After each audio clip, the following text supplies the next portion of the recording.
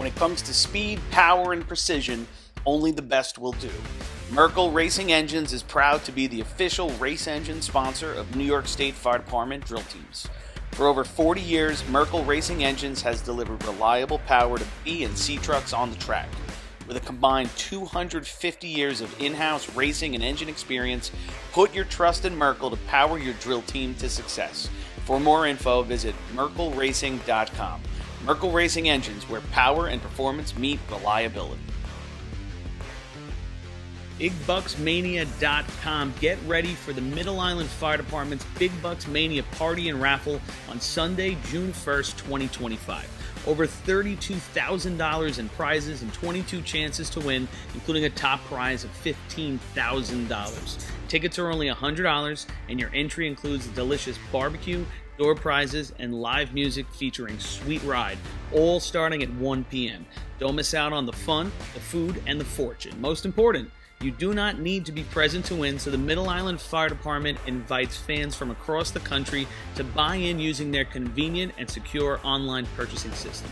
Head to BigBucksMania.com to pick your ticket number and to get in on the action.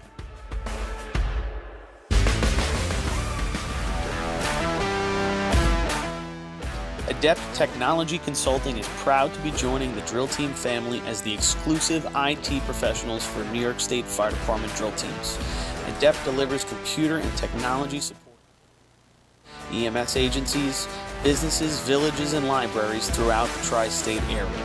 In addition to computer support and knowledge, Adept also provides IP telephone and camera solutions, as well as a variety of technology assistance packages, all with 24-hour support. No IT problem is too little or too large for Adept. For more information or to speak to an IT professional, call 631-676-1756 or head to adept-techconsulting.com.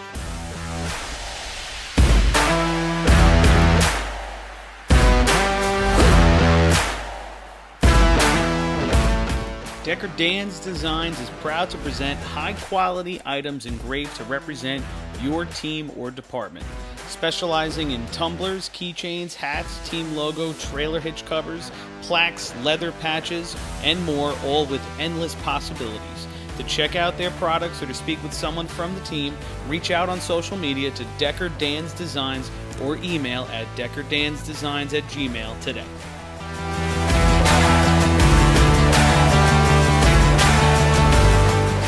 The Bill Fox Company has been in business for over 70 years, specializing in custom championship rings, watches, badges, pins, and awards.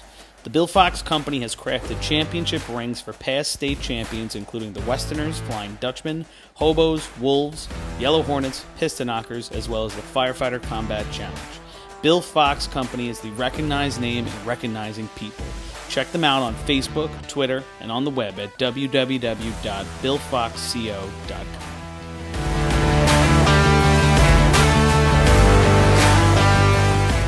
ProLiner Rescue has been serving the fire, EMS, and police industry for over 25 years. As the exclusive Long Island dealers for KME, Wheeled Coach, Road Rescue, and Demers, ProLiner's factory-certified sales and service technicians ensure customers are ready to respond at any moment. The full-service body shop can handle all of your paint, collision, and fabrication needs. In addition, ProLiner's electrical technicians build the most extensive and high-quality conversion vehicles available. Don't forget, they also love a great B or C truck restoration. Check them out at ProLinerRescue.com and let ProLiner help build your next vehicle.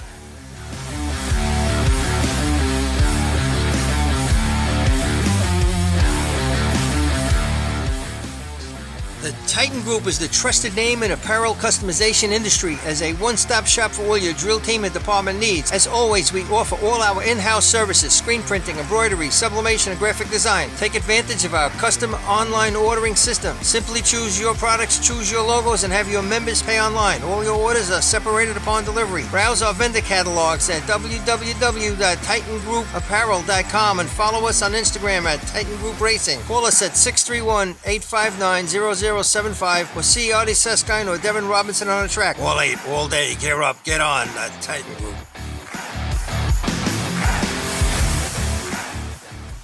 MES is the official SCBA dealer for New York State Fire Department drill teams.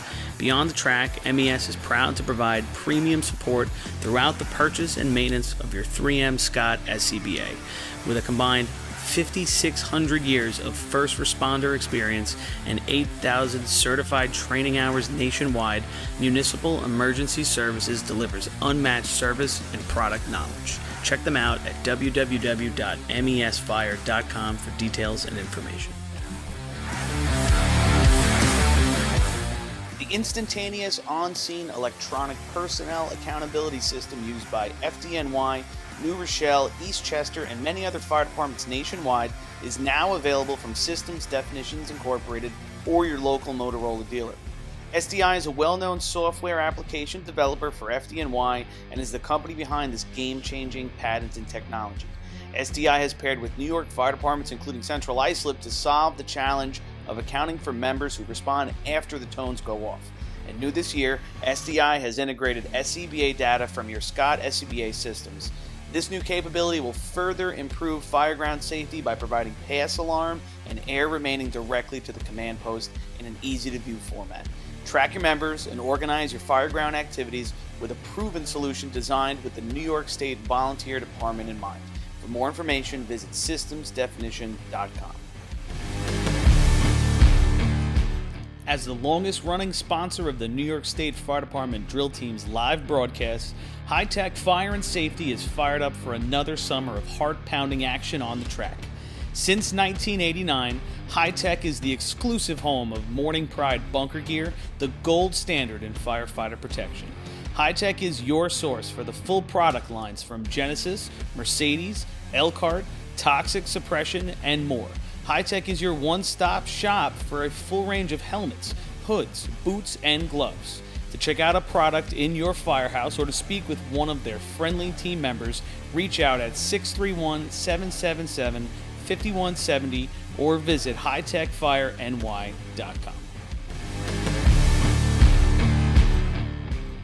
H2M Architects and Engineers is a full-service consulting and design firm with a dedicated team that has over 200 years of combined experience serving the emergency services industry. No one understands the needs of first responders better than fellow service members, and H2M is proud to count several of their own staff among them. Whether it's a rehabilitation project or new construction, each design considers the responder's workflow, enabling safer operations and faster response times when it matters most. H2M is proud of their long history of client service and consistent ability to meet architectural, engineering, and environmental challenges head-on while offering a practical approach with creative results. Remember, quality response deserves quality design. For more information, please visit www.h2m.com.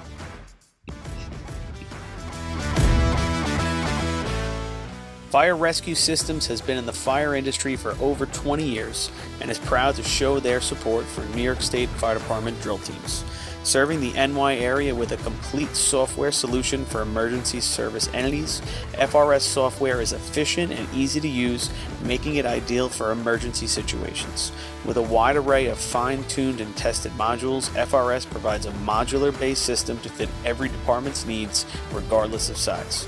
For more information, please visit www.firerescuesystems.com or call 631-234-1304.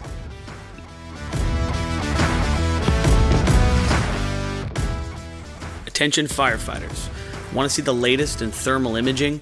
Contact your local MES sales representative to arrange a live demonstration of the Seek Attack Pro, now NFPA certified. The Attack Pro's mixed gain mode allows firefighters to see detail in the hottest and coolest regions of the scene at the same time without freezing and switching modes. Mixed gain simplifies and improves thermal imaging for the fire service. For a limited time, MES is offering an exclusive promotion. Every purchase of an Attack Pro comes with a complimentary apparatus charger. Head to www.mesfire.com for details and information. Integrated Wireless Technologies is proud to be the exclusive Motorola dealer for New York State Fire Department drill teams. IWT offers the full line of Motorola products to fire departments, as well as David Clark headsets and sound-off signal emergency lights.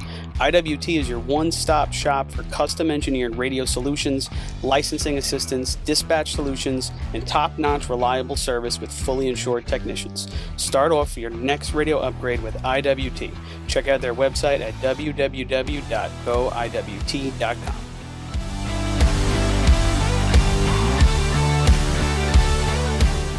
Looking for something exciting and educational for the whole family? The Nassau County Firefighters Museum in Garden City has something for everyone. Kids can play on the fire trucks, dress up in gear, and spend an interactive day learning fire safety. For all of you New York State Fire Department drill team enthusiasts out there, come visit the Great Neck Alerts Vega C Truck and the Hewlett Smoky Stovers B Truck on display at the museum, alongside classic films from the 60s, 70s, and 80s. An educational and interactive experience for all, open 7 days a week for July and August. Visit them today. For more information, check out ncfiremuseum.org. The Long Island Firefighters Legislative Committee was formed by Suffolk and Nassau firefighters to fight for what matters to you. This organization acts as a conduit to our New York State and federal lawmakers to ensure that firefighters across the island are protected and treated with respect. In past years, the Long Island Firefighters Legislative Committee has helped to usher in the Ambulance Recovery Bill into law, which will deliver a much-needed new stream of revenue to fire departments big and small. For more info on the Long Island Firefighters Legislative Committee and how you can help, contact Bill Thies at 631-466-6069. Long Island Firefighters Legislative Committee. Since 1973, Fire News has been a proud supporter of the time-honored tradition of New York State drill team racing. As they approach 50 years covering the fire service throughout New York and beyond, Fire News is honored to continue as the official publication and online coverage of the New York State drill team.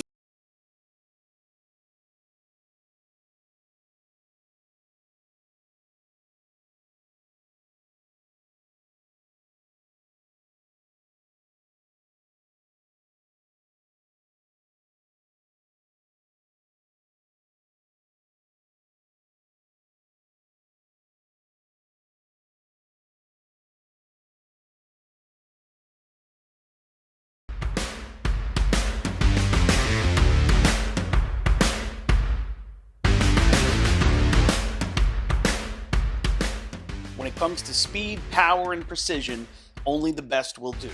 Merkel Racing Engines is proud to be the official race engine sponsor of New York State Fire Department drill teams. For over 40 years, Merkel Racing Engines has delivered reliable power to B and C trucks on the track.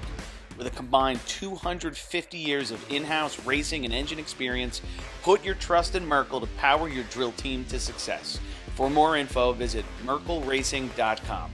Merkel Racing Engines, where power and performance meet reliability. BigBucksMania.com. Get ready for the Middle Island Fire Department's Big Bucks Mania Party and Raffle on Sunday, June 1st, 2025. Over $32,000 in prizes and 22 chances to win, including a top prize of $15,000. Tickets are only $100, and your entry includes a delicious barbecue, door prizes, and live music featuring Sweet Ride, all starting at 1 p.m. Don't miss out on the fun, the food, and the fortune. Most important, you do not need to be present to win, so the Middle Island Fire Department invites fans from across the country to buy in using their convenient and secure online purchasing system. Head to BigBucksMania.com to pick your ticket number and to get in on the action.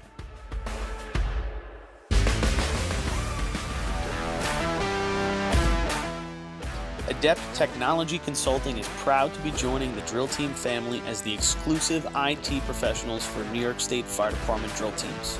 Adept delivers computer and technology support to fire departments, EMS agencies, businesses, villages, and libraries throughout the tri-state area. In addition to computer support and knowledge... All right. What does that mean? Does that mean we're good? Big intro music. Da, da, da. Is that what it is? All right. Jeez. All right. Here we go. All right. Good morning, everybody.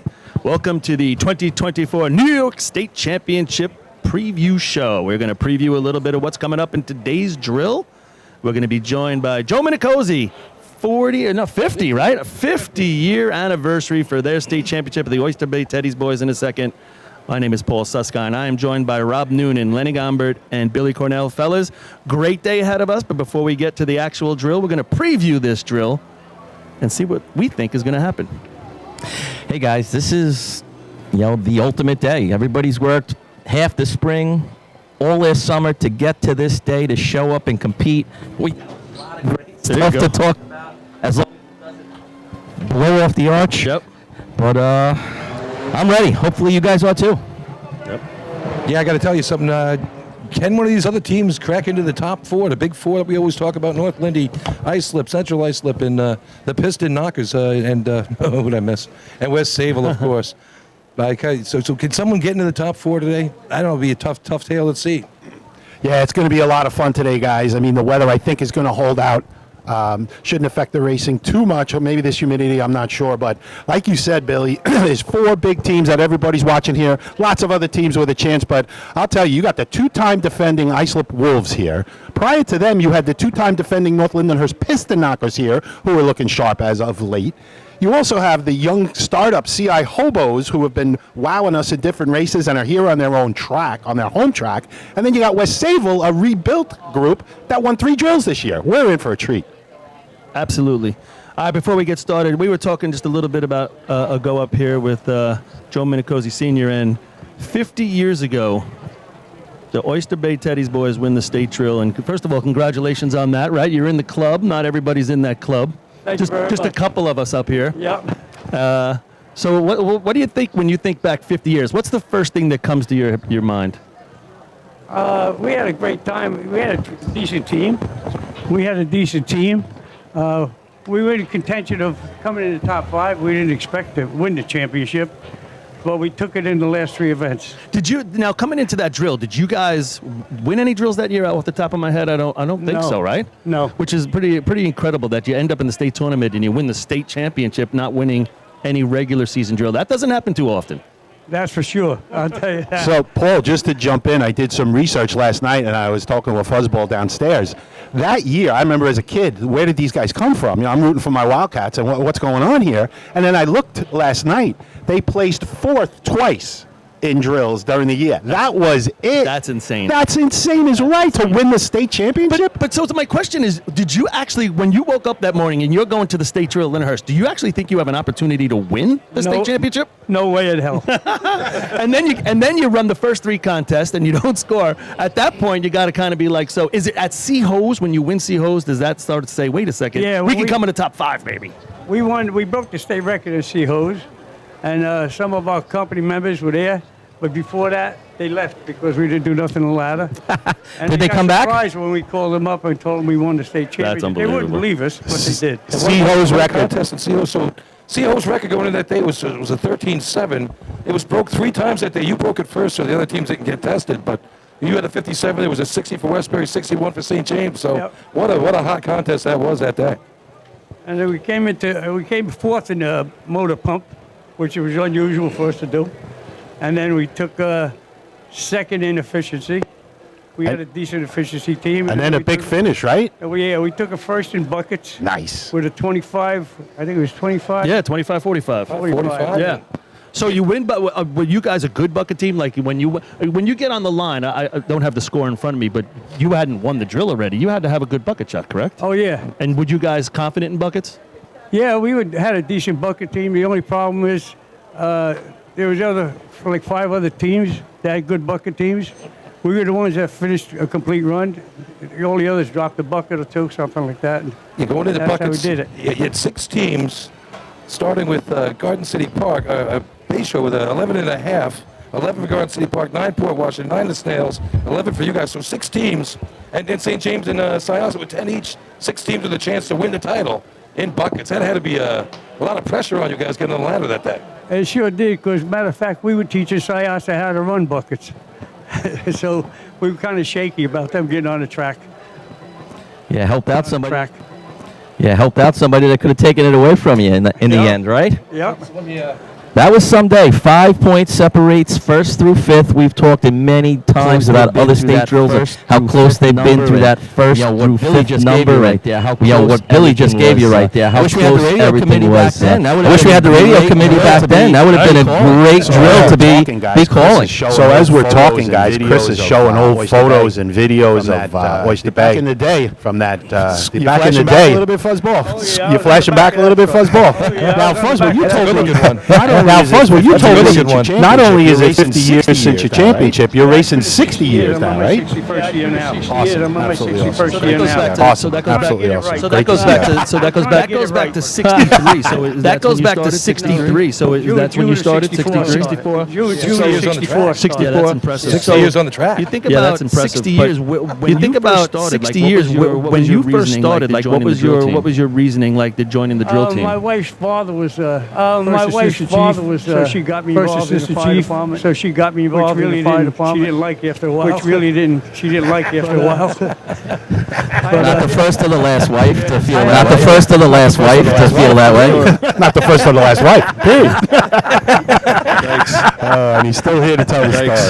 And he's still here to tell the story. Every minute, even just me on the track, every minute, even just me on the You track, were the enjoy climber, it. right, Joe? So tell us.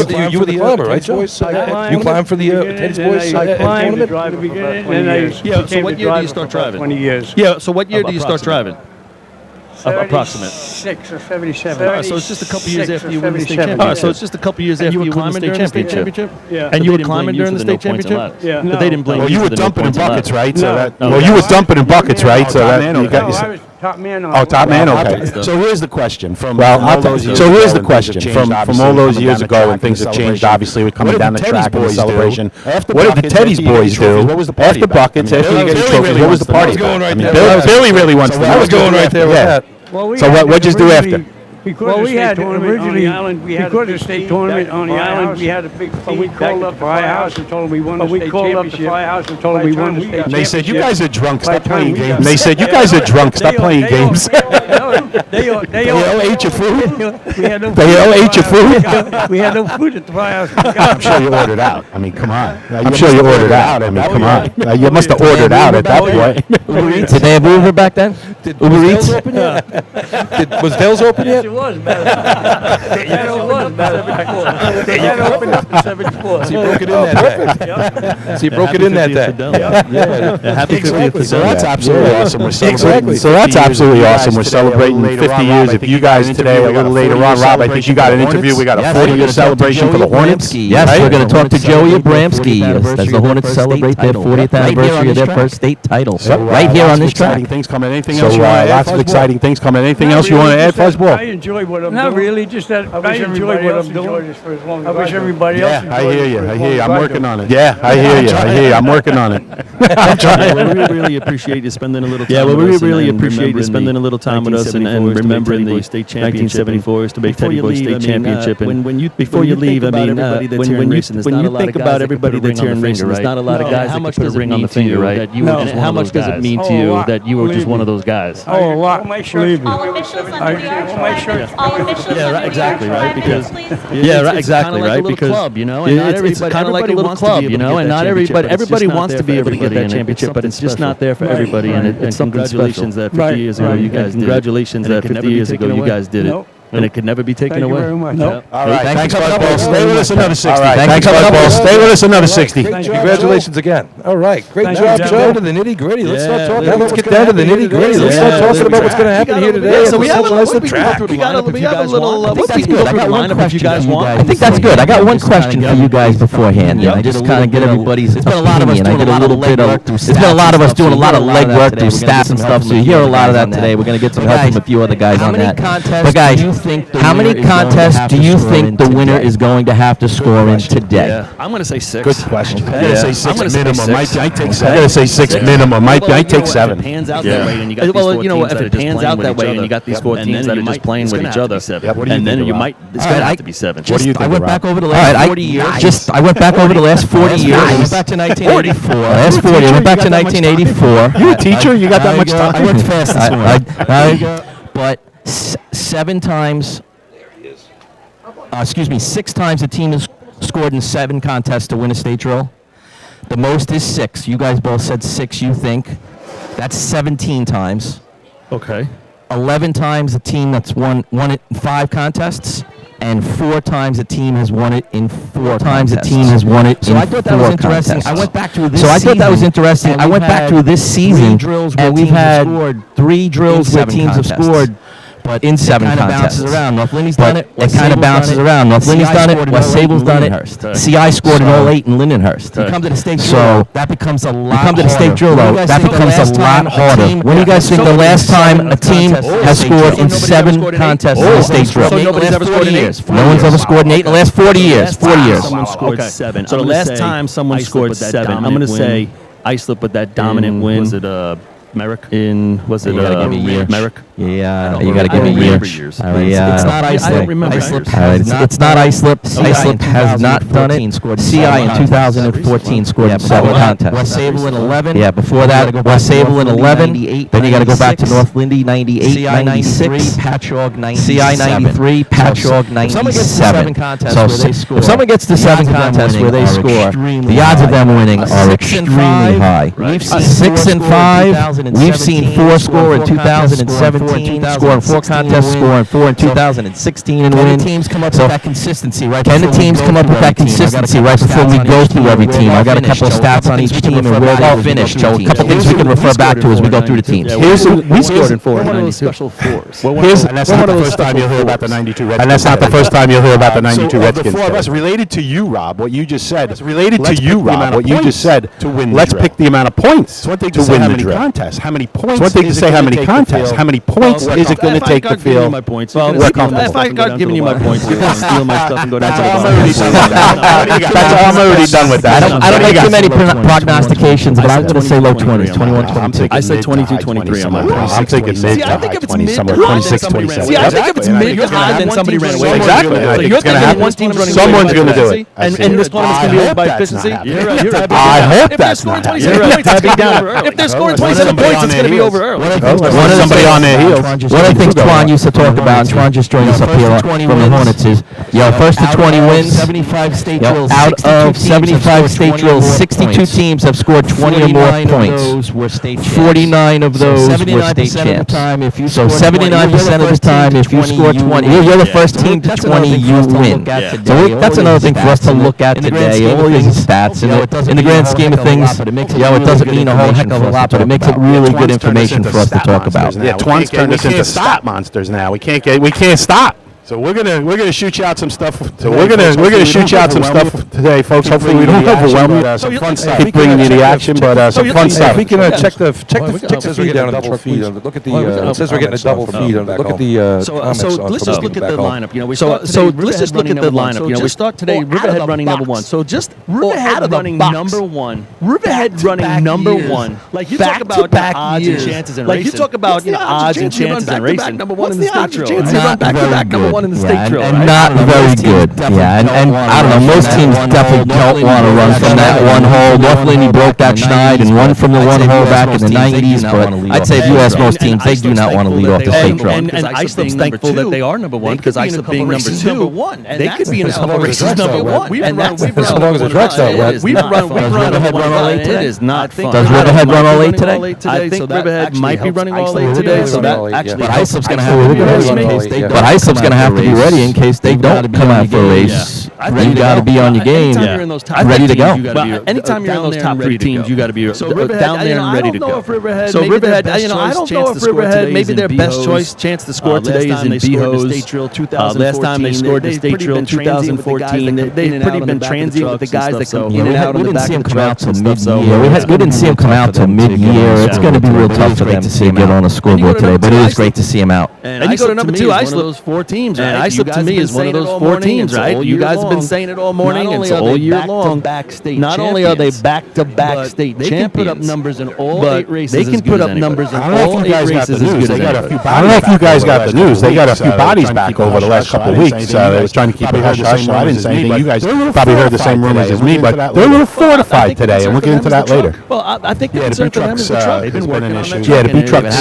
They've been working on issues. They've been having problems over there. It hasn't been stopping. Golfies over in Isle Terrace is seeing their truck way too much more than they want. They run 5 drills this year. They've won one, which was the Hunter drill, where they scored in 6 contests. Outside of that, they've been 3rd, 4th, and 5th. Outside of that, they've been 3rd, 4th, and 5th. Right, but they didn't really start going until mid-season, right? They kind of took the first half of the year. They had some injuries, some veterans. They were resting a little bit. They're really hit or miss. I mean, they were winning or they were barely coming in 5th. Up and down for them. So there was very up and down. So then you're going to go to number 3, Hageman. Now, I think. So then you're going to go to number 3, Hageman. Now, I think Hageman. I don't know if they have a great opportunity to win this drill. But they're a team that definitely has their eyes on the top 5. They have been 5th place the last 2 years in a row. Their day usually starts. Obviously, their day usually starts. Get a couple points out of ladder somewhere. They can get a couple points out of ladder somewhere. Really excited. We could say it about every team. We could say it about every team. They got to run their runs. But if Hageman runs their runs with their capabilities, they'll be in the top 5. They can put some heavy numbers up. They've scored in the top 5 3 times this year, 3rd in the Suffolk County Drill, and 4th in both North Belmar and CI. CI to me is a little bigger barometer. We had just about everybody here. They took 4th place, just like you said, Paulie. They ran the second half of the day pretty well. Yeah, they can. We know how fast they pass those buckets. It's a big race for them. We know how fast they pass those buckets. They can get it filled. Their pace is faster than anybody on the track right now. At any moment, they can get 5 in buckets. That was with a 22 earlier this year, and that was with a 20 or 20. That would have been a high 20 or 20.29, 20.8. But that is the chance you take when you try and pass buckets at that pace. You got a lot less room. And then we're going to go to number 4 on the program. And then we're going to go to number 4 on the program. The North Belmar Rinky-Dinks. North Belmar started out the year great. They set a B-Hose all-time record for their team. They set a B-Hose all-time record for their team. But it's kind of been a little iffy. But it's kind of been a little iffy since then, right? They've kind of fallen off a little bit. But their team hot, and we all know this. They run as hot and as hard as anybody out there. Something to appreciate. They're a little more old school. Yes, I talked to them this morning. They're back 100%. We lost him early in the season. Thomas White back in the lineup. We lost him early in the season. He had a little bit of a problem. He'll be digging today. The beer, Danny Hydrant. He'll be digging today. The beer, Danny Ford. They got one other top 5 this year in the county. They got one other top 5 this year in the county. They took 4th. So they found a little bit of difficulty getting into that top 5, but they definitely have the potential. Yeah, no doubt. And listen, that's another team. If they could, they have not been in the top 5 sneak into the top 5. They have not been in the top 5 since 1969 at a state drill. I mean, that's really good teams over that time. And they've had some really good teams over that time. There for them again. But hey, the opportunity is there for them again. What we're looking at a lot is who can get in the top 5. We're almost guaranteeing those 4 teams top 5. So, and we go down to West Sable. West Sable to me is a we go down to West Sable. West Sable to me is a guaranteed top 5 team. If you look at the latest poll that came out for the Fab 14, 3 wins this year, that'll do it. 3 wins this year, that'll do it. West Sable had a great second half of the year. It looked like everything started to come together. The truck felt like under Michael, he was in control of it. I think that's one of the bigger differences. And listen, every day is different, but Michael driving the B&C truck, like his 5 years of driving, in the first time in like his 5 years of driving, he actually feels completely comfortable with both trucks and can get them to do what he wants to do, and they react for him. So that's been a huge difference. Another team that can score all 8 races, 9 years in a row. Top 5, 9 years in a row. You can almost in those first 4 spots if you ask me. Those first 4 spots if you ask me. They would have to have a collapse of a day not to come down the track. They were going to go to number 6, the Lindenhurst Snails. They were going to go to number 6, Lindenhurst Snails. So Lindenhurst to me, last time they placed in the state drill was 2021. Last time they placed in the state drill was 2021, but it looks like it's a kind of a rebuild. Maybe that would be their best opportunity. Maybe that would be their best opportunity. You banged up his knee. So is he running? Nah, you see him on the track right now. He's walking on the track. He's got that race. He's the rest of the season. For those that don't know, Brendan Sullivan, one of the key guys on the Lindenhurst drill team. So it just happened a week and a half ago. I was going to say, I think they could potentially score in hose if Brendan's running and healthy. Without that, I don't know what their hose team's going to look like. Yeah, they're just going to try and piece it together today. They got a couple practices and we'll see what happens. Number 7 is West Hempstead. I think another team with a great shot at the top 5. Good second half of the year. Last time they placed in the state drill was 2017, but even though they're young, they're running better and better, and they're running better and better, and they had Hempstead just a couple of weeks ago. They took second in Hempstead just a couple of weeks ago, but I think you can argue that that was their best drill of the year. They won the county drill in Nassau, but I think they ran in Hempstead, Nassau Suffolk Points drill, took second place, ran well all day, ran some of their team bests for the young group of guys that they have, and they're starting to show out at the right time. We've just seen them build momentum all year, and now they're really putting polish on everything. Again, they have the coaching, they have the equipment, they have the young athletes. Can they do enough today to get in the top 5? Yeah, that's interesting. That's where they've only placed. Yeah, I think it's interesting. They've only placed in 3 drills. They got a first in Nassau County, a second in the Hunter, and a second in Hempstead. So they raced outside of Hempstead. They've been. I didn't even catch that, but yes, you're 100% Paulie. Or they've had some trouble. So they've been big, or they've had some trouble. So they kind of need to find that middle ground where you're consistent in scoring. That's the name of the sport. Yeah, to me, I think they have to score in 3-man, which they've been doing. If they can score in 3-man, I think it sets up their debut well, and we know they can run some buckets and score there as well. Pick a couple points here, kind of pick a couple points here and there. Go down to number 8, Farmanville. Farmanville, huge rebuild this year. You know, they've been coming out the drills. It's been a tough year for them. Top 5, 2021. I don't think they can score today. It would be I was out at their practice this week. I was out at their practice this week, Paul, and as we know, they've been building the last 5 years or so, and had a couple of top 5s in there. They are trying hard. They lost some personnel. They are trying hard. They got youth in there, but I don't expect a lot. Maybe in Hose, they might get lucky in Hose, but I just don't see it today. You go down to Hicksville, number 9. I think Hicksville's same situation almost as Farmanville. Seems to be a constant rebuild all the time. Last scored in 2022 in a state drill. I don't see them having a chance to score today. Last time they were 1948 ball. Last time they were in the top 5. And they're another group that's, they've had some good quality teams. You would think they might have popped one in there here and there. Hicksville, a classic racing team. I mean, what do they celebrate 90 this year? I think they celebrate 90 this year. I think they are one of the only teams. I did this, looked at this up one time, and I think I had it right. There could be somebody else. One of the only teams that has never missed the state drill. Pretty shocking to but again, I think they're celebrating 90 this year. But again, I think they're celebrating 90 this year, right? They're selling shirts and whatnot. So if you're a collector, go to their camp and help them out. North Babylon, Deer Park, same thing. I think they're struggling with manpower. Scoring for them would be a miracle. They scored in 93 last time. I just don't see them scoring today. What happened? All right. Yeah, they're gonna have a tougher road. Yeah, they're gonna have a tougher road to hoe today as well.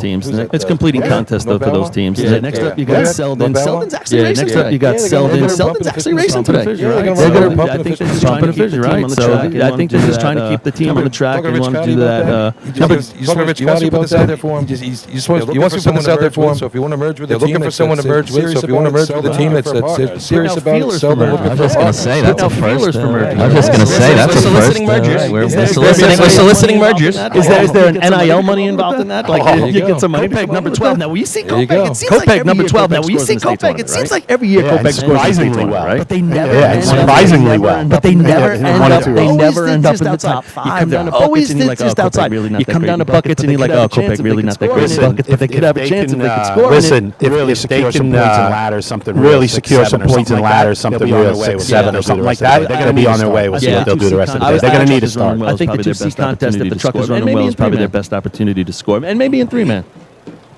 There's a big echo going on. There's a big echo going on. Trailer. You're hearing us twice. Okay, well, I'll trailer. You're hearing us twice. Once is just not enough. How lucky are the people? Steve's getting a migraine at home. Sorry, Steve. 13 is East Islip. 13 is East Islip. East Islip to me also outside chance scoring. They're not. They're not running BNC ladder. They're not. It's a shame when you have a climber. And it's a shame when you have a climber. I'd be like, guys, we got somebody who can get to the top. Give me 3 other guys. We got somebody who can get to the top and ladder. I know it's easy for somebody else to dig and throw. I know it's easy for us to say, but it pains me for them because they've got a very talented squad. Every drill team's night. They had every drill team's night there. They had equipment issues with the C truck on Tuesday, I believe it was. Some major work had to be done to get it right. I mean, that's like a mechanic's worst nightmare. A problem on. Yeah, you want to get through the state drill. Yeah, you want to get through the state drill practice week with your trucks unscathed. Guys, we're gonna have to hold on. I'm getting thousands of texts now. That nobody's even down in the truck. Is anybody down there? Chris Hardy? Anybody? You guys down there? Chris Hardy? Anybody? Should we take a 5-minute commercial break? Yeah, we'll take a 5-minute commercial break? Yeah, we'll take a commercial break. You got that trailer? There's a trailer. You got that trailer?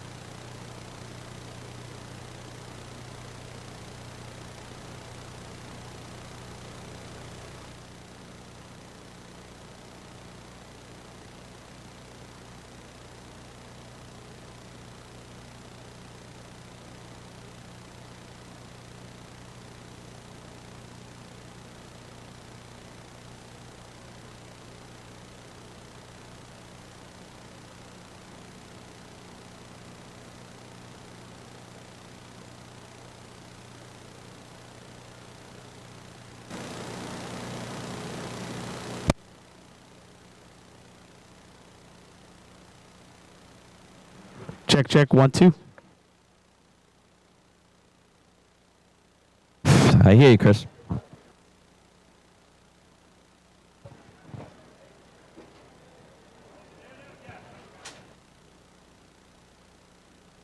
Look at that. We have a break in the action.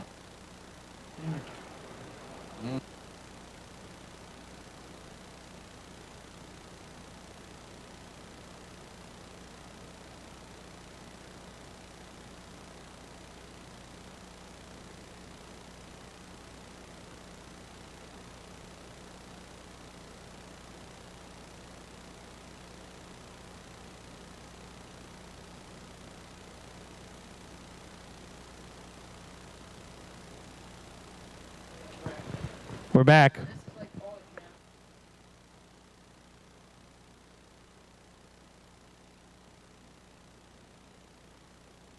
Are we back, guys?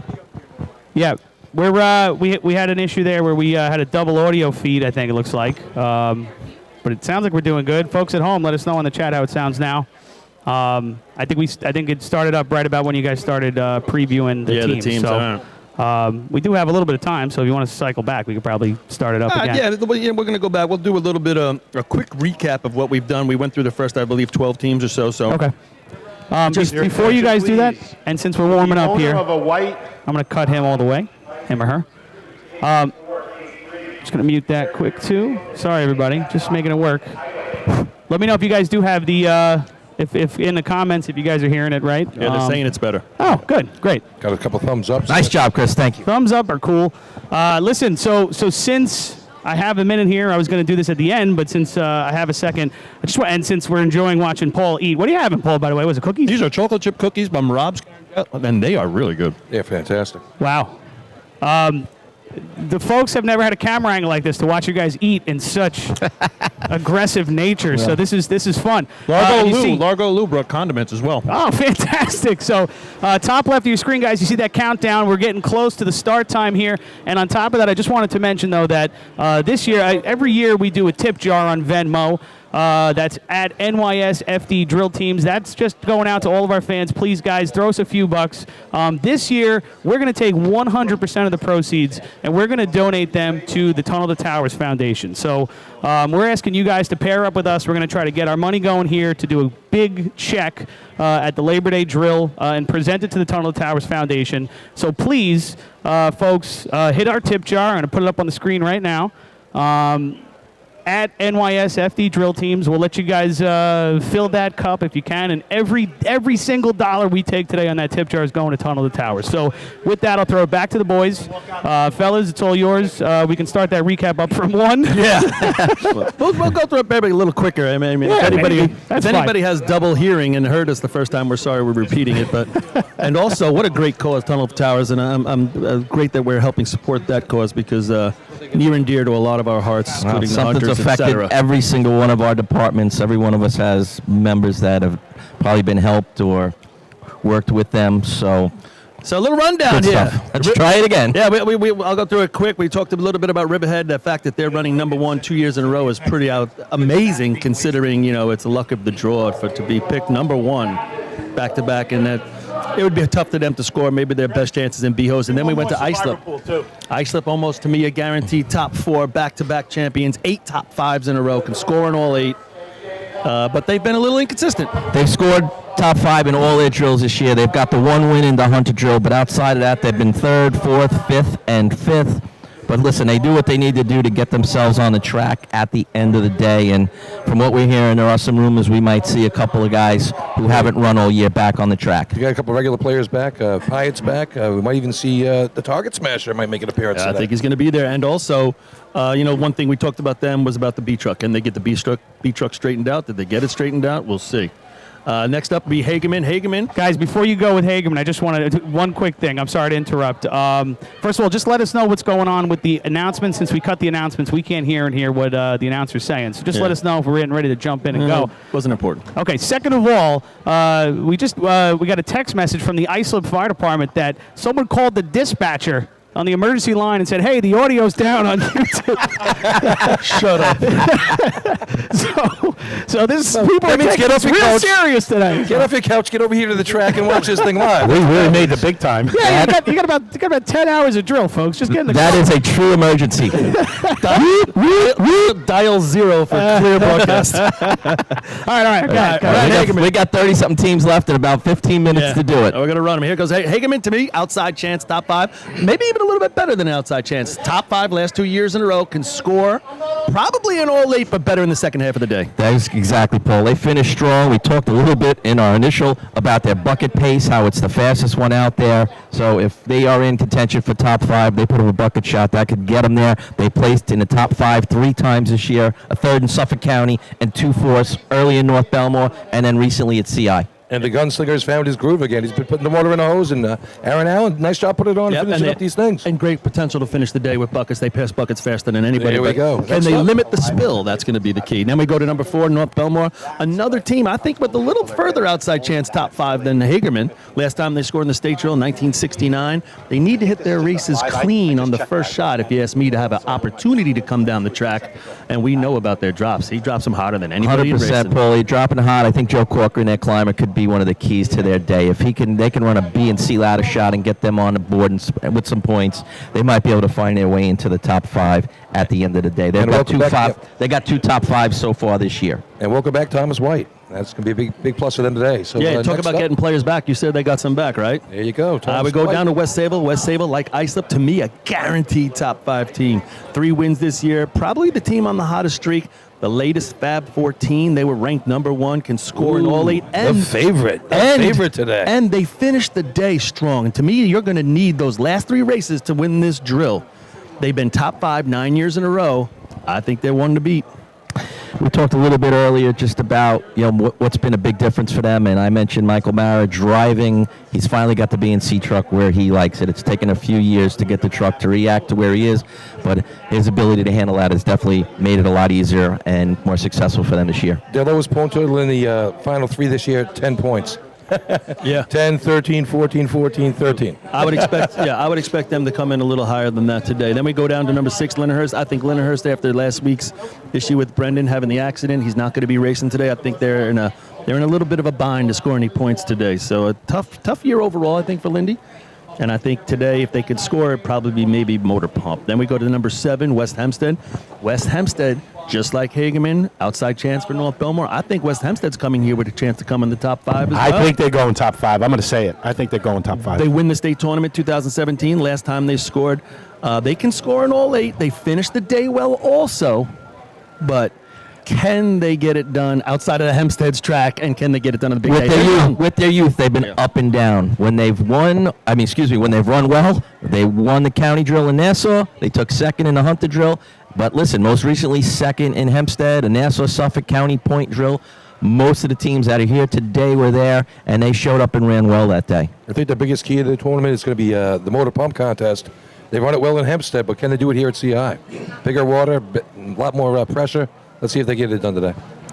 Next up, be Farmerville. Farmerville on a rebuild. We mentioned earlier last time they were top 5 was 2021. I just don't see them scoring today in any of their contests. Like we said, they have some personnel issues over the year, and they are trying to rebuild it. It's a little bit tough when you're that good for a while, but they're doing it, and they'll be here for all 8. All right, next up is Hicksville. Hicksville, just like Farmerville, I don't think Hicksville can score today. Last time they come in the top 5, you mentioned it before, Rob, 1948. A classic team, one of the few teams that I believe has run in every state drill since the inception. Which is a great stat in and of itself. And just thought they've had some good teams over the years. That when 1948 last top 5 to me is a surprise. Yeah, we remember a lot of those old Hicksville Hicks. Last time they scored 2022, I think it was probably B ladder, but I think it would be tough for them to do it today. Yeah, that'd be their best Speaking of tough, I don't think North Babylon Deer Park has an opportunity to score today, but if they can finish races, it's one of those things where, hey, can we call this day a success? Yeah, you got to build. You got to build. Good to see you out today. No East Farmerdale today, so we're going to... Number 11, Selden is actually running after not running all year. They're going to come out running the state drill. They're going to run efficiency and pump today. And you were saying Richie Cotty put out a feeler. If anybody wants to merge, they're open for it. They're looking for it. They're serious about it. If any teams out there needs a merger partner, Selden, more than willing to help out. It's like internet dating, right? Very good. Get in touch with Rich Cotty. What do you know about internet dating, by the way? I'm married 30-something years. He's the kettle of fish guy. Yeah, I was thinking man of war. I don't even know. I don't even know if that's a site, but it had man in it. But Leave Grinder out of this. Who's next? Next up is Kopek. Please. Kopek, one of those teams that seems to score every year in the state drill, but always is just outside that top 5. They've never been a top 5 in the New York State drill, but they always seem to score like 5 to 10 points.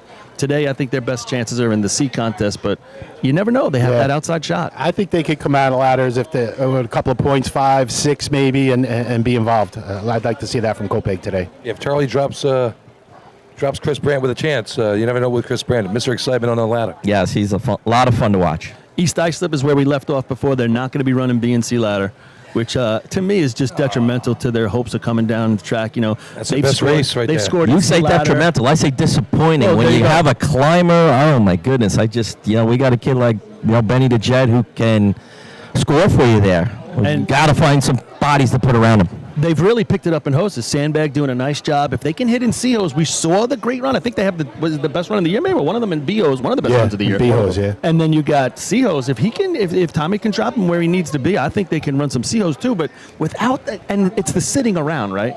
This isn't a 75 team tournament anymore, but you're still sitting around for 2 contests. It takes a toll. Yeah, and then again, their C-Truck, they had some problems this past week. Rob and I were talking. That's the last thing you want on state week is to have equipment issues. Hopefully that truck's running 100% today, but they did have it getting worked on that this takes week. a lot of focus away from everything else you're doing when you're worrying about your trucks. Speaking of equipment issues, here's the Rascals next up. Yeah, number 14, a team we're all excited about this year, South Hempstead Rascals. I mean, can they win this drill? Boy, that would be an Oyster Bay Teddy Boy miracle, right? I agree if with you South there. Hempstead was able to win this drill.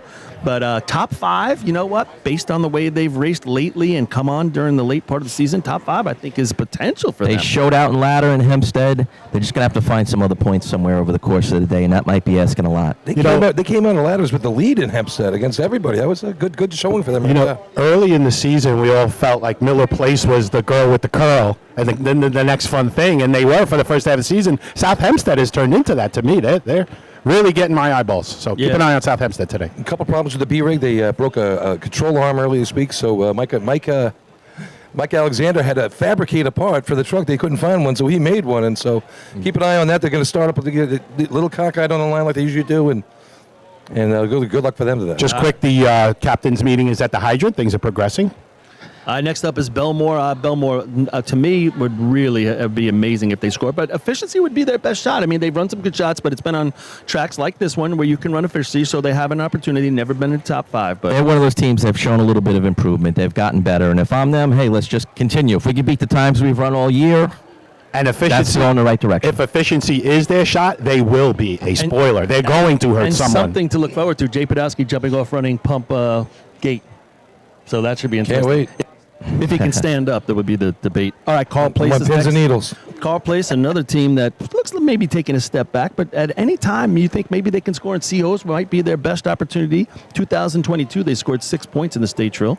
Never been a top 5. I think it would be a big win for them if they score a couple points in this and drill. no ladder Sunday either. So Hoses are the best shot. Next up is Baldwin, and same situation. Baldwin's only been out a few times. They run with a skeleton crew. If they were to score, man, there'd be a party in Baldwin tonight.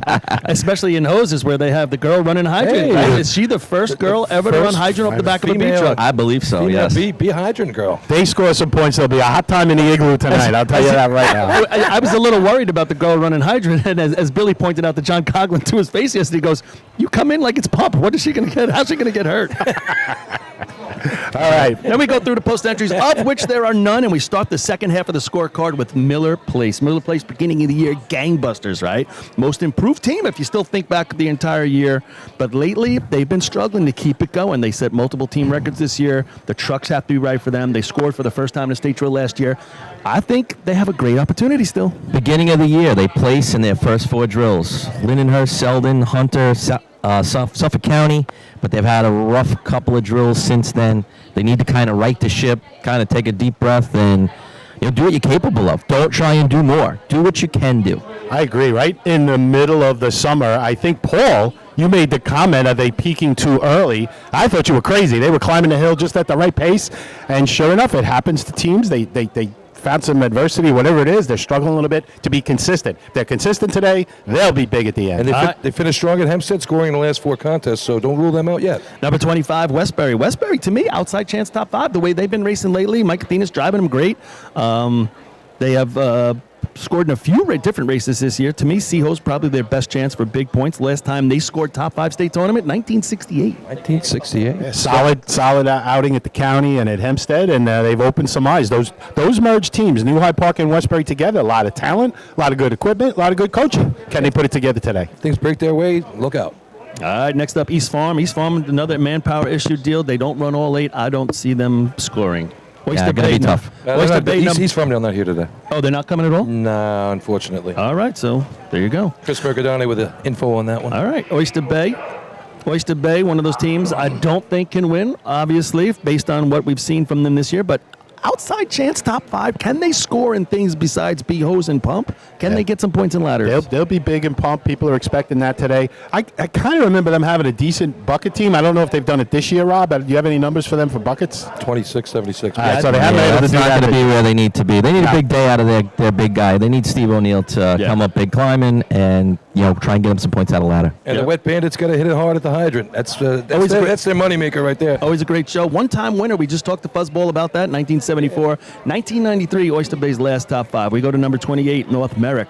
Looks like they're a little bit in a rebuild, trying to get back from the issues they've had. Never been a top 5. Best chance score to me is in efficiency. I agree. They still got a real young team. They got a lot of talent. They just got to really put it together. And a bunch of fun guys over there, too. Number 29, Ellesmere not coming today. So Ellesmere's also not running. Number 30. On the home track, the Central Islip Hobos, the way they started this year, you would think that this is almost going to be a guarantee on the home track that they're going to be New York State champions. But lately, what's going on? The second half of the day has been a little iffy for them. They've had some injuries. Are they okay today? Yeah, go ahead, Rob. Yes, 100% there, Paulie. The last couple drills, but you know what? They still keep placing. 3rd in Hempstead, 2nd here in CI, 1st in Suffolk County Drill. They scored in all 8 when they won in Lindenhurst. So they've got the talent and they've got the replacements to fill in and make things work. Yeah, they do have a replacement on efficiency nozzle today, I understand. It's not going to be the normal guy. And, I always look at it as if every team runs their best runs all day, who's going to win? And I think it would be CI if they ran their best runs. Agreed. That said, Hobo Nation is here on their home track ready to cheer them on, and we know they're going to put on a show. Yeah, but is the home track stress or is it helpful? We'll see. That's got to help. Hey, they swept the ladder contest here at the CI Invite, 15 for 15 right there. Didn't win the tournament, though, so... Gonna be a long day. Let's see what they can do. We got to boogie through these last few teams. They're going to start the program here in a second. Number 31, North Lindenhurst. They're going to back up the CI. North Lindy, one of those top 4 teams all year long. Yep. We saw them when they ran at the track, the CI Invite. They were on fire. They were 7-time champion, 10 years in a row, been in the top 5. The all-time longest point streak going back to 1978.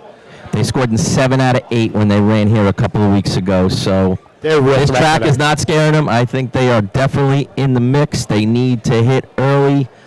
We saw the 3-man ladder times come down in Hempstead. They're going to have to pick it up if they want to score there. They have some major injuries right now, so they're trying to overcome a couple of those. If they can, overcome that, you're right, Rob. Number 32 is Spencerport. Spencerport scored in the last 2 state drills. I think they have outside top 5 potential here. 2 times they've been in the top 5. The only team outside of Long Island that's ever been in the top 5 in a state drill. They're going to need a little help to get in the top 5. They got Josh Marshall. They got a guy who's time-tested, they got a chance. who's run great numbers in so many contests. So if you have a guy like that, you got a chance. And they came down, ran in the invite here, so they got some track awareness on their side, so good luck to them today. Number 33, West Islip, completely in a rebuild with North Patchogue. They don't run all 8 races. Maybe they will today. Efficiency also one of their best chances. Yeah, Paul, I was checking them out this past week in efficiency, and they actually did look good, and I've been told by other teams down there they've been improving all year, so look for West Islip in efficiency. Number 34 is Henrietta. Henrietta does not run all 8. Good to see him here. 50th anniversary of the Old Henrys. So I don't think they can score, but it's good to see them down here. Yeah, Old Henry's making it out. Good to see. And they're merged with Seabreeze. If you guys want to get into the miniature golf contest, See Charlie champion. Number 35 is going to be the Bayshore Redskins. I don't think Bayshore can win it, but I believe Bayshore has a really good shot at the top 5. They got a chance there. They've got one top 5. They got one top 5 this year, Paulie, back in Selden. They took 5th place. So they're going to have to improve upon, that a little bit to get there, but the talent is definitely there. Yeah, I think if they get something out of 3-man, that's going to definitely boost them up a little bit. If they can score in one of the 2 host contests, that helps, but I think they've made some changes in the last 3, and they've shown improvement in practice, so Bayshore has a chance at the top 5. Number 36 is Manhasset. Probably we talk about the oldest team on the track. Where's Mike Ward going to be running today? Hopefully not into the hydrant. Yeah, that's right. Efficiency also probably their best chance to score today. They scored last year, I believe, as Port Washington. So they can have a chance this year, maybe, get some points. I don't see them coming in the top 5. Last top 5 for Manhasset, 2006. Took a half a point here at the invite. Number 37 is Freeport. Freeport's been out late this year. They got some manpower issues, truck issues, but hey, they're here. They're going to be racing, and same thing. If they can complete contests, that's good for them. Yeah, got a backup motor in the truck, so let's see what they can do. Number 38, 2 to go, Main Transit. Main Transit, last time they scored the state drill, 2016. Also, I can't see them scoring. They're combined with a bunch of other departments, including Dansville. I don't know if Transit can score. Nah, but it's good, though. They've won overtime this year. That's all they have to show for it. So good job getting on the track. And our last team. It's going to be the Point Pleasant Pea Pickers. Now, the thing about Point Pleasant running all the way in the back is you're going to have to sit around and wait if you're on the scoreboard, especially if you're sitting 3rd through 5th. You're going to have to sit here and wait until they run to see where you're going to end up, I think. They've never placed in the top 5 at the state drill. They last scored last year.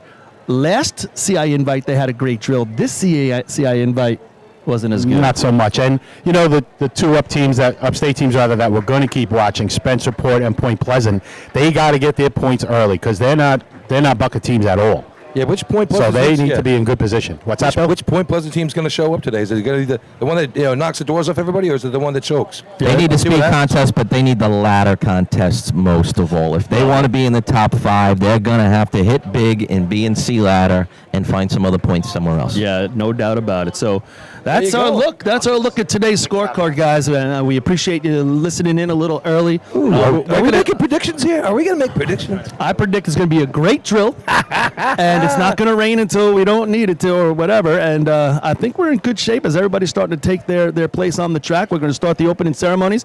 Sun peeking through a little bit. Everybody under the shade. Look at the crowd out here for this New York State Drill.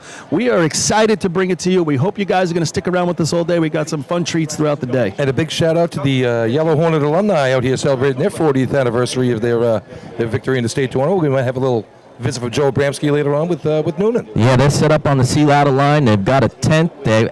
From what I'm told, every member of the 1984 team will be in attendance, and a number of other Yellow Hornet alums. Fantastic. That's pretty impressive. 40 years later, you can get everybody to show up. Guys like Jimmy Utter came up from North Carolina.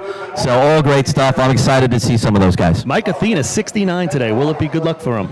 He's been driving since 1977. Insane, right? All right, guys, in the truck, I think we're going to take a break while they do these opening ceremonies, and we're going to be back to start this drill and get it going in a little bit. Fantastic.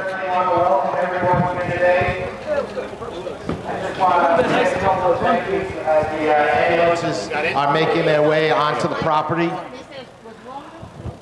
First of all, I would like to say a special thank you to our Board of Fire Commissioners, our Chief's Office, the officers and members of the Central Islip Fire Department who have put in many, many hours to make this weekend happen.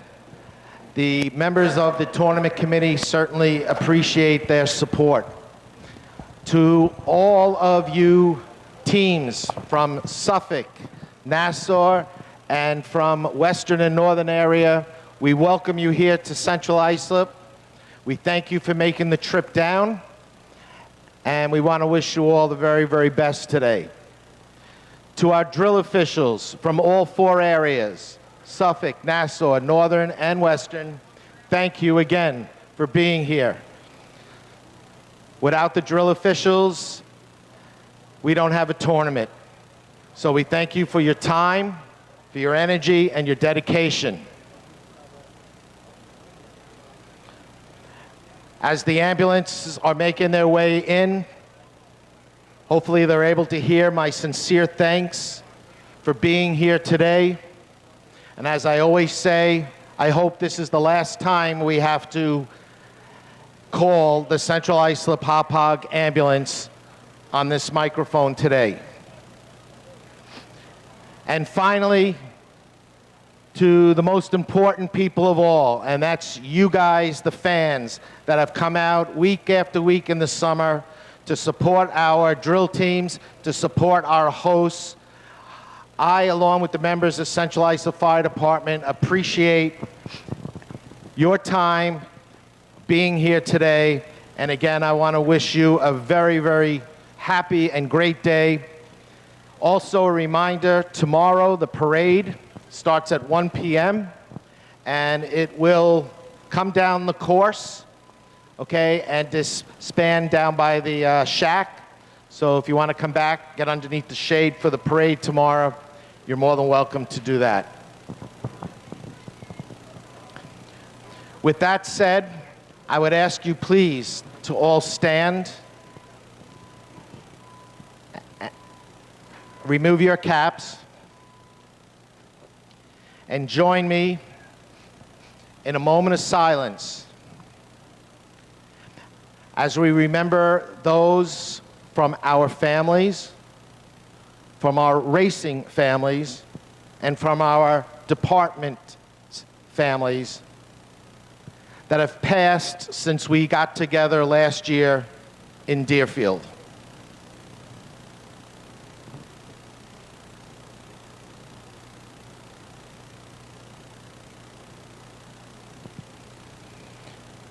We also, with grateful hearts, think of all those men and women that are serving our country here and across the globe. With that said, it's my pleasure to introduce to you Carly McCaffrey as she leads us in our national anthem.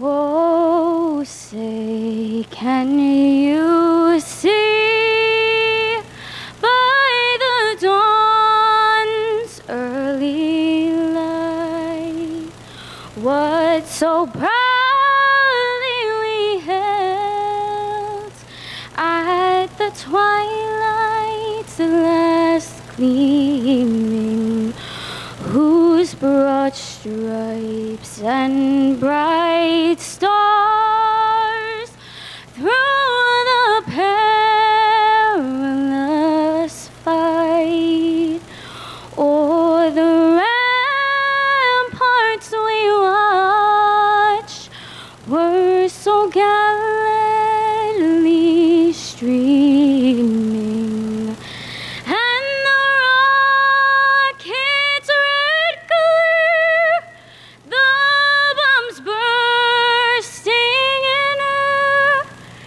gave proof through the night that our flag was still there. Oh, say, does that star-spangled banner yet wave o'er the land of the free and the home of the brave? Awesome. Boy, she brought her A game today for the state tournament. Thanks, Carly. Finally, I'd like to introduce to you the chief of the Central Islip Fire Department, Chief Vinny Platino. Good morning, all. Welcome to Central Islip for the state drill and parade. Just want to thank you all for coming. I also want to mirror off of Billy in regards to thanking the Board of Fire Commissioners, my members, and the ladies, and also the committee for the hard work that we did today for this past couple of weeks and months. And to all you guys racing, thanks for coming. Be safe and great luck today. Thank you, Chief. Once again, all our best to all who are competing today. We wish them all the best of luck. And of course, most importantly, be safe. It's now my pleasure to turn the mic over to Chris Perry, who will be the announcer for our drill today. Chris? Thank you, Billy. Thank you to everybody at Central Islip Fire Department. 5th major drill this year, and everything's been spectacular. We're on a hold. Same number we always take.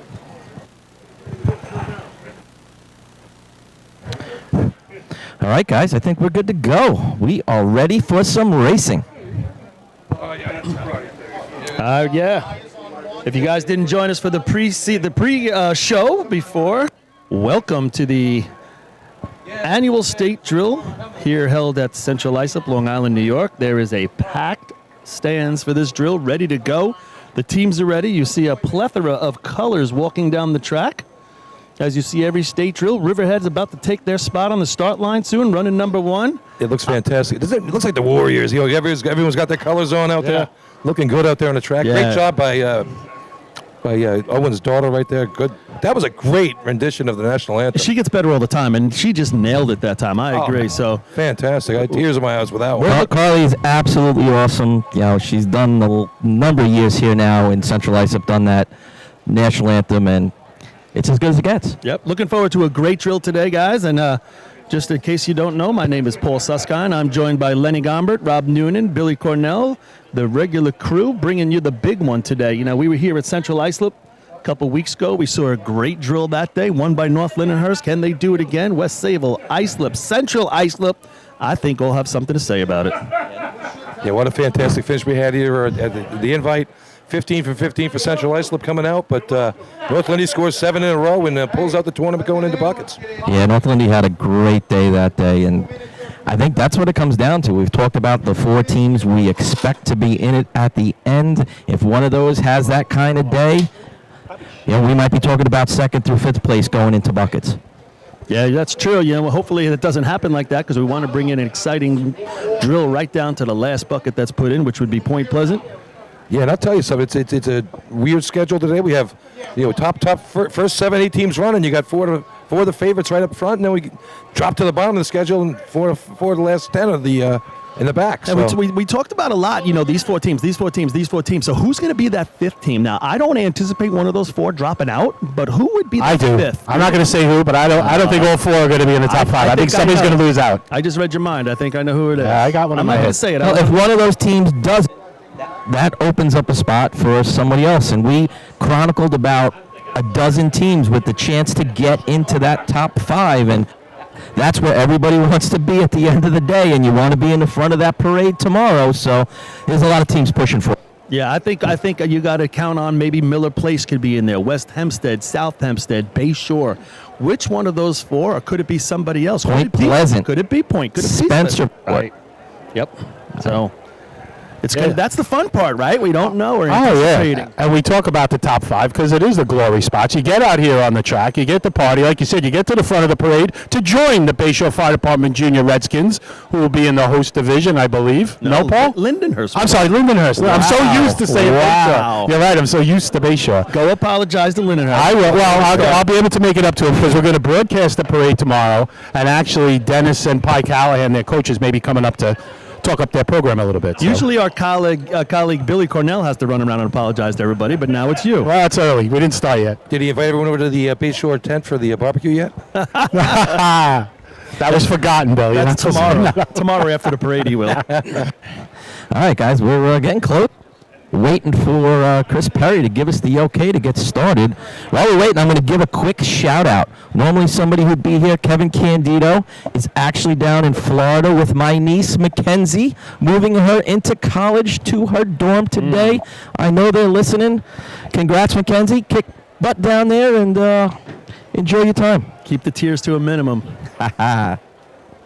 So you think about 3-man ladder, right? What a great way to get the day started. Like those 3-man points are awesome. I know running with Bayshore all those years. When we would score out of 3-man, we were pretty excited. Got our day going. Billy, turn on the lights. It's race time in Central Islip, and it's time to crown a champion. Is he coming through us now? It gets your day started, Paulie. 3-man ladder points. Everybody can exhale. All right, we're on the board. Track is ready. Let's go from there. Set. The first contest to be run is 3-man ladder. New York State record, 6.00, held by West Sayville. Track record, 6.05, held by West Sayville. Overtime in this contest is 10 seconds. Your first team through the lights for today is number 1, the Riverhead Ironman. Well, I never had a run number 1. Paul, you got number 1 year, didn't you? Yeah, it went real well. Michael, Brian, Kyle Watson, Brian Atkins are going to get us started here today. The Riverhead Ironman on the line. All right, here we go. Mark Argenti calling him off down there. He's been around forever. The Iron Man himself. All right, they're off. Kyle gets off a little early in that second spot. Yeah, they left him. Brian is in, trying to catch Kyle. That's going to be their best time of the year. Time for Riverhead, 8.25. And we're off. Yeah. 25. And right away, we are going to be hit with a big one. Here comes the Islip Wolves. Number 2, the Islip Wolves. With a little bit of a change to their lineup here. Tommy Messina goes from 2 to 1. Yeah, they're back to the regular team right now. This is the normal configuration. Sean Pyatt, welcome back. Tommy, the most unappreciated wolf, I think. He is just solid for them. No, he runs just about anything and everything they need. Every team needs that versatile guy, and here they go, and they're off. Tommy might have got out a tick early, but Josh is the kind of guy that can make that up. He's in. He's got a really good climb going. What one was out of his way, and that's They're excited about it. Hoping for. This is what we want. They are pumped up. Time for Islip, 6.2. 6:22.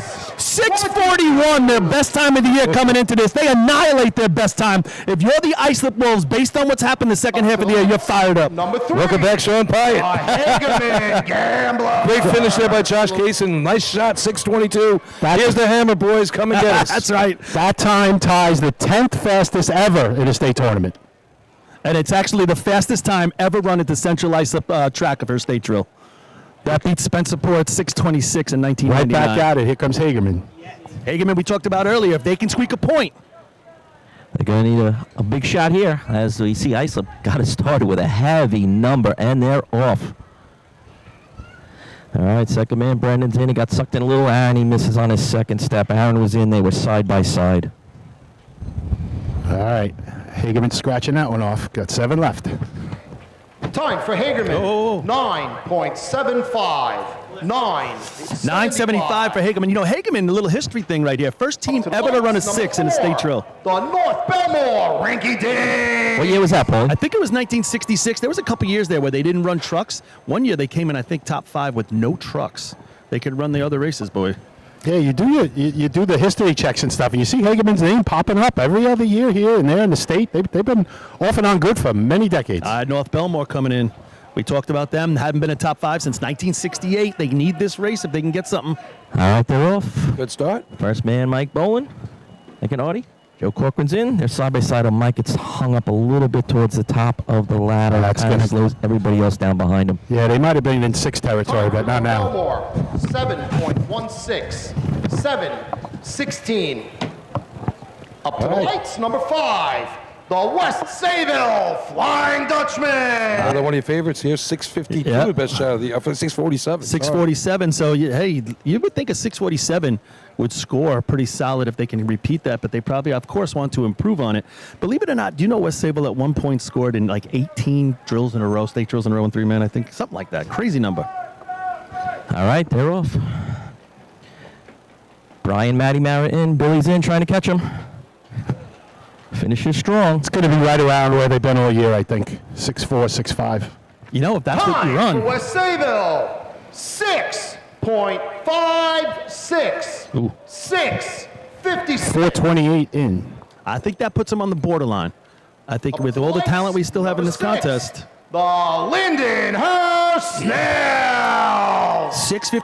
656, I think, so a number that could end up in second or could end up out of the money. So Yeah, that's touchable, yeah. You've had 7 teams run below 660 this year. West Sayville being one of them, and Islip. So that leaves 5 others that have done it. That doesn't mean somebody else can't jump into that number. Who's the new first guy? He looks so young. I was going to say, no Brendan Sullivan, so we bring in Whammo, straight back from the officials conference upstate.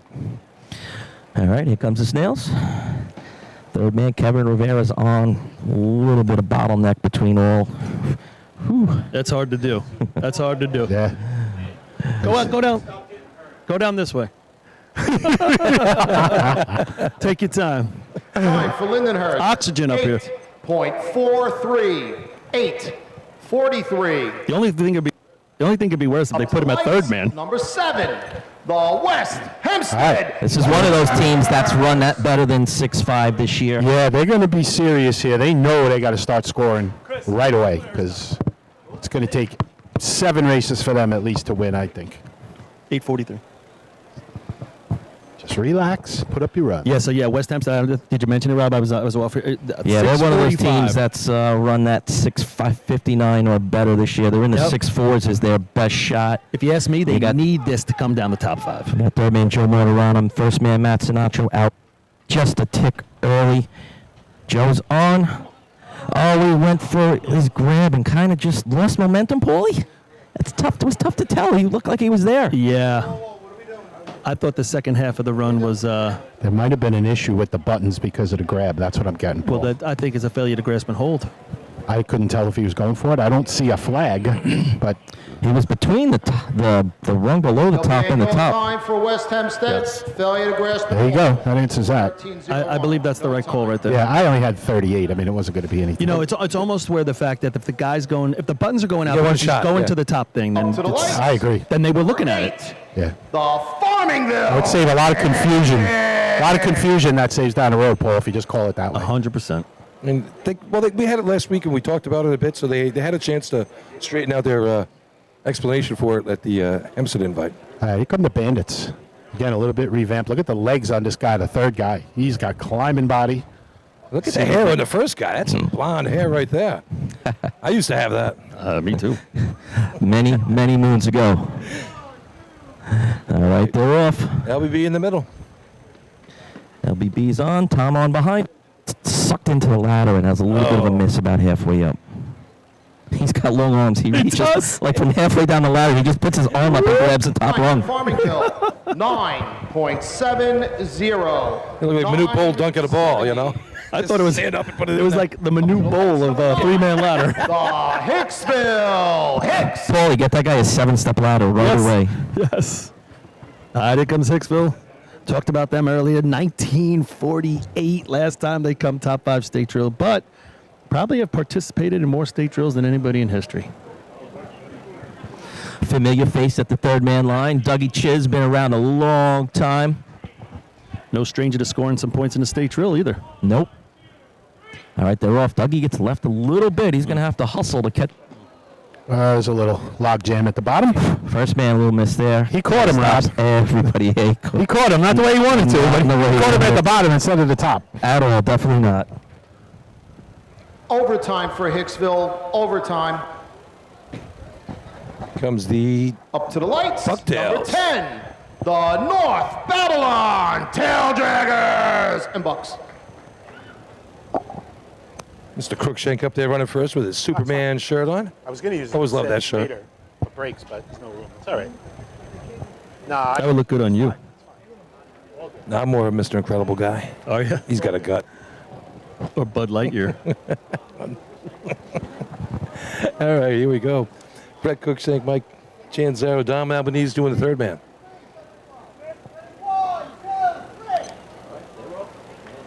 All right, here they come. Rob's mic's out a little bit.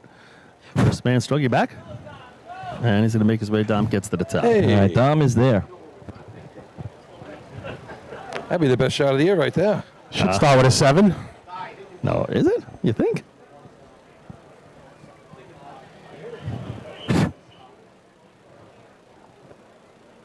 Time for North Babylon. 7.95. 7.95. Well, we said earlier, you know, teams like North Babylon, you know, completing contests is a big deal. To run your best shot of the year. Big Yellowbirds.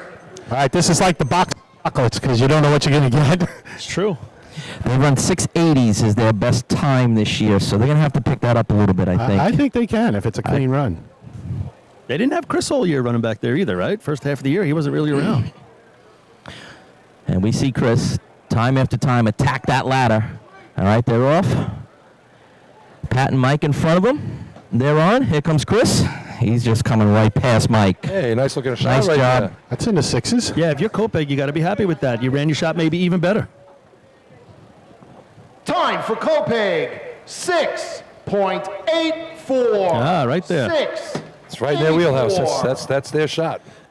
You don't find too many teams where they run a 6'4", 6'4", 6'5", and then run a 6'2" like Iceland did, right? East Iceland. If the pack got out a little early, it might have cost them a little bit, but there wasn't much else they could Most put of the on it. time, you are what your numbers say you are, Yeah, right? The repetitive number throughout the year. And if you're talking about East Islip, they're around that 7 flat. Especially in the foot races. The trucks can, get you there a little quicker or slower, and there's nothing you can do about it. Foot races are foot races. You're going to be what you are. Yeah, the back of the baseball card matters. All right, here we go with East Islip. They're off. Steve and Robbie on. Benny trying to... Solid shot there. That might have got them... I think that's their best shot of the year. 432. Better number than they've expected. 6.76. 676. 76. That's going to slot in for, I think, fourth right now? Third, yeah. Look at Mike Spatz leading the Up to the lights. South Hempstead Rascals. The South Hempstead Rascals. He's coming down the track with a big smile on his face before. He knows he's got a shot today, Paul. Yeah, you got to be happy for him. He's been there for a long time, and the South Hempstead, the whole history of their team, and a lot of Hempstead has coalesced around the Rascals and supporting them, and maybe one of the harder working teams out there right now. You asked Fuzzball earlier, but when you wake up in the morning, do you think you have a chance to win? And these guys definitely do. Didn't you always think that? I thought so. But there were times that weren't realistic, but I always felt that way. Team record last week, 631, and they ran it again in the runoff. I think they can get sub 650. All right, here we go. This kid is First flying. man's on, second man. Stutters a little bit, but he gets out of the way. Does a nice job. Hey, they finished it. 406 Wasn't on. as clean, and that makes a difference. 4-0, Lenny. That last guy flies. He Ryan flies. Marr does a really good job there. Hempstead, 6.43. That's what we're talking about. 43. I think that's a really good shot for South Hempstead. If that gets their day started with 3 or more better points, they're going to be real happy. Number 15. That's 4 right now, right? Belmore. That's second right now. Yep. Breakers. Second place. All right, here comes Belmore. Belmore, Inwood, Meadowmere. So we got all 6s of the top 5. Kopeg 684 hanging around 5th right now. Rob, you back here? Belmore, Inwood, and Hewlett doing the climbing here in this contest. A mix of teams here. We got Brian on. Chris behind him. Brian first. Oh, he knocked the shoe off. Oh, The man. first man hit the first man so hard he knocked his shoe off. It's laying on the ground. Shut up. I swear it happened. No, we always discuss. We always see something we never seen, right, Paul? Out of sequence, No I think. time for Out of Belmore, sequence. No time. Out of sequence. He was worried about his shoe. How does that happen? How does that happen? How do you lose your shoe? He's got to be a digger. Look at the top of his shoes. They're all ripped up. Was that a no time because he had no shoe on? He got to the top and he didn't hit the top rung because he was like, "Where's my shoe?" It happened. I saw it. What did the ball breaker say when he You climbed the rest of the way without your shoe. You couldn't just finish it? I think he went 2 steps with the shoe. Dude, he lost the shoe right at the bottom when he got hit. Yeah, so He went several steps have you without ever it. climbed without shoes? It hurts. It hurts. Yeah, it's not good for the feet. Even when you climb in like those Keds, they used to hurt. We got to get that interview. That's a good one. All right, here goes Carl Place. And we're off. All right, here come the frogs. Shoes are on. Third man, Julie. And just slow and steady, guys. Nice and smooth up the ladder, clean. Yeah, it's a low 7. Time for Carl Place. 7.32. 7.32. That's their best shot of the year. So a couple teams putting up their best shot, even though if they're not in contention of scoring. Up to the lights. What you number wanna do? 17. The Baldwin Tomcats.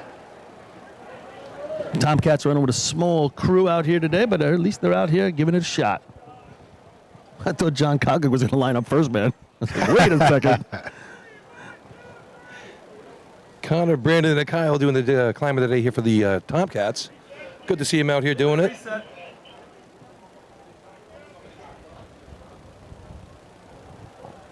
All right. John Cogger going to call him. He's been around for a long time, that guy. Yep.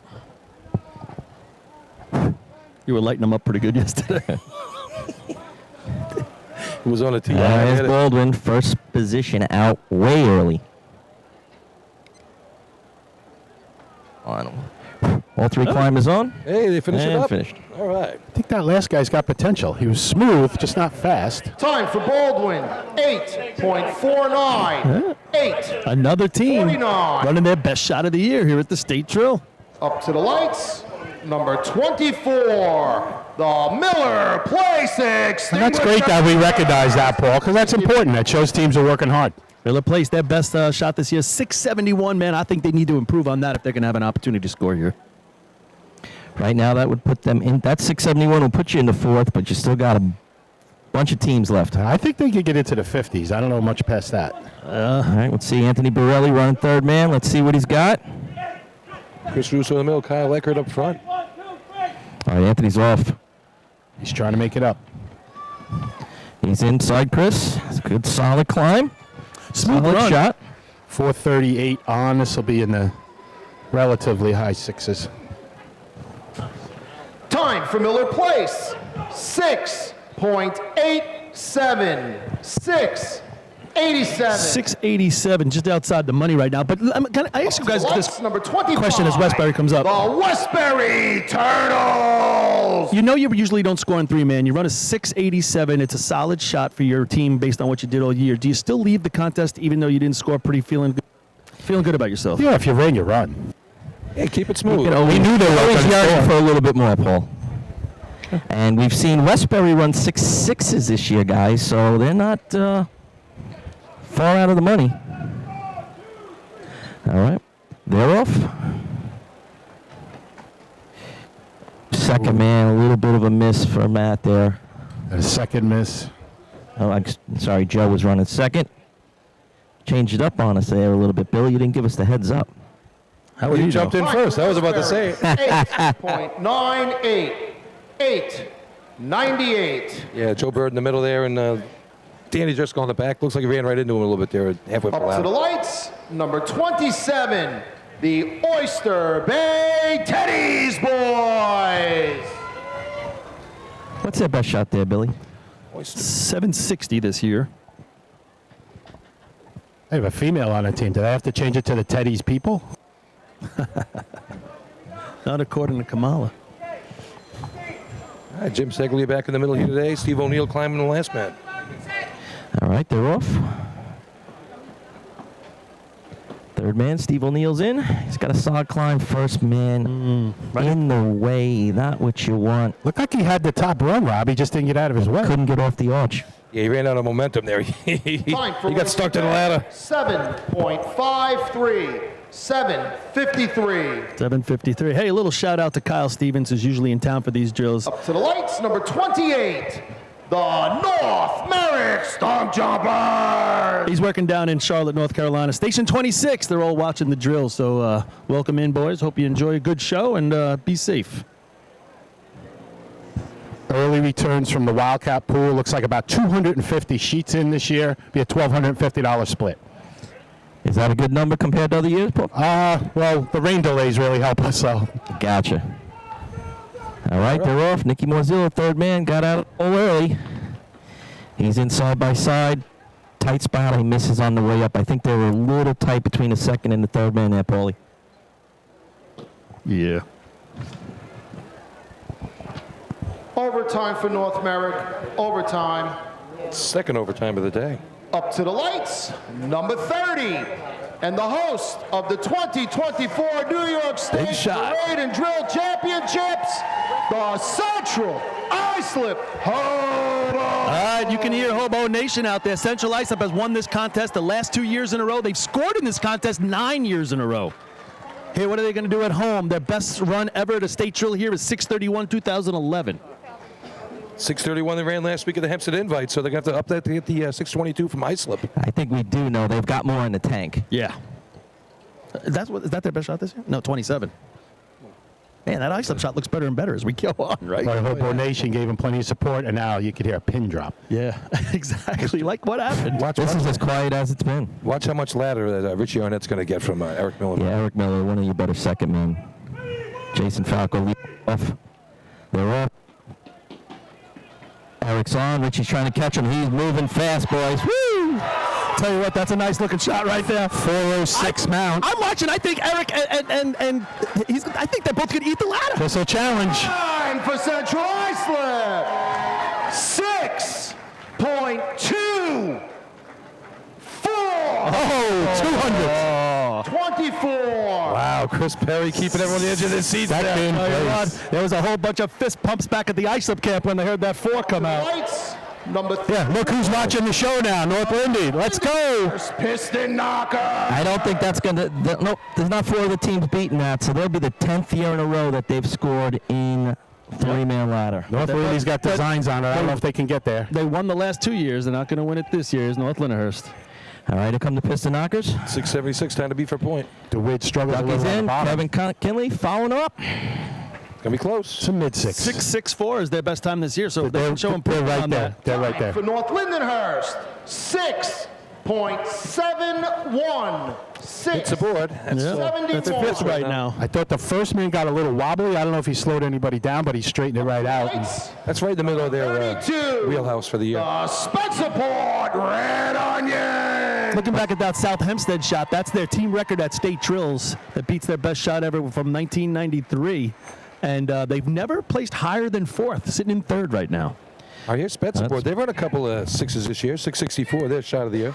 Don't they have a 6.5? They have 6.55. you know Josh is going to unleash it here. These guys better get out of the way. Exactly. They'll go right over him. First man is starting way over on the side of the line there. Ben. Lenny, gonna mount remember you had a body like Josh? Okay, here come the Red Onions. Josh is on. He's got a solid climb going. Good grab. And he almost breaks the top rung right there. I mean, he's just going right. I thought he lost a little on his mount. 429. It's a mid-6. Time for Spencerport. 6.60. That's your new 5th place. 60. 660. Still got some people that can touch that, I think. I think Bayshaw's got a shot at it. Point Pleasant. Next up, West Islip. Up to the lights, number 33. The West Islip Raiders. Yeah, Bayshaw's been in the 6.5s this year. Point Pleasant's been in the 6.6s. West Islip on the line now. This is a work in progress, but keep an eye on the 3rd guy. This guy is fast on the ground, and he's making progress.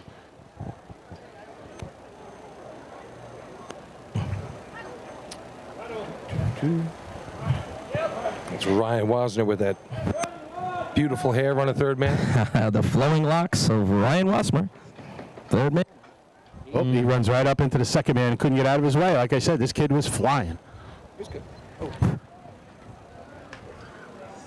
I'm not sure what this call is going to be. Might be out of sequence. I'm not sure. Why do you let go? Maybe no grab. I don't know. Go. What do you got? It was good? Yeah. Okay, they're going to get a time. He had it, then he let go, then he went back again. Don't go back for seconds. Time for West Islip. 8.46. 8.46. Henrietta on the line with the Zubaz pants. I love him. Number 34. The Henrietta Henry. You still got your Jets Zubaz, Paul? I said, you wore those, right, Paul? I gave him the Dansville to use. Yeah, they still work upstairs. Henrietta celebrating 50. Oh, yeah, 50 years of racing for the old Henrys. Merged with Seabreeze this year, so here you go. All right, we got from the 3rd line, Lee Biscardi. Oh, a little miss for the 2nd man, slowed up Lee in the 3rd spot. Dean Marshall will keep it together over there for the Henrietta. Time for Henrietta. 9.80. 9.80. He's one of the older drivers on the track, right? Chuck? Ooh, Chuck, oh yeah. Yeah. Up to the lights, number 35. The Bayshore Redskins.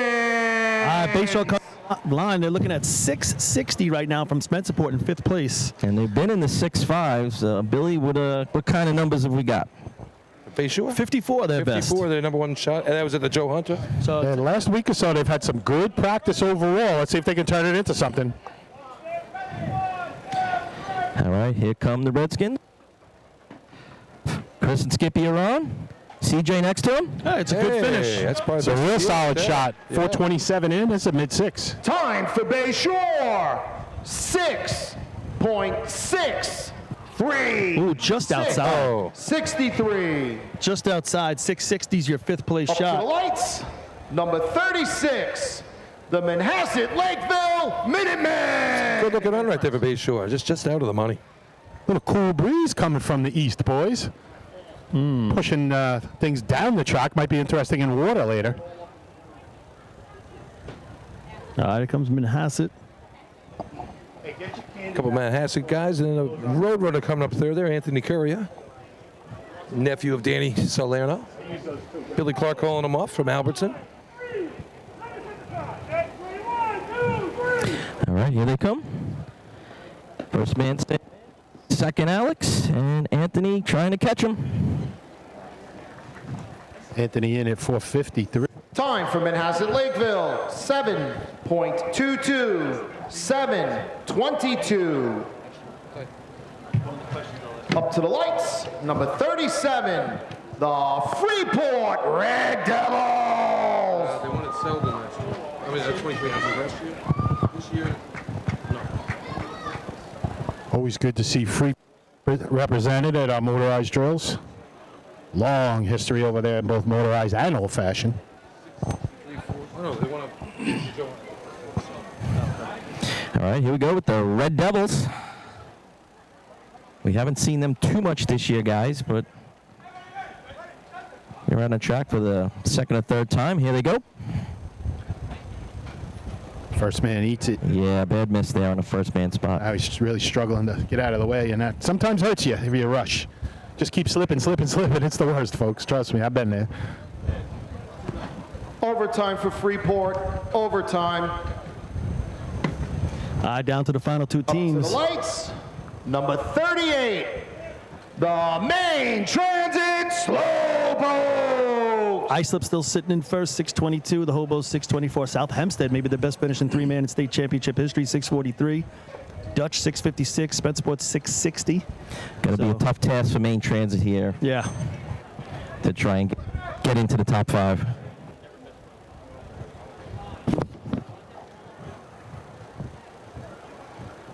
Yeah, mid-sevens all year for these guys. Something's holding us up behind the arch, it looks like. Can't quite see it from here. Long trip down for Main Transit. They'll be hosting the state tournament next year. We'll be going there to Amherst, New York for Still it. have Point Pleasant waiting in the wings there to finish the contest. They run in the 6.6s this year, so they got a chance. Off go to Slowpokes. We got all three climbers on. Boy, Side by talk about side. climbing tight, huh? They just add a little more speed to that. Time for Main Transit, 8.23, 8. All three climbers get right next to each other. So right now, 660. Twan's sending us some information. 39, the Point Pleasant Pea Picker. 660 is the fastest fifth place shot in the contest since 2014. So 10 years the contest has been this good, and we still can make it a little better with the Point Pleasant right here.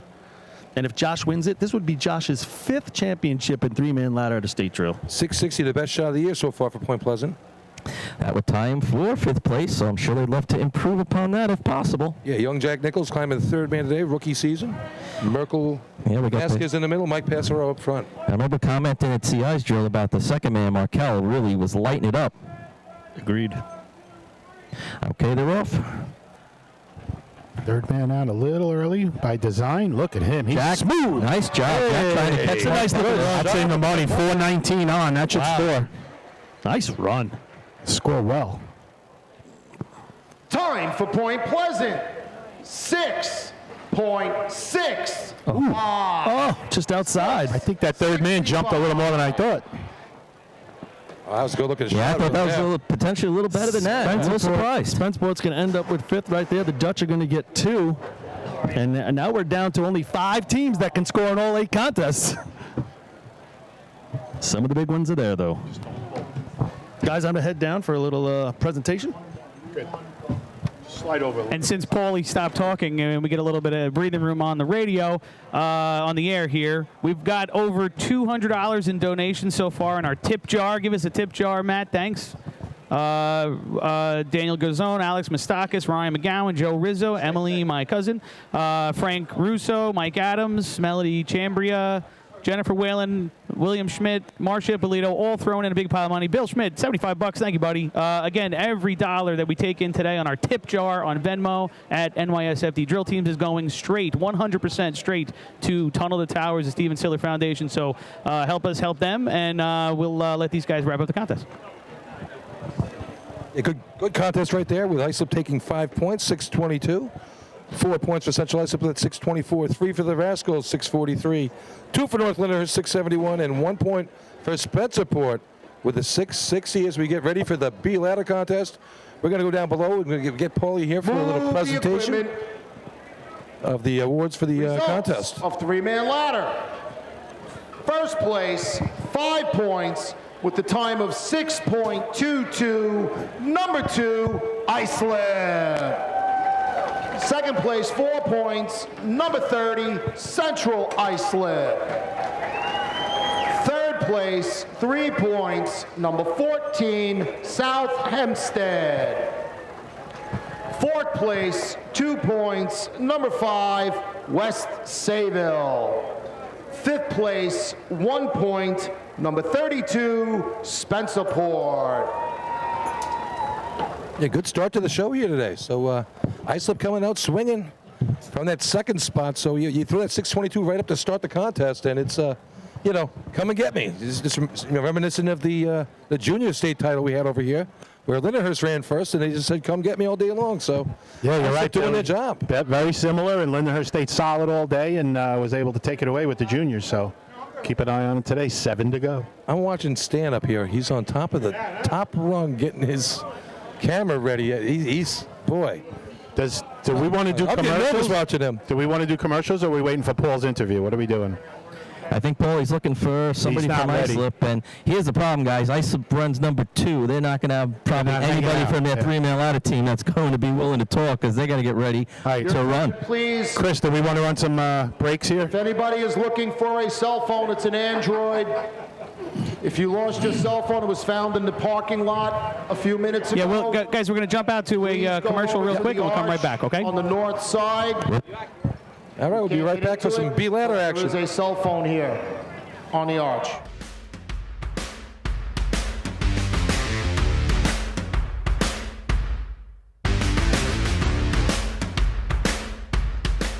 When it comes to speed, power, and precision, only the best will do. Merkel Racing Engines is proud to be the official race engine sponsor of New York State Fire Department drill teams. For over 40 years, Merkel Racing Engines has delivered reliable power to B and C trucks on the track. With a combined 250 years of in-house racing and engine experience, put your trust in Merkel to power your drill team to success. For more info, visit merkelracing.com. Merkel Racing Engines, where power and performance meet reliability. BigBucksMania.com. Get ready for the Middle Island Fire Department's Big Bucks Mania Party and Raffle on Sunday, June 1st, 2025. Over $32,000 in prizes and 22 chances to win, including a top prize of $15,000. Tickets are only $100, and your entry includes a delicious barbecue, door prizes, and live music featuring Sweet Ride, all starting at 1 p.m. Don't miss out on the fun, the food, and the fortune. Most important, you do not need to be present to win, so the Middle Island Fire Department invites fans from across the country to buy in using their convenient and secure online purchasing system. Head to BigBucksMania.com to pick your ticket number and to get in on the action.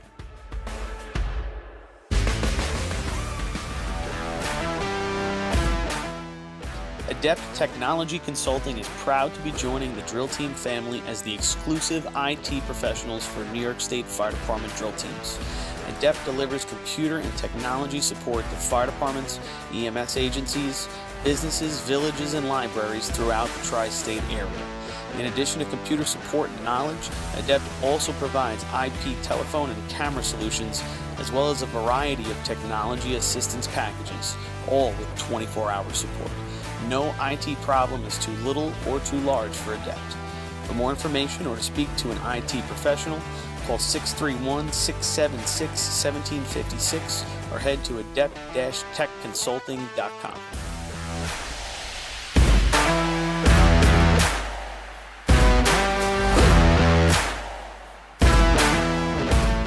Decker Dan's Designs is proud to present high-quality items engraved to represent your team or department.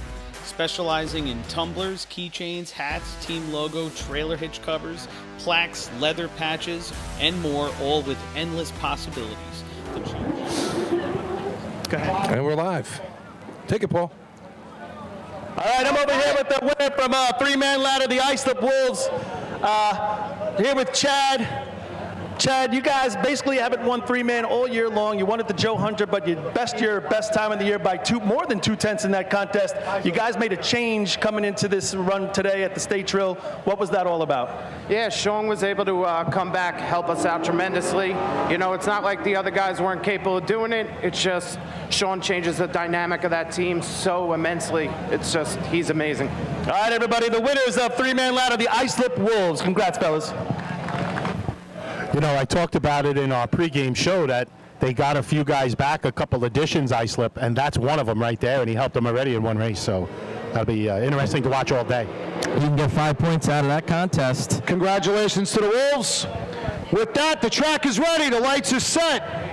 Next contest to be run, Motor Hook and Ladder, Class B.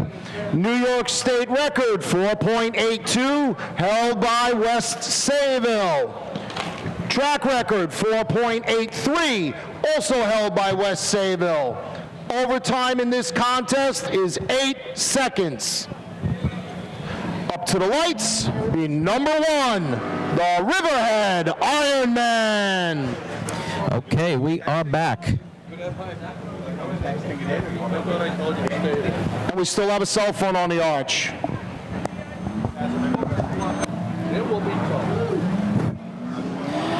All right, here we go. Ready with that B-ladder contest. Riverhead to lead us off.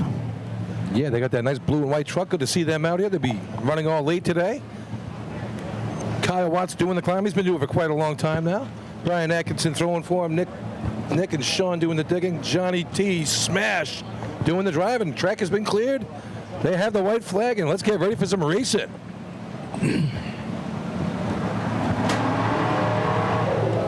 Paul's back. How'd that picnic table hold all that weight? I'll tell you what, it was a little shaky. All right, here come the Ironmen. They roll off the line. Oh, just inside the yellow. Ladder hits real hard. Kyle kind of waits for the bang and then finishes the shot. Is that their first B-ladder run of the year? I don't know, but I thought it was a good drop. I mean, Time for Riverhead, 7.10, 7:10. He brought him in at nice speed, got him just over the line, and they were able to produce. It's a good drop. We're right back to the lights. Number two, the Islip Wolves. Wolves best shot of the year, 5:30. That's way off their normal pace for this time of the season. Well, they busted their three-man ladder time of the year. Can they do it in B-ladder also? All right. Big shot right here for these guys, coming up, second and running number two. And their momentum is sky high right now in their adrenaline. I mean, they just took 5, and they know they can get it done today. Look out for the 2-time defending champs. They're on the line for B-ladder at 5 points. They scored in this contest last year, and after their run, you would imagine they're a little fired up. They've scored 4 years in a row in this contest. So looking for number 5 in a row right here. Here come the Wolves right now. Mike Welton going to be driving them in. They had a lot of problems with the brakes earlier this year. They did a lot of work this week trying to get it ready. So let's see how it worked out. You got to think Josh got a little pep in his step as he gets on the back of the truck. Like he needs some. Boy, that guy works out harder than anyone I've ever seen. Climb right up and over the top rung and come back down the other side. He'll do a suplex when he gets up here. All right, Mikey Welton rolls him away. Here they go. It's in the break. Lets him go. Short break just outside. Josh is in. He's got it. As it hits the arch. Excuse me, we are the back-to-back champs. Just want you to let you know. Real short break, 276 in the ground. It's a real low 5. Here we go. Time for Islip! 5.185. They beat their time in the year. 5:18, third best time ever run at the CI State Drills. And beat that once again by almost 2 tenths. Number 3, the Hageman Gamblers. Good looking shot right there for Islip. I mean, if you're Islip, you're like, hello. You can smell those brakes up here right now. Boy, that thing stopped pretty good. And if you're the rest of the world, like, holy shit, Islip playing. I here to play. Yeah. Hey, two-time defending champs. Veterans. Don't worry, we're not. I see it. You have a feed over there. I never see it. Come look at that camera. Hageman steps to the line. You know, they've been 5.6s has been as deep as they've gone this year. You think they're going to have to go deeper than that today, Paulie? Yeah, I think so. After we just saw that 5.18 by Islip, I definitely think you're going to have to be maybe sub 5.5. Maybe better. Stay drill. Hageman looking for a nice smooth shot right here. If they get into that 5.5 range, it'd be a nice shot. 5.66 their best of the year so far. All right, Johnny Rabataccio takes him away. On the 6-foot line, Aaron is in. Nice solid shot, guys. Probably right in that area. 277. I thought he lost the whip a little in the middle. This Time is for Hageman. 5.52. Hey, they're back 5.52. It continues the best shot of the year. And you said, Lenny, he lost the whip. I thought the digger screw went down 2 steps sooner. Number 4, the North Belmore Rinky Dinks. I mean, you think those diggers go down a little sooner, that ladder's going to get a lot more whip than it did. I thought they ran a little bit. You want to see some diggers go down? Let's see what happens right now. Well, they're going to go down either together or all over the concrete. We're going to find out. Regular digger back, Thomas White back in there. The beer, Danny Forth, be out of this one. Pat Ryan. Nick White throwing for Joe Corcoran. I tell you, Joe can really climb that ladder. Be a ladder one of his better contests. 528 on the resume this year. I'm sure they'd like to go even deeper than that. Little Brown 2 on the line right now. Mike Bowen driving it. Used to drive modifieds out of Riverhead. Still thinks he is. Here we go. No turns here. All right, Mike Bowen takes him away. Lets him go hard. Joe is in. They lay him in real nice. He gets kind of caught into the ladder. Actually, I think when he hits the arch, he kind of does get sucked in, so maybe it wasn't as Time clean to the arch as I thought. 5.64. 5.64. 275 in the ground. I agree, Rob. Right somewhere in the middle there. I don't know if it was the slam or what, but he lost it a little Up bit. to the lights, number 5, the West Sayville Flying Dutchman. Hot drop for North Belmore. They handled it well, but you're right. It's probably cost him at least 2/10, right? You're talking that takes away a 5.4, 5.3 maybe. Here's the Dutch on the line right now. 5.17 this track. Then at the invite, 5.13 last week. Billy Houghton having a great season climbing the ladder. West Sable has scored in this contest 4 years in a row, 9 times overall. They are tied with the Rough Riders for the all-time winners of the B-Ladder Contest State Drills. Boy, you look at that, multiple-time winners in state drills and different races. Rough Riders are still up there on a lot of those lists. Pachog's still up there on a lot of those lists. Really incredible. I just showed you how good those teams were back then. For a long amount of time. Yeah, exactly.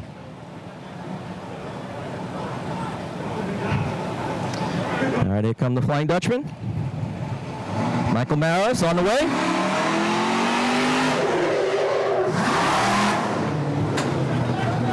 Nice run right there. Good run right there. Billy had a really good climb. 281 in the ground. This is going to be solid. Time for West Sayville. 5.08. 5.08. 5:08. You know what that means? Michael Mara has the 2 fastest times in the history of this drill at Central Islip. 1 climbing and 1 driving. And by the way, they ran the exact same time in 1994. Right? Lindenhurst Snell. Same exact time in 94. That's Billy Houghton's personal best right there. So I tell you, what a season that man is having, and he keeps going. Well, that's the day you want to do it, right? You come here today, you can run your personal best. Somebody's got to go beat it now. And what they have, 3 and 3 man? Yes. 2. No, 2. 2, okay. Billy was surprising before the drill. He was really quiet. I guess he was focused. I got a thank you out of him when I wished him good luck. That was a big interview. That's pretty good. Wow, we're seeing a hell of a B-Ladder contest to get this started. We're only about 6 teams in. Yeah, 3 man wasn't too shabby either. Here come the Snails with young Kevin Rivera doing the climbing here. All right, here they go. Oh, Kevin's in. He kind of gets sucked in, misses in the middle. Yeah, he's coming along. First year out. Time for Lindenhurst, 7.77. Hey. 7.77. Who played the lottery? Bayshaw's first B-Hose time in the sevens, 777. Up to the lights, number 7, the West Hempstead Westerner. Who's running hydrant? John Penny? No. No. 565, their best shot of the year. They've done it twice the last 2 weeks out, so pretty consistent right there. Yeah, with North Belmore at 64, I think they got to do better than 65 to get some points right here. Yeah, that 52 of Hagerman might be on that cut line. A lot of contests left to go, a lot of good B-ladder teams left.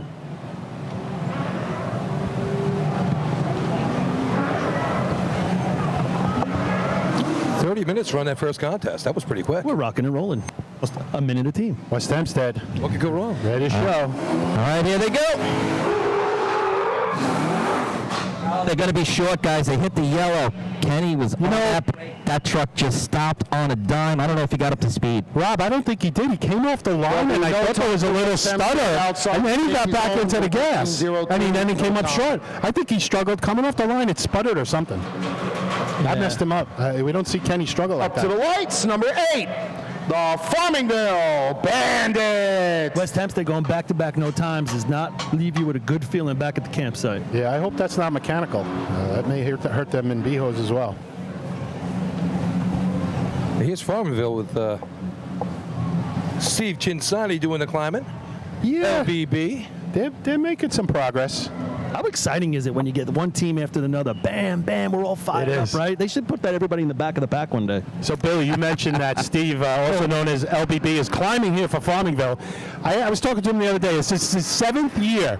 I said, when you join the team, do you think you'd be climbing and everything, running hydrant and everything? He says, no, not at all. I figured efficiency. Yeah, let's see what happens here. He doesn't get a good ladder very often, so they give him a decent ladder. He climbs whatever he gets, but let's see what happens. Looks like you're back on the apology tour. He never gets a good ladder. Insult the other 4 to pump up one. All right, here they go. They got a lunge to get there. Steve's in. Nice climb, guys. There's a good ladder. That's definitely that's improvement. That's what you want to see out of them right now. Is this track stopping or what? Time for Farmingville, 6.00. Flat. Fastest 6 you can run by far. These trucks Up to the are. lights, number 9, the Hicksville Hicks. These trucks are really. You haven't run a 5 with that team. You're like, come on, couldn't you give me a 599? Just the optics of it be so much cooler. Let's find out which button was the worst. Kept them out of the 5s. 1/100th of a second means so much when it's a 5 to a 6. I'm saying Brian Smith. Kept them from a 5. I'm on Doug. I think Doug screwed him.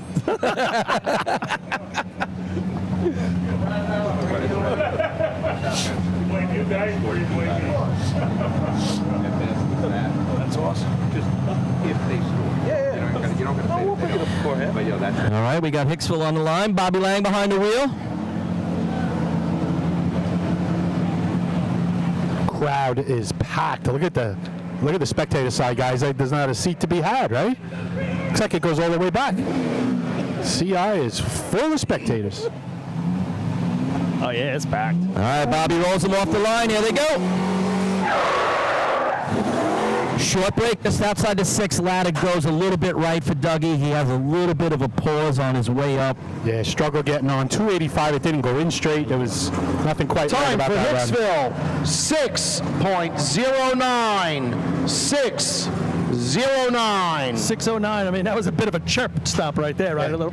Up to the lights, number 10, the North Babylon Tail Draggers. I mean, $10. Farmingville was only 900ths better, but the run in itself looked a lot smoother. North Bab comes to the line 6 flat right now.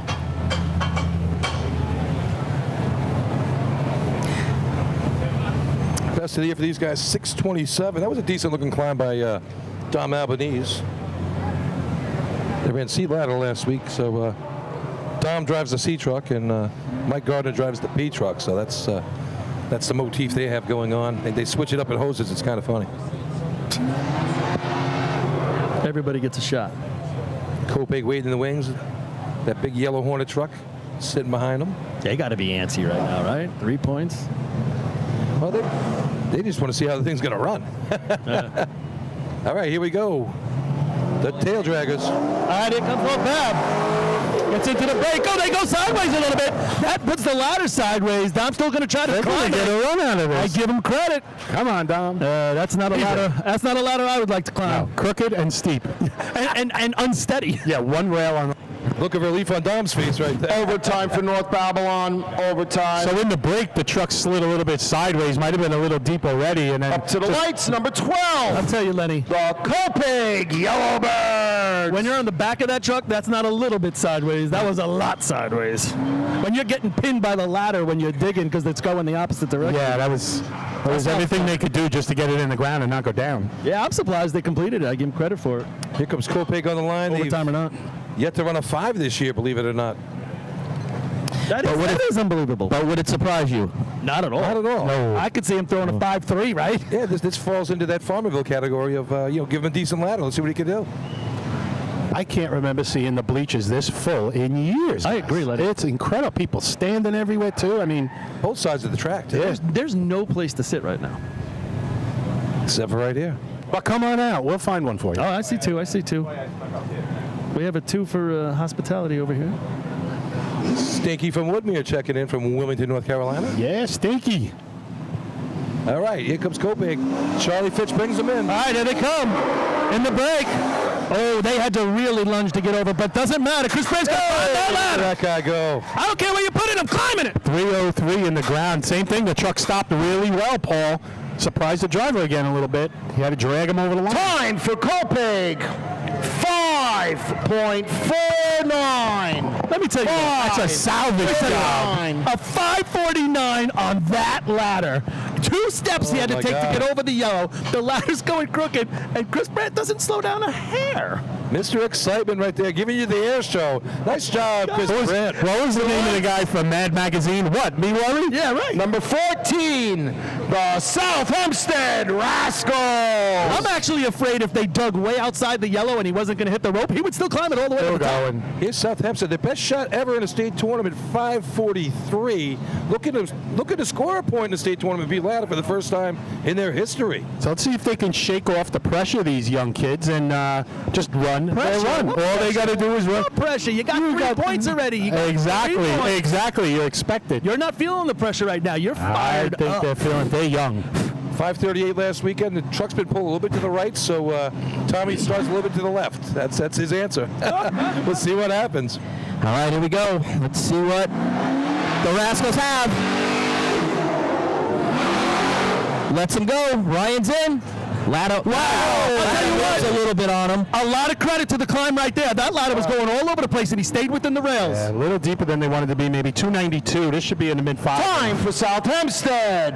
5.52. 5.52. That was a hot drop. They stabbed the ladder, which often doesn't help, and then he climbs it. He does a hell of a job on a bad ladder. Yeah, they were not happy with the number, though. Up to the lights, number 15, the Belmore Ball Breakers. Ties the Hagerman for 4th place right now. Like I said, it was a little deeper than they wanted, I think, and that's where they got hurt.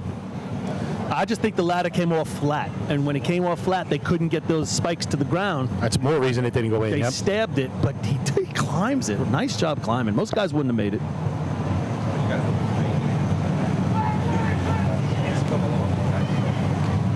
Belmore Ball Breakers. All right, Mikey Miller behind the wheel. Yeah, he's taking over the climbing duties. Who's climbing? I mean, he's taking over the driving duties. Mikey Miller there.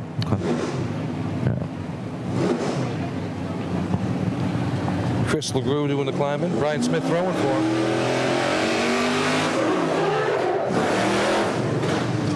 Lets him go. They take an extra step or 2. Chris is on. Kind of waits for it to get to the arch, and then he accelerates. They lost their mow off the truck a little bit, and they had to get working again to get it down. That's those extra steps, though. They don't go straight down. 7.08. 7.08. Yeah, the last couple times we saw them, he gave him a real short break and put him on the track. So I think he scaled it back a little bit. Thinking about it. We're going to go to Miller Place. What's Miller Place's best shot this year? Up to the lights, number 24. Team record this year. Miller Place Extinguisher. 548. If they slot 548. that in right now, they'd be sitting in third, but I think they need a little bit of improvement. They still got some players out there.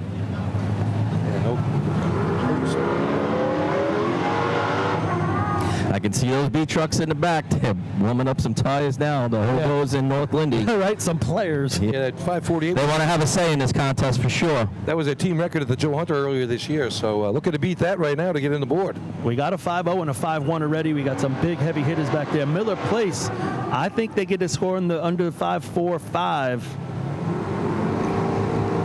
to have a shot. Yeah, you still got Spencerport, Point Pleasant. You got a number of teams out there that have run some times this year. Scotty Latiza, Justin Kiki doing the climbing. The digging here, Ivan Cisneros throwing for Chris. One of the Russo boys from Farmingville. All right, here they go. He's got a good climb going. Hey, right on, just inside the 6-foot guys, probably a little deeper than they wanted. Yeah, 298 right there. This is a mid-5. So does a hot drop. Time for Miller Place. 5.48. 48. 48 just tops 49 from Copeg. So that could be the difference right there. Who's in the third place right now? Potentially a big 100th. Up to the lights, number 25, the Westbury Turtles. Turtles 579 at the county, best shot of the year. They run some decent shots in practice. Let's see what they can do here now. I was going to say, Billy, they got the potential to drop it down to get us in that top 5. That might be a tall order. They can get there. All right, awesome. Well, it's going to have to be a little more truck, and they're going to have to be able to handle it. So let's see what they do. If you didn't hear the pregame show, happy birthday to the chauffeur, Mike Athena, 69. 69 today. Guys given a lot to racing, seen a lot. Been frustrated a lot at state tournaments, right? All those good termite teams over the years. Been racing 72 years. Yeah, 72 years. And he's still driving great. All right, the birthday boy ready to roll him off the line. Here he goes. The left of the patch, a little Joe has a little miss getting in. Quick recovery, but probably not enough. Yeah, problem mounting 286. Time for Westbury, 6.84. 6.84. Yes, me, it looks like him and Rath are real tight to each other when they get Up to the lights, number 27, the Oyster Bay Teddy's boys. What have these guys done this year, Billy? Anything in B-ladder? Not a lot, really. They haven't really given them much to work with either, though. So 598, 588, their best 2 shots of the year. And we know Steve O'Neill can do a lot better than that. He's got a first place under his belt at the state tournament. Ran that a couple of years ago. 5.3 maybe? In 2018, they ran a 531. 588. I mean, do you get on the back of the truck saying, okay, we need at least a 5.4. We got a little shorter drop. Let's play it a little tougher. State drill, what can we do? Depends on the experience on the back. Or you just go say, oh, we're going to run our 5.8. Yeah, it depends on how much experience you got. I'm a go for it guy, if you didn't notice. What a surprise. Yeah, Paul, we all watched you race. Yes, we saw that once or twice. Well, you got to be able to just go for it, I think. The Wet Bandits doing the digging here. That's Dinder and Galgano. Sounds like a law firm. Yeah, Big Jim Seglia throwing for Steve O'Neill. Let's see what they can do. Billy Murphy, my partner, driving. Here he goes. 6. Steve is in. A little hesitation there. I think they took your advice, Paul. 274 in the ground, just over the 6-foot line. Time for They Oyster couldn't Bay. handle it. 6.20. 6.20. I agree, Lenny. They picked up the speed a They little bit. tried. Up They to the tried. lights, number Couldn't quite 28. handle it. The North Merrick Stump Jumpers. In that situation, the ladder lost all the momentum, though. You could see as soon as it went into the ground, there was nothing for him to climb. I was watching the throw. It looked like he got caught out of position at the end there, too. So just a tough one for Oyster Bay. They went for it, and it didn't work out.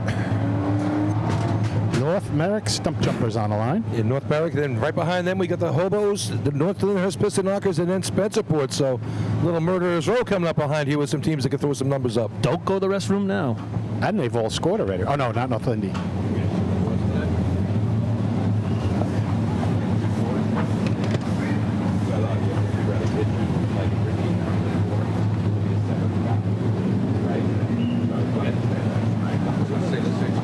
What's the delay in between teams right now? Something behind us. I don't know if they're measuring ladders maybe or something. No, they measure them before you run. I don't know. Something's holding them up. All right, North America steps to the line. All right, AJ doing the driving this year. Switched over from climbing last year. All right, here they go. Gonna be way short. Way short. No. That was barely going to make the safety. Just touches the end of the safety rope. They are 10 feet out, guys? Yeah, minimum. Wow. No time for North America outside the safety zone, Rule 13.02. So that was definitely an early break, but again, this track is stopping great. He didn't have a chance Up to to the drag them up. lights.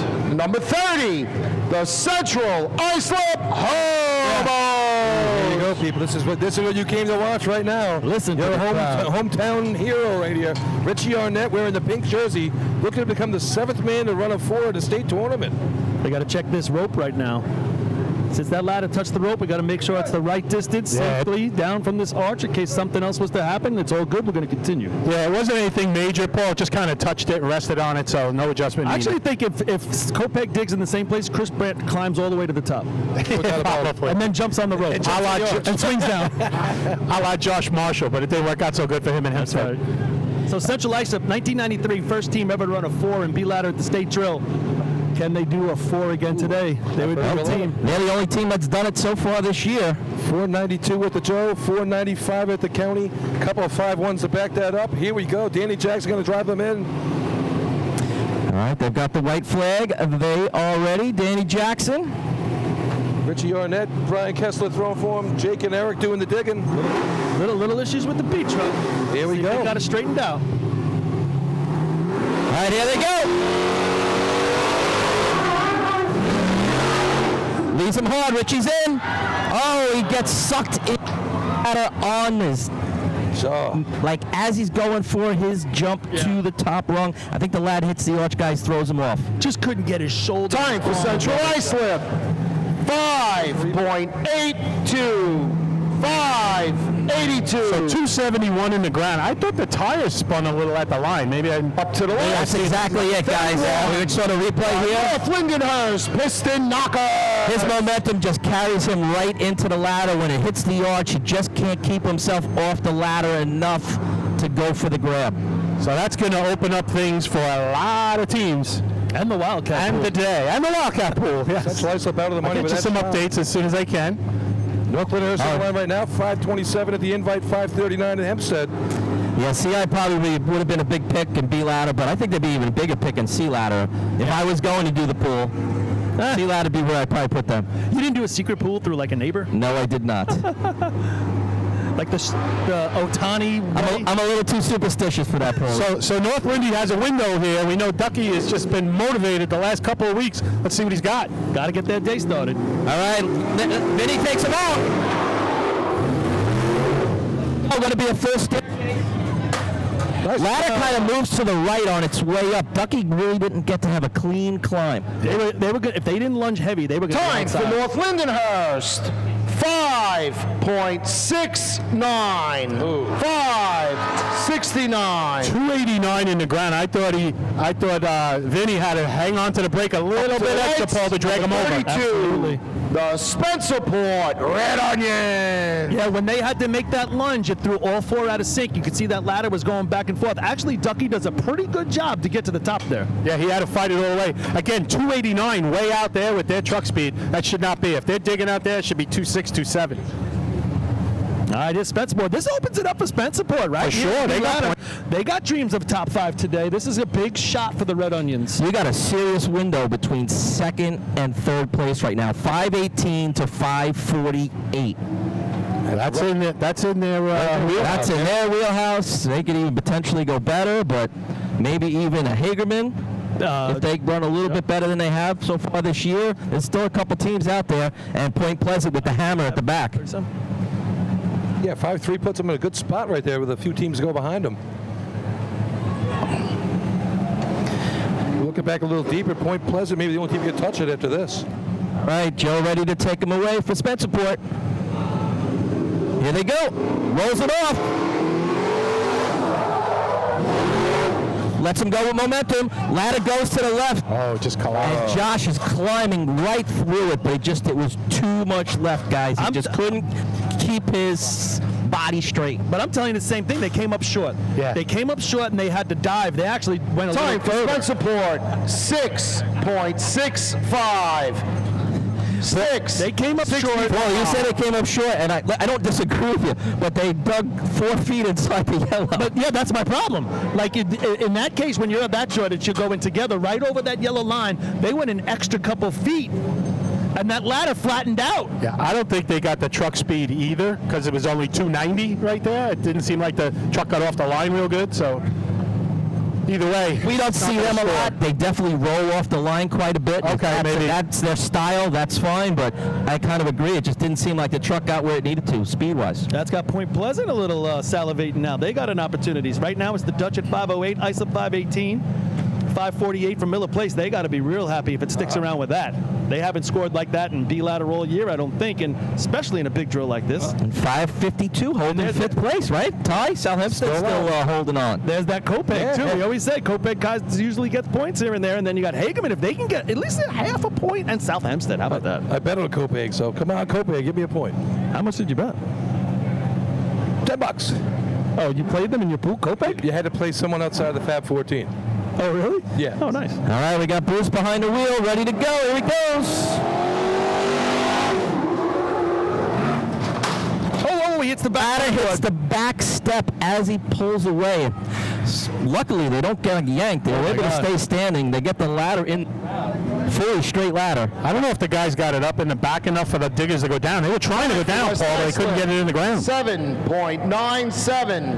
7.97. Actually, Lenny, probably a good idea they didn't, because they would have been dragged if you ask me. Yeah, up in the truck. Number 34, the Henrietta Henry. That was the best shot of the year for the How about that? But, you know, to me, the bigger issue is there. I thought he could have banged out harder underneath, and then they wouldn't have been in that situation where they hit the rock. And they would have dug about 3 or 4 feet earlier.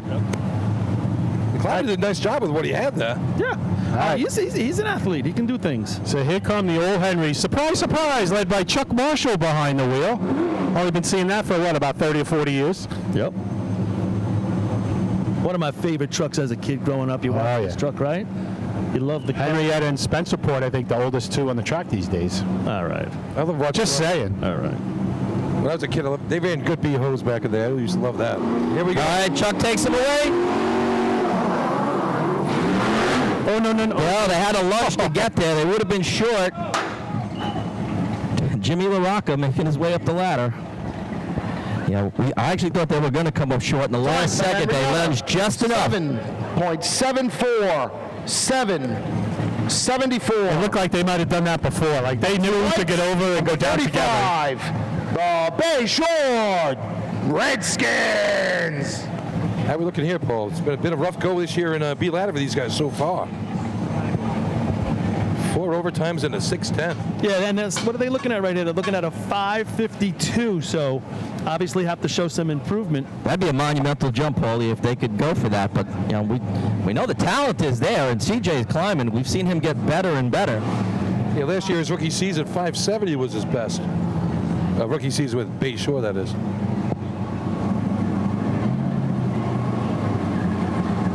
This race is not finished yet. You got Bayshore, you got Point Pleasant sitting back there just waiting.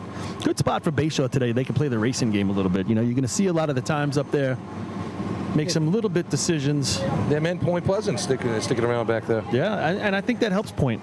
Yeah, Point just out of the money with that 3-man ladder shot. I'm sure they thought there was a little pickup. All right, there goes Bayshore.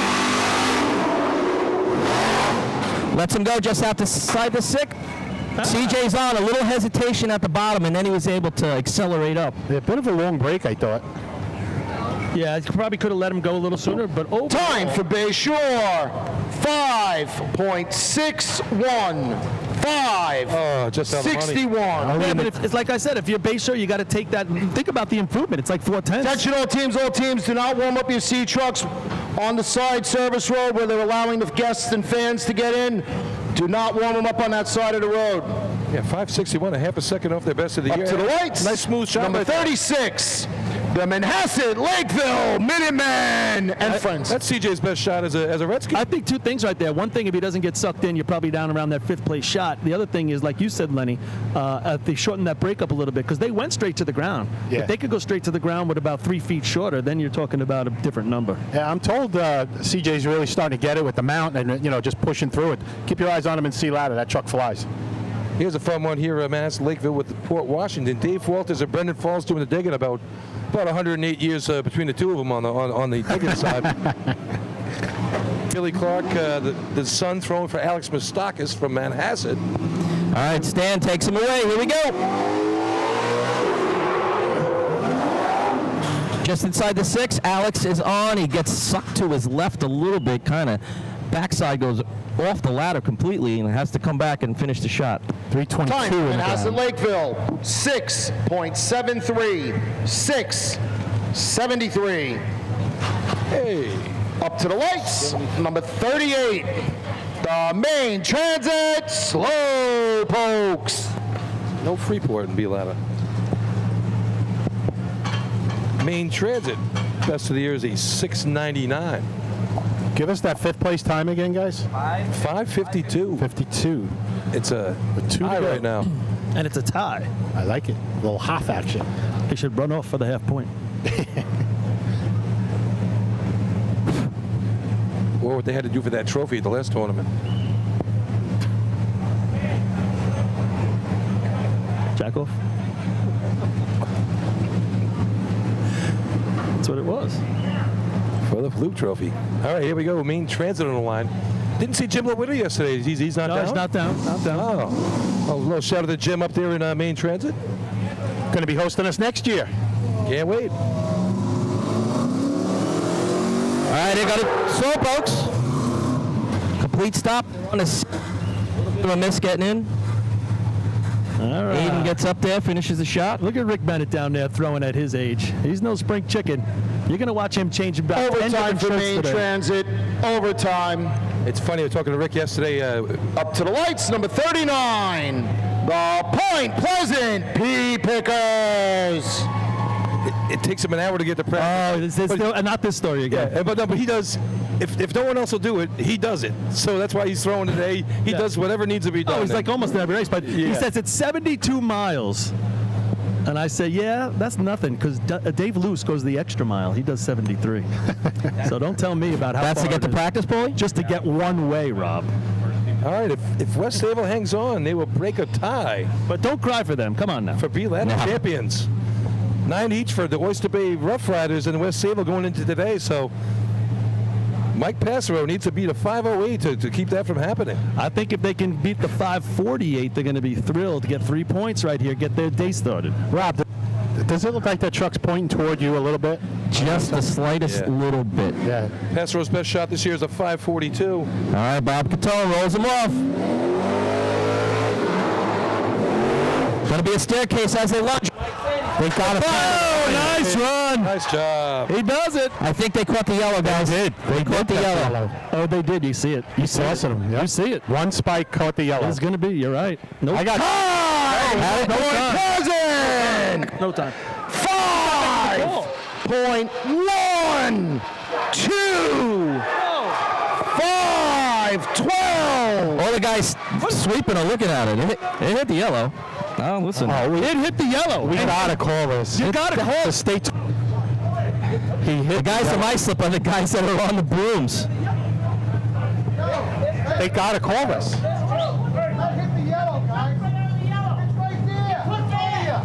Yo, we're watching on the replay. I don't think they hit the. All right, I'm looking right at it. No, listen. I don't know whose that is. If that's the one. It's them. I watched it. If it's not the one, it's in the yellow. He's saying it's over by a hair, so it's not in the yellow. It started in the yellow, is it? Yeah, I don't think you can get him to change it now. The dig started in the yellow. I didn't see it. I watched it. But there has to be communication. Listen, between we're these guys. down here. Go ahead. Well, yeah, no, it's all right. As long as everybody's communicating and they're saying they saw it up close, what are you going to do? Yeah, I know. Hey, it's the call on the field is good. 5-12, hell of a shot. Great climb. Islip's throwing the red flag. They want the challenge coin. Good looking shot right there for Mike Passero. And it's going to stand. Guys, we're looking at it frame by frame here, and it's like so close. It's really close. Yeah, it's I hate to say it, it's pretty obvious. No, I don't agree. I mean, guys, let's go. Let's give people a look at this real quick. All right, we're looking at it here. You guys can see it right there. We can look straight down on it. As that ladder goes up, you can tell. Yeah. I'm still looking at the mark. There's black in the yellow line. Yeah, but there's black in that yellow line all day. What are you talking about? It was from the dig. Here we go. They just filled the hole. Look. Lenny, you're wrong. So okay, I hope you're so. Wrong, I'm not Lenny. looking at it. You're not looking at it, and I am. You're wrong. Okay. Listen, we have over 1,200 screens tuned in right now, watching from home, watching from everywhere, all across the country. Real close. Yeah, it's a millimeter away. Wow.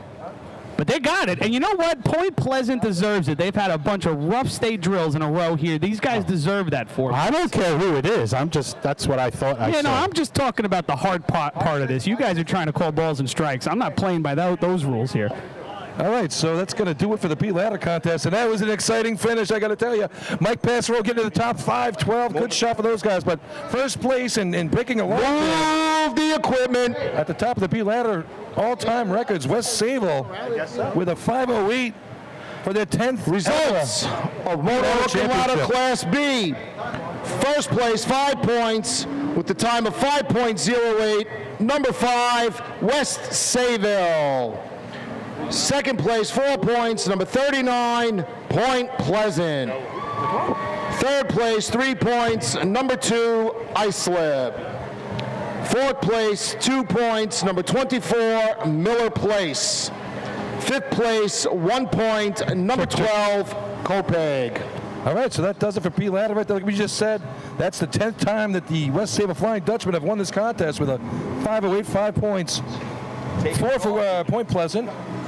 Taking Dog Beater off the list. Taking Dog Beater off the list, exactly. Hey, what's Dog Beater's name? Rob Honorski. Rob Honorski, the Dog Beater. He just got beaten by the Dutch, so good-looking shot right there. 3 points for the Wolves, 2 for the Miller Place Extinguishers getting on the board, and 1 for Copeg with Chris Benton, that exciting climb. So after 2 contests, right now in the lead, the Islip Wolves, defending 2-time champion with 8 points. 7 for the Dutch, second place. 2 teams with 4 each. Central Islip, Point Pleasant, 3 for South Hempstead, 2 for Miller Place, and 1 for Copeg. As we get ready for the C-Ladder contest, Paul's down there right now, and he's got West Sable on the dish with him. All right, everybody, I'm here with Matt Mara, the West Sable Flying Dutchman.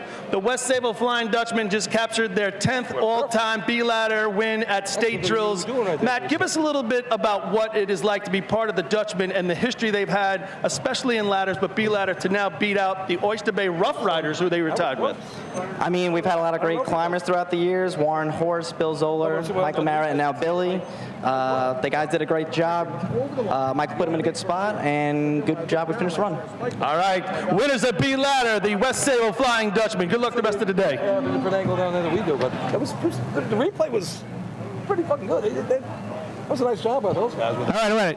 Hey, oh, that's loud. Check. I'm down here, guys. We're going to run an ad real quick, but first, just wanted to give a few shout-outs. We are already up in the tip jar to $750, folks. Let me get a better mic. Hang on. Am I off? It might be Hagerman and South Hempstead. Gotcha.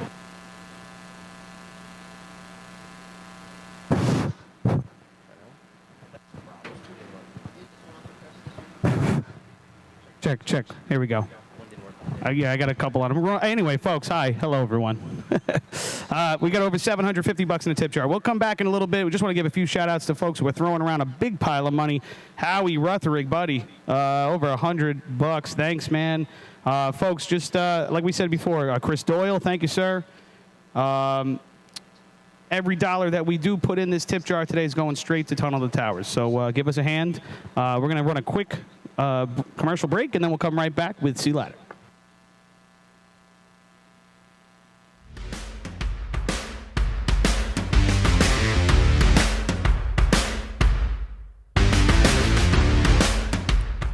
As the longest-running sponsor of the New York State Fire Department Drill Team's live broadcasts, High Tech Fire and Safety is fired up for another summer of heart-pounding action on the track.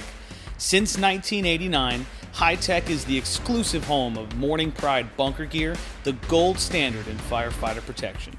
Hi-Tech is your source for the full product lines from Genesis, Mercedes, Elkhart, Toxic Suppression, and more.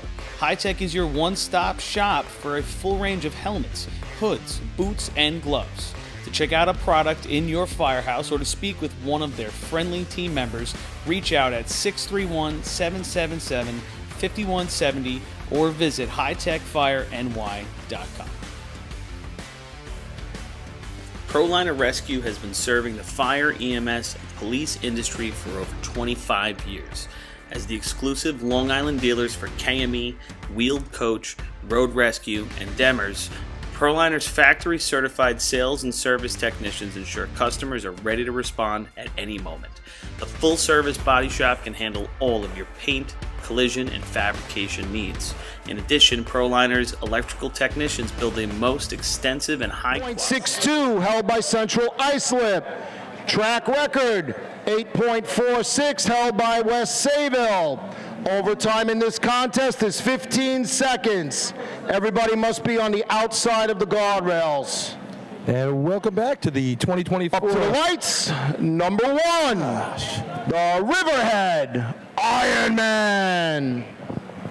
And welcome back again to the 2024. We still have a cell phone up here if you lost your cell phone, found in the parking lot. This guy do his thing. Welcome back to the 2024 New York State Championship Drill. If Chris Perry doesn't keep talking. But there we go. So exciting B-ladder contest right there. Good tournament so far. It's looking good right now. Riverhead's on the line with a Polish Eagle on their C-Truck. Getting ready to go. What'd you think, Paul? Yeah, I mean, come on. That's a great amount of points right there for Point Pleasant. Puts them in the mix. What overall for the day, if you ask me. That was close. What'd you think? You were down there. Did you get a look at it? I didn't actually have a chance to talk to anybody, but, man, you couldn't put a human hair between that. No. I don't think it was quite as bad as the North Belmore invite we had earlier this year. That was. We had the replay up here. It was really close. But what was the rest of those points, Billy? I'm sorry. What was third? His third place was Islip with the 18. Oh, that's right. 2 points for Miller Place, and hey, Miller Place needed those points to get on the board for hoses. And then one for Copeg. Copeg gets one? Yeah, the 552s for Southampton and Hagerman just out of the money, and Southampton have to try again next year to score at the state tournament in B-ladder. All right, track's been cleared. Here come the Riverhead Ironman, and a big Polish fest today over there in Riverhead. If you're watching from Riverhead, send some kielbasa this way, and some of that Polish beer that we talked about last week. Yeah, that's some good stuff right there. Hope they have a couple after those for some sodas. All right, here we go. Crash bringing them in. Fade to the left, brings it back.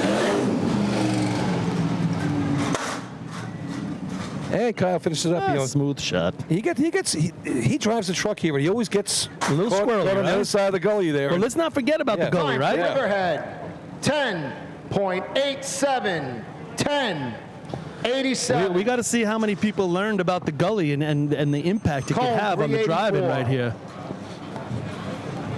Yeah, really made a big difference in the invite. We saw a lot of teams struggling if they get to the to the north side of the track. Up to the lights. And get off that crown. Number 2, the Islip Wolves. All right, Islip comes up. Do you know, last year was the first year since 2000 we did not have an 8 run at a state drill. So Islip could put that to bed real quick, especially the way they look right now. 65 8s have been run in the history of state drills. Wow. West Sayville has won this contest 11 times. So we just talked about the history of West Sayville in ladders. I mean, it's etched all over those trophies. Yeah, last year the C ladder contest was very exciting, but 3 teams missed on the grasp and hold in a row. It was CI, Islip, and Point Pleasant all had chances to break the record, and all 3 came up empty, and therefore, like you said, no 8s on the day. All right, here comes Islip right now. Their best shot of the year is an 8.90. They ran to Hempstead last week. If Copeg is out there and listening, guys, come pick up your B ladder trophy. You did come in 5th. They want these trophies picked up. Let's go, Quidditch boys. Harry Potter fans over there at the... All right, guys, our drill leader on the line. Off to an awesome start.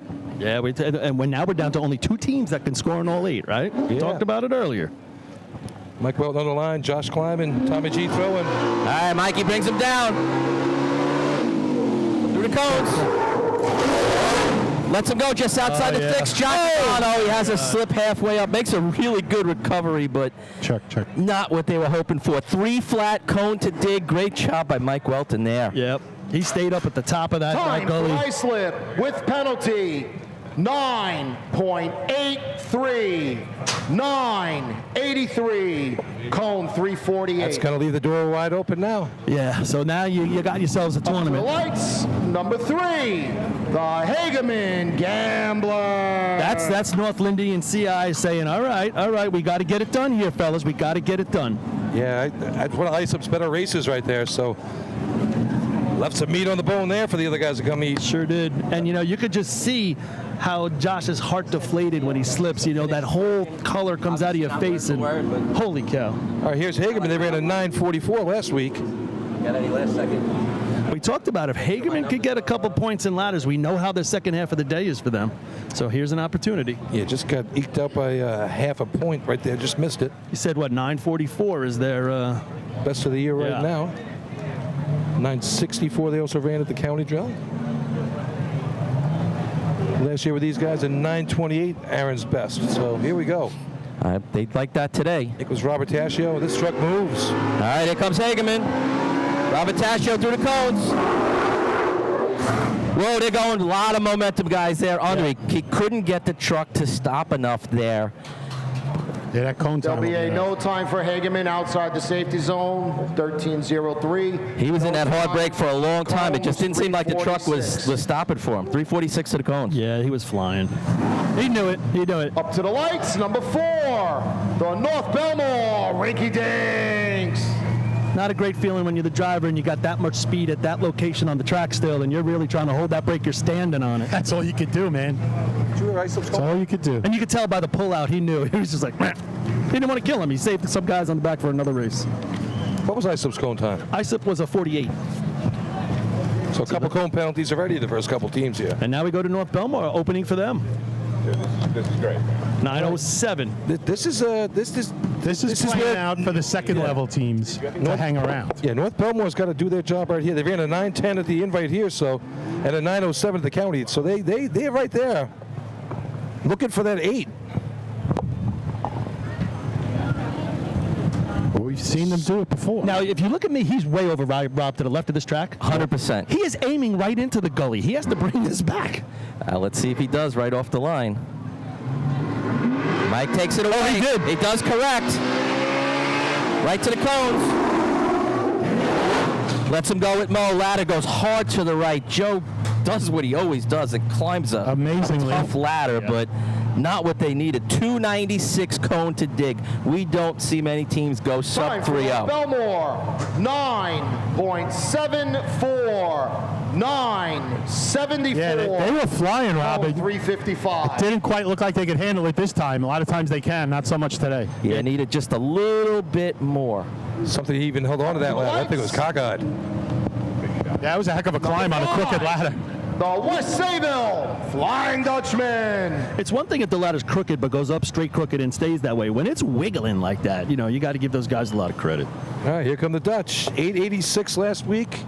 Billy Hotham with a personal best 508 and B ladder. Let's see what he's got right here. Big shot right here for these guys. They just got to stay within themselves, right? I remember in 2011, we were winning after Behoes, and after the first couple contests, we scored. We're probably a little bit more than we should have, and we got focused on every race is its own drill. Forget what we did already. Forget what's coming. We got to get mega focused. You just got to keep adding to your total. That's it. We keep talking about 6, 7, 8 events. You got to score in to win. West Sayville off to a good start. 4 8s on the year for these guys so far. So that 86, best of the year for them so far.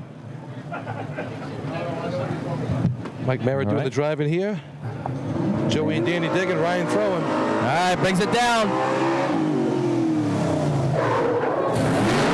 Gonna be a tight ladder. Does a nice job to climb a straight ladder right there. Michael knew he was a little bit deep. He left it a little soft for them. And the diggers just went right down as quick as they could.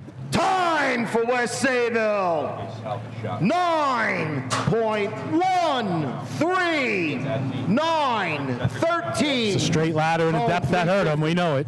350 to the cones, and yeah, that's, it's tough to do much better than that with a straight ladder. No doubt about it. But you know what? The save right there is what's important. Number 6. Yeah. The number. Got a number. Not just get a number. I mean, you're talking that's probably a top 3, top 4 still going to be run. You're still going to add to your point total. And exactly what Twan is saying right now. I agree 100%. You got something out of what could have been nothing, and it could make the difference at the end of the day. Looked like it faded to the left at the end of the run there too as well. So. But you know what? That's a lot of veterans right there. That is veteran presence. Let's just look at the times for the year, guys. At 9:13, 1, 2, 3, 4, 5. Only been run by 6 teams, of which 3 have gone. There you go. Exactly. Thinking about that, last year there was no 8s run. It's not out of, Islip, West Sayville, North Belmore have already run. That leaves CI, Spencerport, and South Hempstead as teams that have been there. Don't get me wrong, other teams can do it. Yep.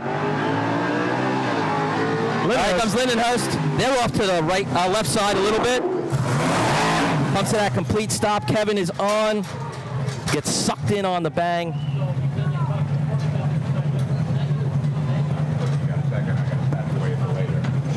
Time for Lindenhurst, 10.68, 10.68. Cone 365. Up to the lights, number 7, the West Hempstead Westerners.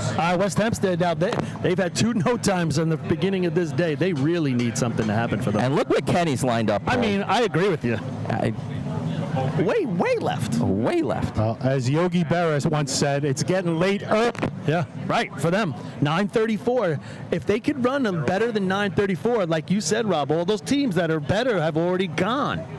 What is going to be the numbers that still score? We don't know now.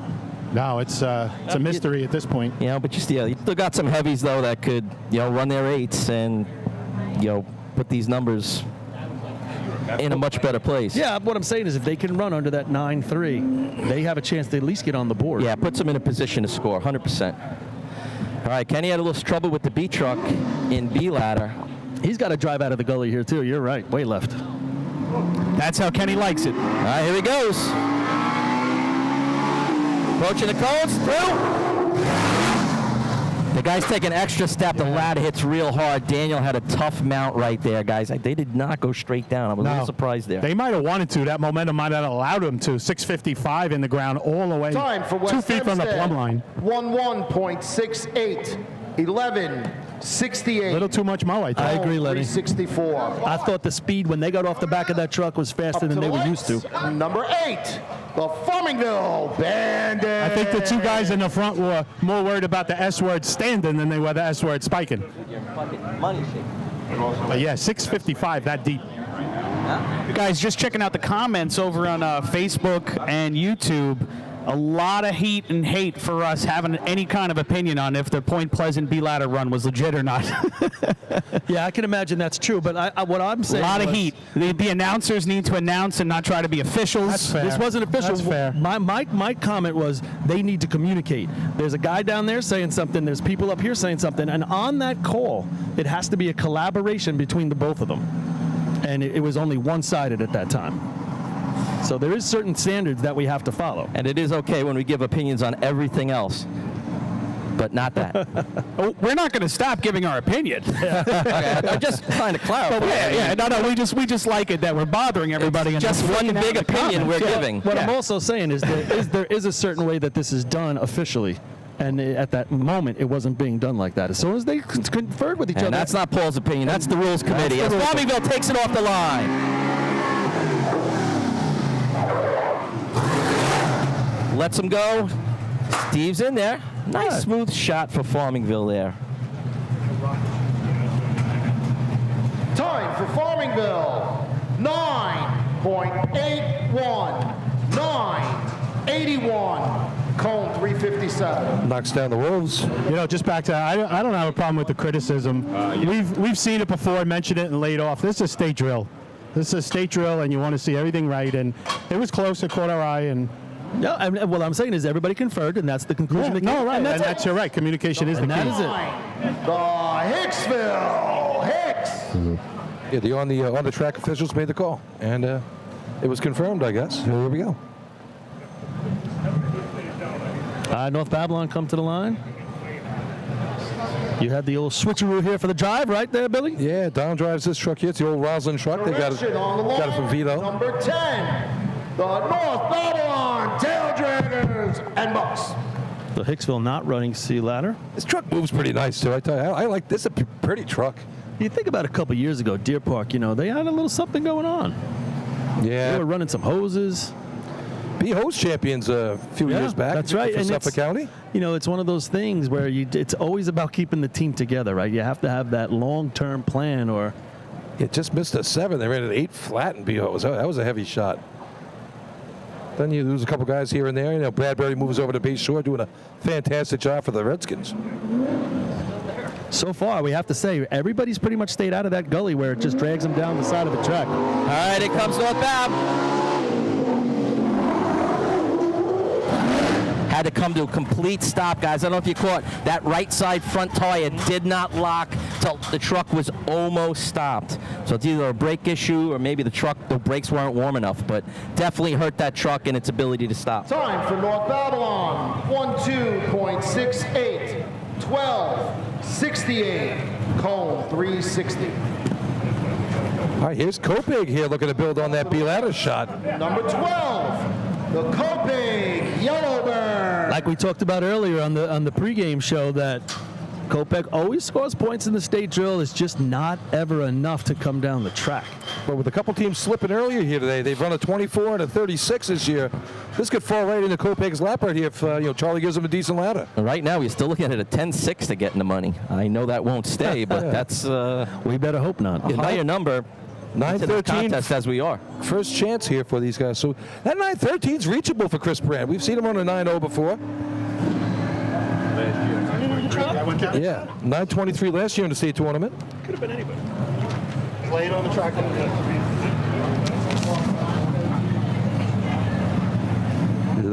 Let it go.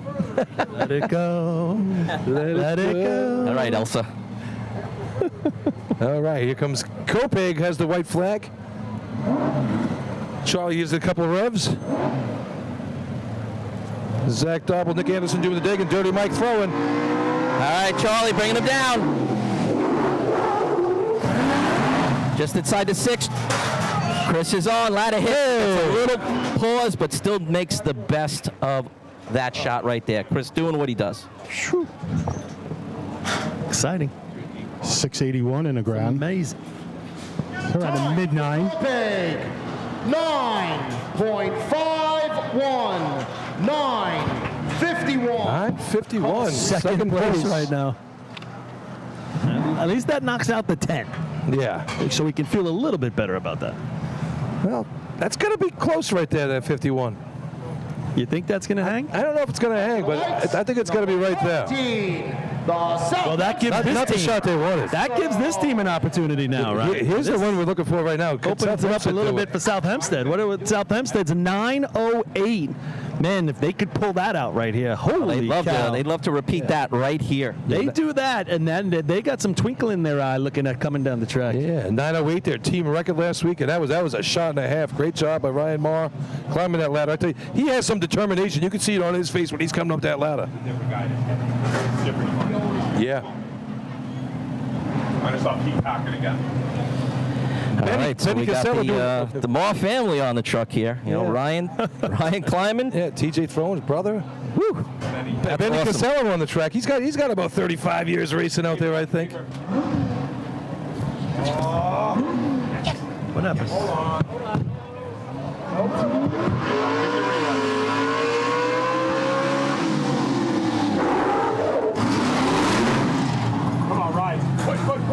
Hey, good shot right there for South. Wow, this could be an 8, boys.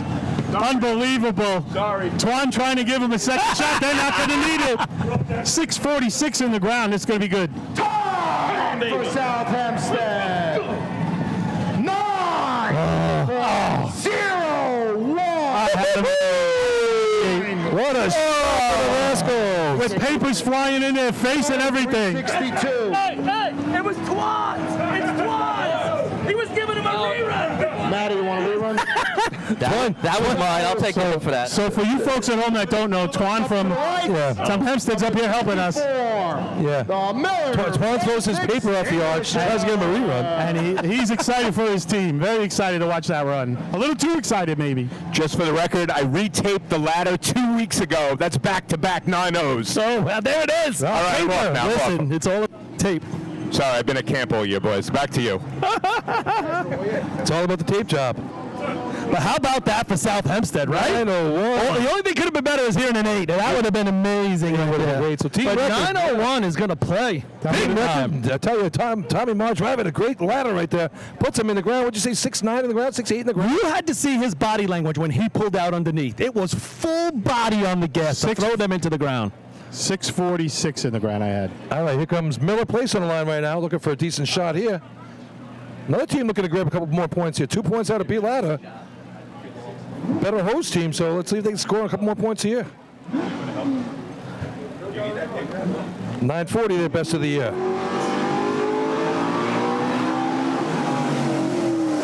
All right. Miller Place, a little bit of the hard break. Chris is on. Nice climb. Hey, for nice Chris shot. there. Clean shot. He was a little bit outside that ladder when he got off. Thrower struggling to get it up, 661 in the ground. Time for Miller Place. That's why he said 9.49. 949. That's actually going to throw them in the third. So 60. So, Paul, if interference happens in a run, it's from your own team. Do you get a rerun? How does that work, Mr. Rules? I don't know. Nah, listen, that was me. That was not Oh, I thought Twan. that was Twan. That was me. Oh, you got Hempstead. I'll own up to my mistakes, but it was South Hempstead's team list. You still bleed fluke, bro. I know that. It was still South Hempstead's team You got to list. use personal license and keep the story the way it was. It's much better when it was. It really is much better. Yeah, all right. Much better. Listen, Don't let the facts ruin a good story. I don't want Twan taking a beating on that one. To the lights. Well, you're both from Hempstead, so, you know. The Telling you. Oyster Bay Teddy's boys. That was really funny, actually. We all did the same thing. I'm like, oh, it just floated. as it floated down, and then reaching. it's going, and then you see him climbing. You're like, oh, you're not going to need it. No. Westbury not running. One of the diggers got hurt in B ladder. They're not running at all. Really? Not running C ladder, yeah. Oh wow. Oyster Bay on the line right now. Billy, do you never dug? If they'd asked, I'm ready to go. Got your pads with you? Hold on, they're running out of turn. I'm not like Lenny. I don't wear my pads unless I need them. Mic him up. All right, here come the Teddy's boys. Roll off the line. Gets off way early. They're going to come up way short. Why do we make the pass? Yeah, about 6 feet short. Need a 30-foot ladder for that one.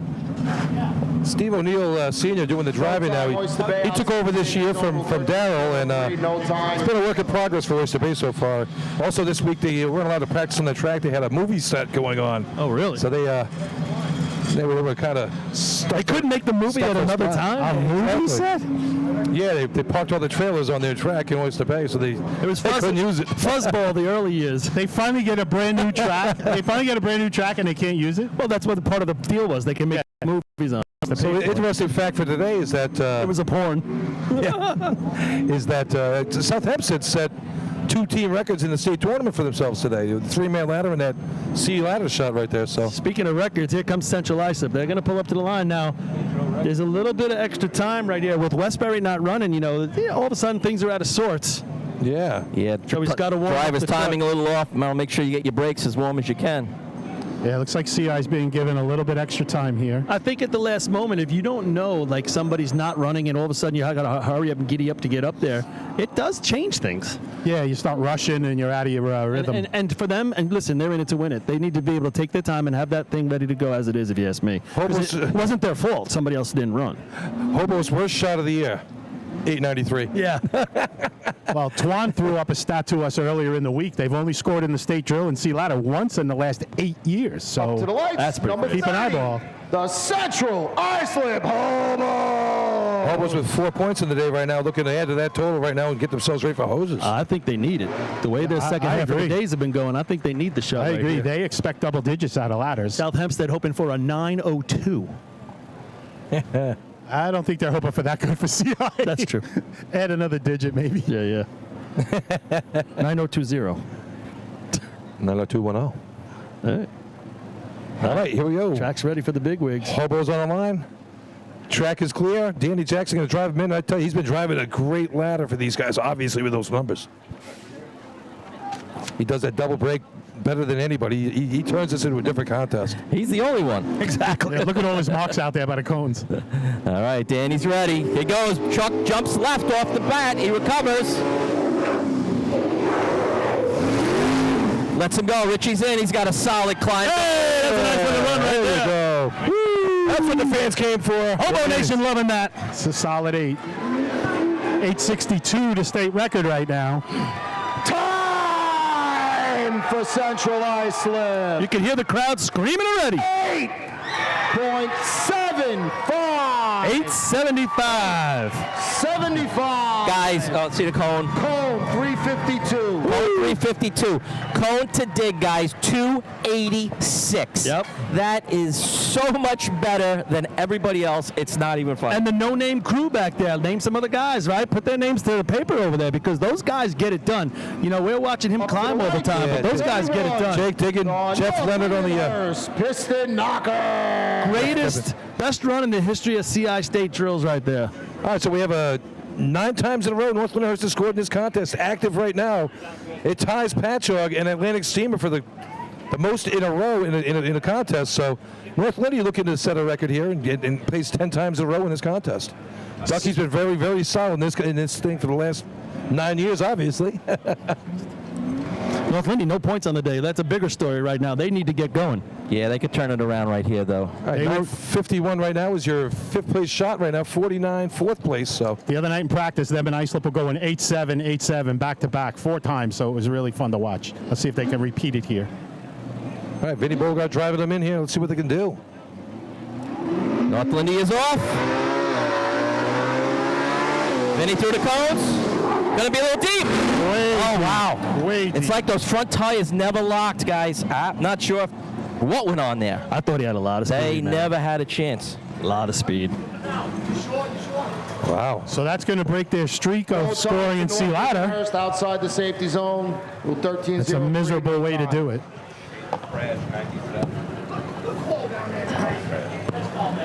Up to the lights, number 32. The Spencerport Red Onion. They're setting up a Spencerport here. They've got an 899 on the year. They ran at the Seabreeze Inn right up in Point Pleasant, 917 at Main Transit. 1 point coming in, looking to build on that. 2nd place last year with a 916 in the state drill. Josh Marshall does a great job as always. Well, they're the only team. Let me take a look. I don't know about the only team, but Spencerport has scored. Well, they scored 2nd place. You said last year, right? So yeah, that's when they ran at the CI invite here, they came up way short. I think we were talking about the 250, 225 versus 200. The extra line looked like he hit it the wrong line. Well, so. he's not used to driving on those. I discussed that with a couple guys out there, and he's not used to driving on that, and he thought it was a great learning experience. Let's see if it translates to right now. Yeah, that's going to say if he recovers there after that makes coming down here well worth it. All right, Joey Muniz doing that driving. We're talking about him right now. Josh Marshall, Nate Andrews throwing. All right, Joe takes him down the track. Right to the cones. Lets him go. They got to take an extra step or two. Josh bicycles on his 3rd step and wants to beat the top rung. 631 in the ground I had. He goes even 2-4. He's at 8-7. Time for Spencerport, 10.39, 10.39, Cone 360. Up to the lights, number 33, the West Islip Raiders. Hey guys, just an update on the survivor pool. Going into Sea Ladder, there were 143 left. CI had 79 people picked CI in this race, 15 Spencerport, 14 Islip, and 10 West Sable. All right. So still 143 left out of 250. I'm one of those 14. I'm out. I'm not. That's because you had Abby help you. That's why you're still in. Hey, Abby's one of our survivors a couple years ago, right? She had the winning numbers. Yeah. And then you guys went to Taco Bell, and the dog ate it all. Yes, that's a true story. The late, great Bradley. The dog ate the money or the Taco Bell? No, he ate all the Taco Bell. He died after eating the Taco Bell? He ate the Taco Bell. Taco Bell killed him? No. No. Had a lot of gas for a while. Yeah, I didn't want to clean up that backyard for a while. I miss my boy. So here's West Islip on the line right now. They ran last week at the CI. First time we've seen him run Sea Ladder in a couple of years, so good to see him out there.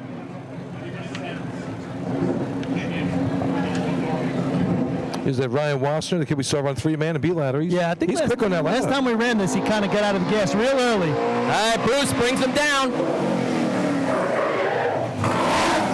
Lets him go. The thrower had a little bit of trouble as he's getting off. Kind of almost lost his footing. But it almost, I mean, for the first time, I think they ran it correctly the entire race. They gave him a shot and everything. That was okay. Yeah, that's progress right there. 13.18, 13, 18. That's progress. Yeah, it's good to see him because he really babied him the last couple times. So 34. Good job. The Henrietta O'Henrys.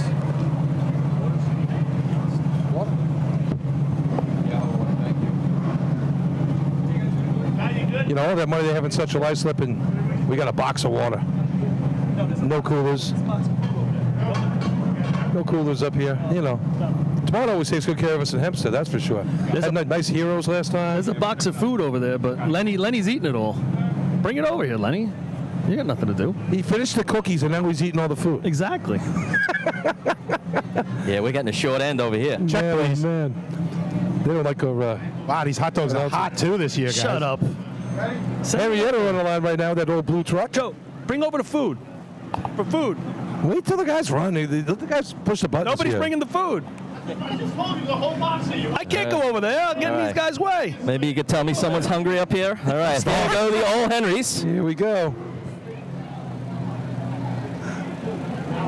Teamed up with Seabreeze. Missing Eric Munt. He was a great climber of those guys in Seabreeze. All right, here comes Henrietta.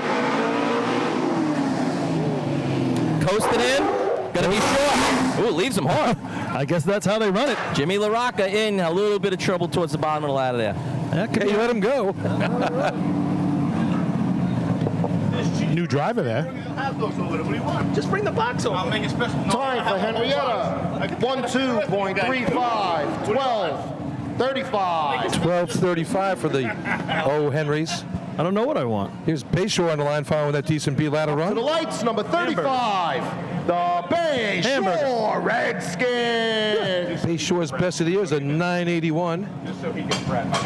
So we're talking about, CJ's best is a 966 as a Redskin. and then they're going to have the 951 is what's sitting around, right? Yeah, 951 Copaig on the bubble right now. Hey, gents, just a couple comments out there. Looking for some cone times, if you guys could repeat them out if you hear. Yep. Oh, I'll take the West. Thank you. I got it right here. We're using up... are you taking my ketchup? Got a burger. You sure? I'm not going to offer twice. I'll be over in a second. All right, Bayshore has the track. Mole going to be driving him in here. Let's see what happens. Yeah, if he delivers them, they got a shot at a nice low 9. Yeah, so 951. Whoa, front tires came way up off the ground.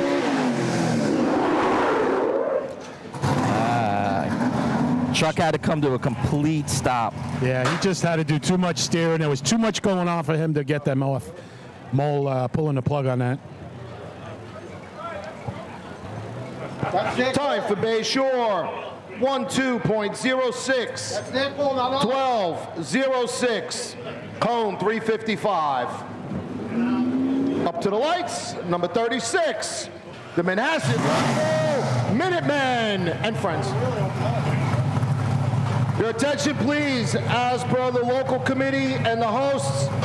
We know those standing spots are great along the fence. Please move back. We have other people who can't see. So 355 to the cones there, which is probably a true number, even though those tires came off the ground the way they did and stayed off the ground for so long. Guys, we're looking at over 1,500 screens watching right now at home. Also, folks, Matt, give me that tip jar while we're waiting for the Minutemen to take off quick. Folks, we're taking tip jar today. This is, you can send us a few dollars on Venmo at NYS FD Drill Teams. Every single dollar that we collect today is going to the Steven Siller Tunnel to Towers Foundation. So let's get a big pile of money going. We are, we're over $750 so far. So give us a couple of bucks and let's take care of this charity this year. That's good stuff right there. 875 for the Hobos leading this. South Hempstead 901 sticking around second place. Dutch at 913, 949. Miller Place, right? And then 951 Copaig. Copaig scored in B ladder, hanging around in C ladder like we said they would. Here comes Port Washington Manhasset on the line right now. Danny Solano driving the Port Washington Roadrunner truck. With a nod to Albertson. All right, Danny in that seat, ready to get going. Let's see if Alex gets a ladder to climb right here. He was a little tight on the last one. Can't get used to Danny in a Minutemen shirt. Yeah, exactly. All right, here he goes. Danny rolls it out. Right to the cones. Lets him go. Alex is on. Nice smooth climb going. Hey, nice job, Alex. I'm thinking that's exactly what they wanted, guys. It was under control. 675 in the ground. It's going to be a 9. Best shot of the year for them. Time for Manhasset Lakeville, 9.94. 9.94. 994 right there. Not too shabby. Yeah, really nice job. A lot of progress I'll right tell you what I like right there. That's number 36. Come on. Main transit. Excuse me. Number 38. The Main Transit Slow Pole. 359 to the cones, guys, for Port Washington, Manhasset. What I liked about that run was the contrast. I actually like the yellow shirts with the blue truck. Right? It looks sharp coming down. Why didn't Port think of the yellow shirts earlier, right? They had all the blue and everything, but they're yellow also, the Roadrunner. I don't know. I like the white Roadrunner shirts. The old school mesh. Yeah. What color were the Rangers? Or the Runts? What color were the Rowdies? I'll start with that one. I think they had red, right? Red and white, I believe, yeah. Yeah, they were red and white. I don't know. The Runts. I don't remember seeing the Runts. I remember seeing the Rowdies, not the Runts. It might have just been old-fashioned. I don't know. All right, Main Transit. Here they go. Now that truck sounded like it was sitting on the line, right? It was. Lightning. In that break, it's never good when the driver's shaking his head as he's in the break. Before he pulls out, yeah. Yeah, it's Ricky Bennett in his second uniform of the day. We'll see the Dansville green before the end of the day as well, I'm sure. 11.94. 11.94. I like how Rick just walks away. He doesn't bother with the ladder. Okay, guys, I'll see you later. He's got to go change. Yeah, he's in the next race. He's got more pants than I got shirts. He has one of those things you see at the dry cleaner. It's that he presses a button and all the things come around and he picks out an check outfit. this out. I get to run the button today. Hey, how about that? Point Pleasant just ran a 2. Boy, Pleasant on the line. They need to break a team record if they want first place. Their team record's at 874, so if they can beat that, that'll beat the 875 from Central Islip right now. 951, the lucky dog. But how about they sneak in there for 3 or 4 right here? They got 3 or 4 right here. They got big dreams. Yeah, look out. They can run some hoses. We know that. They ran a good motor pump the last couple tournaments out. I think they had a good bucket run this year. And a decent bucket run. They brought that down to a 23, so this could work out very well for these guys. I don't want to hear a peep when they dig it from anybody. Does everybody understand? That's right. Don't no opinions. Say anything. No opinions. Nope. Don't have one. But hey, if they do score points here, this is a messy tournament in the best way, right? This is the kind of tournament that we cheer for as broadcasters, as entertainers. 1,500 people on the edge of their seats right now. Bring it. All right, here we go. All right, Point Pleasant off the line. Approaching the cones. Little short. They got a lunge. Mike's in. He bicycles on his second step, then he misses again. Copic going to live for another day here. Yeah, they're going to steal another one, Bill. They go to 7. They go to 7. 11.98. 11.98. The big story also, and you said it right away, Twan, was the saving of that shot by West Sable, giving them 3 points. They're going to take the lead going into the hose contest here because of that alone. Chris, check your phone if you can. Another one for Miller Place, though. 2 more points for Miller Place. And you know Miller Place can play from this point out. And I got to tell you something. That South Hempstead 901 just misses an 8. Team record in also their first points ever in Sea Ladder in the state drill. So great job for the Rascals today going into some of their better contests. So Twani pointed it out. He's working the stats behind the scenes here, folks. He pointed out that first place time, that tied for the 11th best ever in a New York State drill. So heck of a shot right there. You're seeing quite a show here in ladders. Ooh. Lots of teams with opportunities. Stay tuned. And hey, Lenny, ladders wrap before noon. That's always been 2 hours, but always been the goal, right? Let's get it done before in 2 hours. So we got a fast-moving drill here. Things are really entertaining. We're going to do a little commercial break down here real quick while we hit reset a little bit. We're going to do a trophy presentation, hopefully, to the Central Islip Hobos for winning Sea Ladder. Move the equipment. And we'll be right back, folks. Committee, Rules Committee, General Judges, out to the...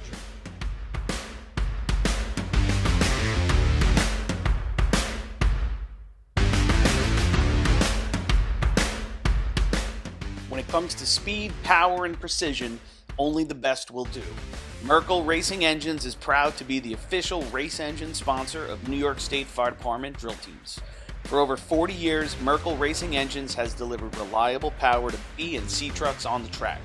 With a combined 250 years of in-house racing and engine experience, put your trust in Merkel to power your drill team to success. For more info, visit merkelracing.com. Merkel Racing Engines, where power and performance meet reliability. BigBucksMania.com. Get ready for the Middle Island Fire Department's Big Bucks Mania Party and Raffle on Sunday, June 1st, 2025. Over $32,000 in prizes and 22 chances to win, including a top prize of $15,000. Tickets are only $100, and your entry includes a delicious barbecue, door prizes, and live music featuring Sweet Ride, all starting at 1 p.m. Don't miss out on the fun, the food, and the fortune. Most important, you do not need to be present to win, so the Middle Island Fire Department invites fans from across the country to buy in using their convenient and secure online purchasing system. Head to BigBucksMania.com to pick your ticket number and to get in on the action.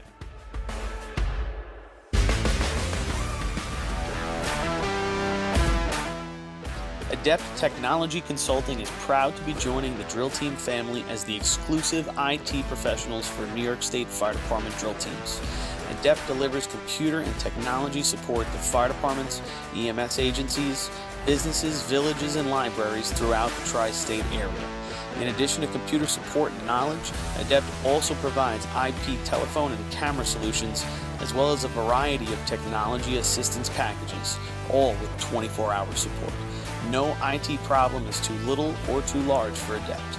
For more information or to speak to an IT professional, call 631-676-1756 or head to adept-techconsulting.com.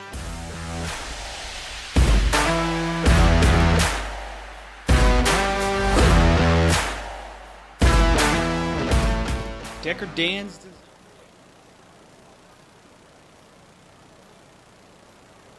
All right, everybody, we're here with the winners of the Sea Ladder Contest, the Central Islip Hobos. You guys, believe it or not, in Sea Ladder this year, in your completions, the worst time is an 893. You throw down an 8.7 again, the greatest run ever at state tournaments here at Central Islip. But tell me a little bit something about how comfortable you guys are. You guys are the fastest team from the cone to the dig each week, and by far you were today.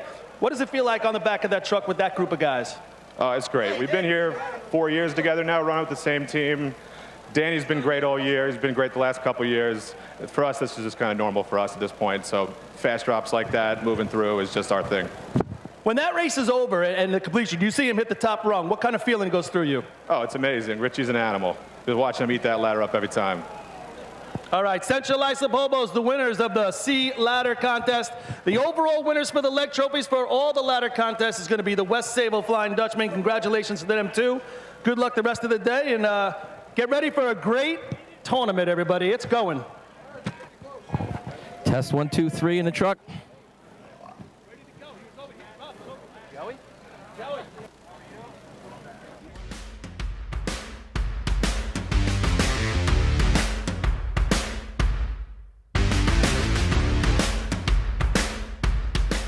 When it comes to speed, power, and precision, only the best will do.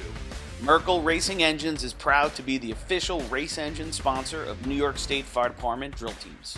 For over 40 years, Merkel Racing Engines has delivered reliable power to B and C trucks on the track. With a combined 250 years of in-house racing and engine experience, put your trust in Merkel to power your drill team to success. For more info, visit merkelracing.com. Merkel Racing Engines, where power and performance meet reliability.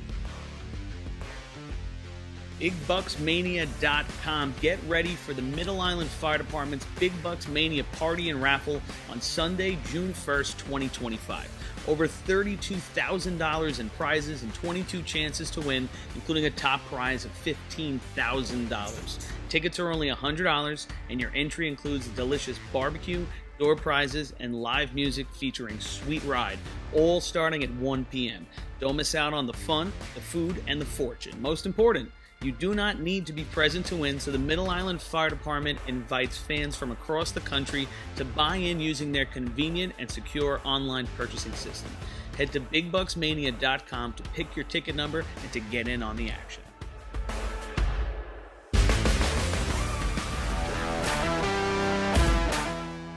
Adept Technology Consulting is proud to be joining the drill team family as the exclusive IT professionals for New York State Fire Department drill teams. Adept delivers computer and technology support to fire departments, EMS agencies,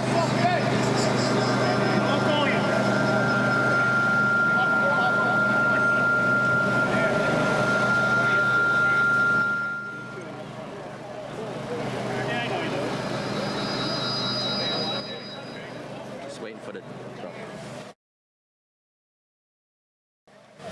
Are we going to be on there? Okay. Yeah, we're going to be on. Like 10 minutes. Okay.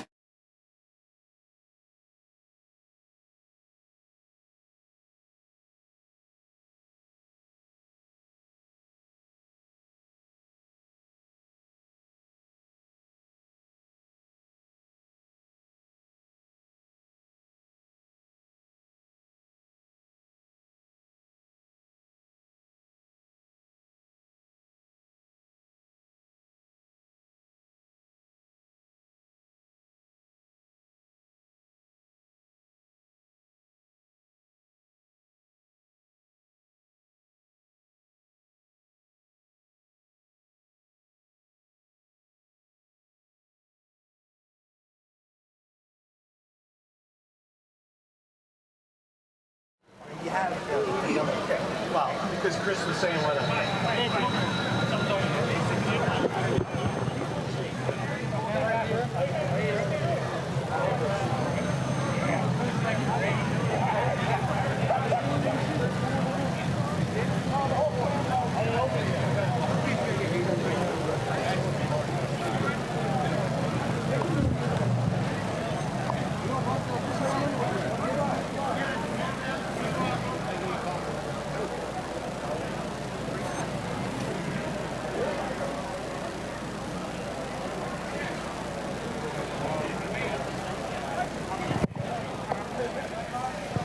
We're going to do this?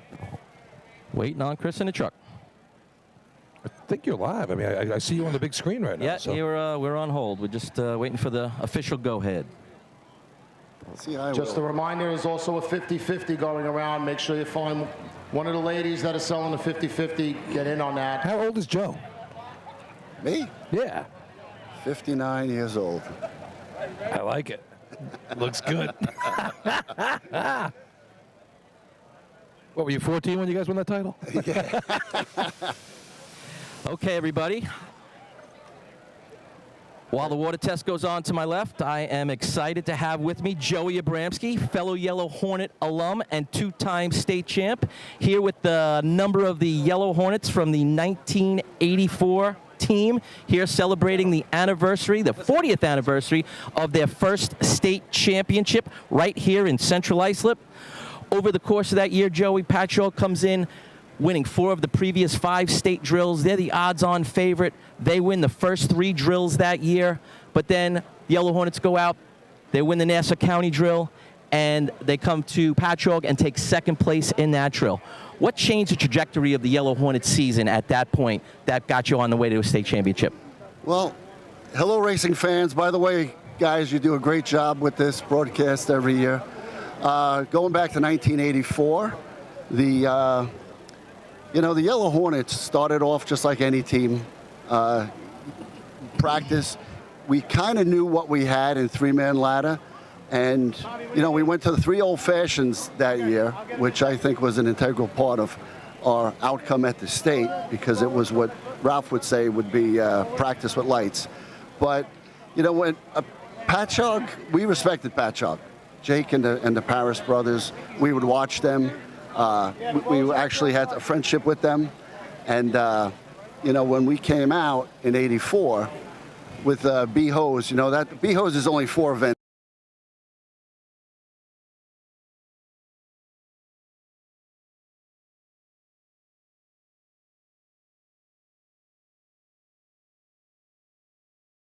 three-man ladder record. You were first man on that shot.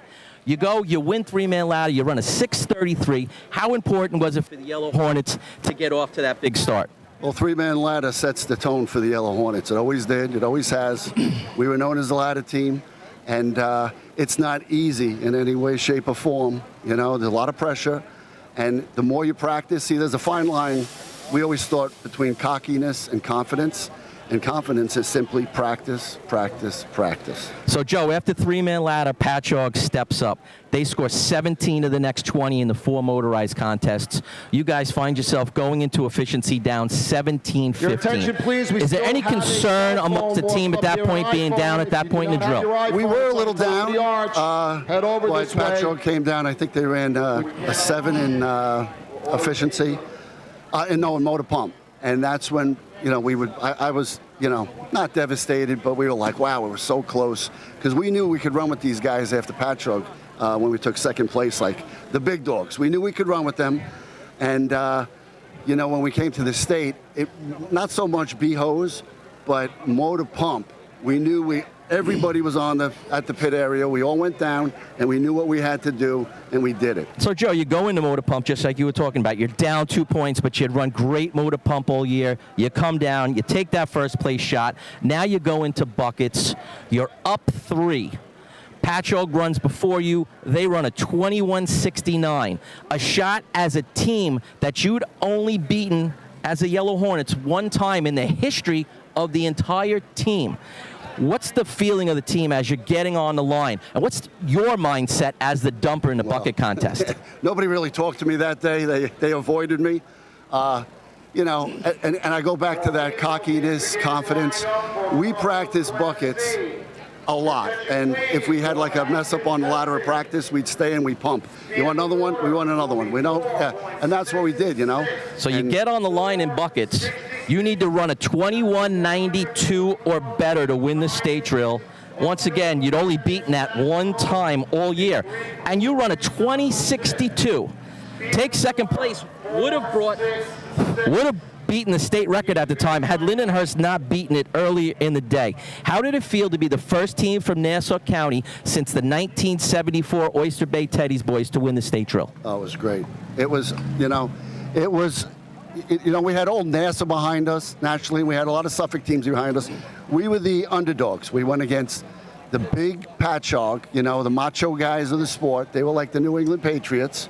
And, you know, we showed up and we did it, you know. A lot of practice. A lot of practice went into that bucket shot. So you come back, 1985, you win the state drill again after not winning a drill that entire year. You win back-to-back, something that has not been done very often. Your brother Tommy, one of the key men on that team. He was the third man at three-man ladder. He was your climber. He was the hydrant man. You were his first man. You were his thrower, you were his dragger. How was it running and how was it winning with your brother Tommy? Oh, and I was his protector. Don't forget that. I was a bigger one. You know, it's great. Brothers out there, if there's any brothers and sisters out there, it's a great feeling. You know, and I had my dad would race with us after being a bucket man. I had my cousin Jimmy and Larry. But with my brother Tom, you know, we talked a lot about racing, you know, be the first ones to show up all the time. And we were just so into it, and it was like a family bond. Yeah, winning with family, I've had the pleasure of doing that myself. It's pretty awesome. Great feeling. Thinking about those 84, 85 teams, Joey, a lot of talent on that team, but also a lot of personality. Is there any person or team, who made the Yellow Hornets go? I think J.R. Cottrell, there's a lot of them. J.R. Cottrell, Mike Lang, Ralph Frail, naturally, but everybody I give a kudos to on the team. Scott Maxwell came over from Oceanside. Tom Donano in buckets was the, you know, he set the pace all the time. And then it was like, you know, Donald, Mike, Larry, Jimmy, Adam. I mean, we just gelled, and we had fun going to tournaments, and then we found out that, hey, it's a lot more fun when you could do that little 5-truck parade at the end of the course. Yes, winning makes things a lot more fun. Joe, what has the friendships and the relationships you've developed over your years from when you were racing and even since then? Tell us a little bit about that. Well, being from Hempstead with 2 teams, the Flukes, you know, friendships were always there, and firematics, we'd always fight fires together. And, you know, the Flukes, they were all our friends. We practiced together sometimes. And outside the course, you know, we met a lot of teams from Suffolk, the Pistonockers, Westerners, New Hyde Park Termites. Just a lot of good teams. The Dutchmen, everybody was so helpful. You know, it was great. And the friendships made, you know, it all worthwhile at the end. So, Joe, it looks like we're ready to go with the Sea Hose contest. Congratulations to you. Congratulations to everybody on the team. I got the pleasure of running with the Yellow Hornets and winning twice in 12 years also. It's a great organization. Tell all the guys back there I said hi, and I hope to catch up with them for a drink later. Thanks. Great job, guys. Thanks, Joe. Congratulations. Great job. And hey, Contest to be run. before you go, Class C. thanks for telling us about the Jackie Clapper being a Hornet. 9-3 held by East Islip. Track record 1-2.08 held by Patchogue. Overtime in this contest is 20 seconds. All right. Everybody, please remain on the outside of the guardrails. Get Up with to us, the Paul. lights. Number 1, the Riverhead Ironman. Welcome back. Here we go. It was a nice interview there with Joe Abramski from the 84 Yellow Hornets, celebrating their 40th anniversary today. Big crew of Hornets down there in the pit area over the Steel Ladder start line. That brings back a lot of memories, boy, I'll tell you. He tells good stories. Sure does. And my favorite was Jackie Clapper running for the Flukes. All right, here comes the Polish Eagle, the Riverhead Ironman on the line right now. Let's see what they can get done right here.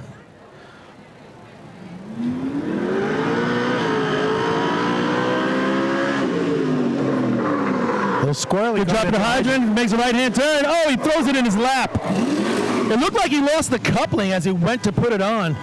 Ended up in his lap. Yeah, it might have moved in his hand, Paul. Nozzleman's hoping it's on. Yeah, Kyle Watson, the hydrant. We're missing Polish Pete today, unfortunately. That's too bad. Overtime for Riverhead. Overtime. All right. That's going to get us right to Islip. Yeah, overtime, a little water on the track here. Islip's on the line. Cone 371. 8 points in third place right now. Our top 5 right now. 10 for West Sable, 9 for Central Islip, 8 for Islip, 7 for South Hempstead. There's a surprise. And 4 each for Miller Place and Point Pleasant. Number 2, the Islip Wolves. Islip's got to be feeling really good right now. Yeah, they gave one back there in Sea Ladder, but, you know, you're going to give one back once in a while. But here's one of the better contests, the Sea Hose contest. Josh Kaysen took over the nozzle duties this year and really blasted it a couple of good times for us this year. 1260, 1265, 1266, their best 3 shots of the year.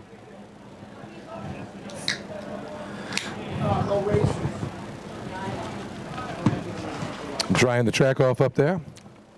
Heavy Kevin Jansen on the hydrant today. Nick Patch anchoring for him. Tommy G. Messina up top. Josh on the nozzle. Really, I mean, I tell you, dude, what a nice job he's doing just picking it up first year doing it. Yeah, no doubt about it. Tell you what, Farmerville won this race 2 of the last 3 years, you know, so I don't think you're going to get the same winner. That's for sure. Another thing to look at this race is can North Lindy get started? I mean, they're going to have to get started sooner or later. Well, they like to play water, so I wouldn't be surprised if they did. But, yeah, the pressure's building there as well. Yeah, not the start they North Lindy at all. Islip, first team ever to run a 13 in Sea Hose in a state drill, 1968. And that's Josh's dad. No, I don't know if it's Josh. That could be Josh's dad running nozzle. Yeah, that might be.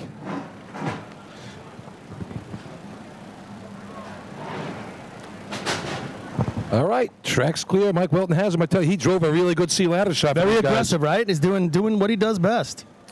All right. They're on the truck. Heavy gives it the kick. They're ready to rock. Couple revs of the engine. There's the kick right there from Heavy.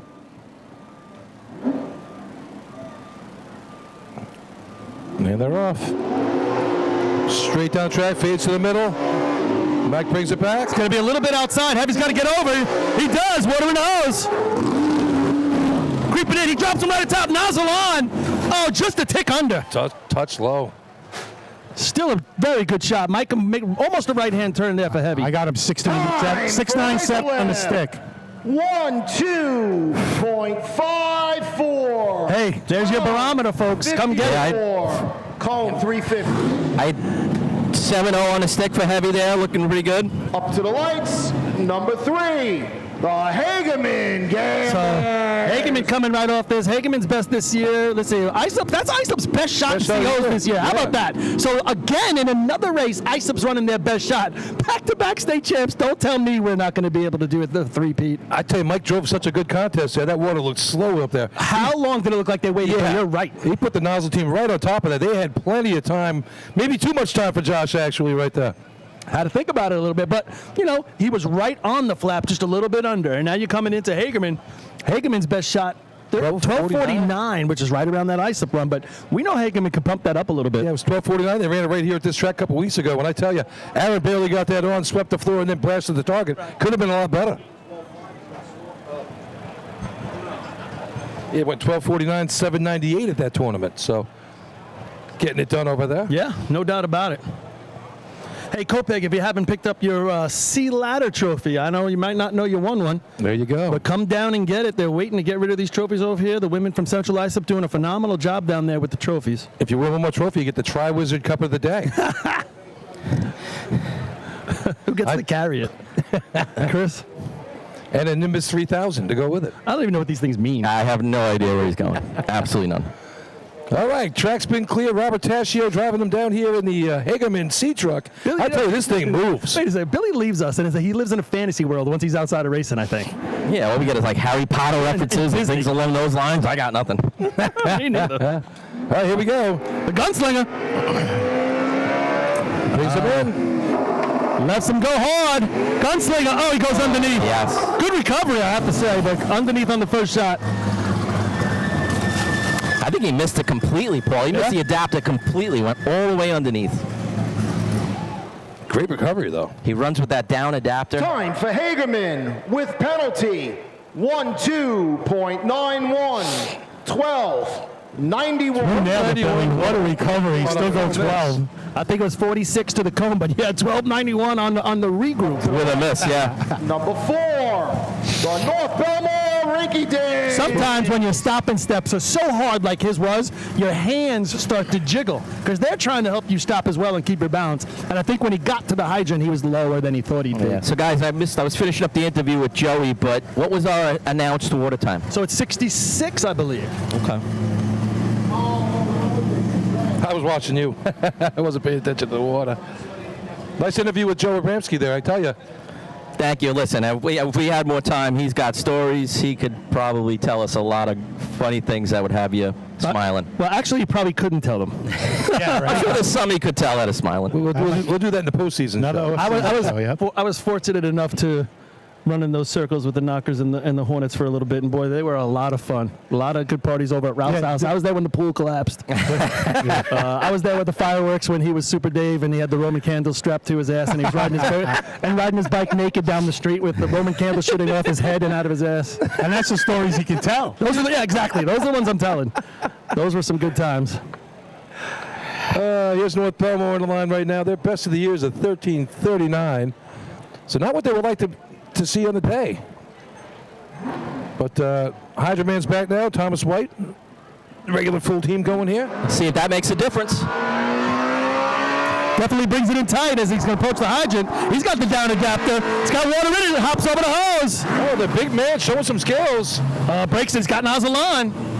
Just a little low again. Tell you what, looks like these trucks are getting all the nozzlemen down there, right? They're all waiting. Yeah, they have plenty of time. Like I said, they didn't even set that clean up top, but still had plenty of time. 13.15, 13.15. If that was me, I'd be going back. If I'm running in the back, you got to tell your nozzleman, hey, you got a long day. Don't panic. The West Sayville Flying Dutchman. Of course, we want you to hit your shot always on your first shot, but if you don't, stay composed. So that Hydroman did a Paulie special there, and it looked like the coupling was going to come off, Paul. I don't know if you saw. He had to run back to it. Thing was spraying like a banshee, and he stood up. Paulie would have been rolling down the street. Thank you. The crowd, just telling the truth and staring at the crowd, with the ear up, Can I hear it? Can I hear it?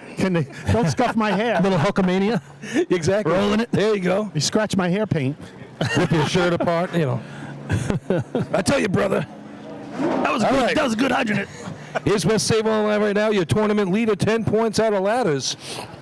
Who would have thought that? 10 points out of ladder to be a tournament leader. I thought we'd have a little bit bigger number there. Yeah, but based on what you've seen all year long, but West Sable's. I mean, veteran For team. somebody else to get more than 10 out of ladder, I think it would have had to been CI. Right, It yeah, would have yeah. been super heavy.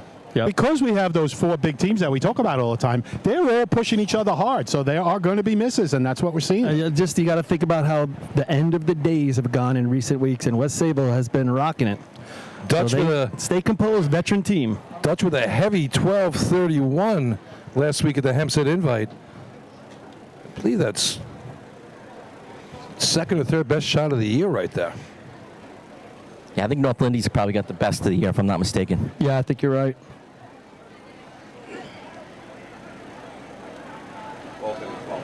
Yeah. All right, here we go.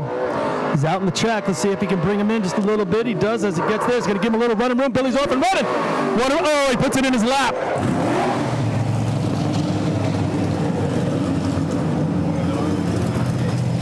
Okay. Hard to see from here, but it looks like when he gets to the hydrant, his body posture is a little sideways, and sometimes you tend to roll your hand and try to place it on instead of doing your normal Time hit. for West Sayville with penalty 14.84, 14.84.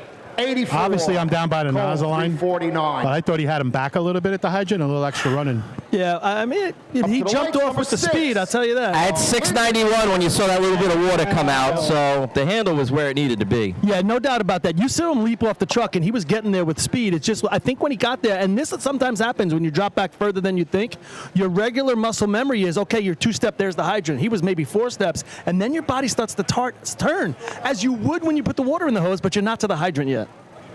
I don't know if everybody can understand that, but that's a muscle memory thing. It is. It's a muscle memory. Especially with a consistent driver. Check.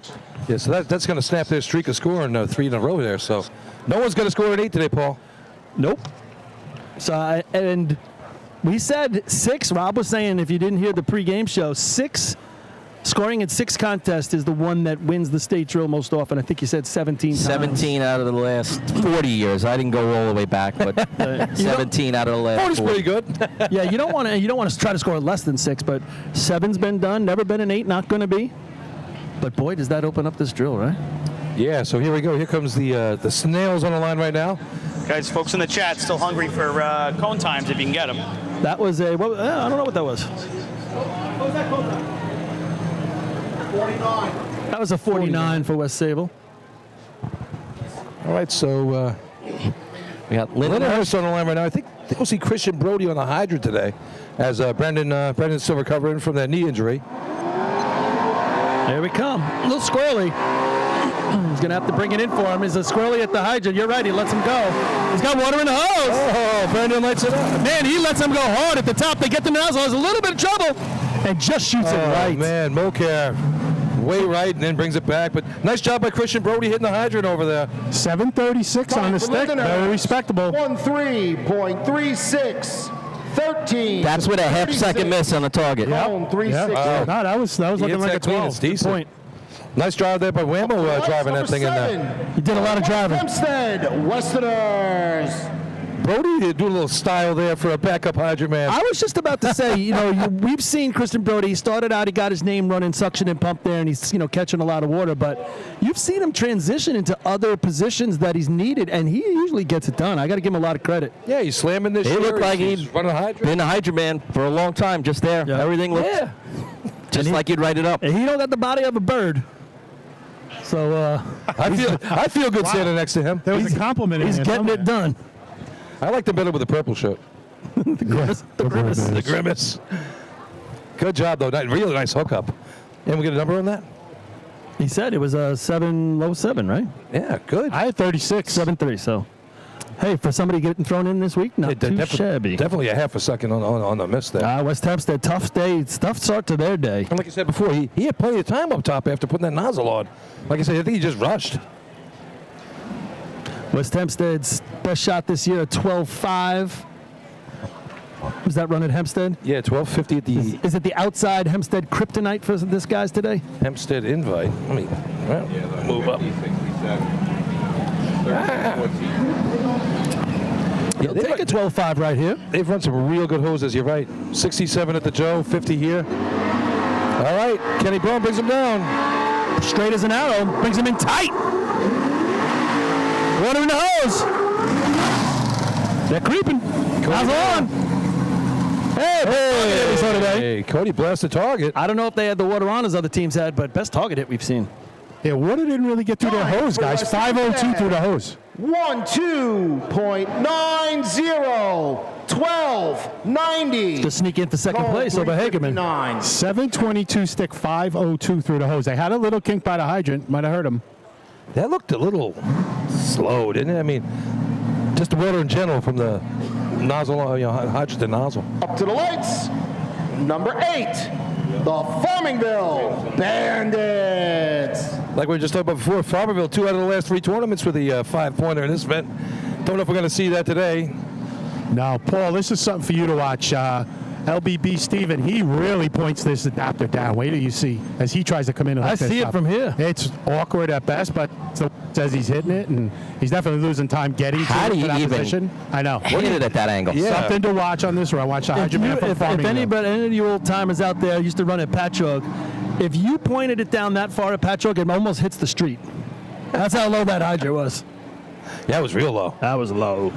Yeah, he's got to contort his body to get under there, but this is what they're left with. And you'd have a tough time sneaking that coupling in between the street and the adapter if it was pointed down like that. I miss those days at Patchogue, right? You're backing up in COs, putting your ass right in the pricker bushes.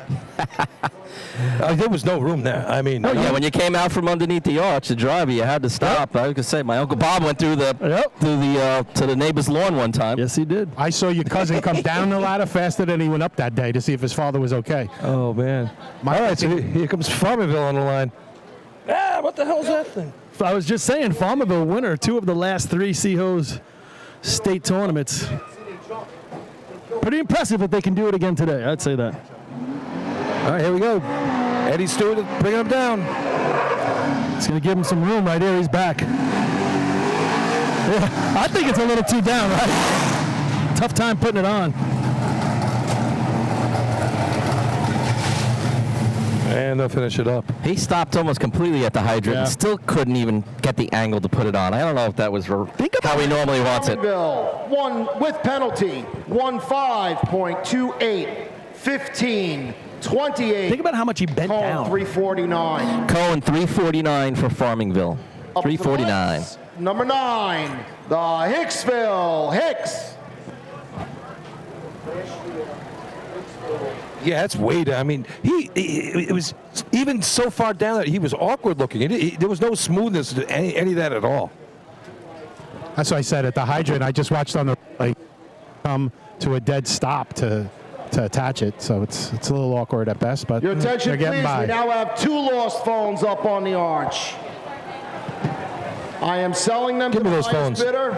I'll leave them a One surprise. is an Android, the other is an iPhone. They're on top of the arch. Check your pockets if you lost your cell phone. Check your pockets. If we open the password, we're ordering pizza. All right, here's Hicksville on the line right now. Their best shot of the year is a 14.71. They did it at the county. Team records at 12.49. Doug Chiz on the hydrant today. He took over the hydrant duties this year. Doing a pretty good job putting it on. Just not a lot of help up top. Danny Rico up there. Joe Carroll breaking for him. Pete Abbs. Pete Abbs on the hydrant. He's a lot of fun. Good kid to hang out with. Great crowd here. We mentioned it earlier, but boy, it looks like it even got more crowded. It is, Paul. I'm right across from it, and it is just packed all the way down to the shack. Even the extra Go further down. Look at all the tents down there. Right. Those are all packed. There they are. There's some crowd today. Shout out to everybody back in the back country there at your camps. There comes Hicksville. He goes out to the middle of the street a little bit. Same with the hydrant. Now he's going to bring it in a little tighter. Lets him go. Oh, he clanked off the front. They're going to be deep up here. Oh, no.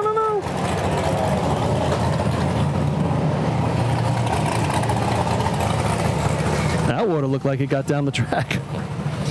Water at a dummy length. Yeah. Never a good sign. He had to do some nifty driving to get around the target there. 19.23. 19.23. Cone 379.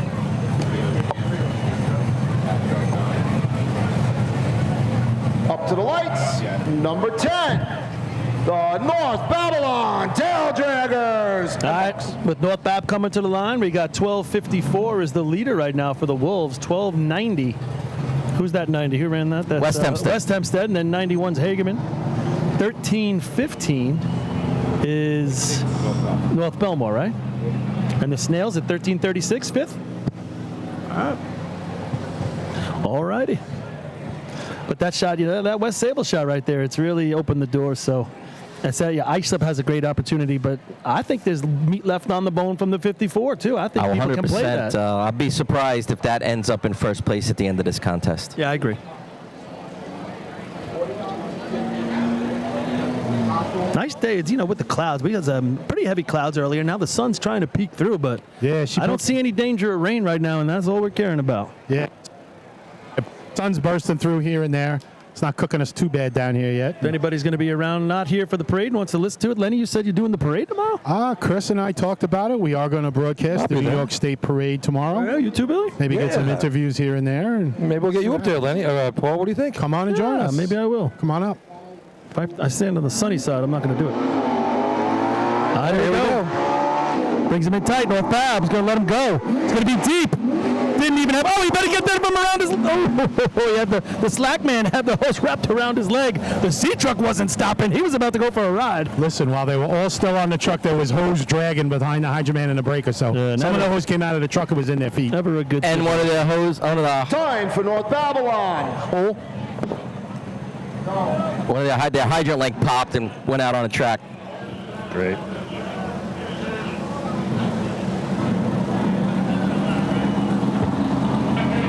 Yeah, a little adventurous, that run right there. Always scary when the hose gets wrapped around you. You don't want that. And it wasn't just quick. I mean, it was time. He took a few steps. Hey, he was dancing down there. No time for North Babylon. Hose was out of the bed prior to the proper lines. No time. Maybe that's what happened. It came out on the way down. That's what I said. think that's what Lenny said. Yeah, it was dragging. I could see it coming around the side of the truck. It was like under the step by the hydroman, so it must have come out way early. There goes your hole in the hose, probably. Could be. Up to the lights, number 12, the Copeg Yellowbird. Think about that ride. That's probably about a solid, 3 seconds? As you already know the hose is out behind you and you got to jump off into the hose because the driver doesn't know. That's 3 seconds of a little bit of retrospective on you in your head as you're, what am I jumping into right And here? there's no way to get that message to the driver. So the important thing there, though, is you got to get off the truck. You have to. So we had that happen to us one time out of Hagerman. The hose got caught up under the truck. It got wrapped around the axle. Yes, I was about to bring that up. Go. And it was horrible. It was just a bad day. Darryl was driving. We had to jack the truck up and drag it up the track, and then had to unwind the hose from around. And it was on there. From around the axle? From around the axle, because it fell off. It came underneath when he hit the brakes, and we went to pull out. It wrapped right around the axle underneath, and just a real disaster of a day. I had to throw that day. There was nothing good about that day at all. I guess not. I think the best part is that it started with Darryl was driving. Yes. Oh, Darryl was good. I have no problem with Darryl. He drove our best runs ever. I mean, I think he could still help someone out on the track. I think so. Some of these drivers out there don't know what they're doing. No names mentioned, but Jesus, that would be quite an apology tour. All right, guys, Copeg been chipping away. Yeah, it's Copeg looking for the like I said, the Tri-Wizard Cup. Yeah, well, on the line right here. If they can score and see hose. We said it listen, they always score. It's just never enough. Could this be the time? Copeg with a 12.96 at the county tournament got him nothing. 13.08 at the North Belmore got him 4 points. 13.42 at Selden. So these guys can get it done in the C-Hose contest. Mike Petschow really coming alive as a hydrant man. And Frank Weller up top, finishing off a couple good shots this year. Here we go. Charlie Fitz driving them in. Truck's been running real well for him this year. Here it comes. Coming into the hydrant. He's going to be nice with Spot right here. He's going to let him go. Oh, he goes head over heels. Oh, he hooks it up and then goes by the stick. If he could have just got that stick. Boy, that could have been nice. He slipped as he stubbed his came in there and.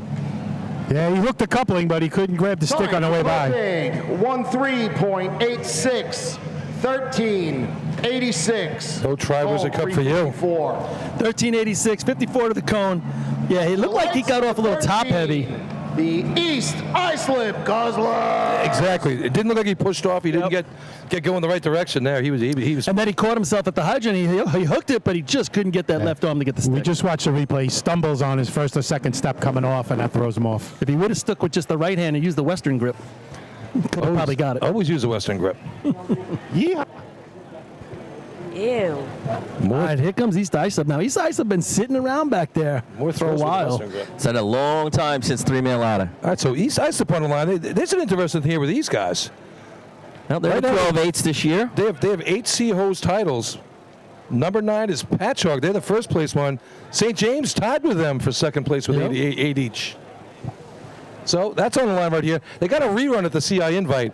He was tied on the first one. That second one, I think Sandbag, what, do you have a half a step in from the hydrant? He handcuffed him pretty barely good. Fitting between the truck and the He's hydrant. another one that runs with that down-facing adapter, but nowhere near as far as we saw when we watched Farmingville. Yeah. 8 victories in state drills for St. James. I would imagine 7 at least are cookies, right, Lynn? Yeah, something like that. Maybe all 8? All 8? Maybe.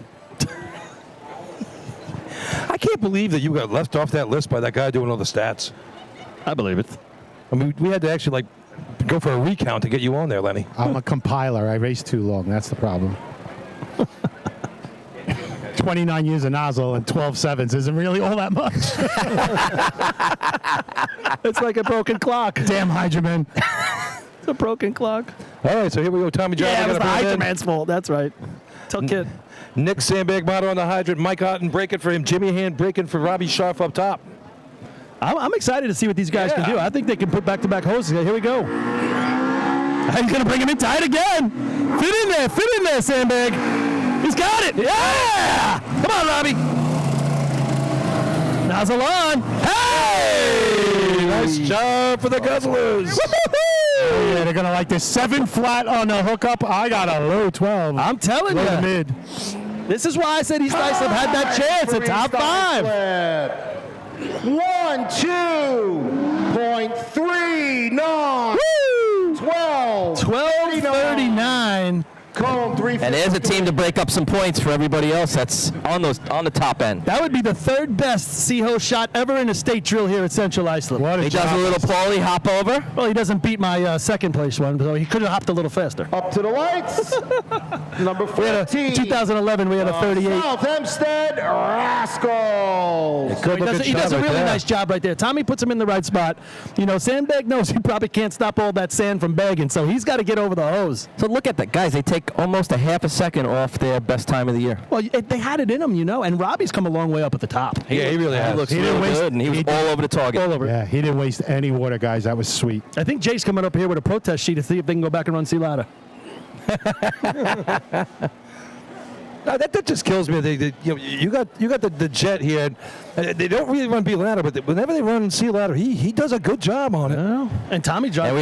And what did you need to run in C ladder today? 9.4. Right. Yeah. Exactly. So now you're kicking yourself. 9.51 takes 5th place. Yeah, he's got 9 1s and 9 2s to his credit. I mean, could have put him in the ground at 6.4 and let him go.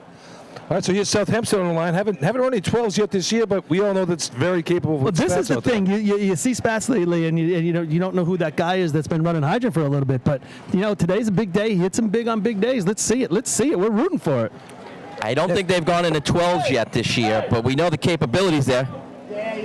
7 points on the day for these guys, so they're in 4th place right now, coming out of ladders. So I'm going to have you say that again. South Hempstead is in 4th place at the state drill. Out of ladder. How about that? Yeah, no. Pressure's a privilege, Spats. Well, let's see what you can do. Right? Yeah. Spats is usually dealing with zeros, and he could just let it fly. So now the game's a little changed for him, but he'll get it done. Yeah, we've talked about it, how the ladder teams really come on. Hoses has struggled a little bit, but my money's on Mike Spats. Let's go. Fellow Manfester on the hydrant today. Good to have him out there. Water in the hose is the name of the game for them right now. 100%. And let the young kids up top do their thing. Ryan Marr, the climber, is the nozzle man as well here. Noonan getting ready to throw a piece of paper on the track. There it goes. All right, here we go. He's got a nice tight line. He's going to bring him in a little bit. He's got to let him go. Water in the hose. This guy's got to crush it. Nozzle on, just a little low right. A little low right, but yeah, he let him way back, right? What'd you get? Way back, 754 on the open. Yeah, you could just see it kind of coasted in. He didn't bring him in. 13.00. 13 flat. You know, when 366. When you're not, when maybe I'm going to be off on this, but when you're a team, you're West Sable, you're CI, and you have points, you're in the top 4, you're going to hoses, you get aggressive. 16. You get aggressive. Place And I think South Hempstead not being familiar with being in that situation is kind of like, hey, let's just, instead of let's go for it, let's not mess up. Yeah, go for a 5-point. You know what I'm talking about? Maybe that mentality a little bit? 13 you're flat. Not there. He's 7.5. If he's 7.20, it doesn't even have to be a heavy number. That's a 12.7. Now you're in 3rd place, and maybe that scores. 13 flat, you're in 5th place now. I just don't see that happening. Think about Spats in his history. He's a heavy-duty water on. You know what I'm saying? He likes it hot, right, too, right? Right, that's my point. He's the guy that can handle it. Yeah. Let him play. Well, he really didn't this year, maybe, and that's why they backed off. Listen, any moment a great moment. I hear you. 13 flat's not going to do it, I don't think. All right, Carl plays Frogs on the line right here. Frogs been doing okay at the in this event. Matt Peck doing the job, former Rebel from Levittown. Father Drew been around for years. He's in the stands right now rooting for him. He's really come a long way as a Hydro man this season. So putting some water in a hose, 1336, 1372 with the county and Central Islip at this track. So let's see what they can do here. Geddes been driving good. Yeah, I agree. I think looking at that 13 flat, maybe there's something they do. And listen, he can hit the McCann's. He's running nozzle here, right? McCann's on the nozzle. He's one of the better nozzle men. He can hit the target. You just got to give him some water. There we go. Geddes brings him down. Brings him in tight. Lets him go. He's going to have a little running room. Oh, nope. Water's in the street. That's what we've been talking about. He actually drops the coupling. Yeah, that's not good. Not good. No. Breaks his hand on a hydrant. Not good either. Overtime for Carl Place. Overtime. Cone 353. Brings us to Miller Place. Big shot here for Miller Place. Reaches across his Hydro man before the Hydro man gets off. The stories, we're all used to the big boys playing, but when you get the story of a South Hempstead. The Miller Place Extinguisher. South Hempstead or a Miller Place, those are the things that bring the excitement back, right? You root for these guys to be able to come down the track, let them have a little moment in the sun, and who knows where it brings them next year, right? You get fired up. And they have not run the 12 yet this year, but now would be the time to, run that 12.7, 12.8 and see where it puts you. I'm curious if it's the truck, because we can put it on the hydrant, we can hit the target. And they run heavy B-hose, so is it truck issues? I know it was in the beginning of the year, right? That truck wasn't running well. We were actually saying they should buy another one. Your attention, please. Fire police out front has told me there's a black Mazda on Janice Lane. A black Mazda JKW 4619. That's JKW 4619. You must move your car immediately. You're blocking the driveway. They are calling for a tow. Get over and get your car, please. Why would you park in front of someone's driveway? It doesn't make sense, though. The neighbors over on Janice Drive are not going to be happy after this drill. No, they're not. I mean, the chicken sacrifices gave us the parking lot across the street. I know, that was nice enough. Actually, isn't that where the officials were supposed to park? No, there's Janice Drive. Yeah, but everybody was. Is it Annabello's? I got here at like 5:15, so I could have a spot right here in the lot. 5? No, I didn't. Yeah, so get back to it. Here's Miller Place on line. They got 4 points right now. They're sitting in 5th place in the drill overall out of ladders, so they got what they wanted out of ladders. Okay, so wait a second. You're telling me going into hoses that South Hempstead and Miller Place are both in the top 5. Top 5, How about that? I mean, stuff like that doesn't happen often. So their team record's at 12:43. They ran it last year at please, the. Has a white Harley with the red Knights. Have to move your motorcycle, please. You're blocking in somebody who has to leave. White motorcycle, just kick it out of the way. So 12:43. Their best shot of the year was last year was at Hicksville on Labor Day. They had a good weekend that weekend. 12.99 at Hagerman. They did the double. Yeah, do the double, and then this year 13-0. Their best shot, 7th place at the county tournament out in Ridge. Yeah, they're going to need to go a little deeper than that hit. Yeah, they're going to need more than that. Looks like the trucks are a little bit better. I thought he drove a pretty good sea ladder today for him. Better than he's driven all year, obviously. Well, maybe the truck performed better. Yeah, that's what I was going to say. It was a little bit better. No, you said it was him. It's always him. It's him, JJ. Him. Is it time for him? Dun, dun, dun. All right, we're going to get this dry sooner or later. And the towel rears its ugly head. But we can see now as the shadows come in, it's taking over the hose part of the track. So you don't get the sun beating down like you do at Hempstead. I mean, I tell you, last week we saw a couple teams water the whole track down, and 2 teams later, the whole track, I mean, it was dry, bone dry. That's how quickly that track These trees need dries like up. like a lopping, like a halfway. Boom, cut them down halfway. Yeah. You get another 80 years out of them. A lopping? A lopping. Lop them. Lop them. That's a lot. All right. Track's been cleared. The guy with the funny hat gives him the white flag. No, the guy with funny hat's down here. Oh, that's your buddy? What'd you do with him? Davey. All right, Scott Latiza on the hydrant. Former He's CI hobo. He's put the water in the hose a couple times on this track, more than a couple. Been struggling the last couple of weeks out, so let's see if he can change their fortunes right now. Rick Batchelor doing the driving, doing a good job. Chris Russo, the climber anchoring today for Scotty. And Justin Kiki up top with Cisneros as the breaker. All right, here we go. He's gonna have him where he wants him. Nice and tight. He's gonna let him go. Here we go. Water's in the hose. No squirrely at the top. They're gonna have to attack. He's got nozzle on. Hey, I got a nice little run right there. Nice job. There you go. Nice and smooth. I don't know where it's gonna end up, but Stick, Lenny? 7-11 on the hookup. For Miller Place. This will be a 12. 12.76. 12. Third place. 76. Cone 359. It just looked smooth, guys. There was nothing crazy, hot, wild about it, but it just a nice sea-hose shot. It was back a little. Around. Back a little. They had a little loop or kink at the hydrant. Might have hurt him a little. Billy, what'd you get to a call place? I missed it. Overtime. All right, Turtles on the line, 12:45 at the Hempstead Invite. I think Seahole's been their best runs all year, right? I think so. 13:09, 5-pointer at the county. 4 points last week. We got a measurement of a dummy length here, guys. Oh, that's a shoot me one. What, if they're short? Yeah, they're I tell you what, it looks a couple inches short. He's very short. Oh, no. And it's not easy to stretch a dead length. No, it's not wet. It's dry. It's while we're doing this, a Wildcat jacket. Survivor Pool update. There are 71 left starting Seahose. 20. He's trying to shake it to get it longer. 20 of them have You Brooklyn in there. cannot get gonged for this. This is... No, I think he's got it now. No, he's short at the other end. Looks like they got an adapter on one end to stretch it. He's trying to make it longer, but it ain't happening. Nope, give it to him. They're good. Justin came running over. He was not happy. Why are you even playing that game? You should. Exactly.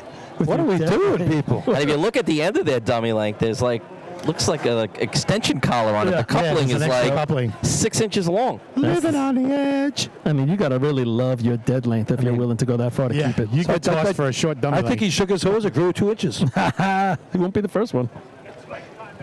Ew. All right, here's Westbury. There's more money in the jar. Ching, ching, ching, ching, ching, ching. Big Dan hooks up the hydrant, the adapter man, most important part of the contest. Make sure that's on right. So Matt Rath doing the hydrant. He's been doing a great job filling in as a backup, and now he's taking the spot. All right.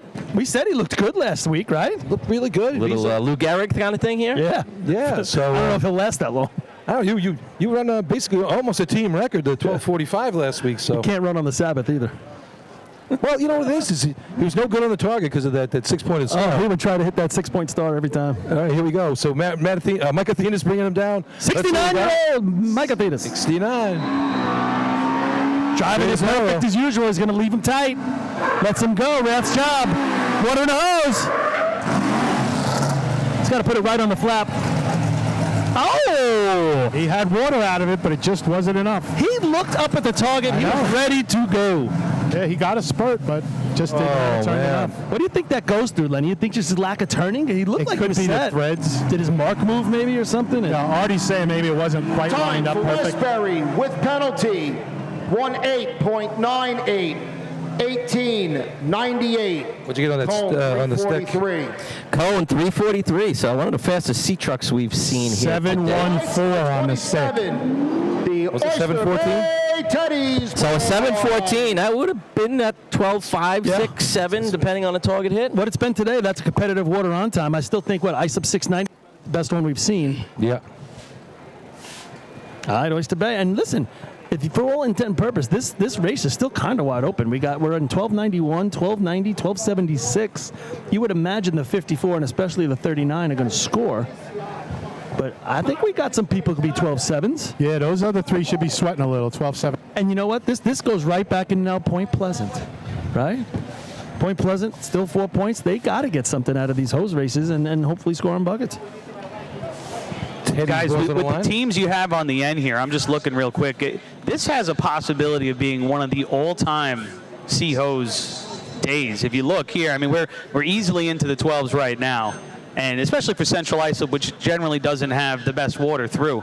You're talking about, if some of these teams hook up here, we might have some real, like a 1254 fifth place would be insane, but for real, Possible. Could happen.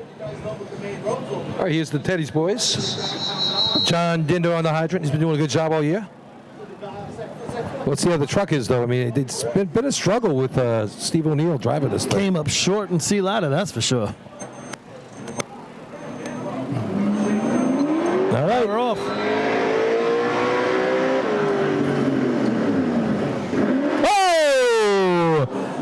He knew it too. He's just shaking his head. He's got to worry about these guys. He's got to let them off. Rescue to the track. Rescue to the track. Just didn't get a hard break there to push off of. That's it, Lenny.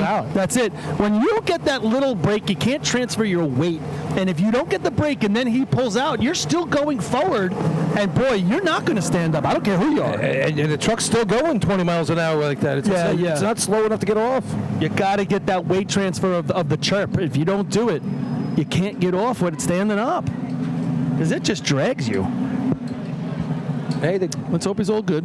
It's go time. It's go time. I mean, that was weird. That was don't go time. Yeah, that was, boy, not good. They got the stretcher, but I'm looking for the EMS personnel. Yeah, CI guys got it. There they come. He's got his fanny pack on. They're ready to go. He's up. He's at the hospital already. Nah, he looks like he's good.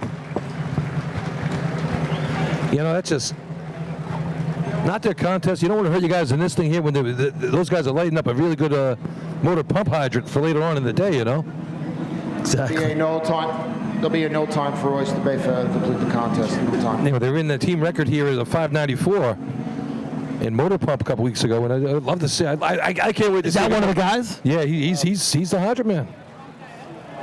He doesn't got to go. Get it. I'd be like, I'm not going over there. I just got to. No. Up to the lights. This isn't NASCAR. We don't need to go to the infield care center. Islip Herbo. All right.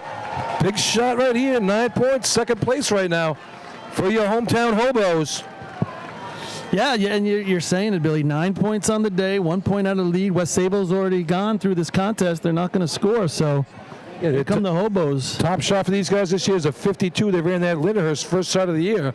They've got a 77, 72, 86, 96 on top of that. So yeah, so it's very consistent, but might need to be a little bigger today. They're going to need a bigger number than that. 1976, the Bicentennial, first time anybody ever ran a 12 in C-Hose at a state drill. It was these Central Islip Hobos. Probably not these guys, but light's wrong. The Hobos. Lights? Light is wrong. Lights? Yellow. Is it still bad?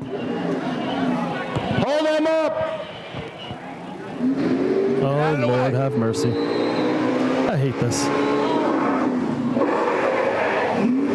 All right, it's got water in the hose. I don't know where it's going to end up.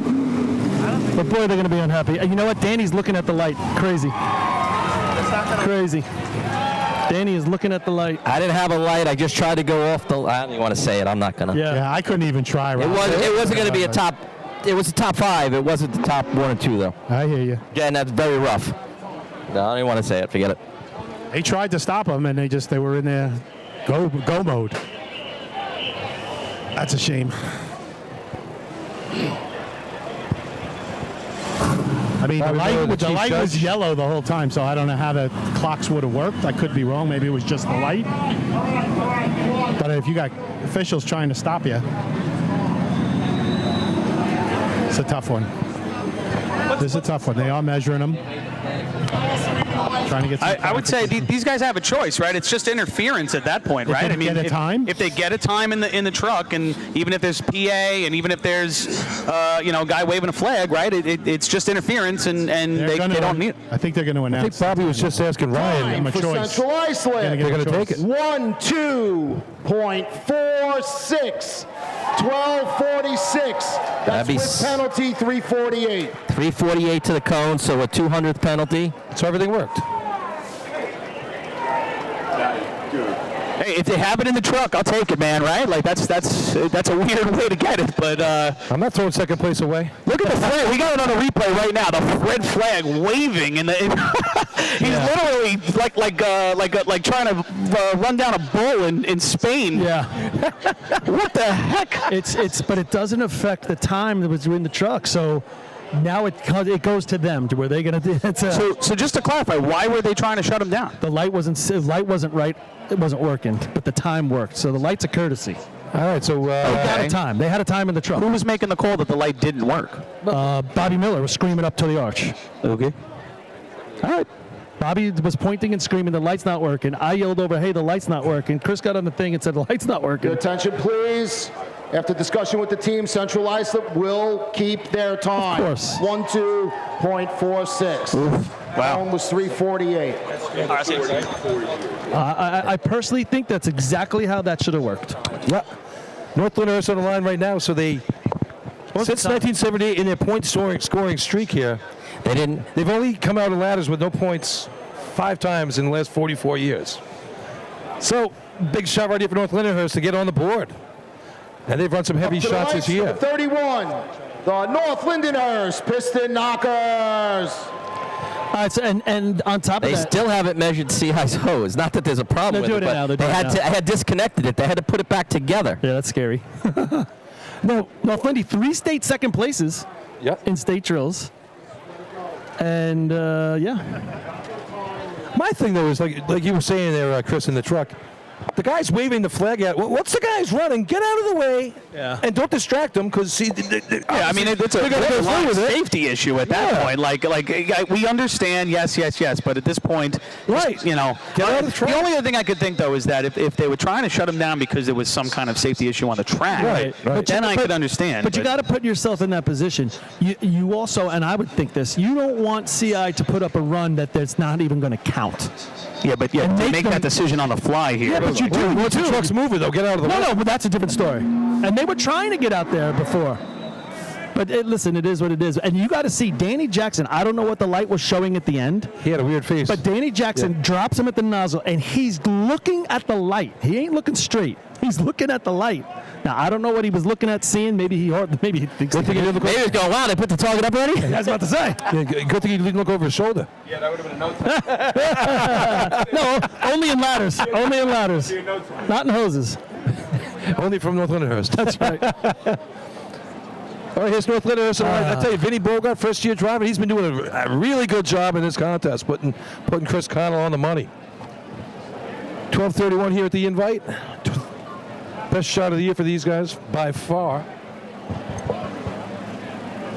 Their all-time records at 12:04. They ran that last year. Scotty Rice's last CO shot ever. That was a fun day. All right, here we go. Track's clear. Piston Knockers have it. Looking to grab some points. No points out of the ladder, like we said. Yeah, they want to make people forget about CI real quick right now. All right. They got to get their day started now. Yeah, I would say. Taking their time on the line. Waiting with bated breath up here. Here we are. Chris Connell on the Hydra. Ducky's anchoring for him. Johnny on the flat breaker for Kevin Kinley up top.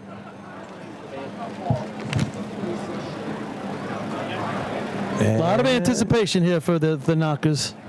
That 1 minute time's got to be almost there. Getting close. Remember Matt Hassick gong for that? Here we go. There we go. Nice and straight. Water's in the hose. Oh, they're going to be right on top of it. He stops, got nozzle on. Hey, there's a good-looking run. And he blasts it. Really nice job stopping on the dime up top there. Yeah, they went half a step by it and both got back. 7:17 stick. This is a mid-12. It's right in that ballpark with everybody, right? Challenge for third, I think. 1-2.54. Tie. 12. Ties the Wolves. Ties the Wolves for third. 52. Ties the Wolves for third. That's going to knock 76 into fifth, right? Yeah. And that is Miller Place? Yep, Miller Place hanging around. Spencerport on the line right now. On the replay, guys, nice job Spencerport. up top. Them knowing where they are on the track. As soon as they got off, they both kind of put the anchor out. Kevin Kinley goes a half a step by, but still puts himself in good position, knowing he's got time. You know, Rob, we were just watching it down to here, too, and Artie was next to me commenting what a great job by Johnny as the breaker, waiting until Kevin got set there. Just that split second, or could have been moving a coupling, might have made it tough. It's nice we have two really good nozzle men up there on the top end there. Yeah, he probably wanted to take the nozzle out of his hand. Give me that. Give me that. Artie and Woody? Oh, Lenny. I know you meant running. I'm looking over to the side. We've seen Spencerport go 12-7 this year. Well, yes, but they have an outside shot right here to score. We really were counting on them to score in B and C ladder, and both ladder contests just kind of went away. And you saw how angry Josh was, but he's going to run hydrant here. He's going to be aggressive. He's going to go for it. Yeah, they took 3 points here at the invite when they came down. So one of the better contests as well. Going back to that North Lindy shot, I really think North Lindy had to beat the 39 if they were going to have any aspects of winning this drill. But top 5, been in it for a long time. Here we go. Or at least at 46. All right, here we go. The quiet truck is deceivingly fast, this truck. Right, I agree with you. You don't know it's coming. Sneaks up on you. It's pretty wild looking. I like those the flares on the front there. Looks like a real race car, like a Formula One type thing. I'm not a fan. Not a fan. Not my favorite. No. I'm just saying, it looks different. It's got a nose cone. Looks like it's ready to take flight sometimes. And we're off. Someday. They're not off. No, they're not anywhere. It's so quiet, I don't know. They're so not off. It's so quiet, though. Here they are. Maybe they are. Here they are. Coming into the hydrant. He's going to be tight. He's going to let him go. He's got a little room. Josh's going to nail it. Oh! Coupling's in his front. Coupling went right in his lap. I think he was too tight, Paulie. I think you're right. When he got off, he was tight. He didn't have an angle at it. I don't know if it would have mattered. They went by it at the nozzle anyway. How do you? Time for Spencerport, 14.17, 14-17, cone 354. All right, so just bounced off the side. 12:39 from East Islip, still hanging in there. The West Islip Raiders. It's getting late in the competition. Only a few teams left to go. Yeah, and you're thinking about that 76. Out of those teams, who can run that 76? I think Bayshore's got a good shot at it. And Once again, Point Pleasant. we have Point Pleasant. two That's it. cell phones up here. If you lost your cell phone, they're at the top of the arch. Westbury wanting that nozzle back in a, boy, that would have been a decent shot. Oh, man. All right, here's West Islip. 17:03, their best shot of the year. See if he gives them a little bit more like he did in Sea Ladder. Yeah, I think, like I said, they've been growing each week. Give him some more. Give him a big boy shot here. Goodbye. All right. Ralph wants to get his voice. I hung up on him. You hung up on him? See you, Ralph. No worries, my stuff. Yeah, goodbye. All right, looks like we're about ready for West Islip to go. Is he down there? Guys, just to give you a quick update on the Venmo alert, letting West Islip come off the line here. We've officially crossed the $1,000 mark for our donation as an organization to Tunnel to Towers. Send us a couple bucks. All right, here we go, West Islip. He's in the gas. Brings it over to Cones. All right, lets him go with the room. Oh, he clanks on it. Spank makes a good recovery, but they are deep up at the top. Breaks it, hands it to the nozzle man. He turned the water off. Gives him an opportunity. Oh. Danny would have yelled at me for that. Don't touch the coupling. That's right. Let me do it my way. Time for West Islip, 18.78, 1878. Oh, he gave it to him, man. He drove it. 384. Yeah, 384. They got more in that truck. All right, next up we have the O. Henrys from Henrietta. A little sea breeze spice in there. I'm going to give a quick shout out down to Florida, Indian Harbor, Florida, at the Kiwi restaurant. Dylan Perry, Chris Morales, the chefs. They're watching it down there in the restaurant in Florida. That's Chris Perry, our announcer, his son. So good luck down there. Hope you're enjoying the tournament. Where would that be in relation to Dunedin? I think it's right near Dunedin. What town are you talking about? Indian Harbor. Dunedin. Dunedin? Dunedin. Dunedin. It's Dunedin. Wasn't there like a character in Star Wars? It was Dun-Dun. Right? Dun-Dun. Yeah, that was it. Your attention, please. Henrietta is on a 20-minute breakdown. Oh. All right. We had Mo, guys. We had Mo. We didn't need that. 20-minute breakdown.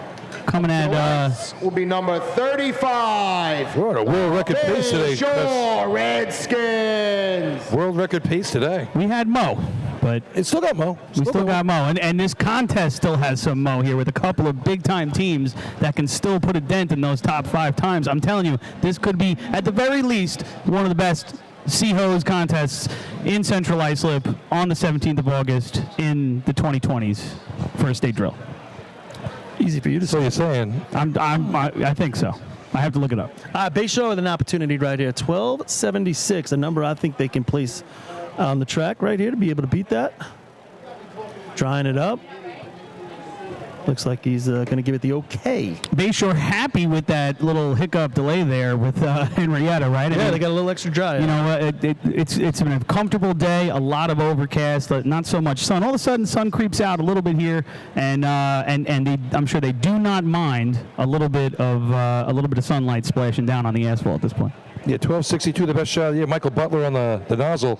They washed him out a little bit at the invite here. Yeah, he had a chance that day. I thought he was going to blast it, but Paulie, team record on this track, 12:35. Is that you? Yes. No, is that a question? No. Why was it on 8? Paulie. Interesting. Why was it on August 1st? Sea hose team record is not Paul. Oh, it's not. Here it is. Not every. Yeah, I said on the track. Yeah, it's Lenny, 12:35. that was the question, Lenny. Follow along.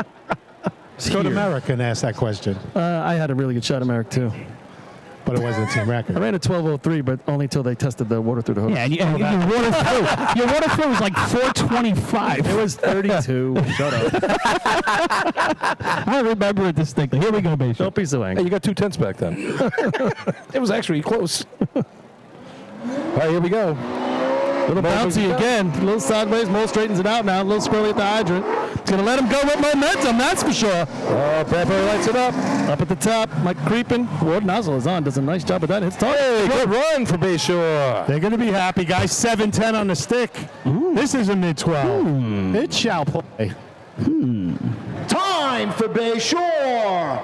1:2.52. 12. That sneaks in for third. Third place. Pushes Islip down 1. Pushes North Lindy down. Lenny, Yo. is it officially time for a game on? Game on. There it is. We were waiting for that one. For what? The game on. The patented Lenny Gombert game on after a great shot. 12:52. That's going to put Bayshore. I think Bayshore has an opportunity now for top 5 as well. They're going to run better than most at the end of the day, I think, today. They've made some changes. Wow, spoken like a true Bayshore. No, I'm just saying they made some changes. Bayshore homer there. They got Frankie back dumping in buckets. Number 36, the Manhasset Lakeville Minutemen. Manhasset. Now Manhasset's looking at 54. That's a tie for 4th and 5th. Well, just back to this time, 0.03 of a second, and they'd be 3 points less. So huge couple of hundredths right there. All right, we got Steve Licardillo back this week off the DL, and Alfred Cheese Diaz doing the anchoring for him. It's Alfredo. Oh, yeah, that's right. My bad. And we got that brand new B truck in the back there, that Silverado 2500, I think it is. I'm eyeballing it from here, but what exactly is going on with that pickup truck? in like the most difficult spot. It might be there for the breakdown. That's what I'm thinking from We're jumping it? Are we jumping the sea truck? All right, so here we go. Danny Solano going to be doing the driving. His nephew Anthony on the nozzle today. And Matt Chacon doing the braking. Here we go. Couple revs of the truck. Here we go. Danny brings him down, middle of the track. Brings it back in a little. Lets him go. Billy Clark, I mean. No, Steve, look at it. That's Billy Clark over there with the Albertson shirt. And he struggles at that hydrant mightily. And they're going to finish that up.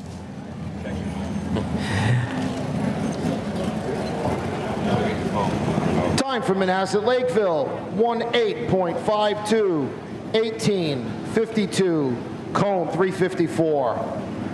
Best time ever. Up to the lights, number 38, the main transit, Slowpokes. State racing history.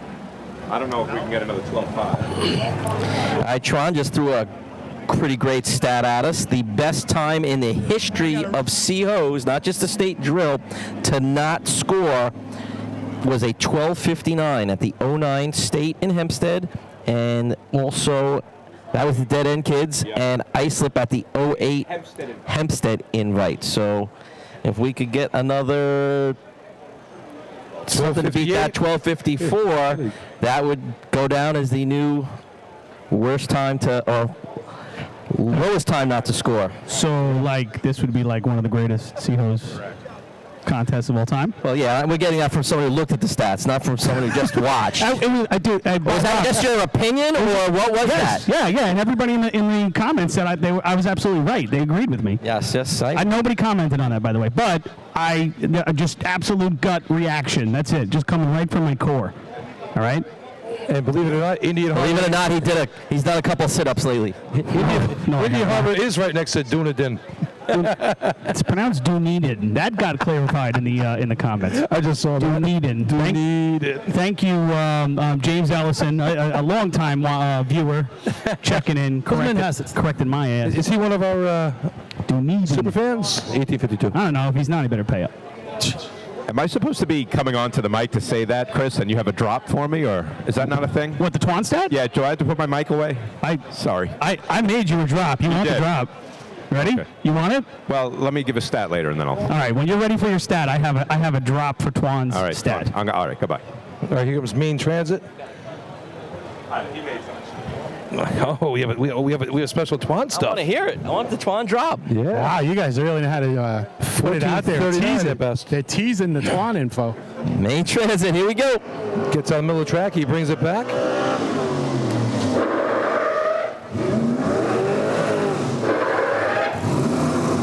There's that green shirt. Not hard to spot Ricky right now. Shuts the truck down underneath the arch. Time for main transit, 14.88. Oh, just misses the best shot of the year. All right, here's our final team right now with 39. a breakdown. Point Pleasant. All right, 12:76, the number of points looking at. What was that time, Billy? I'm just not paying attention. 14:88 for main transit. So Point Pleasant on the season at 12:56. Their best shot at the Central Islip invite here. They had a great run going. Eric Thomas thought he had it on, and the nozzle just blew off at the last second. So hopefully they're looking to beat that 12:54 and get themselves a couple more points. They're in 4 points right now. It's a tie for fifth right now. Guys, we mentioned our Venmo, right? Tunnel the Towers. Right now I'm getting reports that Venmo is down. We have broken PayPal. That's how awesome we are. Thank you, donators. Venmo is apparently not working. They're going to change their minds, and they're not going to sign up. Well, it's absolutely because of us, 100%. There's no way there's any other reason. And but hang in there, folks. Hopefully they'll get their act together. I'm sure Elon will figure it out at some point. I think it's those Iranians. Yeah. DDoS. We've been hacked.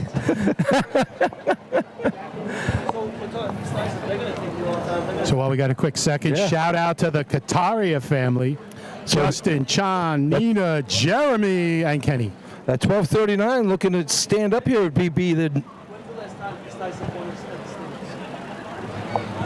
It's in my pile here.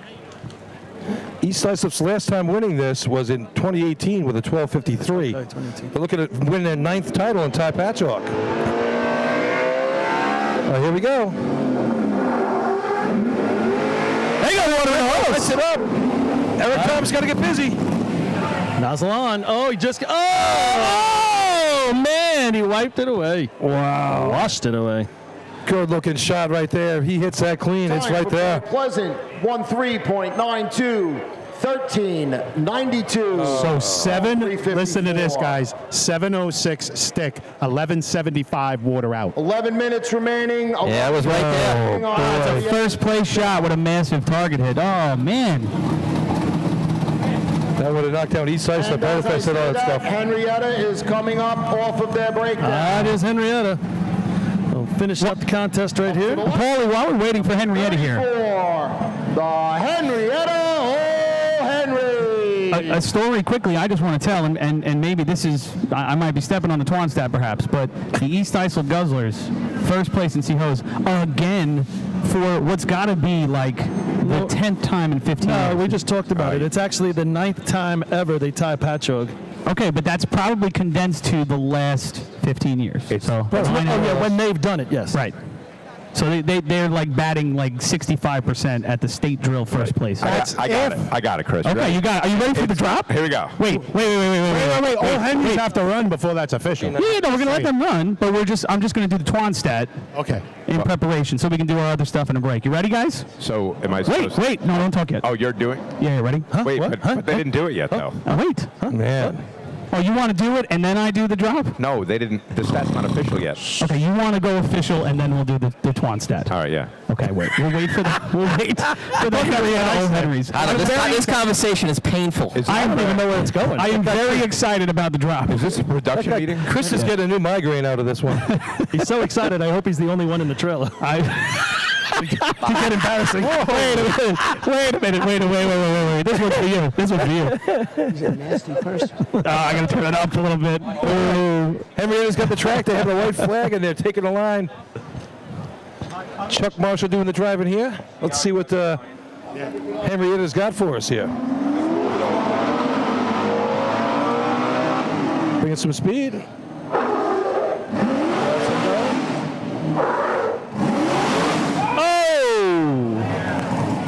Gets up though, I tell you what, he went with it. Sometimes you gotta roll with it. All right, now you can do the drop. Overtime for Henrietta. Overtime. All right, and now we're official. All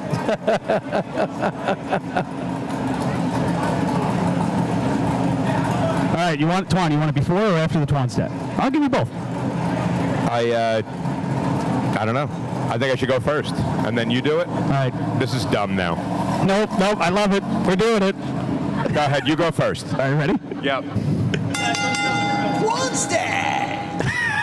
With a win in C-Hose by the East Islip Guzzlers, this is their 8th win in the contest since 2010, and their 9th overall, tying the Patchogue 40 Thieves for most C-Hose wins in state drill history.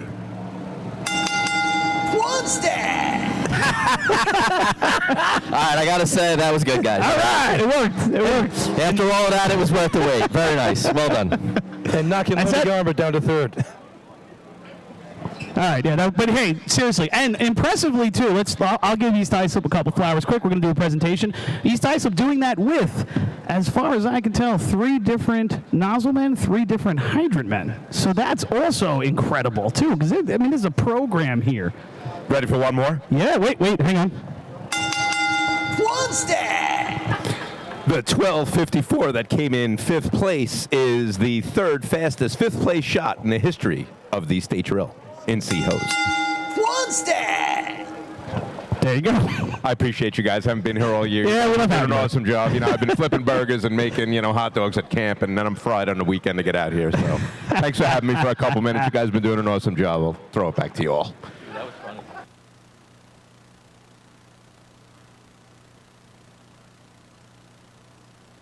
put him on the phone after Oh, and while I have an open mic, Sure, why not? Ralph Frail has called me like 3 times during the contest to get some airtime. No.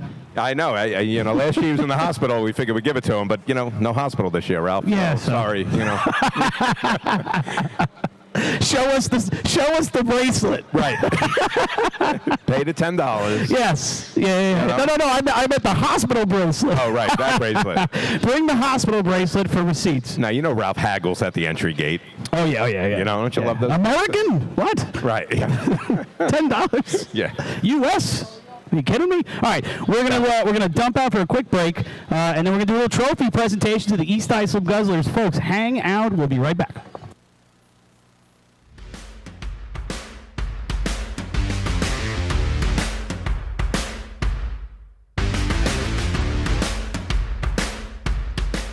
When it comes to speed, power, and precision, only the best will do. Merkel Racing Engines is proud to be the official race engine sponsor of New York State Fire Department drill teams. For over 40 years, Merkel Racing Engines has delivered reliable power to B and C trucks on the track. With a combined 250 years of in-house racing and engine experience, put your trust in Merkel to power your drill team to success. For more info, visit merkelracing.com. Merkel Racing Engines, where power and performance meet reliability. BigBucksMania.com. Get ready for the Middle Island Fire Department's Big Bucks Mania Party and Raffle on Sunday, June 1st, 2025. Over $32,000 in prizes and 22 chances to win, including a top prize of $15,000. Tickets are only $100, and your entry includes a delicious barbecue, door prizes, and live music featuring Sweet Ride, all starting at 1 p.m. Don't miss out on the fun, the food, and the fortune. Most important, you do not need to be present to win, so the Middle Island Fire Department invites fans from across the country to buy in using their convenient and secure online purchasing system. Head to BigBucksMania.com to pick your ticket number and to get in on the action.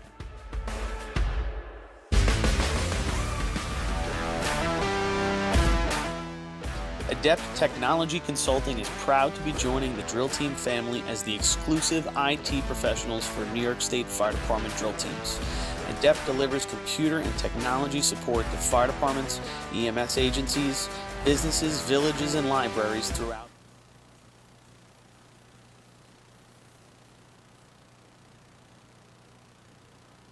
All right, everybody, I'm here with the winners of the C-Hose contest, the East Islip Guzzlers, Chuck Treglia. You guys have just won the contest for the 9th time in your history at the state drill. That ties the all-time record of the Patchogue 40 Thieves. Try to put it into perspective. You were tied with St. James, a great hose team for many years, and now you're tied with the Patchogue 40 Thieves. Put that into perspective in terms of how it makes the guys at East Islip feel.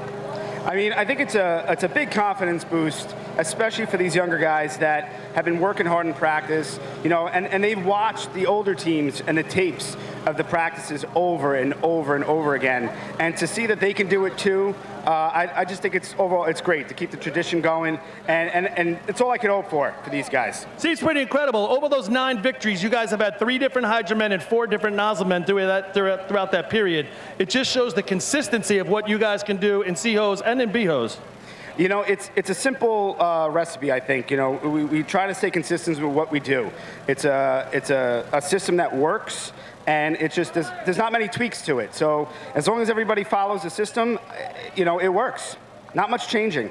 All right, congrats to the East Islip Guzzlers, winner of the C-Hose contest. Also, congratulations to the Central Islip Hobos. They won the trophy for the C contest, the Kevin Wheelock Trophy, and the Friendship Cup for the C contest for the Bayshore Redskins. Get ready for a great second half of the day, everybody.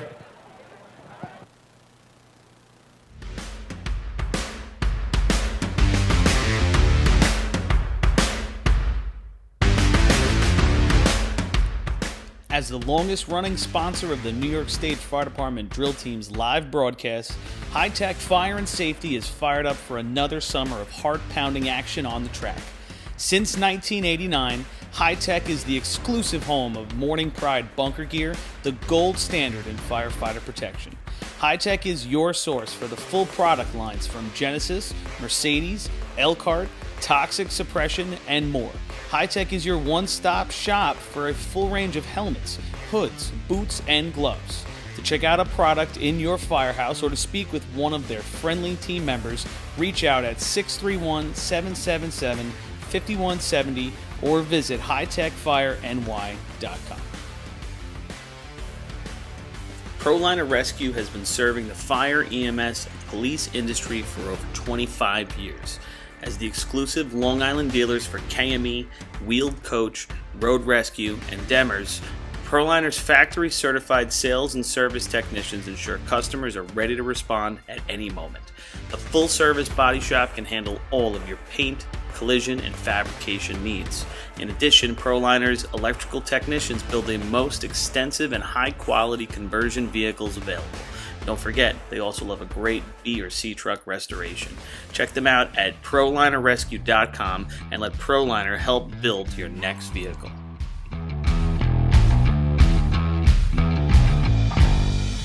Fire Rescue Systems has been in the fire industry for over 20 years and is proud to show their support for New York State Fire Department drill teams.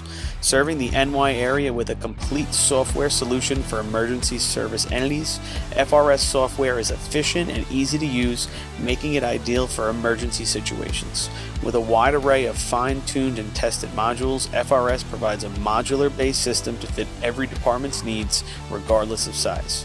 For more information, please visit www.firerescuesystems.com or call 631-234-1304.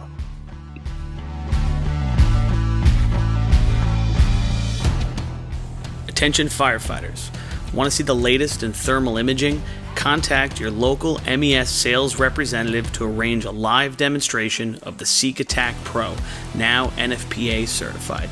The Attack Pro's mixed gain mode allows firefighters to see detail in the hottest and coolest regions of the scene at the same time without freezing and switching modes. Mixed gain simplifies and improves thermal imaging for the fire service. For a limited time, MES is offering an exclusive promotion.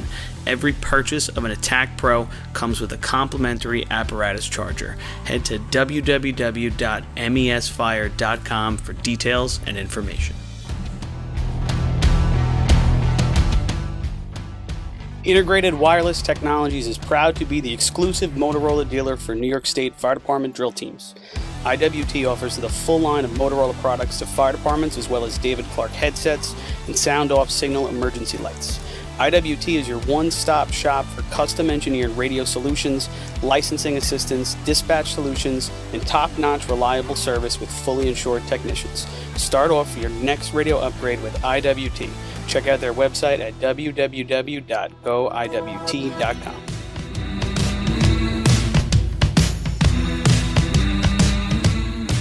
Looking for something exciting and educational for the whole family? The Nassau County Firefighters Museum in Garden City has something for everyone. Kids can play on the fire trucks, dress up in gear, and spend an interactive day learning fire safety. For all of you New York State. Oh, forget it, we're not.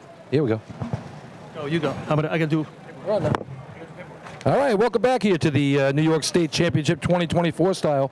So coming out of the Sea Hose contest, halfway through the drill, when we flip the page, your host, the Central Islip Hobos, have the lead with 13 points. 10 for West Sable, 9.5 for the Wolves, 7 for South Hempstead. There you go, that's your top four right there. It's going to be a good one here. Are we going yet, Bill? Do you want to do our out-of-state right now, or do we not have enough time for that? We could do it. Let's go after this. We're getting ready to go. So yeah, we'll throw it in after. Yeah. Yeah. Just a story within the story. And again, another all-time thing on the line here. Another all-time champion. Patchogue and Islip both tied with 9 each for the B-Hose Championship. So if the Wolves could pull one out here, that would break a tie with Patchogue there. So Patchogue's being mentioned a lot today. Oh. I tell you, we're talking about them losing in '84 to the Hornets, talking about them here, talking about them in Sea Hose. It's amazing how many records and all these stats that they still have from that great run. It's just unbelievable. It was nice to even have the Rough Riders still involved from the 50s and 60s earlier with the good numbers. I talked to a few people. I did some research over the last few days. The Patchogue 40 Thieves before 1977 were like nothing. 75, 76, they weren't doing anything. 77, they started coming on. Then, boom, 78, they did well. 79, 80, they were on their way. But we were talking about it a little bit yesterday too. Was they ran a lot of old-fashioned in there? Well, John was away in the Army. All right, here we go. Here comes Riverhead on the line. First team up right now. Brings him in. He's got a nice drop. Little running room. Got water in the hose. Hey, Kyle lights it up. How about it, guys? Get on top of it. Let's go. Hustle. Oh my God. Drops the nozzle. He put the nozzle down to break it by himself with both hands. They both overran it. Then he put the nozzle down. Wait a second. You need the nozzle. He put the nozzle And down. water out the other end of the break length. He put the nozzle down and then put both hands on the coupling and tried to take it apart. So it's going to be overtime for the Polish power. Yeah, that method's not going to work out for you 9 times out of 10. So Next team on the line. 99 times out of 100. The Wolves from Iceland. Kyle did a nice job at the top. 297 I had on the handle. We'll see if we see anybody go sub 2.5 today. That's when we can really see some heavy numbers. Speaking of heavy numbers, Heavy Kevin on the line right now.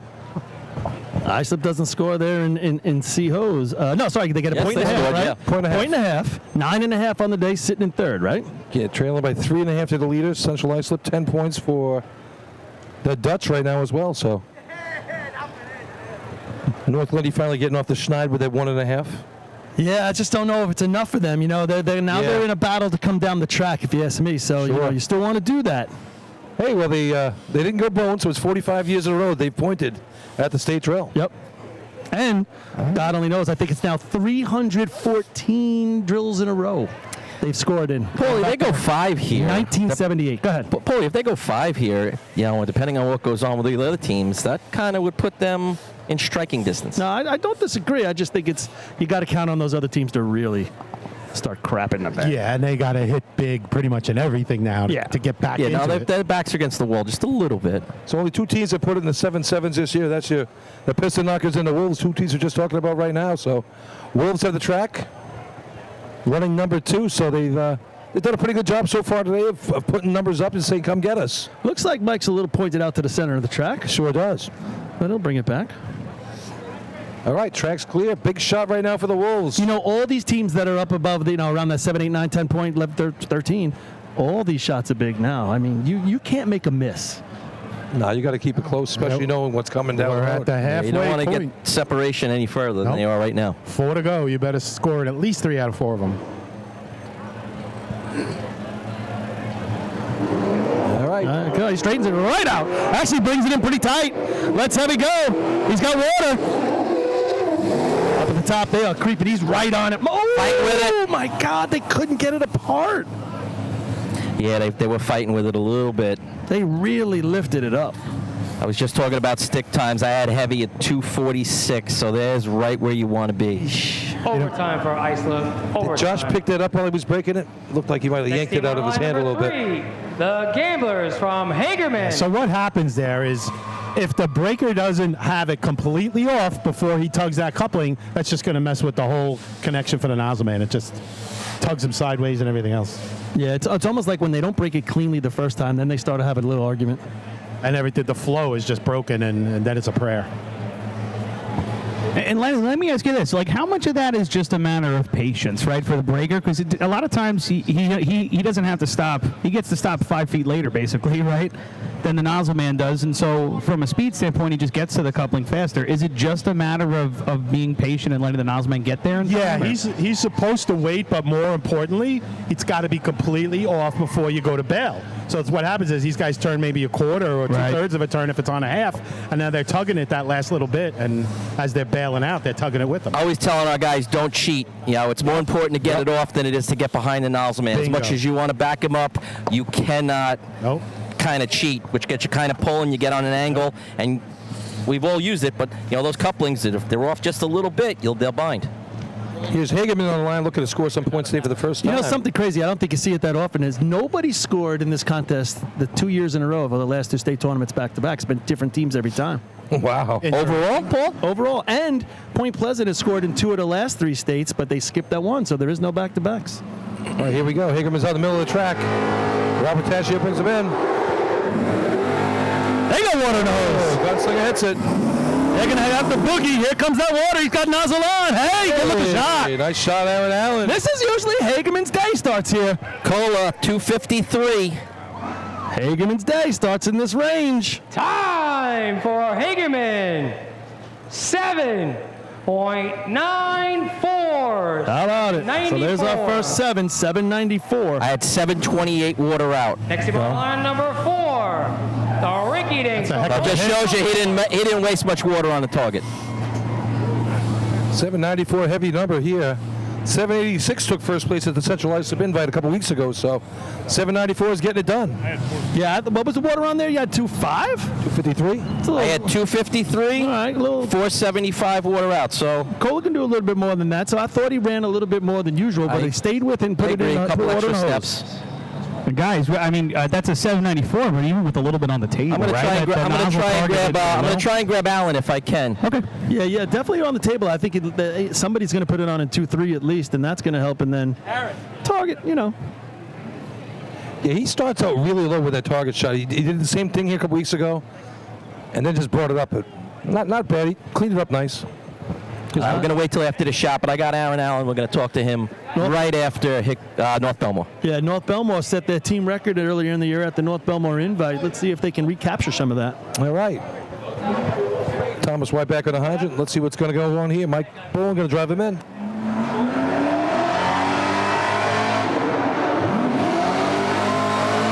Lets him go. They're going to have the boogie. He's got nozzle on. Nice shot for North Belmore. Good shot. As soon as the time is off, guys, I'm going to what's the jump in with Aaron here. Start up. Get me after that.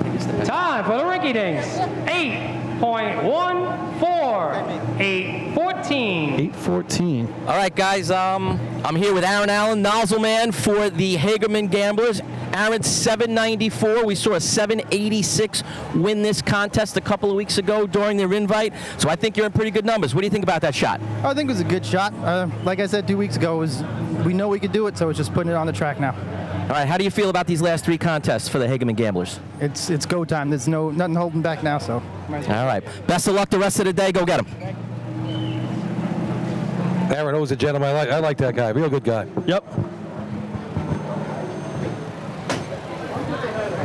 All right, so West Sayville getting ready to make a statement here. Hempstead? Oh, all right. I gotta hop the fence if I do that again. All right.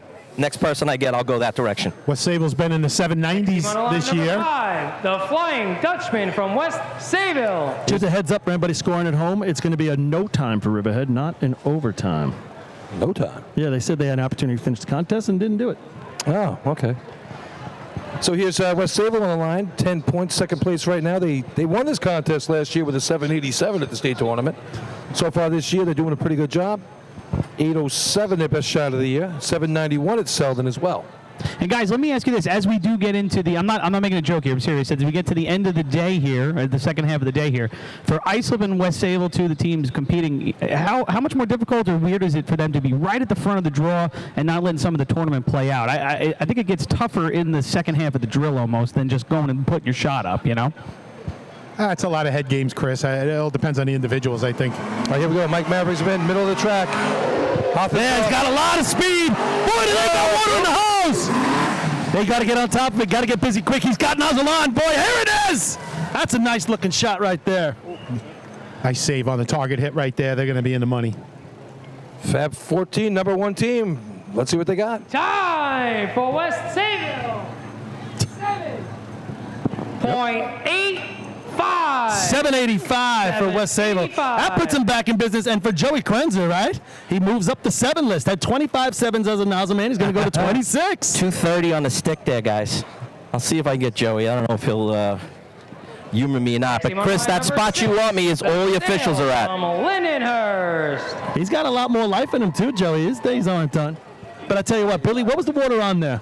230. Yeah, you could see it. Billy got off, but he handled it perfectly. Yeah, that was a nice-looking shot. To me, that's a tough one to beat. Yeah, he dropped it with a lot of speed right there. I mean, that's an East Islip type thing. You're going to beat that. Right. Right here?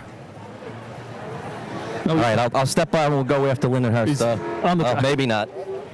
Use your media credentials. All right. Push them right out of the Next way. one. All right, so Lindenhurst getting ready to go. So we've had 5 teams run. We got 2 7s already, right? You were talking about some of the big boys up front. Yeah. It would be so awesome if all the big boys were in the back, right? How great if it was just That one would be great- like the one great smartest shot thing after the sport could ever another. do, right? Man, that would be exciting. That'd be great. It'd be so cool. But what would you call it? I think you'd probably go with backpack. Backpack would be pretty good then. Yep. Definitely not the FUPA.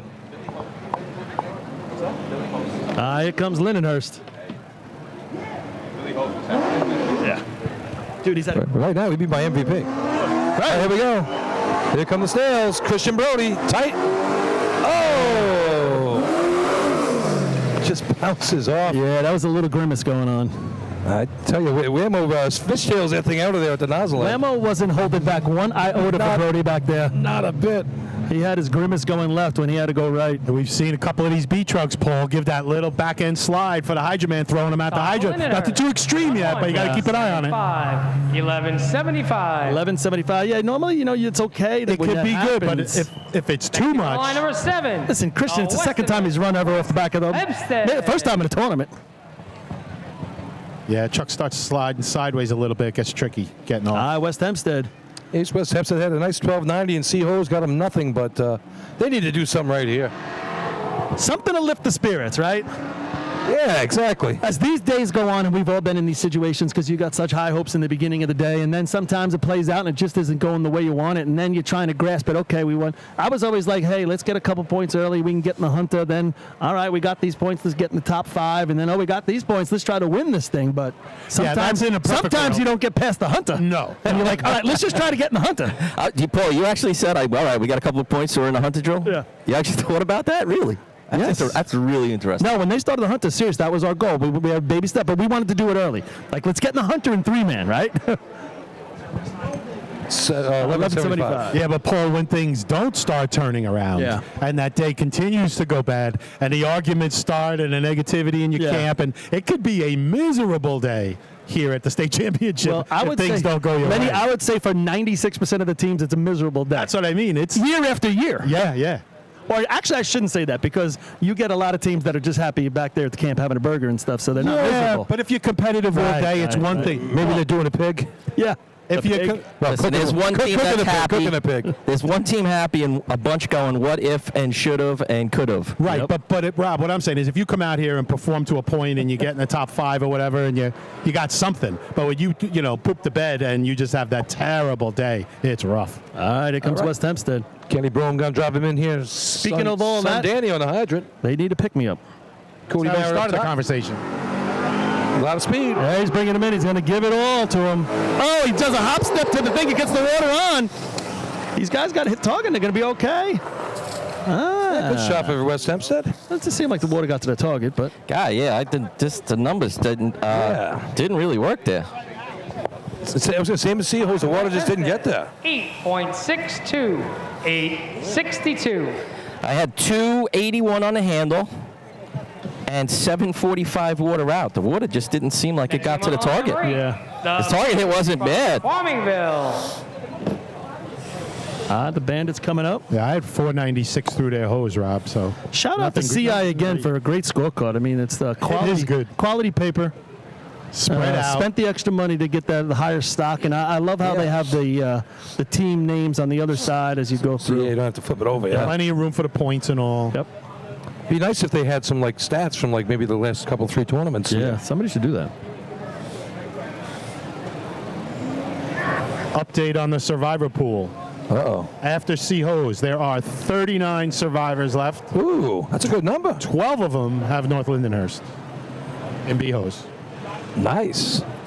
Well, you know what? It's funny now. Here's where that survivor pool is going to get interesting because you passed the first 4 events. So by now you probably used up all your big boy teams. Some do. Now it's like now you gotta start. Well, the big boy teams weren't solid for No, I know, but now you gotta contest. So Well, they all were, but you just had to have them in the right order. So now you're using your second tier teams to finish out the day. all right, here's your Here's Farmerville. favorite angle down adapter team. Looks like you turned it up a little bit after you guys. It does look up. It is not down as far as Yeah, it was I agree. in Not about Seahouse. I agree. He definitely flattened that out a lot. All right, Eddie Stewart brings him in.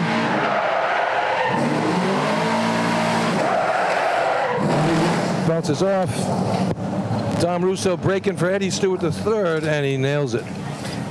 365 by the time the water actually went on.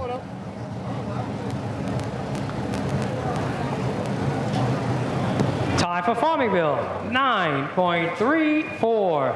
9:34. We have K-Mac doing the announcing here. Chris Perry taking the event off. That's the difference in the voice you're hearing at home, people. Hicks from Hicksville. Abby's still hanging around in the. Thank you.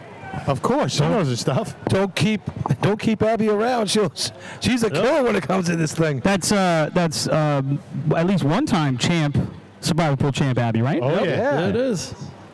She took it serious over the last 3 days, trust me. Is she still in? I missed that, guys. Yeah, no, she's still in. Still in. I think in this one she's got. Who does she got? Oh, you took a picture.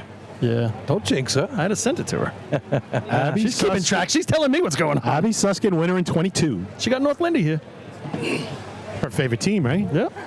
She knows where to put them. It's that money event. You got $20 on Billy, what was that last time? What was that? 934 for Farmville? Farmville. So here comes Hicksville on the line. Like I said, Doug Chiz on the hydrant today. Danny Rico up top shooting the target. Looks like Bobby Lane will be driving this one.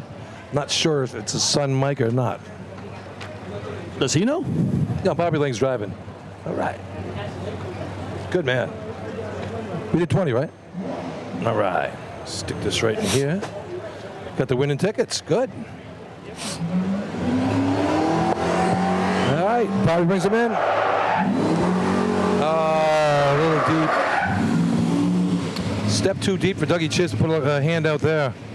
Yeah, that was a go for it drop. It looked like they thought they could score here in B-Hose, and we kind of went for it a little too much. Why not? You know you have to run a low. Run in the style of Paulie. You got to run something low. Holy God, Time Twan. for Hicksville, 12.86. It's kind of like Waterboy. You know, it's a state tournament.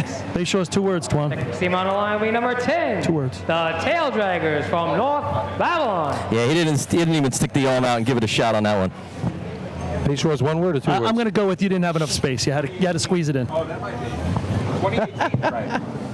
Oh, that's the one. Where are you looking at? On B-Hose over the years. So while you guys are looking at stuff, I'll just go over the past Survivor winners. We were talking about it. Tim Nazowitz in 11, Daryl Ronaldo in 12, Rich Cotty in 13, Dr. Jennifer Harris in Tansy in 14, Corey O'Brien in 15, Mike Spatz 16, Michelle Earring in 17, Pat Cloudman 18, Brendan Doherty in 19, Nick Carlin 21, Abby Susskind in 22, and Mike McCann, Mike Geddish combo last year in 23. All right. Let's see if anybody can get it done twice. You know, that first place shot, the 785 by the Dutch, would be the 5th best run ever at a Central Islip State Drill. Second time West Sable would be in the top 5. North Bab comes to the line. Yeah, here you go. This will be Mike Gardner driving this one, and Don will be on the nozzle for B-Hose. So the rotating drivers? How about this one? And these are all Twan stats. 2017 is the last time we had more than 2 7s in a state drill. How about that? I would have lost that bet. Yeah, me too. And we got 2 already. Real sideways. Oh man, Breaker looks like he was going down. And you know what? Broke. If he would have started it a little sooner, he hesitated. He's like, should I do this or not? Yeah, He shoulda. He who hesitates is lost with that move, for sure. You see that breaker out of your periphery or not where he's supposed to be, you go for it. Yeah, is that one of those ones, Lenny, when you're just gonna snap his finger off and it comes in forget there? it. Don't even get near me. You're lucky I let you behind me. Team on the line, number 12. You kind of like it that way. From Copeg. Guys, I'm with Artie, and he caught something I didn't on that. That was pretty impressive. We saw the breaker go by. He was actually listening to Dom, the nozzle man, yell go, and it looked like he just got off a step late, reacted to that go call just a little bit too late, and couldn't get there. So they do like a yo, huh? Yeah, we used to go with that as well, but the guy yelling go has to yell a split second before he actually goes. He can't yell as he's going, because he gives the other guy no chance. Yeah, if you're going to do that, you got to anticipate the go. But Exactly. I think that method is kind of sailed for the most part. You got to kind of know where you are on the track. We used to yell with the go for the driver, and it was also, a heads up for the other guy. Yeah, we do. No, it wasn't for the guys on the back. No, well, if they're new, it helps, but They ran past the line. if that's what he's waiting for, some guys, if they're that new, Paul, sometimes they're waiting for the call. No, we would say yes. I agree with that. Yo or go or yeah. All right, here's Kopig here. RJ was a yo guy. He always told me about yo. Yo. Bay Show was yo. Yo. You'd say go. Oh, no, Wait, RJ said he started that, yo. You say yeah. What? He did yoga? That's what you would say? No. This is what Paul just said. Or yeah. Like that was another one of the options. No, yeah. No, it wasn't. Yeah. Yeah. No. Yeah. All right, here comes B-Hose. Kopig. Yeah. Dirty Mike on the hydrant. Hey, he's got water in it. Let's go. Oh, my God. Once again, something I've never seen before. I thought he was throwing the nozzle into the stands. So, folks, as he released off the truck, the nozzle came out of his hands, went flipping down the road. And that's going to do it for the Kopig Yellowbirds. Water in the dummy length. The nozzle had to be 6-7 feet in the air. At least the nozzle, the dummy length kinked on that end, so water didn't come out the other end. I've never seen that. So we've seen a lost sneaker and a lost nozzle. Yeah, exactly. And it was a 265 handle, guys. Guzzlers from East Iceland. Too bad. Nice looking run at that Pets point. were looking good at the hydrant there. So you're a nozzle man, and you're thinking about a million things. Holding on to the nozzle doesn't usually cross your mind. Like 100%. Don't forget to hold on to the nozzle. Right? He needs one of them things. You know those people that have their keys on a little thing so you don't lose them. Or the dog when you have the dog and retractable. Right? Yeah. He needs that on the nozzle. Should we put an air tag on the nozzle? Yeah, very unfortunate there. We're having a little fun with it, but we just never seen it before. No, come back, nozzle. Come back. Guys, it looks like Venmo might be up and running again. We just got two big donations. Denise Nash and Jimmy Fitzpatrick, my pal, $50 each. Thank you guys so much. Again, every single dollar that we collect today is going to Tunnel to Towers. So please give us a few bucks. If you like what we're doing for you, giving you a chance to watch the state drill for 2024, throw us a few dollars, please. Thanks. Guys, C-Hose champs on the line here. This could really throw them right in the middle of things with a big shot here. Without a doubt. Chris, maybe after B-Hose, you can explain a little about Tunnel to Towers to people that don't know. We can, yeah, absolutely. That's great. EI on the line. Here we go, big shot right here. 786 won the. Yeah, that was right. 786 right here at the invite. Let's see if Sandbag can do it again. 85's the leader right now. You know it's going to be hot. He lets him go. He's off with steps. He got water in the hose. Gets it. Woohoo! These boys got to get busy. Nozzle on. Wow! Wow! Look at East Islip coming to play host today, folks. Rob, you get the splits. I don't know if I'm right. Time! 7.79. 79. Guys, 242 on a stick, and he wasted no time at all. No water on that target.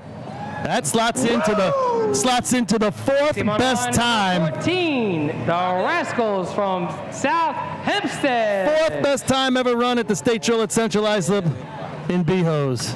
Good looking shot for Nick Mata, the Sandbag. I tell you, Robbie Scharf doing a great job up top, putting it together up there. Jimmy Hand breaking it nicely for him. Good looking run. No, you guys. Chris, you want me out on the track? I can get him real quick. Yeah, do it. Robbie, come here. Just grab him. There you go. Come here. Come over here. I'm here with Robbie Scharf, nozzle man for East Islip. You run a heavy 12 in C-Hose, take first place, and come back down at 7:79, one of the best times that's been run here in years. How you feeling today? Well, I feel great. I mean, the four other guys in the truck did most of the work. They put me in a good spot. Time put me in a good spot to hit the target. You know, everybody did a great job, so it's all hats off to them.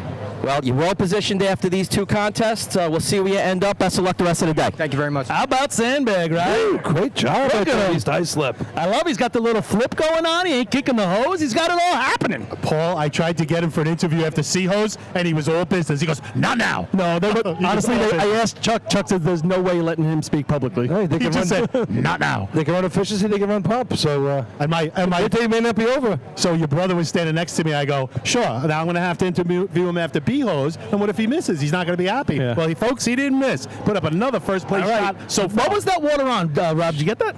242. All right. So He's South Hempstead on the line. You gotta have to go sub 250 here if you Yeah. want to run a heavy number. How about that East Islip? All right. right, Southampton needing a 7 right now. Here we go. Tommy brings him in. Here comes Spence. He was going for that better than 2.5. I'm telling you, that to me was the opposite of what they did in C. They went real hard. But he was right there. He had a shot out of the way by, just went underneath. I'll tell you what, I don't know if he got a chance to get even his arm out. He looked like when he got to the coupling, he was a little... 1.0811. It's like he jabbed at it. They did a nice job here up top. Ryan Marr breaking by himself. They got off pretty warm up top. Yeah. I'm watching the replay right now. Mikey approaches. He's got a swipe. Does he full? But with momentum, he rolled off the adapter. Next team on the line, number 15, the Ball Breakers from Belmore. Oh boy. Yeah, Still fired up on that East Islip shot, huh? So 2 weeks in a row, big ladders from South Hempstead and nothing to show for it in the hose.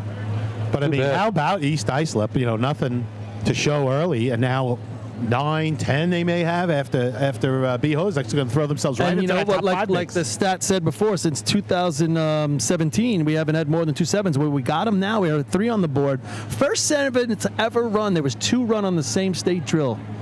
19. I'll say 81. You've got 3 sevens right now and a potential for a bunch more. Huh? 78. It's actually 1980, first time sevens are ever run, and it's Patchogue and North Lindenhurst do it. 779 is what Patchogue runs, which is the exact shot that East Islip had. So in 1980, if East Islip wins this drill, the same time won it 44 years ago. So here we go. This is the first. That just tells you beat trucks don't change. Men are men. When you're a man, you're a man. You've been running it your entire life. Speaking of trucks, this is the first truck ever to run a 7. And now we're getting to that. Good point, Billy. Here we go. So this is Belmore on the line with the old Roosevelt rum-pointed truck here.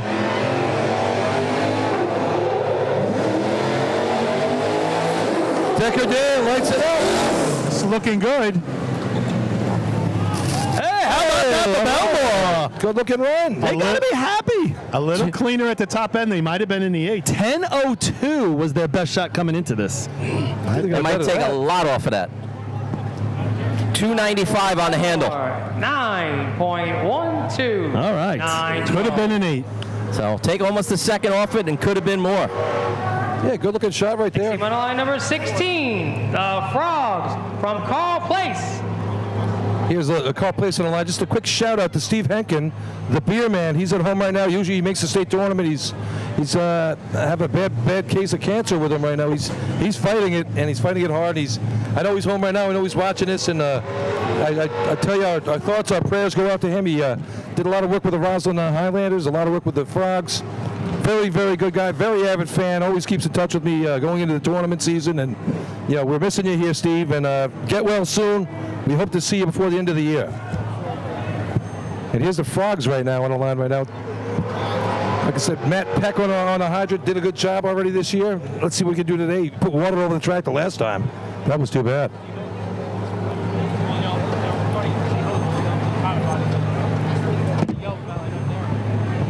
I feel like I got little girls around. Everyone's on their phones.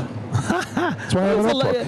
People don't realize there's a lot of communication going on. Everyone's on their phones, texting away. Well, you look, we got 2 monitors up here. We got 4 phones. Well, sorry, 3 monitors, 4 phones. And Twan stat sheets everywhere. I have 17 piles of paperwork and one loose leaf notebook. And that's it.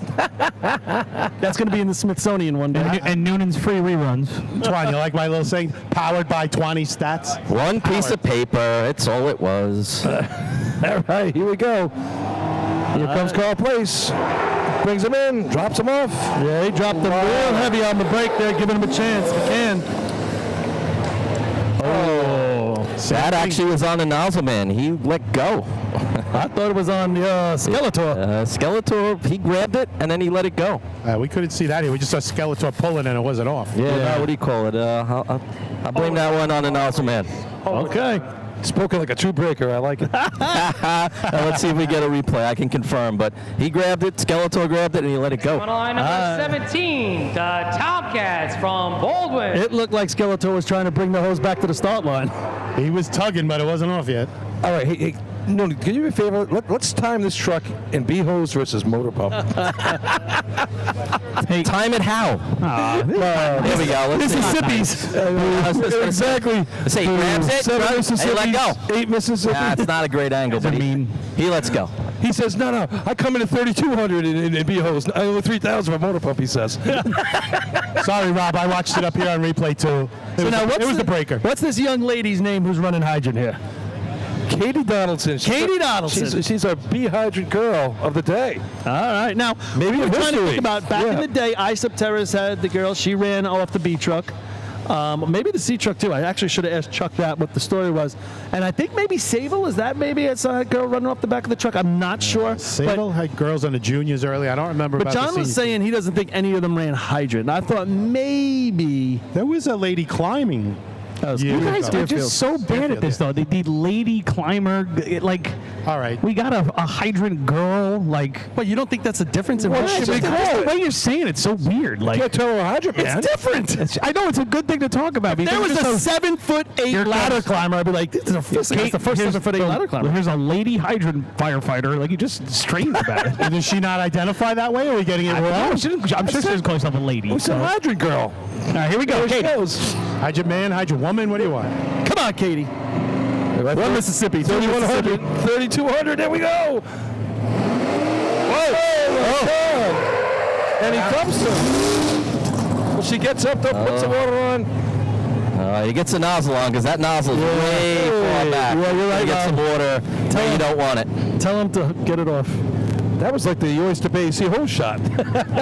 You almost. You got to stop the truck a little there and then just dumps her. She came in stumbling, dropped to her knees, bounced back up, and put it on. I like it. Time for ball winner. 11.83. 11.83. This is why.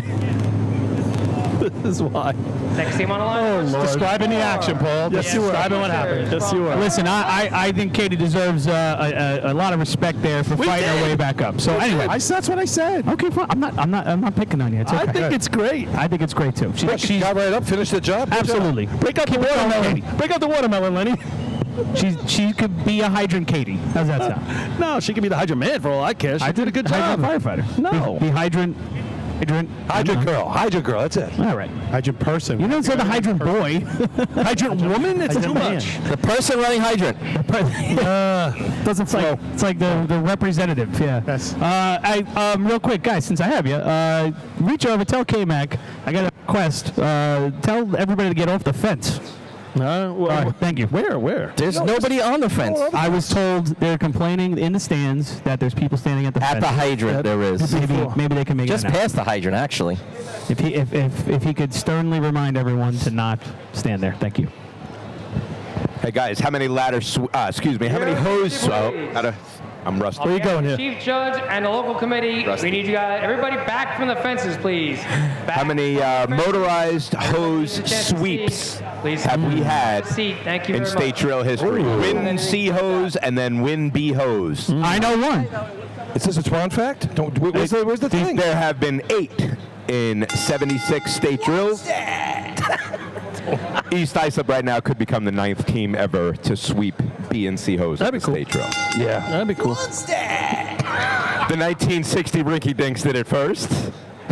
Then you got the 81 and 11 Piston Knockers, and you got the 40 Thieves doing it 4 times. 83, 84, 91, 92, and most recently the 2019 Wolves. All right, here comes Miller Place on the line. Big shot for them if they want to get on the track at the end of the day. 4 points. They had a 12.76 in C-hose, just out of the money. Good shot, though. Here we go. Sky Latiza. He's got water in. Justin Kiki got busy up top. There's the break. Oh, man. Justin had more than one swipe at that. I thought he had that. He futzed with it a little bit. I don't know if it was upside down. Scott was 253, so I think that would have had a shot to run a 7. Yeah. Definitely. Good looking shot right there. Time for Miller Place. 14.58. 14.58. 14:58. Billy, I'm missing a bunch of scores. I'm not paying attention. Team on the Overtime. line number 25. The Turtles from Westbury. What did the hydrant lady get? 11.83. 11:83. Car place overtime. Yeah, I got that. So now that's the Tomcat identifying as a hydrant person. That's what we got. Actually, that's kind of good, actually.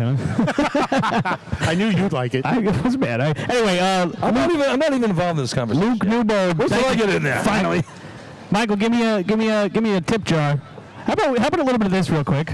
Remember that? Hey, thank you guys. Luke Newbold, Melanie Horan over $100. Thank you so much, guys. Creeping up to $12.50 in the bucket here for Tunnel of Towers. Keep it coming. All right, Westbury on the line right now. We have to blowing off the nozzle man in Sea Hose, which would have been a good-looking shot right there for the Turtles. B-Hose this year, 841, their best shot.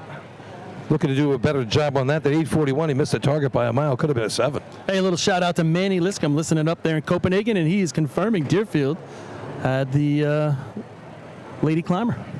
Actually, it's Gary DeStefanis' daughter. Oh, all right. All right, here we go. Mike Athena's driving him in. Couple good revs of the big blue New Hyde Park truck. And they're off. Saw Stacy, right?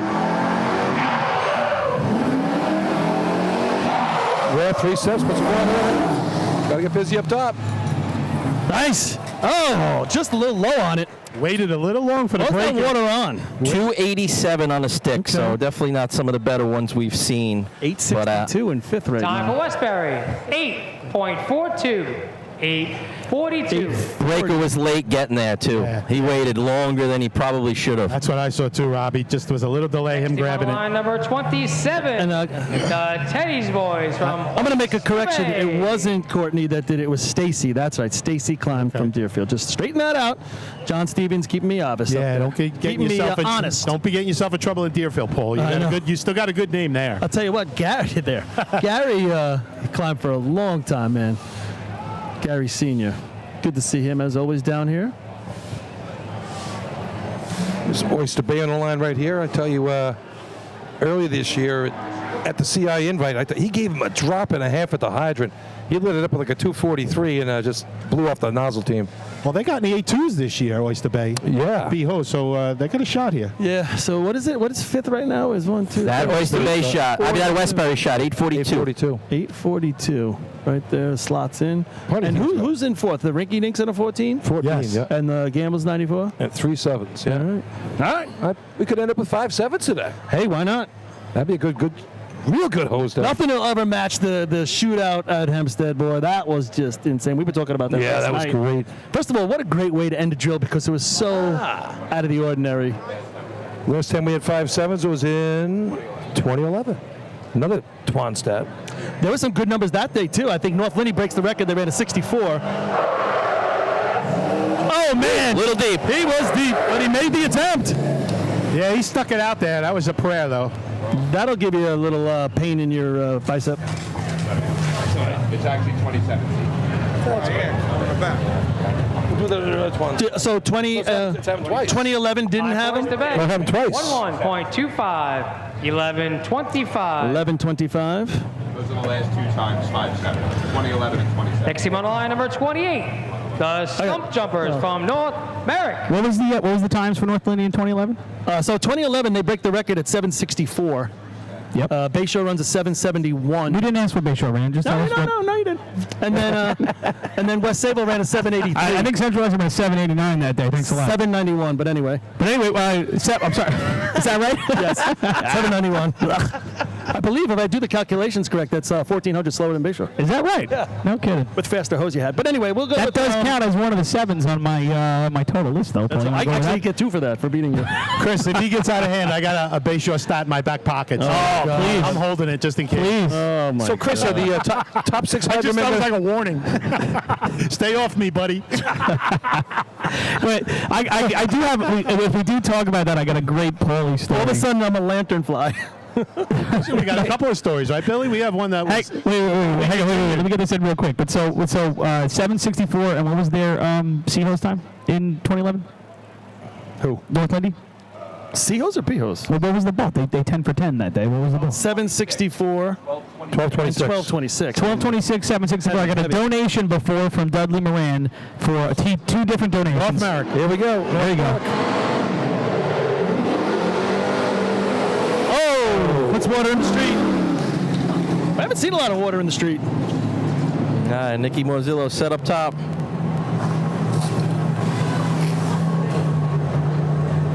What I was saying was we got a donation before to our Venmo. 2 different amounts from Dudley Moran, $7.64 and a $12.27, I think it was, right? 6, I think. Sorry, matching those 2 numbers from 2011 and the 10 for 10 state here in Central Islip. So he gave $1,900, $1,200. No, it was great job. Thank you, Dudley. $1,900 donation. Thank you, sir. On line number 30, the Hobos from Central Islip. And while we're at it, just caught a whole bunch more donations too, guys. Please send them on over. Like I said, everything that we've taken today, every dollar is going to Tunnel Towers. 1125 was T2T, they call it. Oyster Bay. No, 12:32 for North America. All right, here we go. Now we're back in it here. Here's Central Islip, 13 points, the leader. They've scored in 3 of the first 4 contests, the first and 2 seconds. They come to Behos. There are 3 sevens on the board, a 779, 785, 794. They can go to 8-0 this year, Paul, but that's all they've done. And they have, who's on the board right there? We're looking at West Sayville, so, you know, they have to be concerned about East that. Islip, West Sayville, Hagerman, North Belmore, and West Bay. All right. So CI, better get serious here. Their fans waiting with bated breath here, ready to explode if the Hobos give them a chance to. Hobo Nation love to let it be heard. Yeah, a lot of blue jerseys down at the end of the stands, getting ready to go. Beho's a thorn in the side of the Hobos for a lot of years. I guess we're not hearing about Chris, it. that was we're not going to hear about it. That was a layup, Chris. Yeah, it's overcast and we haven't had a lot of sun and a lot of water on the track. But when it's out there, it's not easy to get up. So we're going to take a little time. We are flying through this drill. Yeah. It is 2:14 on the East Coast of America right now. We are doing a great job. Yeah, so they're drying up the water across the track at the hydrant. The nozzle end, not only obviously the nozzle line's wet, but back about 20 feet. So it's pretty damp there. You got to be under control as you're coming in. Your first step or 2 into that wet, you're still going pretty quick. I will say that Central Islip, when they do practice this contest, with the track soaked with these conditions in mind. And then if you get it better than that, that's great. So I'm sure they're coming in with confidence right now. Does that mean their hydrant man and nozzle man blow off a lot in sea hose and that's how it gets wet? Or what is it? No. It's tradition. Well, maybe, I guess. Maybe 10 years ago that was how it happened. But all right, here we go. They got the track.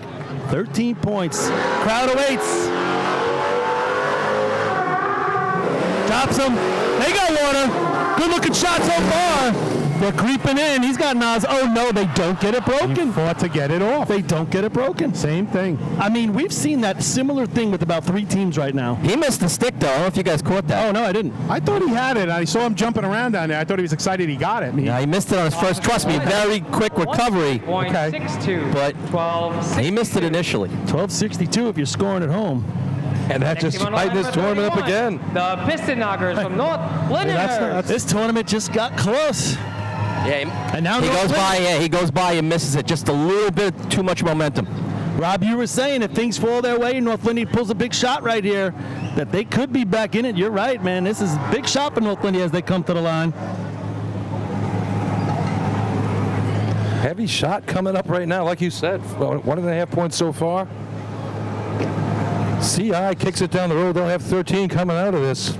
East Islip looking to move to double digits after this contest, after running only 3 contests. Amazing, right? Who needs ladders? Sometimes that's the case, right? Oyster Bay didn't need him in 74. Bay Shore didn't need him in 18. Looks like East Islip's trying to duplicate that 50 years later. I'm trying to remember that 3-man ladder shot. Was it due? I mean, I remember Benny motor into the ladder. Somebody must have slipped ahead of him. No, they ran a 676. 76? Okay, so that's reasonable. That wasn't bad. That's really their shot. I mean, they weren't going to improve a lot on that. So the 3 runs they ran pretty much their shots or better. All right, North Lindy, B-Hose, always watchable. All right, big shot right here. Chris Connell on the hydrant. Looking for that heavy 2-2, 2-3 handle we're expecting out of them. They've been doing a nice job together up there. 792, 770, a lot of Wildcat 771, pools. 780, 797. Wildcat pools are watching this one. Yeah, almost a third of them invested in the North Lindenhurst Piston Knockers and B-Hose. All right, Vinny Boger gives a couple revs. See that green handle from Siembra. There we go. At the hydrant. He's got water. Wow. All right, they're creeping. He's got nozzle on. Oh! Yeah. Oh! That's the big hose we're talking about from them. And not only that, we're going to give you another stat in a second. Guess who's back again? Nope. Give it another one, Kev. Can't get the mic working over there. He's so excited. Time for North Lindenhurst. 7.5. Oh, boy! Absolutely 753. I got to go to some stat sheets right now. We're all going to them. 234 on the handle, guys. That's what we're talking about, right? That is the 5th best time in a state tournament history. Whoa! What? Records are 755. 55 is the record. 55. It is now? Yeah. They reset it. So that's a state record. State record, well, potentially. Now we're going to have a delay, folks. This is the one drill a year where you don't want to break a state record. Exactly. 753. Their B truck's already gone. Beat it by 2 100s. A little bit of a ties the 5th best run ever run, which was by Roslyn in 2000. So with that run right there, if it counts. I'm sorry. Patchogue they tied in 2001. Chris Connell becomes the all-time leader. He ties. You want to do it, Twan?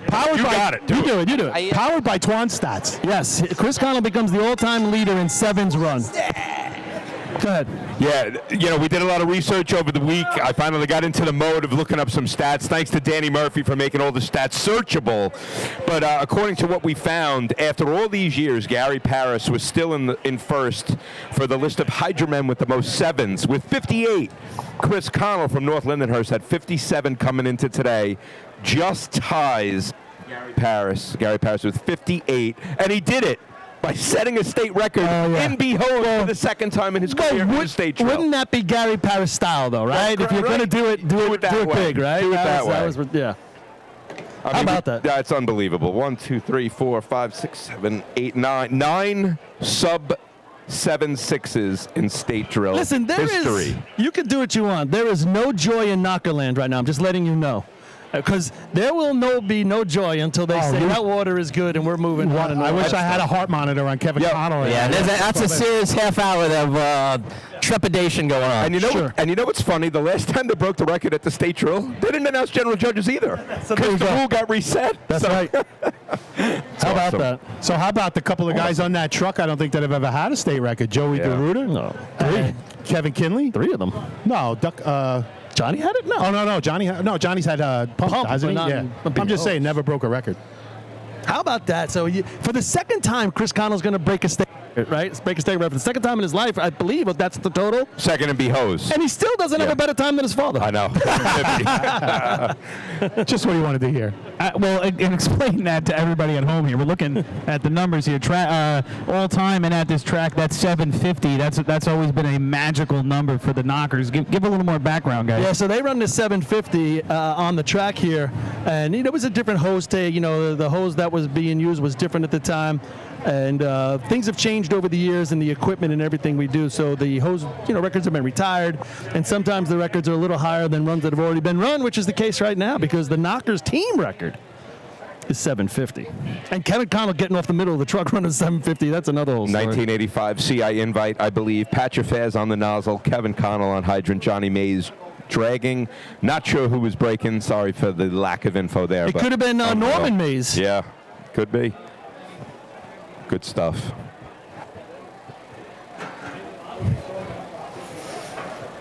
I don't know, Chris. You guys are doing a good job. 220. Well, it's over now. It's a state drill. It is what it is, right? Yeah, well, that's right. I was making fun of Kevin Connell a little bit this morning. I was like, hey, where's your nail clipper? Right, he pulled it out of his pocket. He's like, it's right here. And we were just joking about getting the streak to continue. And his line is always the same. It's like, I don't care what we run in any contest. Just give me points. Right? I could run a 920 in B-hose, and if it takes 3, I'm happy. So you want to score on the big day. So again, powered by 20 stats, we have a list of the fastest BHO times in the New York State Drill. Mm-hmm. And Patchogue, best ever, 738 was a New York State record in 1993. West Hempstead, 747 in 2006. Patchogue again with a 750 in 92, a New York State record. Patchogue again with a 7:52 in 2001, which we just saw North Lindenhurst tie. And that was the John Hazeman hydrant man that day. Matt Welsh, those guys. Gotcha. Yeah. So, guys, one of the things that just jumps out to me today overall is just we have so many good racing teams right now, right? Like, it just feels like nobody's running away with the drill. There isn't like a monster team that's taken over the drill right now. It's still very close. Wow. But there is a bunch of teams out here just grabbing points, doing what they can do. They're battling. They're all battling right now. But I guess my bigger point is that sometimes with the ebb and flow of the history of racing, there's sometimes a fear that racing's starting to expire or move beyond. You guys talk about the golden age all the time, but this state drill right here, with the exception of maybe a little sea liner, is creeping towards something really special, right? And if we continue in this trajectory here, this could, again, different course, so the numbers are going to be a little weird, but we're going to run some pump, right? We're going to see some central islip efficiency shots that are through the roof. I don't want to get ahead of ourselves here, but as we fill out a card of sevens in B hose at this track, racing ain't dead. Racing's back. I think what you're trying to say, Chris, is we're seeing good quality racing out here, and it makes for great competition. Yes, and I think on top of that, too, good racing begets good racing. You see a lot of these teams knew, especially early on, a lot of these teams seeing big-time numbers up on the board. Pressed, for example, Central Islip, that's a drop that Central Islip doesn't usually like to take in B-Hose, and if they hit, it would have been a monster, right? North Lindy pushes their drop a little bit, I think, just a touch.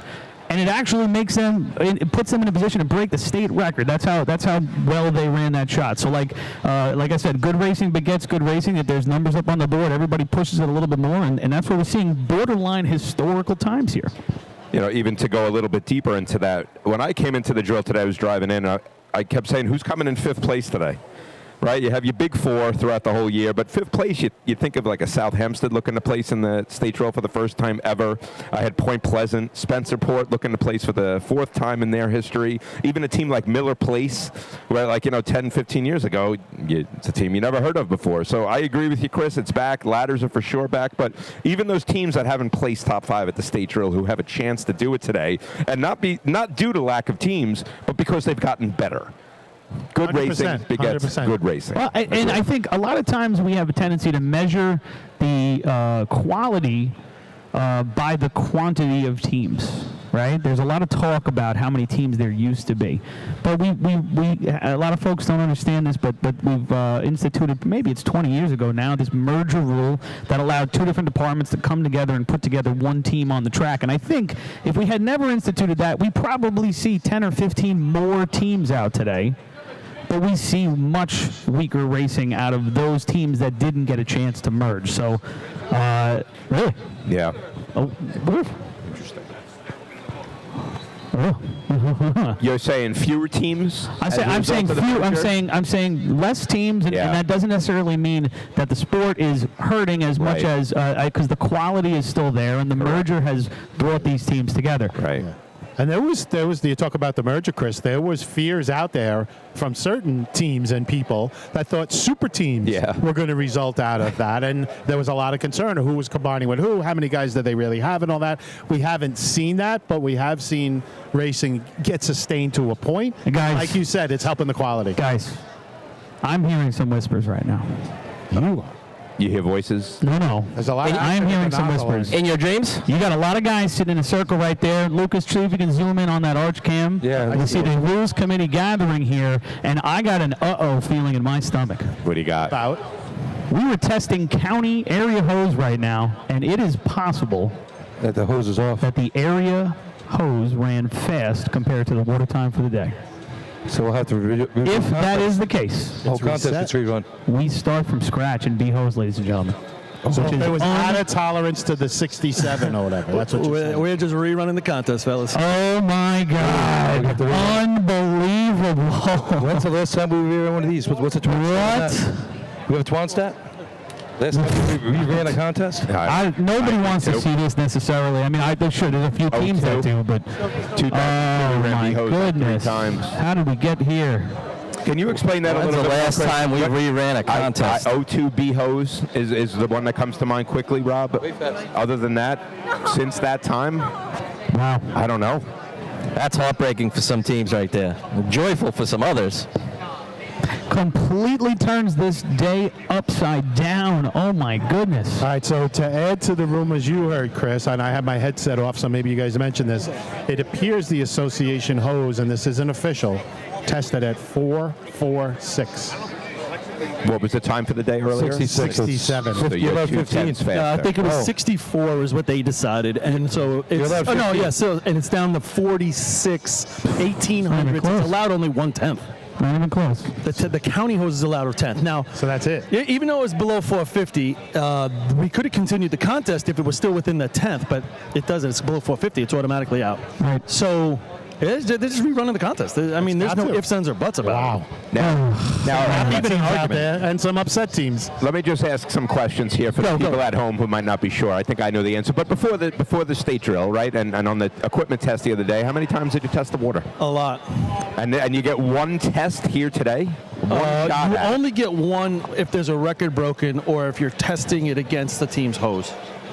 I mean, maybe they take did two more? I know you can't because it's not in the rule book. They did 3 of them before.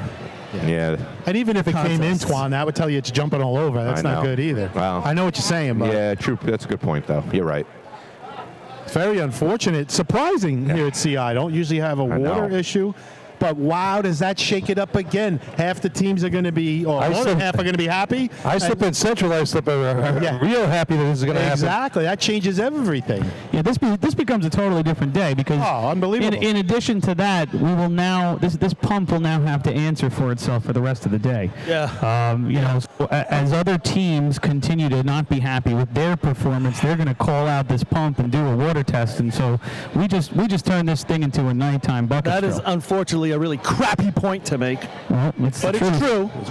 we just leaped into like 1987. I just got a text from Rich Cotty. He said the Ridge facility's available if we want. They got a brand new pump out there. Oh God. Just saying. No, that was funny. You got one for me. You got one on me. You want to go to commercial, or we were just a couple of hundredths away, and this doesn't happen. I mean, yeah. I mean, look, you can see the body language across the track right now, folks. Just hands on waist. Yep. That will change the outcome of this tournament. Without a doubt. You don't want to break a record today, and that's why. Listen, the one thing I will say to everybody at home is that everybody still gets their lick. Right, everybody still gets a shot at this apple here. They get a chance to run their run. Now they might have to do it again, right? But just think of how this whole thing has been on the edge of a knife. You had Central Islip who ends up taking 4 out of C-Hose on a run that was basically they threw the flag for an offsides. And CI took a shot downfield, right? Right, yeah. And so just like any sport here, folks, this is millimeters between glory and pain, and here we are. So just to fill everybody in, we're going to retest the water now. We're going to put. We're going to try to set this county hose up. Oh, man, I feel terrible for everybody involved right now. Yeah, so Northwood rolls theirs up and they get to run again. Yeah, all right, yeah. We got a practice shot. Jeez, brutal. Yeah, I was hoping we would pass this. It was bound to happen at some point. It's been a long time, but 94 maybe? I'm so hungry right now. Yeah, and maybe if you guys are not literally hungry, I'm hungry to know right now. What were the top 5 going up to that? The top 5 would have been North Lindy, East Islip, West Fayetteville, Hagerman, and an 814 by North Belmore would have been your lucky dog. I would love, guys, for you to keep an eye on what the numbers are from the test once we lay this thing back down, because I'd almost feel better about the rest of the day if those numbers settle in, but I'd also feel terrible for North Lindenhurst, who obviously ran their run, and it wasn't anything, they earned that number there, and they deserve to hold this record. And Southampton 7-7, and Hagerman 7-9. No, East Islip 7-7. I'm sorry, East Islip 7-7. Well, that's what you look at. If you look at the drill as a overall for the day, West Sayville comes in with 10 points. They put up a 785. The Hobos, the leader, 1262. They miss. So the Hobos are going to get a shot at it again. So it just turns everything completely upside down, like you guys have been saying. It's like a reset, go back to the beginning. And we're back to CI leading the drill with 13, West Sayville at 10, Islip at 9.5, South Hempstead at 7, and we're going to re-up and do B-Hose again. All right, let's take a blow. Everybody at home, get up, stretch your legs. Yes. Okay, stick with us, folks. We're not going anywhere. We'll be here all day, and you guys have the best seat in the house. We'll keep a track of this water test as it goes, but in the meantime, we'll give you a little break, fellas. You good with that? Yeah, take a break. We'll towel off and come back. Yeah, we'll hit that out of the seat fire department of the day later on, too. We can do that once we come back. That's a great idea. Good idea. Fantastic, guys. We'll be right back. All right.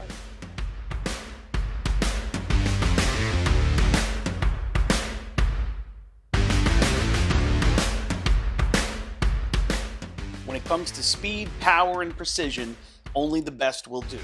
Merkel Racing Engines is proud to be the official race engine sponsor of New York State Fire Department drill teams. For over 40 years, Merkel Racing Engines has delivered reliable power to B and C trucks on the track. With a combined 250 years of in-house racing and engine experience, put your trust in Merkel to power your drill team to success. For more info, visit merkelracing.com.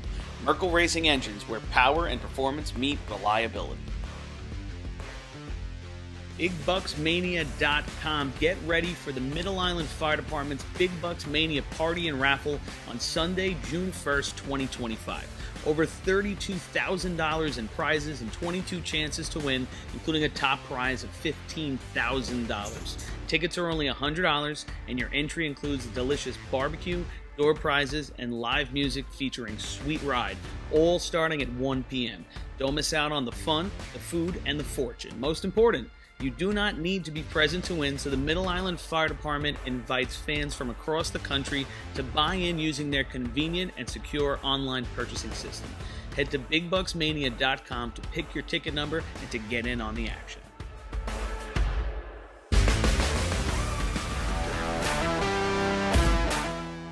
Adept Technology Consulting is proud to be joining the drill team family as the exclusive IT professionals for New York State Fire Department drill teams.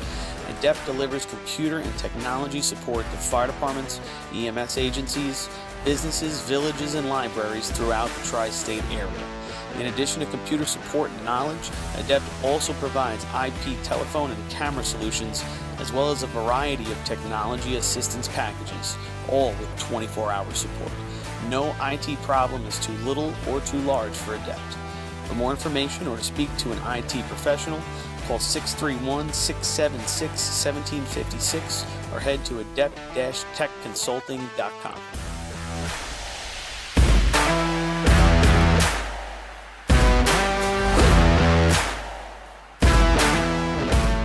Decker Dan's Designs is proud to present high-quality items engraved to represent your team or department. Specializing in tumblers, keychains, hats, team logo, trailer hitch covers, plaques, leather patches, and more, all with endless possibilities. To check out their products or to speak with someone from the team, reach out on social media to Decker Dan's Designs or email at deckerdansdesigns@gmail today.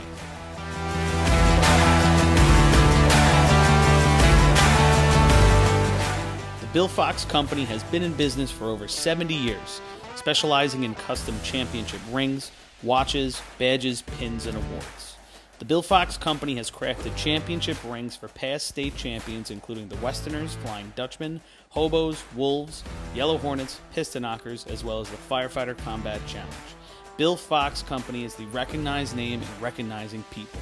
Check them out on Facebook, Twitter, and on the web at www.billfoxco.com.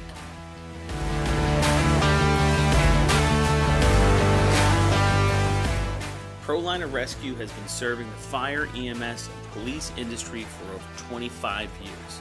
As the exclusive Long Island dealers for KME, Wheeled Coach, Road Rescue, and Demers, ProLiner's factory-certified sales and service technicians ensure customers are ready to respond at any moment. The full-service body shop can handle all of your paint, collision, and fabrication needs. In addition, ProLiner's electrical technicians build the most extensive and high-quality conversion vehicles available. Don't forget, they also love a great B or C truck restoration. Check them out at ProlinerRescue.com and let ProLiner help build your next vehicle.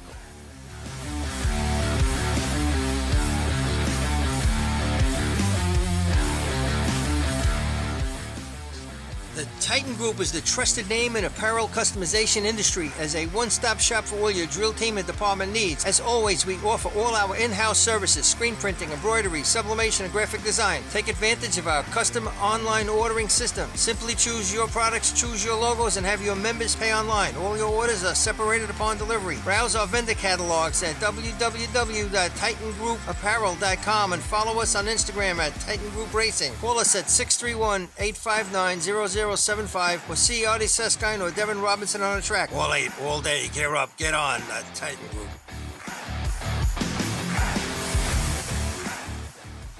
NYS is the official SCBA dealer for New York State Fire Department drill teams. Beyond the track, NYS is proud to provide premium support throughout the purchase and maintenance of your 3M Scott SCBA.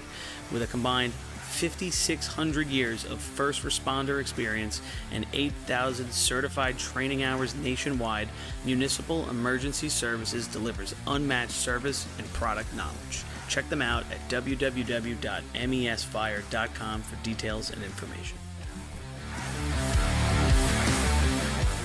The instantaneous on-scene electronic personnel accountability system used by FDNY, New Rochelle, Eastchester, and many other fire departments nationwide is now available from Systems Definitions Incorporated or your local Motorola dealer. SDI is a well-known software application developer for FDNY and is the company behind this game-changing patented technology. SDI has paired with New York fire departments, including Central Islip, to solve the challenge of accounting for members who respond after the tones go off. And new this year, SDI has integrated SCBA data from your Scott SCBA systems. This new capability will further improve fireground safety by providing pass alarm and air remaining directly to the command post in an easy-to-view format. Track your members and organize your fireground activities with a proven solution designed with the New York State Volunteer Department in mind. For more information, visit systemsdefinition.com. As the longest-running sponsor of the New York State Fire Department drill team's live broadcasts, High Tech Fire and Safety is fired up for another summer of heart-pounding action on the track. Since 1989, High Tech is the exclusive home of Morning Pride bunker gear, the gold standard in firefighter protection. High Tech is your source for the full product lines from Genesis, Mercedes, Elkhart, Toxic Suppression, and more.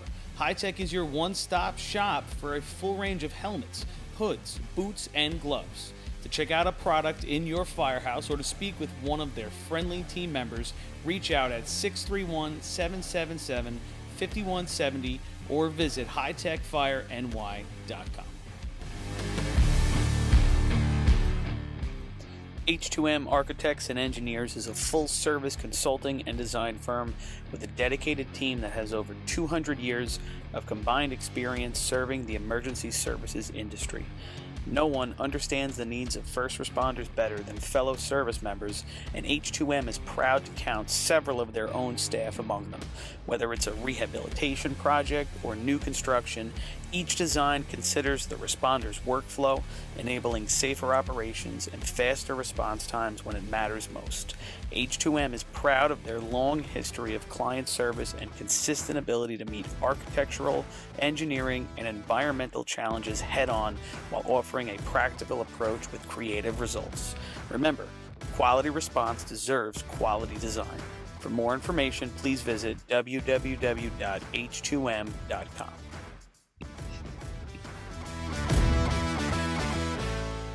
Fire Rescue Systems has been in the fire industry for over 20 years and is proud to show their support for New York State Fire Department drill teams. Serving the NY area with a complete software solution for emergency service entities, FRS software is efficient and easy to use, making it ideal for emergency situations. With a wide array of fine-tuned and tested modules, FRS provides a modular-based system to fit every department's needs, regardless of size.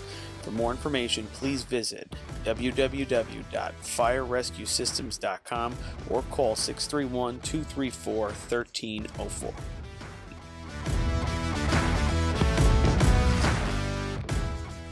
Attention firefighters.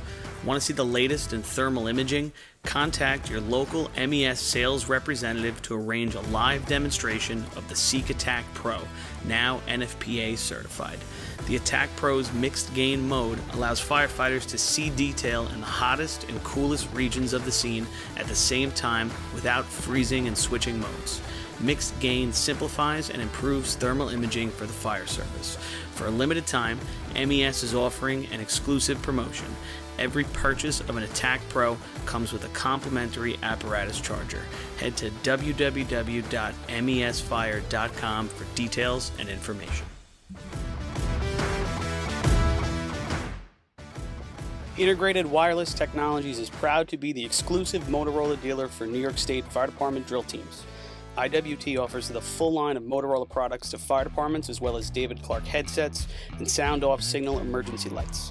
IWT is your one-stop shop for custom-engineered radio solutions, licensing assistance, dispatch solutions, and top-notch reliable service with fully insured technicians. Start off your next radio upgrade with IWT. Check out their website at www.goiwt.com.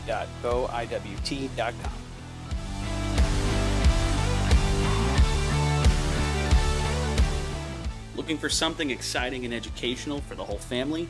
The Nassau County Firefighters Museum in Garden City has something for everyone. Kids can play on the fire trucks, dress up in gear, and spend an interactive day learning fire safety. For all of you New York State Fire Department drill team enthusiasts out there, come visit the Great Neck Alerts Vega C Truck and the Hewlett Smoky Stovers B Truck on display at the museum, alongside classic films from the 60s, 70s, and 80s.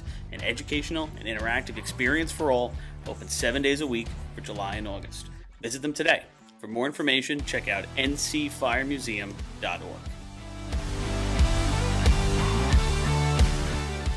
The Long Island Firefighters Legislative Committee was formed by Suffolk and Nassau firefighters to fight for what matters to you.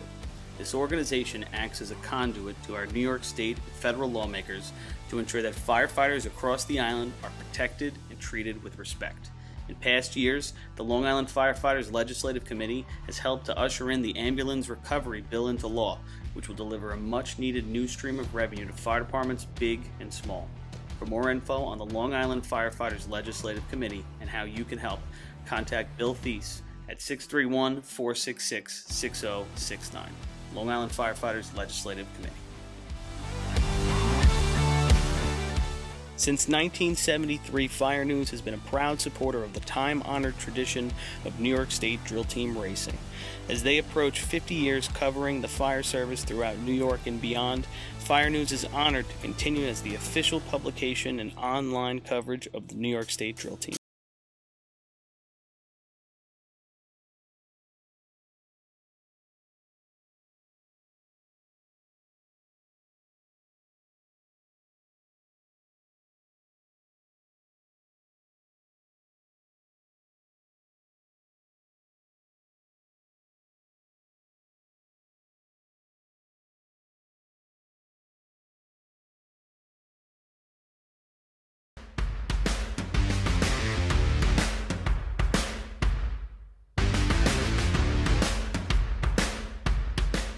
When it comes to speed, power, and precision, only the best will do. Merkel Racing Engines. And we're back. And we're back. No one's with me. It's just me. What's that? No, we're here. We're here. Why? Why? What do you mean why? Of course we're back. We're here. Why would they do that? What's that? So apparently they're going to start from 1. Why wouldn't you start where you are right now? I mean, the traditional way to rerun the contest, I would say, right is we go from here. So now all the teams who have yet to run basically have to take it around the corner. I mean, I've never been aware where you'd make that decision. No, you should start right, especially at this place here. It's a horror show trying to get everybody in order now. Not only that, but none of these teams have their hose beds packed. No. All their stuff's put away. Who is it? Who made this decision? Start with Spencerport. Who are these people? Yeah. Your attention, please. Clear the track so the B trucks can come down. Oh, God. So the B rigs can parade through. Woo, boy, starting folks. from the top. Folks. Kevin's got it. Yikes. Ugh. So we're going to start from 1. I mean, I would feel better if that's how we usually, but we never do it like that. No. Yeah. What's going on here, guys? I would just like to make the point that Billy Cornell up here brought whiteout with him. Really? And now we are able to adjust our score sheets. Is Billy, this is all of your fault. You put the whamma jamma on the entire New York State drill by bringing whiteout for your scorecard. What is wrong with you? I was actually giving the guy credit. You know, a team gets a rerun. No, you idiot. What are you doing? And it's not even the wet kind. It's the good paper kind. You know, you just get right over it. Oh, yeah. With the slide. Listen, Chris. Dummy. Listen, Chris. Don't be deflecting at this point. All right, you got bigger issues here. At least the roof's still on. Let's start with the good things. Hang on. So this is a little bit of what I heard, and then you guys can tell us what you've been picking up on with the water test we just did. So as far as I know, the pump. When obviously we ran faster, they went back. We usually run the pump here, Central Islip, at about 100 pounds psi, 100 pounds per square inch. No, pounds. Yeah, whatever. PSI, yes. PSI, but no, I don't know if I should say pounds PSI. No, that's not right. PSI. And it's about just a touch under 100 when they went back after the water ran fast. All of a sudden, the pump was at like 102. So that's the difference, yeah. I don't know how it happened. Nobody does. Was it Buddha? Did Buddha do it? No, listen. So Buddha Ken Siller is a 49-year member of Central Islip, honorary chief next year.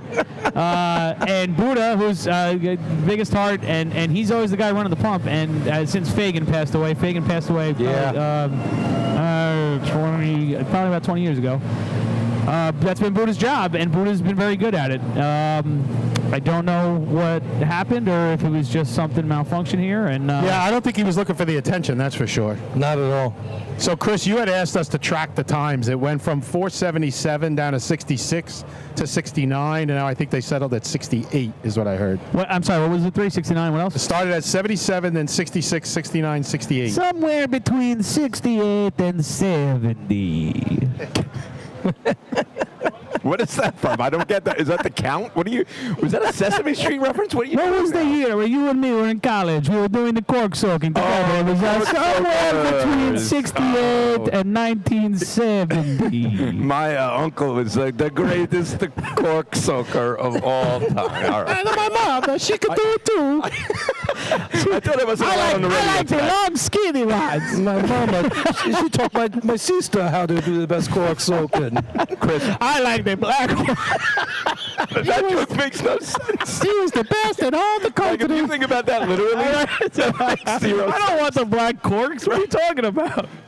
Yo, Ralph Rails called me like 18 times. Oh, today. God. I get him on the air for 2 minutes. That's up to those guys. Is this all on the air? Hold on. Oh, we are live right now. We're back, everybody. Wow. Get him. I walked into a hornet's nest. How about that? I saw Ralph walking around there before. He looks good. All right, so anyway, 77, 68, Billy, you got the numbers. 69, 77, right? 66, 69. They reset at 68. It was at 66 before, so we're right in the same ballpark where we are supposed to be. This is frustrating, man. Yeah, it really is. We haven't rerun since 2002, I believe, and that was because we had a timing issue. Remember, I think Pat's up protesting because someone left the timing light on the track versus on the curb. Remember that? That was, I think, the last time we had a rerun. I remember that one. In Beehos, That is correct. That is correct. So that's a good thing about racing. We haven't had these issues. That's 22 issues years since we've had to rerun a contest. Yeah, that's really Man. good. Because that was the norm back in the day. I'm telling you right now, right, Paul? You can remember rerunning a few times. We've had a couple things go we wrong, ran but- officially yeah. 3 times. Sure. Beehos ran twice, a couple times. We Two did, and a half of them. We did buckets 3 times once. I think it was 87 with Lindenhurst. That was Lenny, well, we got 2 things, too. Well, we're working on Ralph. First of all, let's do our out-of-state fire department of the day, all right? Dun, dun, dun. Go ahead, I Billy. don't have a drop. I need a drop, but if we do, Michael, hit the producer button there for me, buddy. Producer button. There we go. All right. Billy, you can see on the screen there? Oh, excellent. So here we are. Out-of-state fire department of the day goes to Pasadena, Texas, the fire rescue station number 8. Chris Ebden. He used to race for the Patchogue 40 Thieves back in the day. He took over the spot after the unfortunate passing of Mr. Cushing back in '89. So here he is, and he was a EMT in the city. He moved from Patchogue, went to Elmont, was an Elmont firefighter as well. So he moves out to Pasadena. Pasadena is a city right outside of Houston, population of 151,000. Their station number 8 at the time was the largest volunteer fire department in the country, serving the largest amount of people as a volunteer organization. They did a great job with that. They were part of the group that takes care of all the oil refineries down there right now, along with 6 or 7 other fire departments. So they do a good job down there in Houston. So just right outside, closer to the ocean and to the Gulf of Mexico. And a little bit more about Rob. He's a 89 EMS from New York State. He responded to Avianca, as a lot of us did back in the day, back in 1990. He's a veteran of our World Trade Center. He's also a master fireman, just like Paul Susskind is. Hey! I've never heard of a master fireman. I've heard of firefighter. What a firefighter. This guy must take like firefighter 12 or 13. Master of fire. Maybe he's a good cook. Yeah, he could be. Like a fire master. Like I know a guy like that. Name is Tansy. He does he does smoke stuff. And he also worked the Rangers victory party back in 1994 as an EMT on I give you credit for that. For all you guys that your Ranger fans out there. How is he closer to the ocean than the Gulf? I didn't understand that line. No, he's closer to the Gulf than Houston. They're the Gulf. Houston. I thought Houston's it's a giant city, and they're one of the suburbs outside. But like Bill, we know that Paulie loves fighting fires. He's the best. Fighting fires. We're going to keep talking on top of it. Don't worry. So, like I said, big shout out to you people in Pasadena, Texas. Keep up the good work. We know everything's bigger in Texas, and you guys have the biggest fire department in the country for volunteers. Great job, Chris Ebden, and big shout out to you. Great stuff. Glad you're listening. It's always good stuff there, Billy. So we're going to wait for the reset here at B Hose. You know, they should be, if we're going to start having repeats, reruns, we should get one of those strips you write down your score sheet so it doesn't. I got yelled at for having whiteout with me. But Paul, seriously, let me ask you a question. What kind of a sociopath brings whiteout to a tournament? What do you need the whiteout for? You're dealing with something special right here. If you see my writing, I don't make you'd understand why. I don't need it. He promised the Turtles he'd get them in the top 5 on his because I don't have a computer where I could just like delete, and then I have to white out and write over it with ink, Jesus. It feels like you're asking for trouble bringing whiteout to a tournament, to a New York State tournament. Well, I tried it on your Ralph? I tried it on your tablet here. It kind of made a mess. All right, let's clear the air. Ralph has the track. Yeah. All right, Ralph Rail's been calling me several times today. As you guys know, the Central Islip Hobos have been gracious hosts today for the Hempstead Yellow Hornets. Today's our 40th anniversary of the 1984 New York State Championship victory, the first in team history. So we have a nice reunion going down right around the Sea Ladder start line. And Ralph Rail has decided to make his annual phone call in to me. I have him on speakerphone. Ralph, you have the airways. I'm on the air. I'm stroke free. 13 months. I'm enjoying life right now at the stall line at Sea Ladder. You're not going to hear much because if we have to rerun B Hose. So what's up? I don't know. You called me. What do you got to say to the masses? You're live, Ralph. I got to say to you, the masses, you guys forget your roots, where you came from. I'm here with the 84 state champions. The ones that beat Patchogue right here in this site 40 years ago. I have a question for you, Ralph. And I'm here with the chief judge.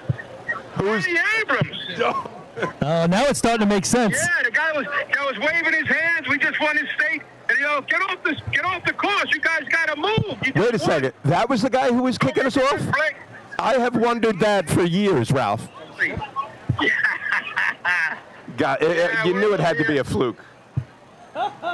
No, he was never a fluke. He was the Hydra man on Roosevelt for the rum pointers on the first original 798 with double cotton hose. The Roosevelt rum pointers. Imagine that. Imagine that. That's good. Paulie's got a question for you, Paul. Go ahead. All right, Ralph. Hey, my question is, do you have any of those old fat styrofoam koozies you were handing out when you won that? I had one of those. Tommy and Joey Abramski, though. That was 85. we did that. Yeah, he's got one or two of them. I think John Simone has it. It's one or two floating around. If you can't read it, it's all the paint wore off already. That's because they got a drinking problem. But outside of that, we got a couple of them float down here. But it's nice to see, we're sitting here, and all of a sudden, with this break, a lot of the people came out of the stands. Oh, I remember you guys. Like, oh my God, I don't even remember. Everybody's Buddy or Jim. I don't remember names. Hey, that's what happened. It's called racing fame, Ralph. You got racing fame. I would jump into the first yellow truck that I saw. Thank God they put my name on the truck. God, Lenny Gumbert wants to ask you something. So Ralph, we're talking about 1984 and what a great accomplishment for the Hornets. Talk about what it was like to beat Patchogue, and they were on such a run from the previous years. Okay, real quick, you can see the big trucks coming up on me. The whole thing was that even in '81, when Patchogue had a terrible year. I mean, they had blown hose, slipping ladder, blah blah blah. So we were the next ones to come up there, and we had a great shot of motor pump from what I remember. I mean, you know, via the IBM film and all that. And we're sitting there, and I forget the team that was in front of us. It might have been, I don't know who it was. But everybody's screaming and yelling at like, wow, these guys are getting all excited for the Suffolk County team. And they're counting buckets like 18, 19, 20. Like, I said, no, they're screaming for us. And we got on the line. I said, Joey was our dumper, Joey Abramsey. And I said to him, Joey, listen, you're not going to hear me. I'm just going to point to my eyes. I'm looking at you. When I nod my head, I'm going to tell him to set the clock. So he nodded to me. He understood. And all of a sudden, as soon as I said, Hornets ready, and everybody said, yeah, the crowd got silent. You could hear a pin drop. I thought, I know. And all of a sudden, my voice was all hoarse. You could barely hear me. Set the clock! And that was it. We took off. We were set, and the crowd went nuts. It was... I'm getting goosebumps explaining it now. It was quite a scene. It was a moment I'll never, ever forget. Yeah, and it's, you know, really put the Yellow Hornets on the map that day. And I was a 6-year-old kid. I wasn't here that day, but a lot of pride was born that day as a lot of the younger Simone generation kids started to fall in love with racing during that era. So, anyway, Ralph. Because your father was here, Jimmy Russo, Sean Summer Bramsey. That's our heritage, man. It's like a family barbecue outing, man. That's your heritage, brother. Don't ever forget it. Yeah, baby. Crazy to think it's 40 years later, but a lot of health over there at that tent. A lot of good faces. Come over and say hello to the 1984 New York State champs later. Ralph, thanks for the call in. Right by the Seahawks star line. All right, my man. Be well. All right. We'll see you later. Us 6 and the other 1,500 people listening right now say, hey, man. All right, take care. Thanks, Ralph. Later. What'd you say, Chris? I think you stepped up. I said us 5 and the other 1,500 people listening right now really appreciate the input. Thanks. Let's good to hear from Ralph Frail, though, right? Yeah. Always good to hear. And again, thank you guys. Thanks, Centralizer, for hosting all of us today. We appreciate it, man. Good stuff. Talking about the history of the Hornets, the Hornets score in the first state drill ever. They score some points. 47 is the first one? Yeah. Hornets score in that drill. Do they really? I'm pretty sure. I'm pretty sure. I don't know what it is. Look. Yeah. That's crazy to think, because they were terrible. Yeah. 4 decades of just horror. But I believe in that one, I believe they scored. Okay, everybody, thank you for your patience. We're going to rerun the contest. The first team on the line is going to be number 16 on your programs. Running out of turn with permission, the Frogs from Carl Place. Guys, B-Ho's running out of turn with permission. That's a different one. Yeah, right? Driver's got to go somewhere. So. Listen, quick question. Was one of the stipulations to allow K-Mac to do the announcing? He has to do it like a Western announcer? Is that could be. Right? You say he's using the Western grip? He's using the Western grip of the microphone, yeah. That's why you don't hear it sometimes. It's kind of muffled. 7:53. Oh, General Judges. Here they go. Here comes Carl Place. We're running to BOs again, everybody. At the hydrant, let's him go. All right. Water in the hose. Here comes McCann. And nozzle on this time. Hey, we're going to get a time. So there's one team that's shown improvement. Big kink behind him. He always has a big kink. They were working on that. I don't know what 338 on the handle. Where am I going to write these scores? If you had Whiteout. Look at all you guys. Billy Whiteout Cornell over here. 9. He's prepared. 19. 9-19. Actually, I can rewrite on top of that. Ironman from Riverhead. Go back. K-Mac's turning more Western day goes on here. It's got a little twang. Yeah, right?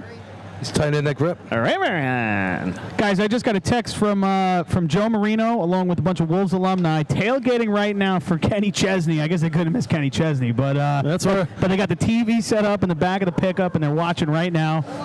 Hey guys, hope you're having a good time, and I guess by the time you get back here, maybe you could celebrate depending on what happens with Iceland. I was going to say, this drill was slated to end before Kenny Chesney. Now I think that's a big question mark. Just like my Aunt Nancy's crumb cake, Kenny Chesney, overrated. Oh, I disagree. Ding, with ding, that. ding, ding, ding. I'm with you, I've Swan. been to a few Chesney concerts, and I think they've been pretty good. And he's playing with Zach Brown today. The rest of the other side of my family, the other half, is at that concert as well. Which side of the family is that, Paul? And not watching this drill. My Aunt Nancy's crumb cake is amazing. Which side? so, Paul, we were thinking about you. Which side of the family were we talking about? The other side. We talking about that famous side of your family? Not that one. Oh, yeah. That's my side. These are non-racing. That's my side. No. We should have started that conversation as soon as He has a non-racing side of the family, Paul. Straight to the does. top. I don't think he raced that. Talking about grabbing the top rung. I'm related top. to Bad King John, and he goes even deeper than me. Think about that. I didn't do it. Ancestry.com did. So, Paul, I was off the air for a little bit, but does everyone get a rerun? That's going to be everybody but Copeg and North Babylon. No, Copeg and North Babylon. They were the no times? They were the ones that didn't finish the contest, walked off, and then missed at the hydrant. Well, but guys, that's crazy too, right? That there was only 2 no times? Yeah. Wow. A miss at the hydrant doesn't give you a... Yes, if you get an overtime, which is a disqualification, and the water's tested too fast, a miss at the hydrant means you do not rerun. Gotcha. All right, here we go. So Riverhead on their rerun.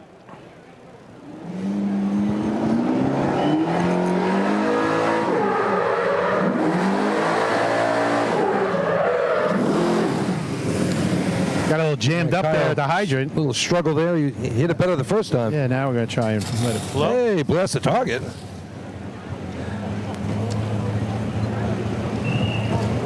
So we'll get done with Riverhead here, and then it gets interesting. Time for Riverhead. 11.16, 11.16. Next team on the line, number 2, the Wolves from Iceland. This is like starting all over. Yeah, one of these teams that's going to benefit here from that. Yeah, here's a team that's real happy about it. I mean, there was some good times in that contest. But then again, you got to wonder, is it because the water's running 4-4? It was a good-looking contest, too. It was going to tighten this thing right up. All right, get the start over. Let's do it again. Just sucks. Yeah, really does. I always said, man, get me to 100th of that record. I don't want to break it. Well, we saw a record broken in the junior state drill by Bay Shore. Right here. Had issues with their own hose and got tossed out. That's a different story. 400's too fast. Bayshore using that cheating hose. Don't break it. Don't break the record today. What are you trying to say?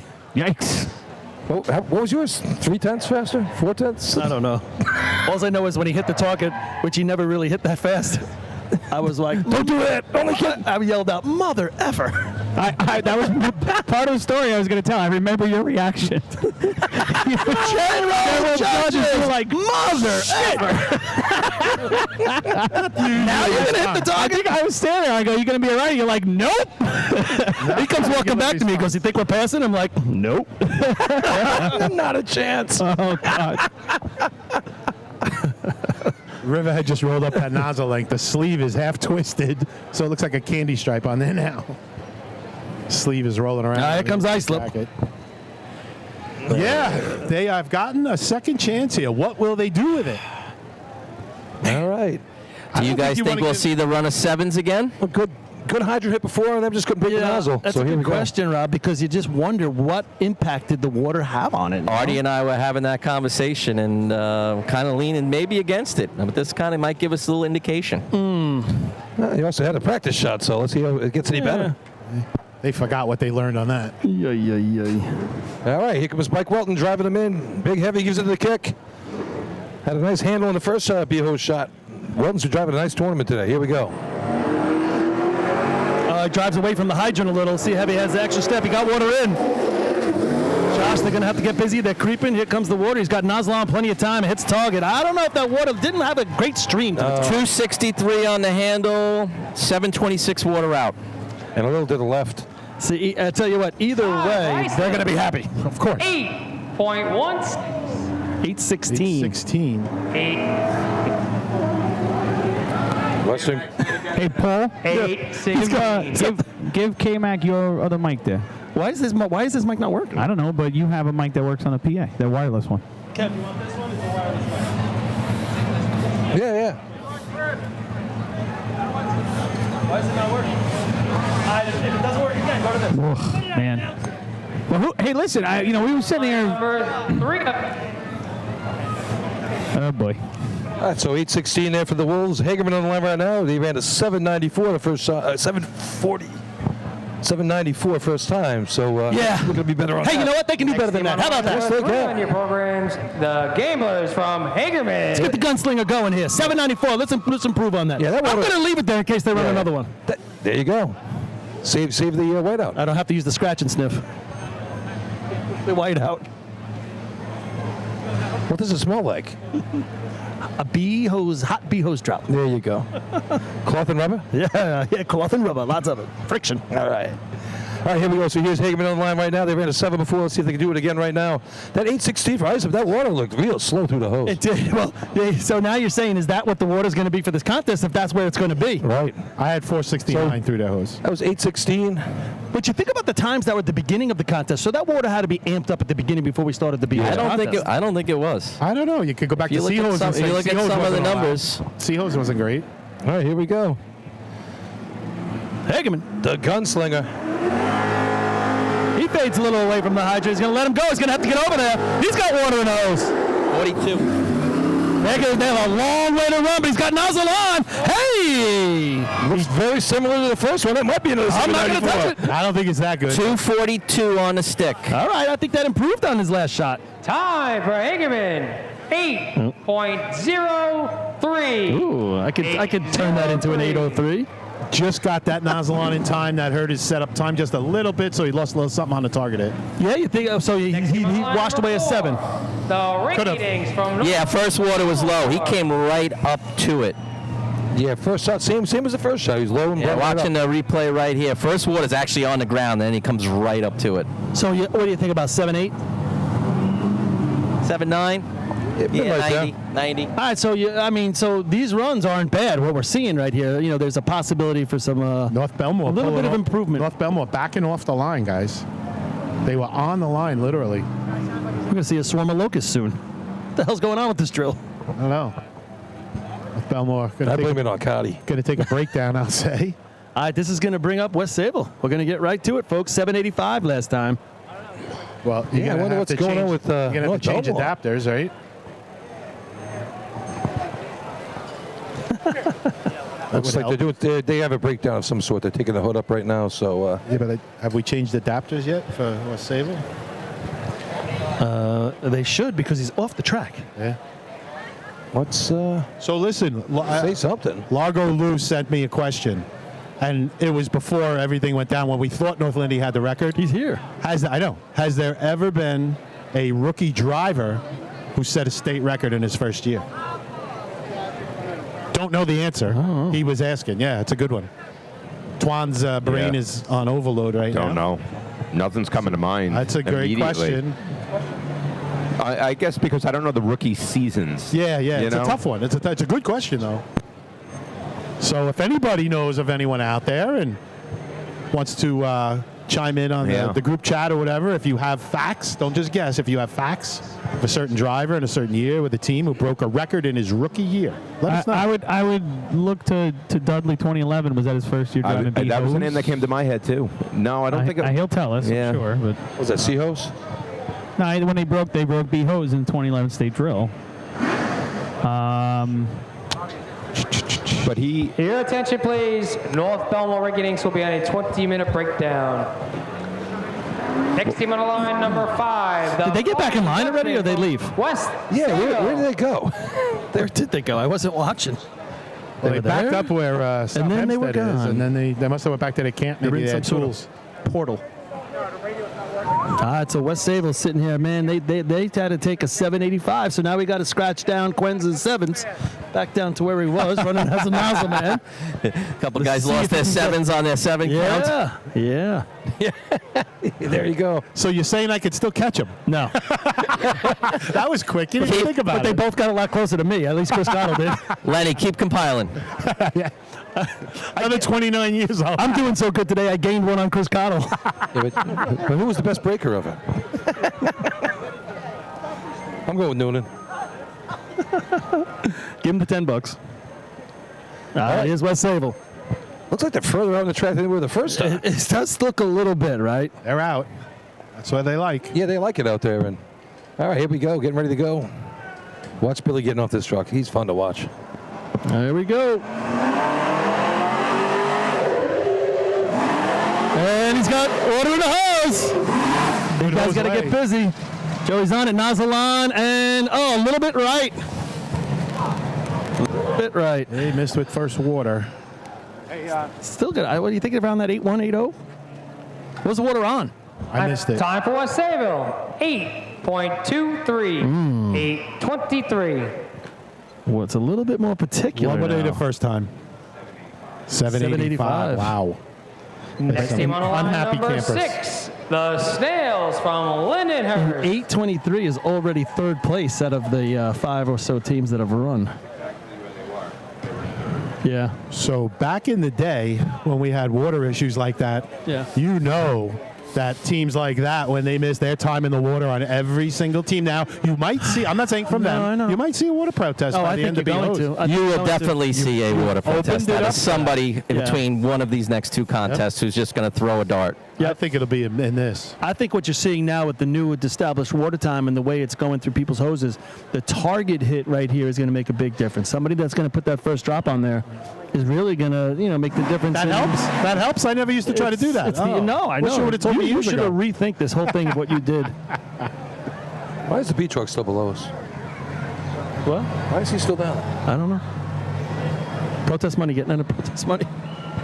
Yeah, it gives you flashbacks to how things used to go, and I could see it happening. It's been so many years that something like this happened. And again, folks, what we're saying is if the water was off once, some team may take a chance and protest and say, I think it's off again. All right, Lindenhurst Snails on the line right now. Whammo drove a pretty good one the first time. Here comes Christian Brody. The Grimace going to hit the hydrant here. Now, let's see if he gives him a little bit better chance this time. Last time he was heated up. He heats him up again, but a little further back. Goes across the face. He went across the face He again. dumped it, and now he puts it on. And Kind of had the same heat in it, but a little further back. Hey, he hit that thing hard, man. His wrists are going to be You can almost guarantee everybody's going to complete the contest now. You think? It's the old We could lesson. run this 2 more times. That's why it's taught, right? Paul, complete the contest, complete the contest. We don't need it often, but you may need it sometime. Lenny, you know this. We were taught that in juniors. Oh, yeah. It's not even a Team on question. the line, number 7, the Westerners from West Hempstead. all right, Westerners here. 862 last time. They'll be looking for a little improvement. No points on the day right now, so It's surprising, not the right? day When the we're looking Westerners, for. when we talked about it in the pregame, we had the Westerners. Well, but we did say, or I stated that I thought they had to score in 3-man if it was going to set their day up. Yeah, they had a no time and 3-man, no time B ladder. Thought they would have had a couple points. They would have scratched something out somewhere in the first 4 contests. Not to be right now. B-Ho is always a strong one for him, but nothing to build on. John Poirot cracking into the list there from West Hempstead. Yeah. Him and Junior De Silva, another old Westerner. You're talking about a list nobody really knows. They're the top 7. Yeah, it's just us. But though. we're the only ones that have it. I'm just saying for us. We don't know the ones that Say know for it. us, but you're talking to the whole world, Billy. The whole world's out. The whole world. Where'd you come in that one, Paul? You top 5? Yeah, right outside.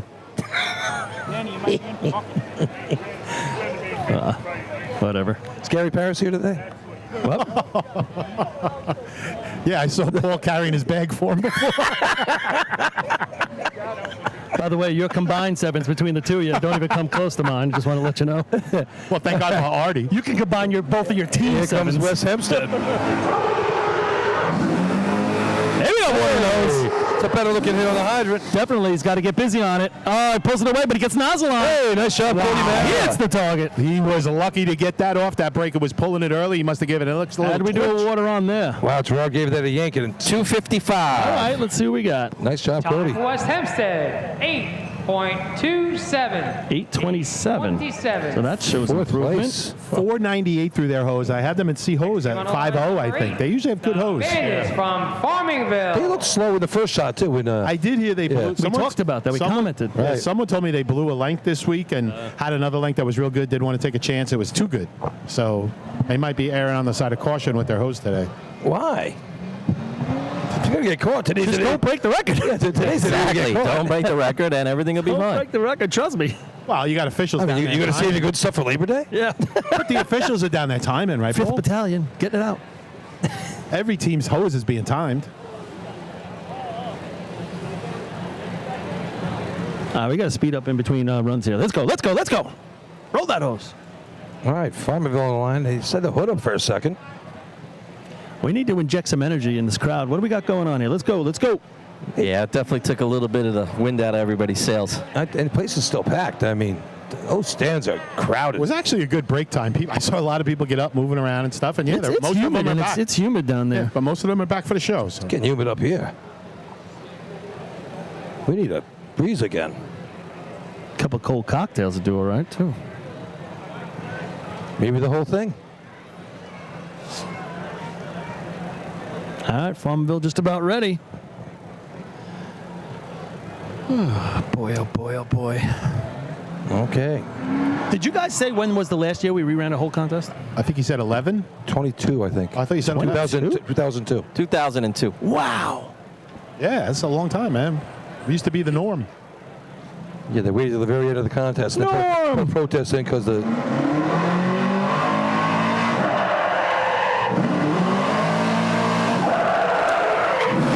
Gave him a long break at the hydrant, as you could hear. Oh, he's got nozzle on. Let's see.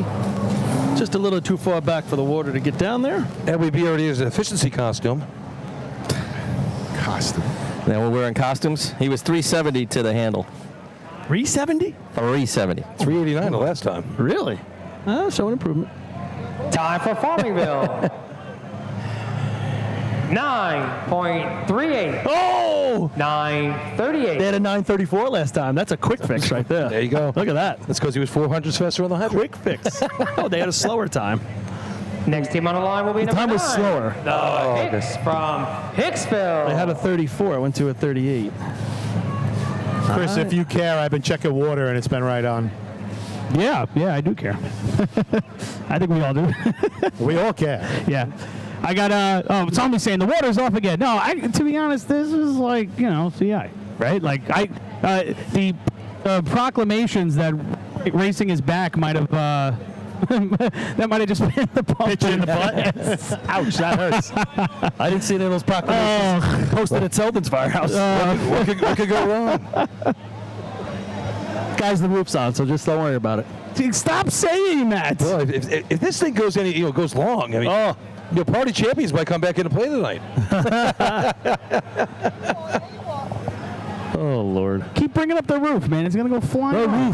The roof. We had a comment from Evan on YouTube. He goes, "I missed what happened. Why are we rerunning the contest?" Hey, that's a Deja vu. fault. This isn't where I parked my car. You got to watch all day, kid. You guys are doing a double feed. We already saw these guys run. That's right. You didn't straighten it out from earlier. Here come the Hicks. Make it a Hick town. Let's go. It slides in towards the hydrant. It's got water in the hose. Slides again. Let's see if they can boogie. Oh, he's got nozzle on. It keeps it on. All right. Hey, finish it up. All Dougie, right. 299 on the stick. That's in the eights. Sub-3. Keeping it in the sub-3. They beat their last time. Oh, yeah. Time for Hicksville. 8.70. 870. All right, North Bab is not rerunning. Fluke. EI on the Copeg line. not running. All right, here's that 779. Yeah. They were the leader until all hell broke loose. Guzzler. So you got to go and break the record, don't you? The Guzzlers from East Iceland. I turned into such a sandbag fan. It's unbelievable. I can't wait to see I was him going to say, live. at least we get to watch him run again. Fun to watch. It's fun to watch. Yeah, exactly. I love how he's getting out of the way of the hose, not letting it kink. Learn from the master. 803, 816, 823, 827. Is that an 870 sitting there in fifth? 870. Yes, Okay. 870 Hicksville, 5th place. Hey, Hicktown. In a hick town. Remember we used to have walk-up music? You want to play that song? Whatever happened to music? It's there, but it's inside. I know. I don't hear it anymore. We need a speaker up here. I think it's a couple of officials went deaf. What? Half of the reason is because you guys had your microphones on, and we get a copyright infringement every. Me. That was me. No, Yeah, you didn't even know you had it on. Yeah, there we go. I can't believe John Cougar asked for $2. All right, here we go. East Ice up on the line right now, trying to equal that 779 from before. Yeah, I don't know if that number's going to be run again, but 786. I can tell you this: it's going to give it a chance. Sandbag. Come on, Sandbag. Doorstop. Here we go. Oh, I missed the stick. Oh, he didn't have it on. He went for it. Yeah, he did. 241 on I the fly. thought when he was going by, the hose was on. I thought he was getting that stick, but I guess he would have put it in the street a little bit. Oh. Did you get a swipe, Rob? Darn it. 238. Yeah, right. 41. When he did the Paulie. Yep. Overtime, please. 238. Overtime. Well, he Is really. it the Paulie when he misses the stick? Is that when it's the Paulie? Or? No, both of them are. Paul was 50-50. He would do both. Listen to me. First of all, Everybody called him 50-50. and you can go watch every film. I don't care if I hit it or I missed it. If I did that, it wasn't no 238. It might have been 218. But it wasn't going to be no 238. If you were running 218 Still in every overtime. time, where's all your sevens, bro? They're there. Oh, Where's your sixes? That's right. That's right. 14. Unfortunately, I couldn't run down and get the nozzle on, too. Artie's got his headset on, bro. Don't do that. Oh, he had a ton of them. I'm not saying him. 218 plus your 4.2 hose. You could run. You could run a six. We went through a streak of years where we were flipping coins as we pulled up to the start line. Who was going to run? You had just finished climbing. That's correct. Well, in my third decade. Oh, Lord. Southampton, hey, Mikey Spatz gets another. So now here's exactly. So now we had a little turnaround, and they got an opportunity. So you take one away from East Islip, maybe you give one back to Southampton. Exactly. Let's see what they can do with it. And let's not forget, they got 7 points. East Islip just went from in real solid position to go top 5 to now they're going to have to fight really hard. Yeah, and this feels very, very multiverse right now, right? Like we had a different path about half, 3/4 of the way through B-Hose, and now we're just doing this entirely different thing, you know? Different. Turn the whole face of the tournament. See the look of fury on Sandbag's face there walking off? Yeah, he's disgusted. That's too bad. Especially when you do it right the first time. Yeah, that's what's hard.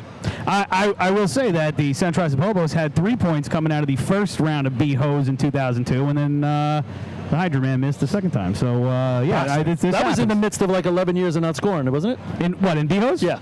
You know, I just scored in all the other contests. Oh, just you, sorry. I mean, what decade of ladder climbing was that for you? If you're going to aim the gun at me, I'm going to try to defend myself. That's all, right? What do we have? It's like the Matrix. He's like slowly getting out of the way. It's like we're having a measuring contest right now. Oh, yeah, we are. Oh, yeah. I know one way we can. I know one. Chris, is yours one bigger than ruler. Paul's? I know one ruler we could bust out right now. Oh, Lord. You got that paper on you? I have it right next to me. Oh, okay. All right, just checking. I'm not ashamed of my things. Just tape it right to the table. I was there. Listen, I was in charge of putting the water in. I was not in charge of raising the flag. That's the definition of a teammate, ladies and gentlemen. There he is. I, me, I. And so after that. Oh, my God. Mikey Spatz. Here we go. You're right. Here we go. Ryan Marr. Tommy Marr driving him in. Let's see what happens. That old yellow Hornet truck here. Tell me more.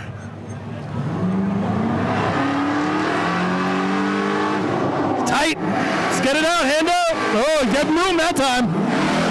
He's going to really have to hit this target on the fly. Oh. But you get a water on. He gave him a little bit more running room. 275. Yeah. Too much running room. That's 71. Nozzle team had to run a little ways there. And they were digging hard, though. They got there as fast as they could. Just didn't look clean down there. Time for South Hempstead. 14.43. Oh, shame. 14.43. 14.43. Running out of turn with permission. Number 30 on your programs. Your host for today's state championship drill, the Hobos from Central Islip. Wait a second. I don't think he had a. How do they run out of permission? Where's everybody going? Why are they there and not in Belmore? Well, it's not up to you. It's up to the chief judge, and he said it's okay. They're at home. Where are they going? Yeah. Yeah, that's a strange one. I'd love to know the reasoning behind that. Interesting. Is that Bobby Miller standing right there, isn't he? He's right at the cutout. Ask him. That is weird. You know, you watch that Southampton drop, and he drops him back that little bit right there, and then 2-7 water in. And Lenny, you could probably attest to this, but we learned this from Richie Bowe a long time ago, St. James. And he always said the faster you get in and out of the hydrant, the faster you get the nozzle man down there, the straighter the hose will lay. All those different things. And the little delay right there, then he has a tough time getting those guys down there to get the nozzle on. Yeah, it's all got to work together. All right, so here come the Hobos right now. Running tournament leader, 13 points right now, coming into the contest.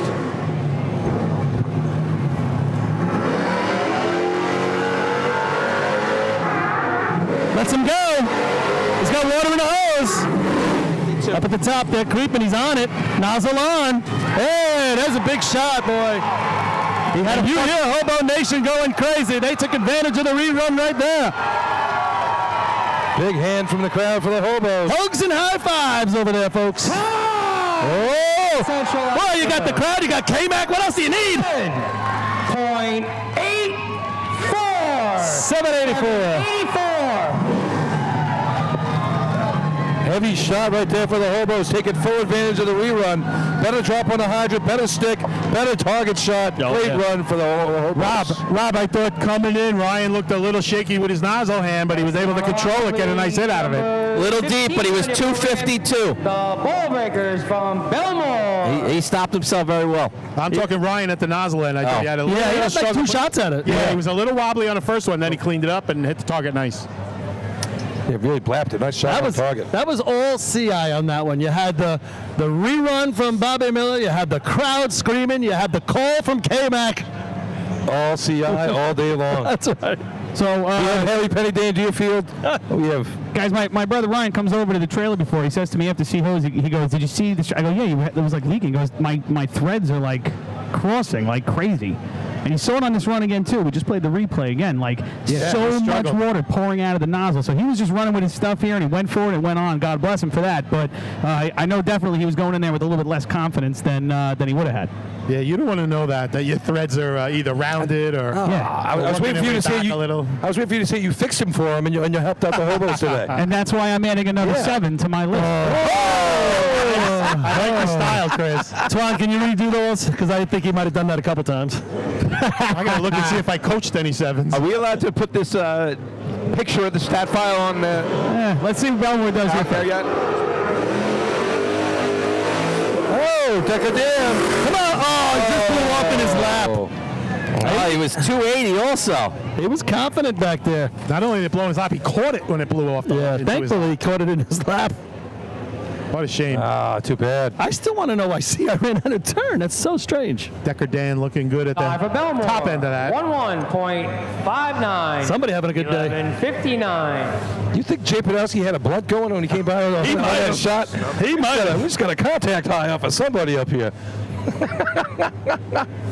So just to reiterate, over the past week, I made a list on line number 17, the Tomcats from Baldwin. I made a list of guys, the Hydra men with the most 7s and the Nozzle men with the most 7s in B-Hose, and Ryan Murphy has just run his 44th ever 7 as a Nozzle man, putting him, he's in 3rd place. The only 2 ahead of him that he has to catch, Frankie Miller Jr. from the Dutchman with 54, and John Paris still holding 1st place with 57 7s in his career. Good work, Twan. Good work. That being said, that's assuming we actually finish this contest and lose the equipment. Don't say it yet. I'm just calling it out, man. Let's be honest. You know? Where was the drop, guy? Oh, shit, wait. A lot of water at the hydrant now, guys. All right, looks Forgot like it. That's a water festival down there at the hydrant. Look at all the water on the track. It's everywhere. And you know it's going to be right when he's going to be in the gas again, and you're going to hear a lot of winding motors. Spinning and it is the cloud covers so much right now. There isn't any sun. This track's not baking. Let's see if John Coughlin dumps her like he did the last time. Jesus. I mean, he dumped her like a bad girlfriend. What? All right. What the hell? So I was going to go one step further, but I don't know. Baldwin on the line. Oh, Miller Place next. So Miller Place probably crying about all that water right there right now. Oh, wait till they're done with Baldwin. Yeah, Baldwin didn't go yet. Poor John. Jake, break out your Mississippis. They're going to run with the loop with the hydrant there, like a motor pump. Man. All right, you gave him enough the other day. You're killing the guy. Okay. You're killing him. Yeah. He hit 3,100. He's a good guy. He hit 3,100. 3,100 there that time. He said he was going to hit 32, so he's close. He was off. You can check my rev a little bit. Listen, guys, Katie gets a chance to redeem herself. Yes, she does. Here we go, Katie. Come on. That's my daughter's name. It's also the hydrant person's name. Huh? They're drying it out. I think they're giving her the women's dry. Well, hopefully she stays on her feet this time. Gee, Billy, what? No, he dropped her on the ground before. I thought she got a step or two and stumbled. You went actually. everywhere but there. No, I think she got a step or two and stumbled. Where and did bounced she back fall up. to? He dumped her worse than the guy from Oyster Bay did to his team in Seahose. Oh, Jesus. All right. Don't start involving your friends to try to make up for it. Yeah. How to Make Friends and Influence People by Billy. All right, come on, Katie. Let's get this done. What's in fifth place? All 2, 3, 827. How many Mississippis hit the hydrant? I'm going to say 4. From the start clock? I'm going right from the line. Oh, okay. Oh, we could go for the start line. Yeah, from the time might be 5 Mississippis. No, from the start line, it's probably 5 Mississippis. Can we call a blitz? But you got to say Mississippi, not Mississippi. All right. 27. 2750. All right, let's her go. Hey, she's got it on. Come on, guys, let's get a time here. Nozzle on. Hey! Woo! Baldwin. Woo! Much better than the first one. That could be her first 7. Twan looks 9-7. Time for Baldwin. 9.65. Oh, almost a 9-7. Almost a 9-7. Next team on the line, number 24. The Extinguishers from Miller Place. Hey, listen, their best B-Ho shot up until that was 1955 this year, so. The time or the year? No, that was the time. I thought that was the year they ran it. So they really, I mean, when you beat your best time by 10 seconds, it shows improvement. 4:21 on a stick. Real nice. That looked pretty good, actually. Yeah, no. And guys, you got Miller Place coming to the line here looking for redemption. They're going to need first run. They're going to need it, right? 14 on the first run, just missed up at the top. 4 points on the day. Can they get themselves up there with everybody right now? Let's go. Driver's going to earn his pay right here. He's going to need some perfect drops for Miller Place to have a chance here. Was Baldwin's hose long enough this week? Remember they were short here at the invite? Yes. That was a 998 that day. Was it? Yeah. Oh, I didn't know that. Leave Baldwin alone. Why did they say 19 on the thing? That was the first. That was the county. At the invite, they ran a 9.6. 19. 998. 19. But it was a no time because they were 4 inches short with the hose. Yeah, that's right. They were 4 inches. Yeah. You got to be short. Be 3 feet short. That's right. St. James did it in pump. Every time. You can always tell by the coupling how short they were. They run 85 feet of hose. Remember they wouldn't let you break the coupling to put the tester in it because they had those bolts in them? Anything they could do to get away from like those people that put those things up the side of their trucks. I forgot about that. Yeah, we used to put screws in the hose into the ring. I forgot about that. Yep. I'm in the place. Here we go. Big shot right now. Let's see if Latiza can light it up. 4 points on the day. They scored in both ladder contests, B ladder, C ladder. Usually they're better as the day goes on. Let's see if they can pick some up here in B hose. At the hydrant, lets him go with the heavy steps. One in the hole. He's gonna get that busy at the target. Creeping, nozzle. Oh, he doesn't get it on. Looked very hesitant. Rob, I was gonna say the same. I got a nozzle man next to me who shook his head and said the same exact thing. It just didn't look like he didn't have the confidence. Yeah, so frustrating. He's been doing this. Came from the side too. He didn't come straight down on it. Miller Place overtime. What'd you have on the stick, Rob? 243. So yeah, it was there. Right in there to run with those 8 O's. I don't know about the 7-8. But yeah, if he snaps that nozzle on and he hits it, you're going to be looking at a pretty good time, I think. Yeah, I had it. Next team on the line, number Scotty's feet got to be warm after that. Yes. I mean, Turtles from West Bay. Yeah, he had a little hiccup when he came off, like almost like a short step, and then he let it flow, and it was beautiful. he really had to take the brake, put the brakes on there. yeah, just watching the replay, guys. He goes down, he's set, he turns the coupling, and just like he didn't finish it off. All right, here comes Westbury. So Westbury Still 0 for the day. They had an 8-4 on the first time. See if they can show improvement on that. Yeah, they were hanging around, I think, for points, weren't they? Yeah, still in the hunt then, but there you go. If you're really good, you can do it again, Billy. Well, I think he's got to bring him a little harder here at the hydrant. He dropped about 4 or 5 steps back there, and Rath's no speedster. Yeah, Rath's a big boy. He can handle it. Oh, yeah, that's what I'm saying. Let's get him a couple steps closer. All right, so what do we got? 827 is your lucky dog right now. That's West Hempstead sitting in 5th place. 823 Dutch, 816 Wolves, 803 Hagerman, and 784 for the Hobos in 1st place right now. About halfway through the contest. As we get to the bottom of the scorecard, Westbury on the line right now. Oyster Bay in the hole. You see the Cornell wave from the hydrant. Gives them the all systems go. I can't get over how gray his hair got. That's what you got. That's why I wear a hat. What, you lose your mirror? All right, Mike Athena's the birthday boy, bringing him in. Matt Rath on the hydrant. John Catone, the haircut up top. Don't go too close. Yeah. Lets him go there. He got a little spin into the hydrant. He's got water in the hose. Oh, they had a long way to run. They're going to have to boogie. Oh, he dropped. He does a nice job. How about that? Does a great job. He lets go of the nozzle, moves the breaker length out of the way, and finishes. Problem was, guys, 288 on the handle. 87.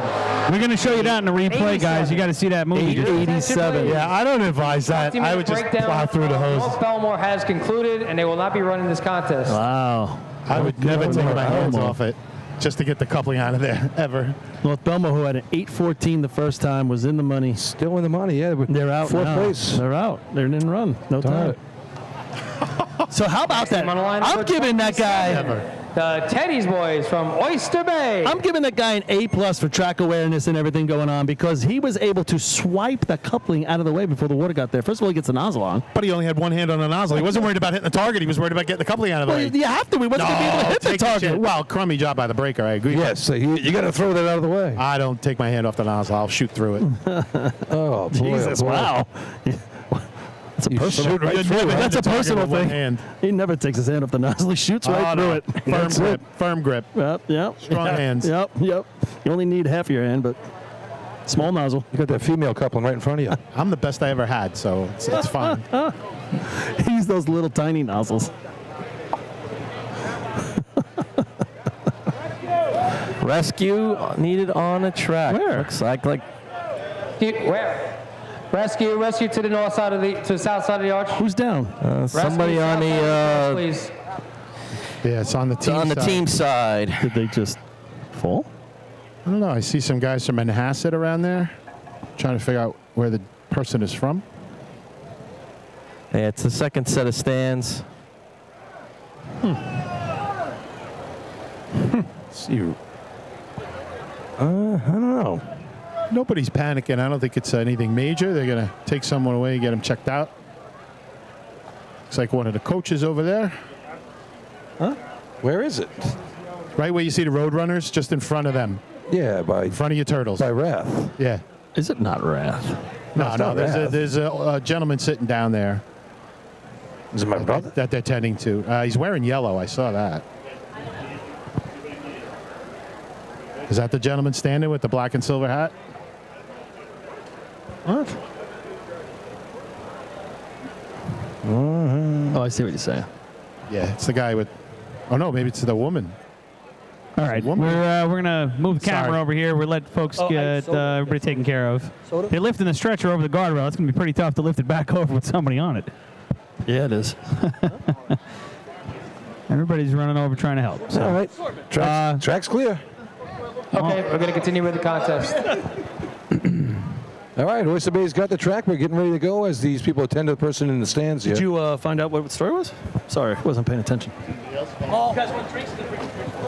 Yeah. Hey, there's an old timer that they're putting the BP cuff on him right now. They're going to check him out.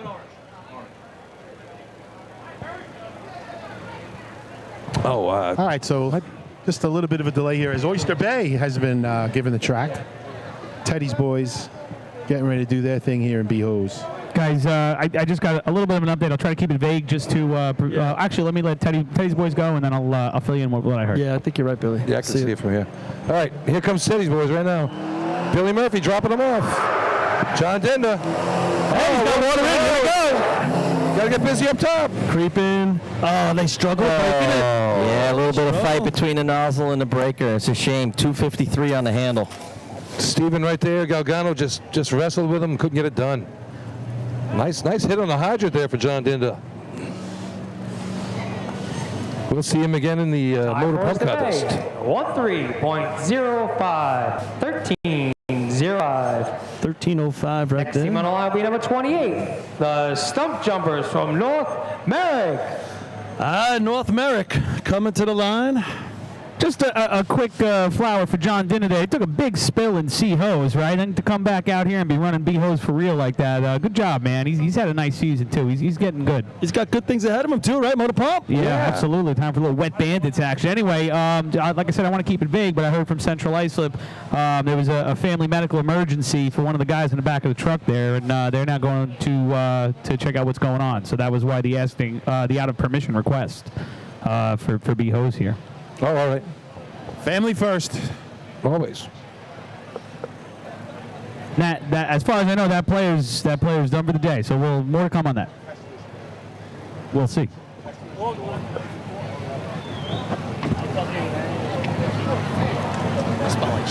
North Merrick Stump Jumpers. They like a rerun. Yeah. They had a rough shot the first time through. Well, you would think the majority of the teams that ran were going to be okay with the rerun. They were out of the mix. Yeah, everybody but 5 of them, maybe 4 of those 5. Exactly. Yeah, 3 heavy 7s out the window. And now we got one, and we want another. Let's go. Let's perk this place up. Yeah, it's getting a little dark out there in the yonder with the clouds here. Let's go. All right. Dropped him on about a 3-step drop. Now he's up nozzle on. Let's go. Hit it. Just a little bit low. The Morzella boys getting it done right there. 308 on a stick. Yeah, plenty of break at both ends. They look like they're trying to sneak an 8 in there. It just didn't work out for them. And now they come to the line. 10.01. 10.01. Next team on the line will be number 31 on your programs, the Piston Knockers from North. The team that threw us into a frenzy about an hour or so ago by what we thought was a broken record in B-Hose is now back on the track. Here's where it all started. All right, here we go. North Mindy. I mean, when you think about that 753 heavy shot state record with the accompaniment of some 4-4 water, of course, but kudos, they can get it all out. So now we're back to Chris Connell being one down from Gary Paris from all-time 7s run in B-Hose in their careers. 58 to 57. And Chris Connell couldn't give 2 hoots right now. Yeah, you're exactly right. Score points. Score 5 points. Good show. Let's see a shot. Just gave you a record run. What else do you want? First shot was beautiful. Oh my gosh. Yep. It's just 2-step drop, nailed it. Great shot by Kevin Kenley on the target. That all seeps in tomorrow. What a drive by we Vinny. ran a 753. And Vinny drove a perfect drop. It was awesome. Let's just do it again. Come on, boys. Do it faster. I give them a lot of credit if they can put one up there again. Just put up a shot. 7.8 right now. 784. Put up a shot. All right, track's clear. Here we go.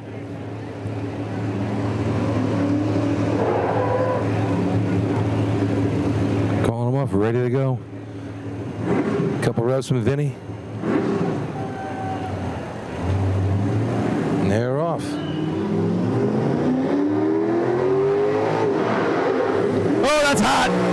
Oh, it's just too hot. It was too much. It was too much. That was too much. What a shame. State record to also ran.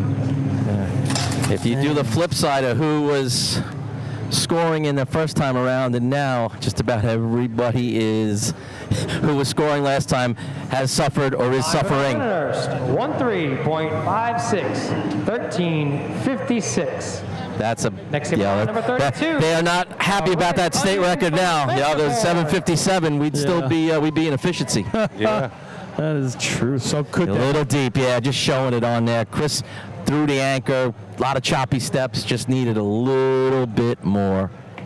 Yeah, that was hot. Come on. Completely. Man, that was. Yeah, it would have been in the 2-1-2-2 range, I think. That's where you got to stick your arm out, and you end up going over the hydrant because you're just not stopping. Yeah, and then you got to. He actually banged off the cup, the adapter. It just, I think, at a high rate of speed, he could not control it.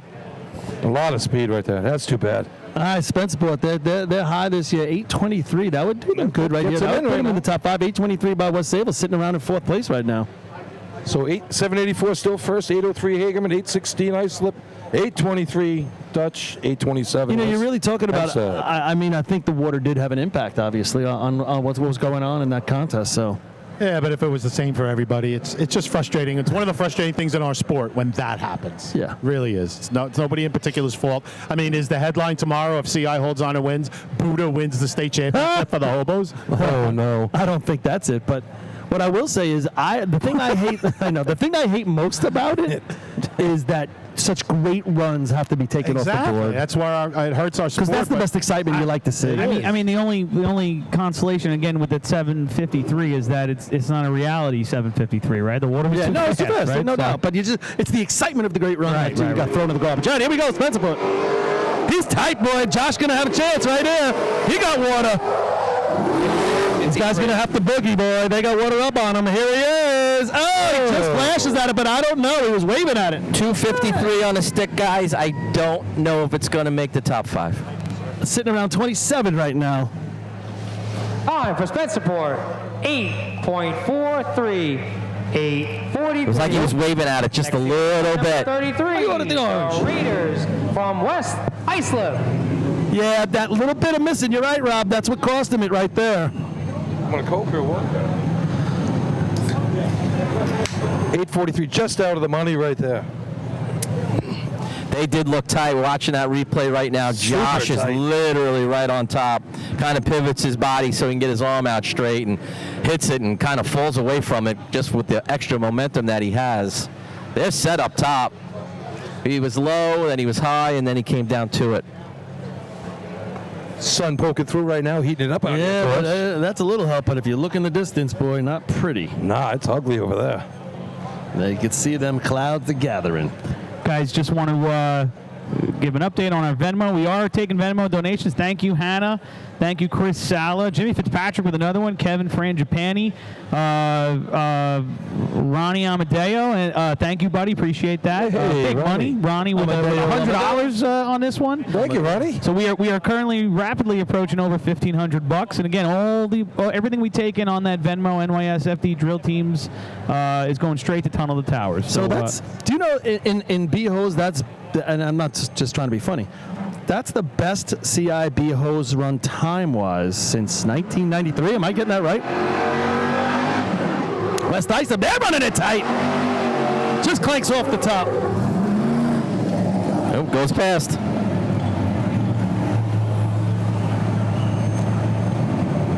They're close. They're getting closer, I tell you that. Yeah, no, I think they've shown improvement, especially in the driver situation. Yeah, Matt went for it there. He bounced off the front, and Nozzle team a little deep. One step pass, came back to get, almost got it on. For the Raiders, overtime. We're pulling for you, West Islip. Get it together. Paulie, I heard you stat 1993, you were saying? I heard you stat on CI, and I thought you were being funny and factual at the same time. I'm going to give you a second one you're not going to believe. Oh. First of all, this is the fastest time. Is this I'm being honest. A Paulie stat? No. No. Those are believable. These are this one you're not going to believe. Next team on the line, number 34, the old Henrys from Henrietta. CI runs a 7:69 for second place. That's behind Pat Chalk's 7:38 state record that day. When is this, Paulie? This is 1993. That's the last. That's the fastest. So the shot right here, the 84, is the fastest time CI's run BOs in the state show since 93. And here's the number 2. If they stay at number 1, do you know this is only the second time in history that Central Islip has won BOs? Really? How about that? That's amazing. That is pretty amazing. I bet the only guy that knows that's the guy in the truck. Mighty quiet. I do. But no, I find that really amazing, actually. The other one I think it was 2016. I think. That you came 796, 26. When you came in first, but it wasn't 784. That's the one. Yeah. So. Yeah.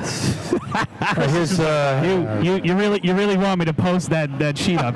No, I honestly wasn't about you. You made it about you. Sorry. Okay. Yeah, just the guy who ran Hydra for the last 20 years. He's on the line right now. I thought it was. All right, you guys stop having a hydrant love fest. Henrietta's on the line. Hey, Eric Munt running the nozzle today, the former climber from Seabreeze. Oh boy.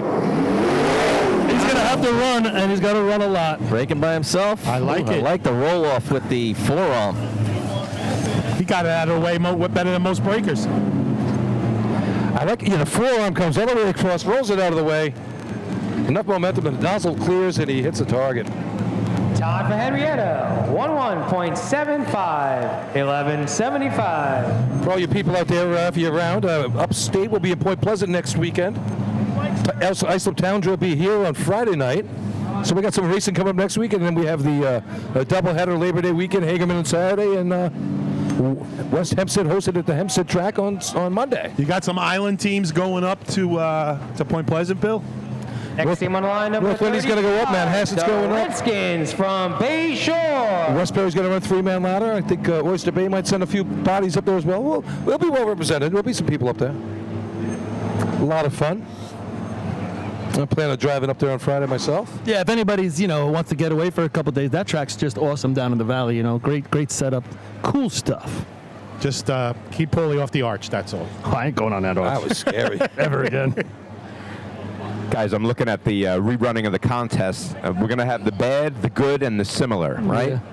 Bad for North Lindy and East Islip. North Lindy 753 to a miss. East Islip 779 turned into an overtime.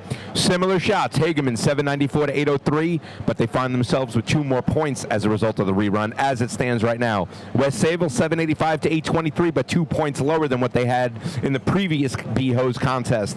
And the good reruns have been for the Hobos. They go from a miss to a 784. The Wolves go from an overtime to an 816, and the Westerners, they go from a miss to an 827. The tail of the tape for the B-Hose rerun. There you go. One stat. I want to see this piece of paper that Murphy has. I don't know, that thing's growing on me. Shut up. Twan stat. I'm ecstatic. I can't wait. Twan, can we make a stat on Billy somehow? Stop. Let's This team can hurt this top 5. There we go. Let him go. Oh, just clanks across the front. Just clanked it, and he had trouble up at the top anyway. If he gets that on, I don't know if they're going to be able to get it on. I agree with you. Like I said, you don't see that at the hydrant. Brian's been super consistent. Yeah, he has been. Threw him the whammy, Chris. From the king of whammies, I consider that to be a compliment. Thank you. Time for Bay Shore, 11.08, 11.08. Next team on the line, number 36, the Minutemen from Manhasset, Lakeville. So that adapter looks familiar, Paulie. That was the adapter that you were racing with, right? That I don't know. It looks like it. Back when you ran all those 7s. How many 7s did you run in B-Hose, would you say, total? Twan, do you have that number in front of you? I got it. I'll tell you. I don't need Twan to tell you. Oh, okay. Did you know off the top of your head? Yeah. Oh. Twan told me. Total 7s ready by Hydroman. You got Gary Parrish at 58, Chris Connell with 57, Michael Mara 52. You got JoJo and Chris Murphy tied with 40 apiece. John Hazeman 38, Paul Suskind 33, and those are the only members in racing history to go 30 or more. There you go. How about that? I'll take it. So like, would you say that there's like a top 6 greatest? I'm taking the picture. Shut up. So at least you got that part clear. So the top 5 would be Paris, Mara, JoJo, and Murphy. Those are the top 5. That's the first time I ever heard Paul pick on himself. I think it's the very first time. I don't like it. Listen, I know. That means something's coming, Chris. Yeah, it's Look weird. out. It's weird. Yeah, there's a punchline somewhere. No, it's coming right now. So if you go back in history total, there's only 8 teams that have run 30 or more 7s as a whole. Never mind gentlemen. Just saying. And what? You're one of them? I ran 33. There's only 8 teams that have even run 30. Yeah, you're awesome. We love you. No, I'm just saying. To me, I found that more amazing. There's so few teams that run so many. What, that you're so great? You found that amazing? No, I don't find that amazing. Stuns All right, himself goes Manhasset here. Who's on the line? Stan Divis driving him in. Danny Solano lights it up with a hydrant. Anthony, got to get busy. Gotta hurry. Oh, Waited. man. He paused. Yeah, it took a little while up top. Coupling was broke, and then he paused with the nozzle like he heard the water coming. I had Danny 281. Danny looking good at the hydrant right there. Almost didn't recognize him with the Manhasset Lakeville shirt on there. Time for Manhasset Lakeville. 13.98. 13.98. All right, Freeport on the line right now. Haven't seen them very much this year. Number 37, the Red Devils from Freeport. Man, if things stand like this, going to go to efficiency, CI is going to have a pretty good lead at a state drill. I mean, they're going to be up 5.5, and then 6 on the next 2 teams. Without their regular efficiency nozzle man. So that's going to be a difference. So Could be 3 to go. But my other comment is, who is going to come in 4th and 5th now? It's wide open. There could be teams that haven't scored yet that could come in the top 5, except for what I see right here is the 4 by Hagerman. Can that put them for the 3rd year in a row down the track top 5? Because they can run the next 3 contests. And that's why we pay attention and tune in. I feel like that does give them a foot in the door, right? Which is exactly what they probably wanted. And I mean, how impressive would that be if these guys were able to now put a little run here together and put themselves in a position to be in the top 5 for a 3rd year in a row? That's pretty wild, right? And, you now go back and do some history, and you know the big boys have done 3 years in a row. There ain't too many teams do that. Yeah. Here we go with Freeport. Same exact teams the last 2 seasons, so that's interesting. Yeah. Well, actually, no, they lose Johnny. No, I'm saying as far as top 5s. Oh, yeah, that's pretty amazing, too.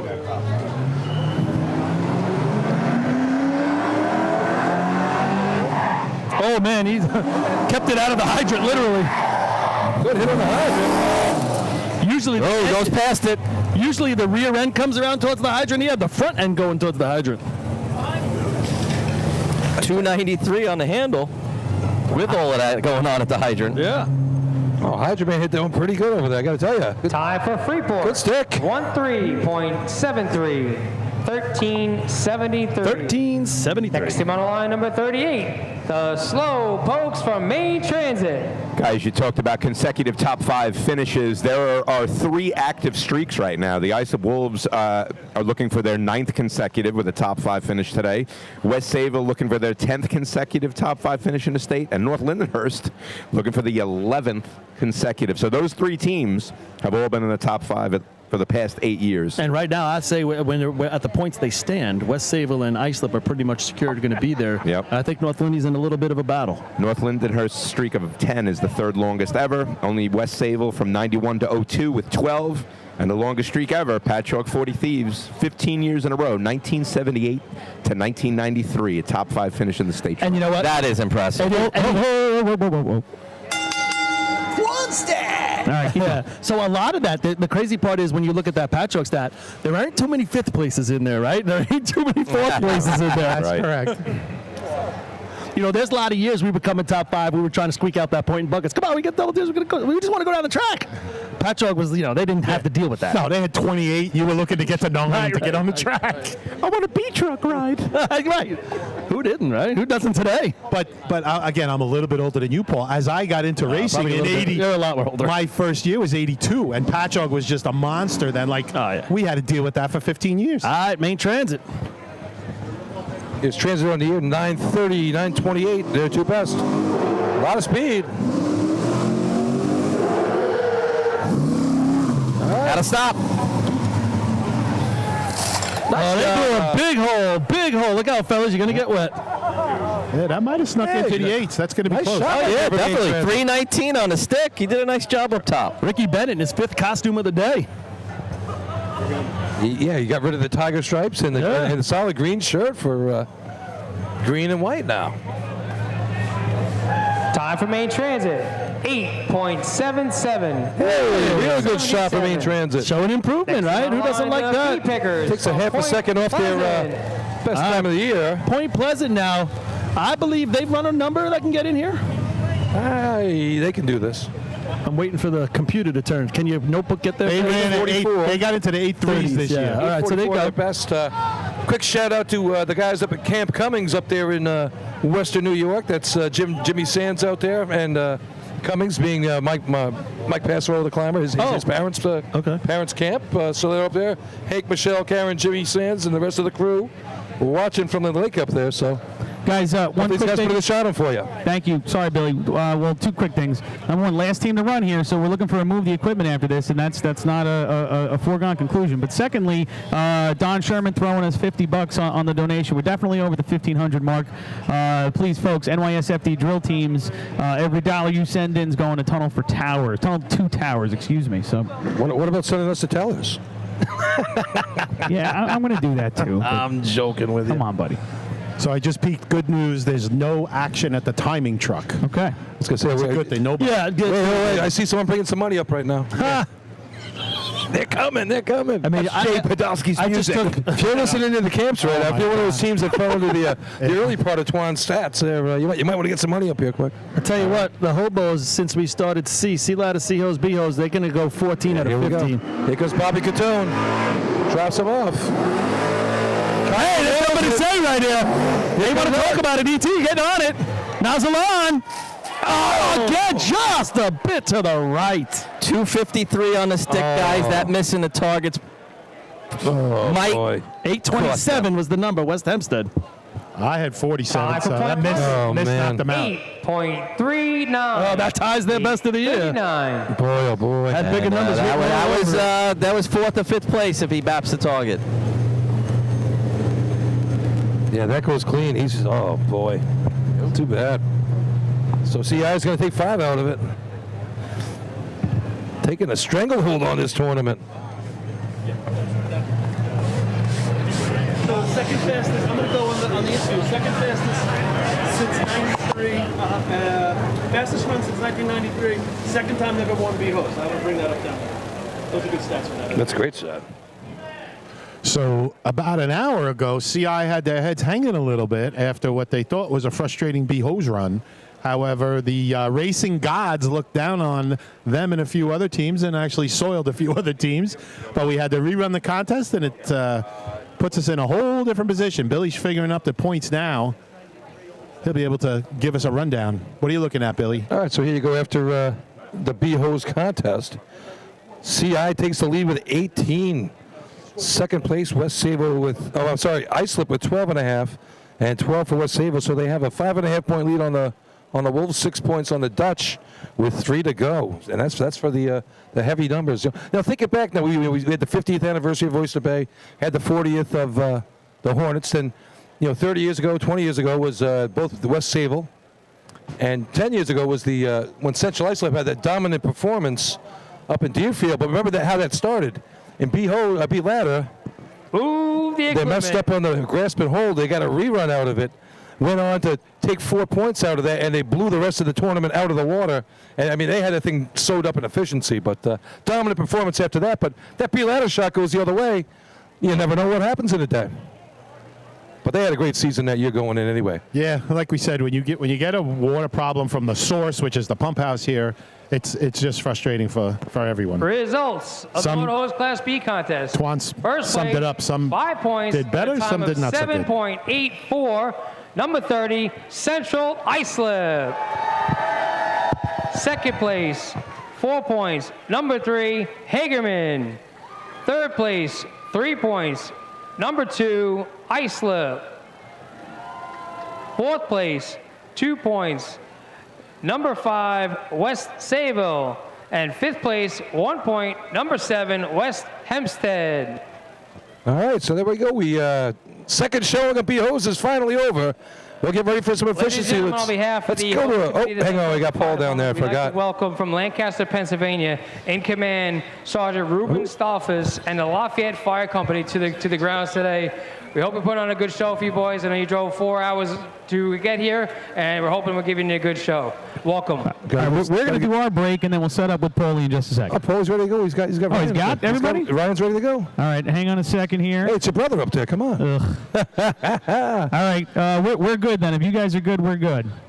You good, Paul? Yep. All right, everybody, we're here with the winners of the B-Hose contest finally. Central Islip Hobos. Ryan, I don't know if you know this, but that was the fastest B-hose time for the hobos since 1993. So get your reaction on that, number one. But number two, and I found this hard to believe, only the second time in the history of the state drill that the hobos have won B-hose. What's your reaction to that? Oh, when you said finally, I don't know if you meant how long it took to run B-hose or how long it took for us to win B-hose. Kind of both. Is it Main Transit, 2016? Yeah. Oh, yeah, okay. Listen, the racing game sometimes takes away from you, sometimes gives back. So we had a second chance, and veteran team, shout out to Brian. He went through a little personal stuff. He put the hydrant on, and we just ran a hell of a run. So you guys, normally you guys, you got the big crowd. That's a good question. After you run that, do you hear the crowd over there screaming? Did I hear them? I heard them go like this after. Yeah. It was louder when they went, oh. But thank you guys. Hobo Nation, you're the best. Let's keep it going. All right, winners of the B-Hose contest, Central Islip Hobos. Get ready for a great finish, everybody. And with that, we will take a break. We'll be right back with 3 contests to go. Okay, boys? You got it.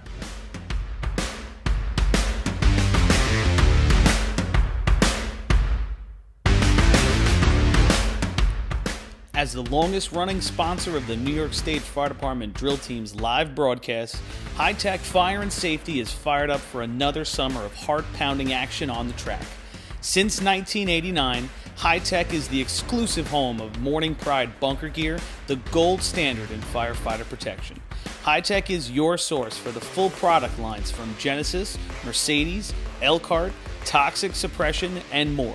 High Tech is your one-stop shop for a full range of helmets, hoods, boots, and gloves.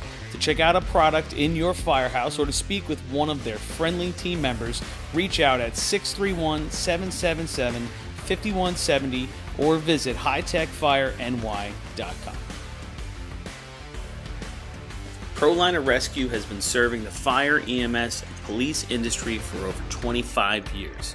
As the exclusive Long Island dealers for KME, Wheeled Coach, Road Rescue, and Demers, ProLiner's factory-certified sales and service technicians ensure customers are ready to respond at any moment. The full-service body shop can handle all of your paint, collision, and fabrication needs. In addition, ProLiner's electrical technicians build the most extensive and high-quality conversion vehicles available. Don't forget, they also love a great B or C truck restoration. Check them out at ProLinerRescue.com and let ProLiner help build your next. New York State record, 8.40, held by Central Islip. Track record, 8.53, also held by Central Islip. Overtime in this contest is 15 seconds. Up to the lights, number 1, the Riverhead Ironman. And welcome back. That was a quick changeover right there. We got Riverhead on the line, ready to go. I tell you, they sped that one right along, Lenny. Okay. Here we go. So fast that we're the ones on the air right now. Yeah, well, we lost that little bit of time at B-Hose, so, I mean, CI always puts on a good show. They were ready for efficiency, and so is Riverhead. Here we go. Yeah, everybody's ready to go here. Lenny. All right, and they're off. Kyle Watts leads the charge. Well, he drops the coupling there. Water on the ground. Got to reset. Uh-oh. All right, fire trucks. Are we going to get a protest for the fire trucks like we did last time? Who was that last time? Riverhead, 1, we spoke about that. 1.3, No. 12, 32. Paul's going to run down to the fire, Billy. He loves fighting fires. He's chasing the trucks. Number 2, he always fights fires. The Islip. Oh. Guys, I was asked to give a little shout out to Johnny Sambria Sr. from Hagerman, who's he's a little laid up right now, but he's watching us. So if you can hear us, we hope you're doing better and enjoying the drill. Yeah, Johnny, good guy out there in Hagerman. Best of luck to you. Big shot right now coming in for the Wolves. 12.5 points, trailing by 5.5. So over a full contest behind the leaders. So they got to put something up and hope for some help from the racing gods to get back into this one. Yeah, you would think that. I mean, there's only 3 teams left, right, that can win this drill. Yeah. So they got to hit it here. These shots are huge for these guys. Well, you're right. You don't have Kessler running for the hobos. I'll take the third stringer. Yeah, no. I was just going to say, Richie Arnett ran last time. I don't know if he's running this time, but well, he didn't. I see Danny Murphy on the sidelines over here. I was wondering if they were going to put a shirt on him. He was one of the best to ever do it. Yeah, he's not dressed for it. I think they're putting the climber in there. Yeah, Richie, I got a little head nod from a couple guys here. Richie will be running. And remember, he ran in Hempstead and he looked pretty good. It's kind of amazing, right? Kind of amazing. Watch yourselves, guys. All right, Islip going to be serious here. Oh, the official's still on the track. Now he's off. All right. They hadn't given him the flag. They're going to step back and they're going to reset. Yeah, they're going to reset. Dave was still on the track there, one of our officials. Islip going through there. Hey, call buddy. off again. Your buddy. Where are we at here? Where is he? All right. Big shot right here. Shot in the Quiet tournament. crowd. They're off. He's got to get Nick water Nash. in. Makes the turn. He's got water in the hose. Here we go. Water in 319. All right. Good time. Josh got to put it on the flap right here. He gets in there. Waves a little first bit. water went past it, guys. I had 8-9 when it went past. Yeah, I got 9:39 when it hit. Time for Islip, 9.26. 9:26. 9:26. That's Up to the lights, number 3, the Hageman Gamblers. 5:03 through the hose. That's something we can watch in efficiency. Hageman. Now, Hageman, 4 points last contest. Here we go, right? You know, they're What do they have? Is that their only That's all they points? got. Right. They've got 4? Right. I mean, they come in 5th last year, but they win the trophy for the most points after ladders, right? For the probably the second year in a row, and then they have the opportunity to do it again. Yeah, big shot here for these guys. They can run good efficiency. They ran a couple heavy shots earlier in the season. Not so much lately, though. No, they're not far out of the top 5, so a big shot by a number of teams here could vault them into the top 5. Yeah, so you were saying Richie Arnett ran the hydrant last week, nozzle last week in the Hempstead, 2 weeks ago with the Hempstead invite. 9 flat he threw up on the board, good for 3 points, so that's not a bad drop-off. No, but efficiency could be hit and miss. Again, I'm not trying to tell too many old stories, but I ran there as well. And to me, efficiency was harder hit than pump. Efficiency, there's so many moving parts, and the way you're getting the water out, how good your backup man is, are you in position? It's amazing what CI's done over the years to be consistent at it. Let's see if Richie can do it. All right, so we here got a we ways go. to go yet. Hagerman first. Timmy and Andrew Dunham on the hydrant today. Those guys run real tight. Yeah. I've never seen a turn-on man have so much space on the road there. They always run they put a good show on the hydrant. Take a look at this. This is going to be a lot of fun. Aaron Allen up top shooting the target. Here we go. There he goes, right.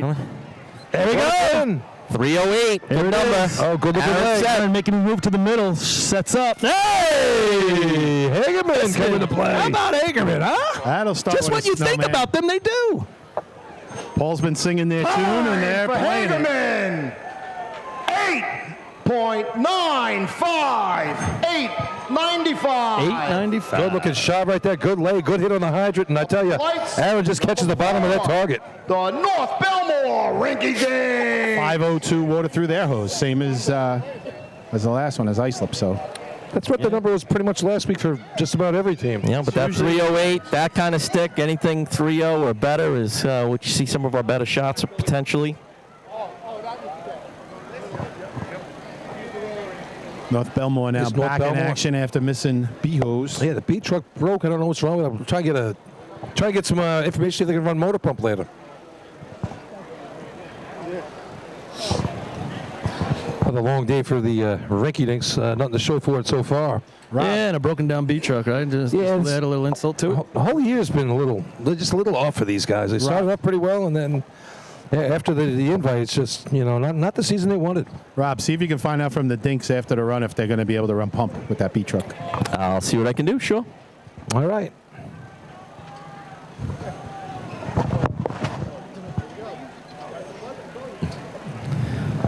Are you listening? Oh, Miss at the hydrant. Thomas White right by the hydrant. Already up top with Joe Corcoran going to finish it off. Artie. There you go. Rob, get Artie. Artie, you listening? Hey, down Artie. there. Time for North Belmore. Go ahead, yeah. 1-1. Tell Artie to grab my phone. 11-06. Can you run it up here? Up to the lights. Number 5. Northwest Sayville. Little brother. Flying Dutchman. Hey, little brother, bring my phone up to me, little brother. What are you doing? Oh, boy, oh boy. Look at yeah, there you go. Throws up you.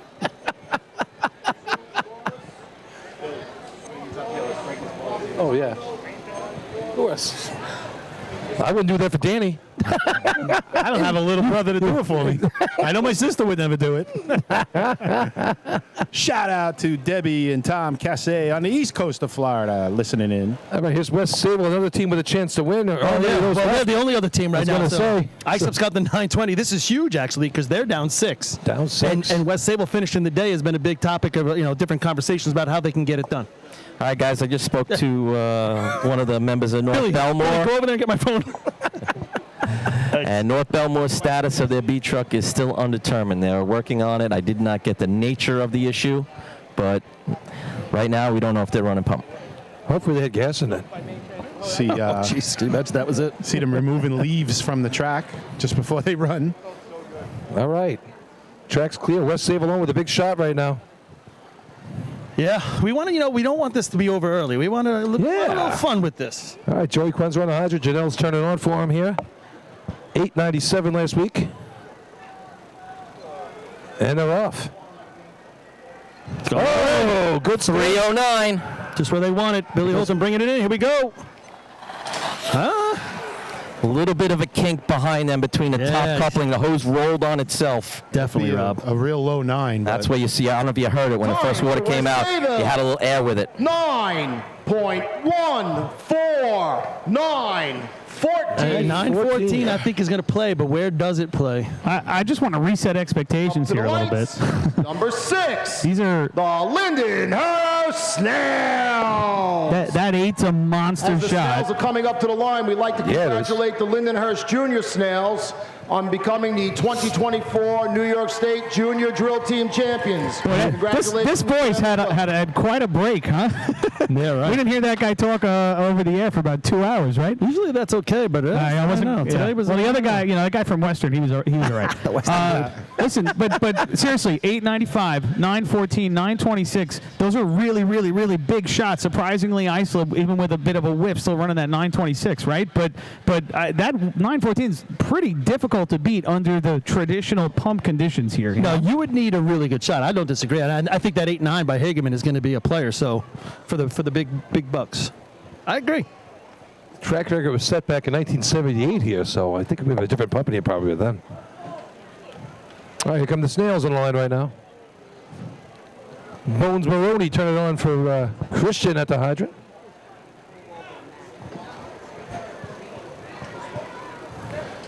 Kevin Rivera up top. Look at yeah. Little wash there. 340 to the wash. Bones threw the wide right to it also. Gave him a little time. Yeah. Looked like Kevin Rivera up the line. Didn't get that nozzle on so quickly. Took him a couple swipes to get it on there. And he's got to get a little closer to the target if you ask me to. His back way back. Overtime for Lindenhurst. Overtime. Lindenhurst runs in overtime. We're going to go to West Hempstead, who finally got point on the day in the last contest. 7. The West Hempstead Westerners. So you think about the years that they've run, the 63 total 8s have been run. And I would say the majority of you is probably in Hempstead, if you want to gather them up, obviously. Yeah, Hempstead. I don't know how, if I look at my CI sheet, hold on. Lindenhurst has had some lately. After they changed the pump a couple of years ago there, but actually that 8 run there, 895, is the second best time ever run in a state drill here. There's only been 2 8s. That's what I'm talking about. 868. Yeah. God only knows how they did that. Oh yeah, that's way above everybody. Then 897, 898, and then West Sable's 905. So even the West Sable's 914 is the 5th best run year ever. Unbelievable. There you go. Is West Hempstead on the line right now? Efficiency, best shot. It's a 9 flat and a 922. Both run at Hempstead, so.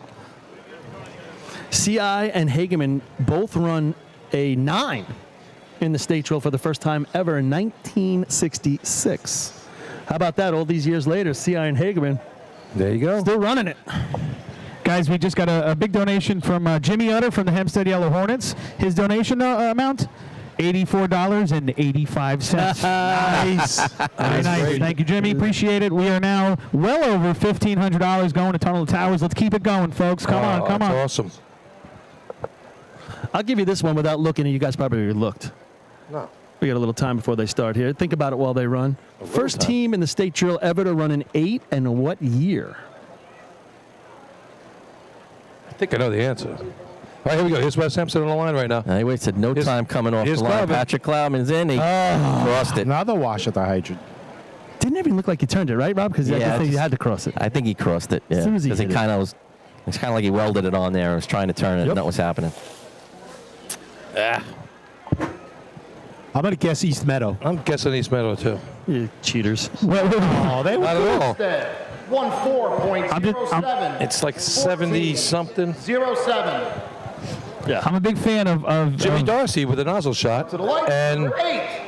The Farming the Hydro Man Bandits. is West Hempstead. John Moskowitz. Yeah.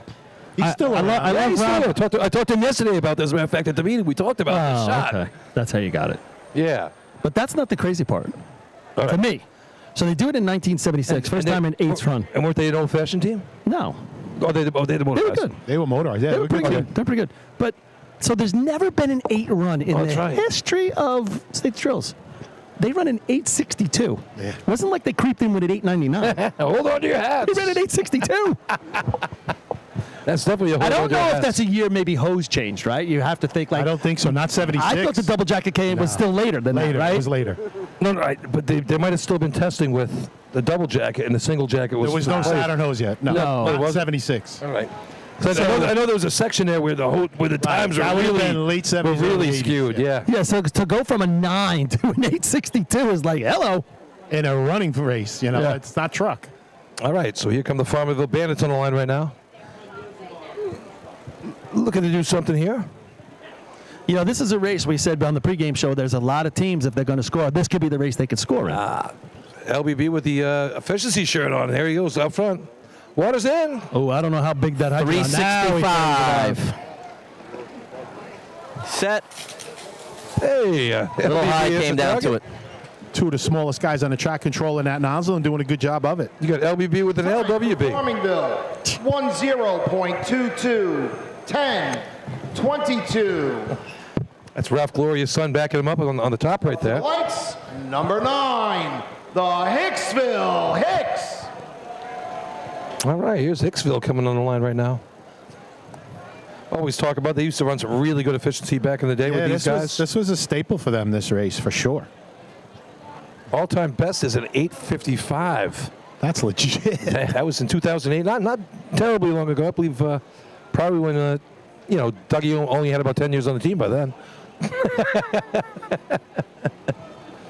Yeah, Dougie ran that shot. I think that's when they had the What Schmidt year boys. was that? 06? 08. 08? So that's 16 years ago.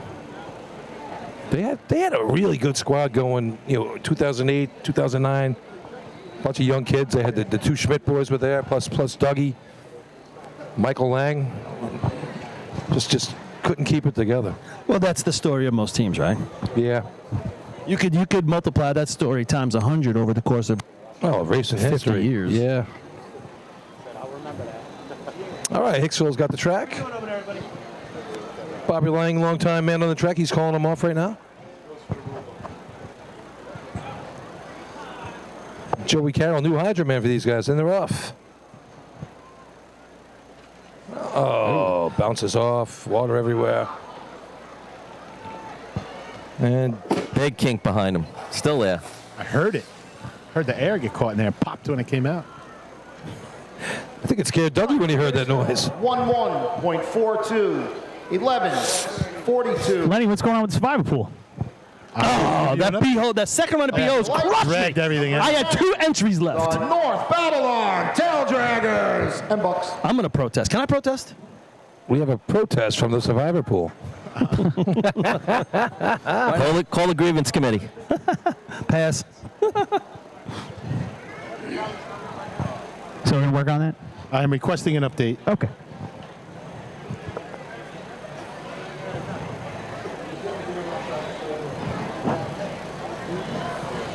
$1976 was that record from East Meadow. That's what I'm saying. Yeah, 76. Billy Olson checking in from home, watching from Westbury. Okay, we give shout outs to our friends and family. Or New Jersey. Friends and what is that thing? The lantern fly. Paulie just set the lantern fly on top of Billy. So we give shout-outs to people, friends, family, whatever. How about a shout-out to Mary Etzel, Billy's wife? She's down there, man, in the Wildcat Survivor Pool all by herself. Yep. She heard you calling for it. She said there are 11 survivors left as we speak. Thank you, Mary Etzel, for all the work you do and your family. Thanks for having a lot Let of me kids. just tell you, Mary is another woman who is going straight to heaven on the express train. Oh, she's known as St. Mary. Just saying.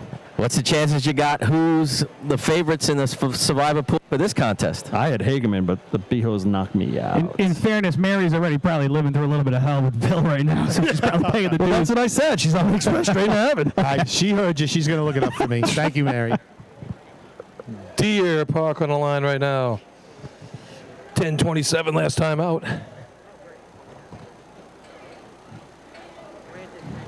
With North Babylon. All right. And they're off. Water's in. A lot of spray at the hydrant. 355 on the stick. Tom's up front. Good shot here. Oh, a little right. Okay, so I get told of the 11 whose people picked the most. I'll tell you right after this. North Babylon, 10.35, 10, 35. I would guess Hagerman. Miller Place. So there are 11 survivors left. All right, come on. Up to the lights, number 11. The suspense. Slowpoke. Hey, here's Southern alive right now. And 5 of the 11 survivors have picked the Westbury Turtles. Oh, wow. Uh-huh. What's wrong with those people? How many picked Westbury? 5 out of the 11. Like I was saying, it gets a little tight later on in the tournament. No, I wouldn't. I didn't go Westbury deep. No. So here's Selden, like we mentioned earlier. They're looking for a dancing partner. If you got a department out there looking for a merger, call up Rich Cotty, call up the guys from Selden. They're looking for somebody. Use some bodies out there. Maybe CI. Maybe the two of them will get together. Yeah, maybe CI could use a couple guys. Guys, can you hand that text I just sent you over to Perry for me? Did Chris Murphy reach out to Cotty about merging? I want to know how he does his pump. Teach me. I'll run that over to him after His worked great till they took the water out of it.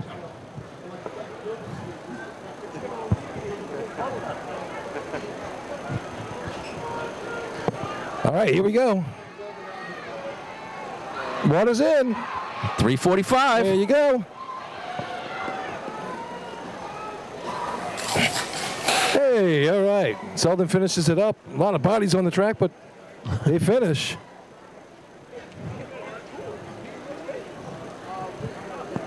Time for Selden, 11.32, 11, 32. We'll be seeing them in the motor pump too today, I believe. Up to the lights. Get a couple number shots of 12, Selden. The Copeg Yellowbird. Here's Copeg kicking themselves for not finishing that contest, the last one. Didn't get the rerun. Yeah. But who knew? I mean, like I said, we haven't had a rerun in 22 years. It's unbelievable, right? You know, I mean, but that was just crazy. He throws his nozzle right off the truck. That was unbelievable. He didn't throw it. I guess he got a corner of the bar and it just lifted. The only time I saw something funny like that was when Eric Leonard kicked the nozzle out of Matt Rodden's hands at Ridge. Remember that? And he punted it right into the fence. And that kind of ruined Islip's year right there. They had a really good day at Hagerman the week before, scored 35 points, whatever, and then he kicks it into the stands, and the season went nowhere. Guys, we just got two huge donations. Megan and Kevin Spinelli saying sorry that they can't make it, throwing us $200 today. All right, and then also on top of that, the East Farmingdale Fire Department Chiefs Board and Joe Riley throwing us $200 as well, putting us close to the $2,000 mark. About those hairs. East Farmingdale, we were missing you today. One of the Mr. Kilbride. Kilbridge hitting the target up top. I mean, I like that big guy. He's got some great hands. Absolutely, and those guys believe in the brotherhood. We know that. So thank you guys so much. Again, everything we're taking in today going to Tunnel to Towers. So throw us a few bucks. Great support. Thanks all. All right, here come the Yellowbirds. Dirty Mike Petchow on the Hydra had a nice hit in Behos. And they're off. Right across the front. 355 to water on the street. A couple of wet fans on that one on the fence. Learn their lesson. Man, oh man. And she was relentless with that thing. She's like, you screwed up. She left that stick down for a little while. I wanted to pull Mike across the street. Time for Copig, 14.45, 14, 45. That day started off promising for these guys. Just as a quick reminder, I've been notified that this is your last chance for the 2024 New York State Drill and Parade Challenge coins. You can find them located behind the stands. This is your last chance to get them, so go and get those challenge coins. They're pretty cool. Check them out. They're pretty cool. That's a great shot of the hydrant you have there, Chris. That is awesome. That's all Matt right now. Matt's taking care of the cameras. Wow. I just looked at the replay. That was terrific. Billy, it's no wonder it's so good. Have you been down in the trailer? He's got a little office set up with a desk. Oh, a it's control center. Do you see the buttons he had? I mean, they're all labeled and everything. It sits. I got all these buttons that I haven't been able to use, like this one. Wait, Billy, like this one. He's a nasty person. Oh man, I did that one already. Actually, I was hoping that you'd maybe overstep a little bit, and I'd be able to play this one. All right, I'd like to solve the puzzle. That's an inside joke. If you know where it's from, okay, then you know where I was going. People who annoy you. Exactly. Oh, is that Naggers? Yes. Oh, okay. All right. No, don't throw the punchline out there. I was hoping. Oh, come on.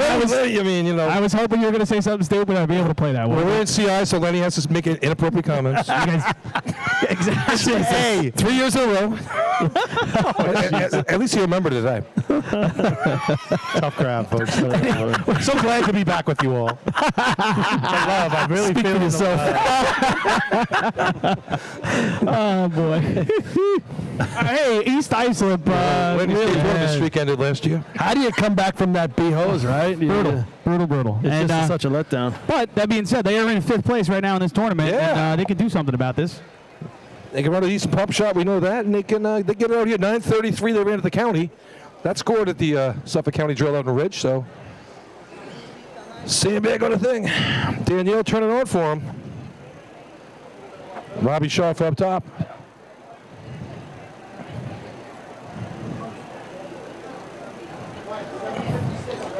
All right. Water's in. Water on 347. Robbie making his way. He's got to put it on the flap. Just left and right.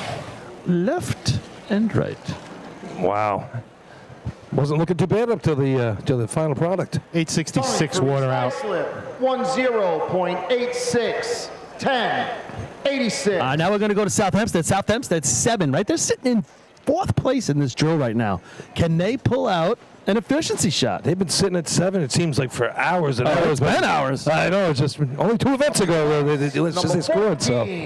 The South Hempstead Rascals. Hagerman's probably positioned to pass them if things stayed similar. And I know we got a lot of contests to go, but yeah, they're going to have to find a couple points somewhere. Rascals can run the shot. We know that for sure. 9:23, their best shot of the year. 9:50 at the county.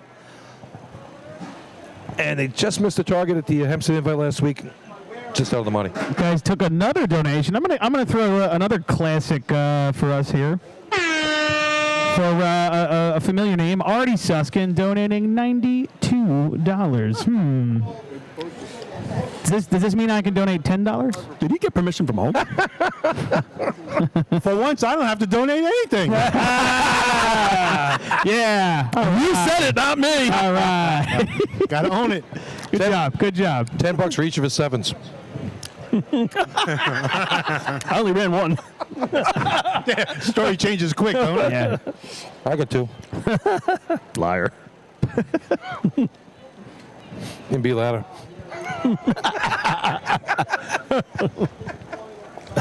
Climbing. Yeah, liar. All right, here comes Spats on the line right now. Big hit right here. Come on, South Hempstead, let's go. Man, imagine these lights it up right here. They'll be fired up. I tell you, they're good on the hydrant, him and Kelly Morris. So let's see what happens here. TJ and Ryan up top. Come on, families boys. on the track. Looked like he Damn it. kind of olated a little bit. They needed that one right there. At 319 on the attempt. Time for South Hempstead. 10.46, 10.46. I don't think they got the pump in their truck to play. Up to the lights. Number They needed that 15. shot right there to get, really get on the track. Ball breakers.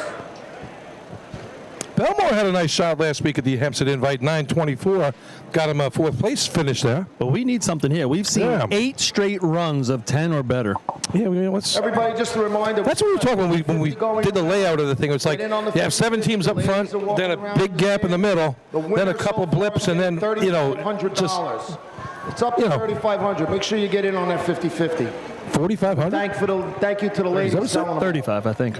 $3,500. Yeah, still a big number. That's all. I mean, come on. Look at all these people. Come on, guys. Reach in your pocket. Put some money in the hat so I can win some money. We, buddy. Oh, that's right. It's we. Come on, partner. All right. Paul, want to get with us this time? I got my own.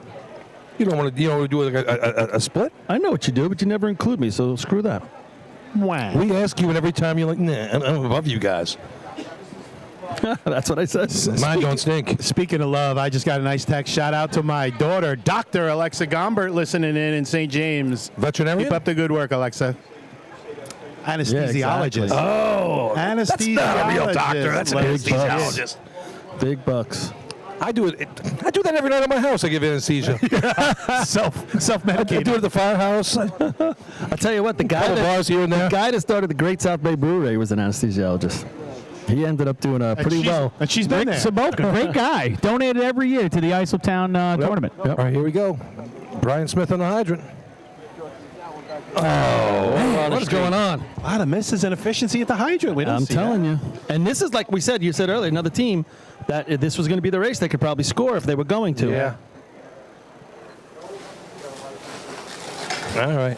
We got a wet track, guys. I haven't seen anybody really be super affected by it, but just looking from the camera here, it's just that's the nature of the game right now. And we play this game in the rain sometimes too. So 16, the Call Place Frogs. That hydrant area is still going to be wet during the parade tomorrow at this point. Yeah, so tomorrow it looks like we're going to be doing a broadcast of the parade. Yes, sir. We're starting at 1 o'clock right here in Central Islip. We're coming right different parade route this year because they're doing some construction on the main drag over here. Bring your umbrella.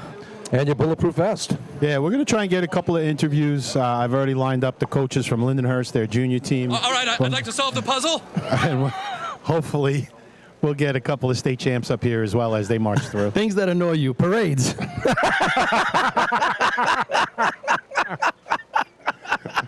I thought it was going to be pirate. Hey, it was good to see the Woodfords drinking with you last night there, Murphy. That's right. The CI Woodfords. I'm sorry, I'm trying to put the pieces together from that last one. I don't know what you said, but let's just leave it there, okay? What are you talking about? Jeez. I don't think you're allowed to do the broadcast on Sunday. Tomorrow. Stop talking. Here we go. I didn't bring my uniform.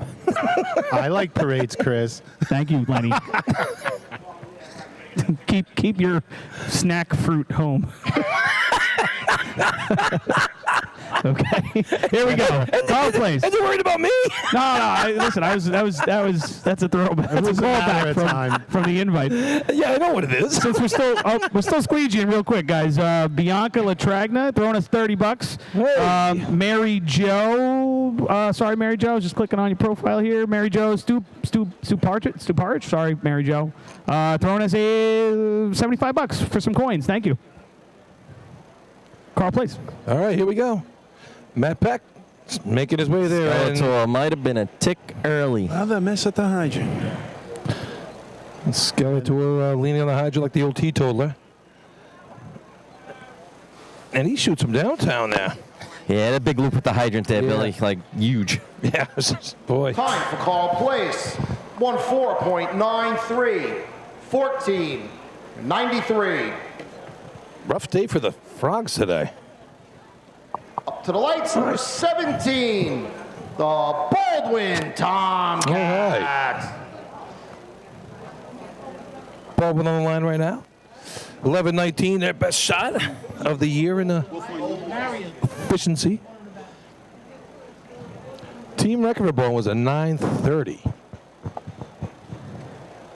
They ran a 983 back here in 2017. They used to have those kids, the Eberhards. Remember that kid with the hair? He was super fast, good on the ladder, good climber. I think he moved upstate. He's a state police officer now, so that's what happened. That's another thing, just not keeping it together. Yeah, and they also merged with who they had? Rockville. They had the Vinny Tires and his brother.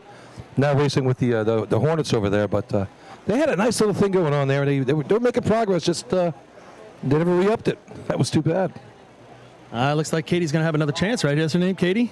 Katie, yeah. She does it all. Just doesn't do the truck contest. She's going to run down there.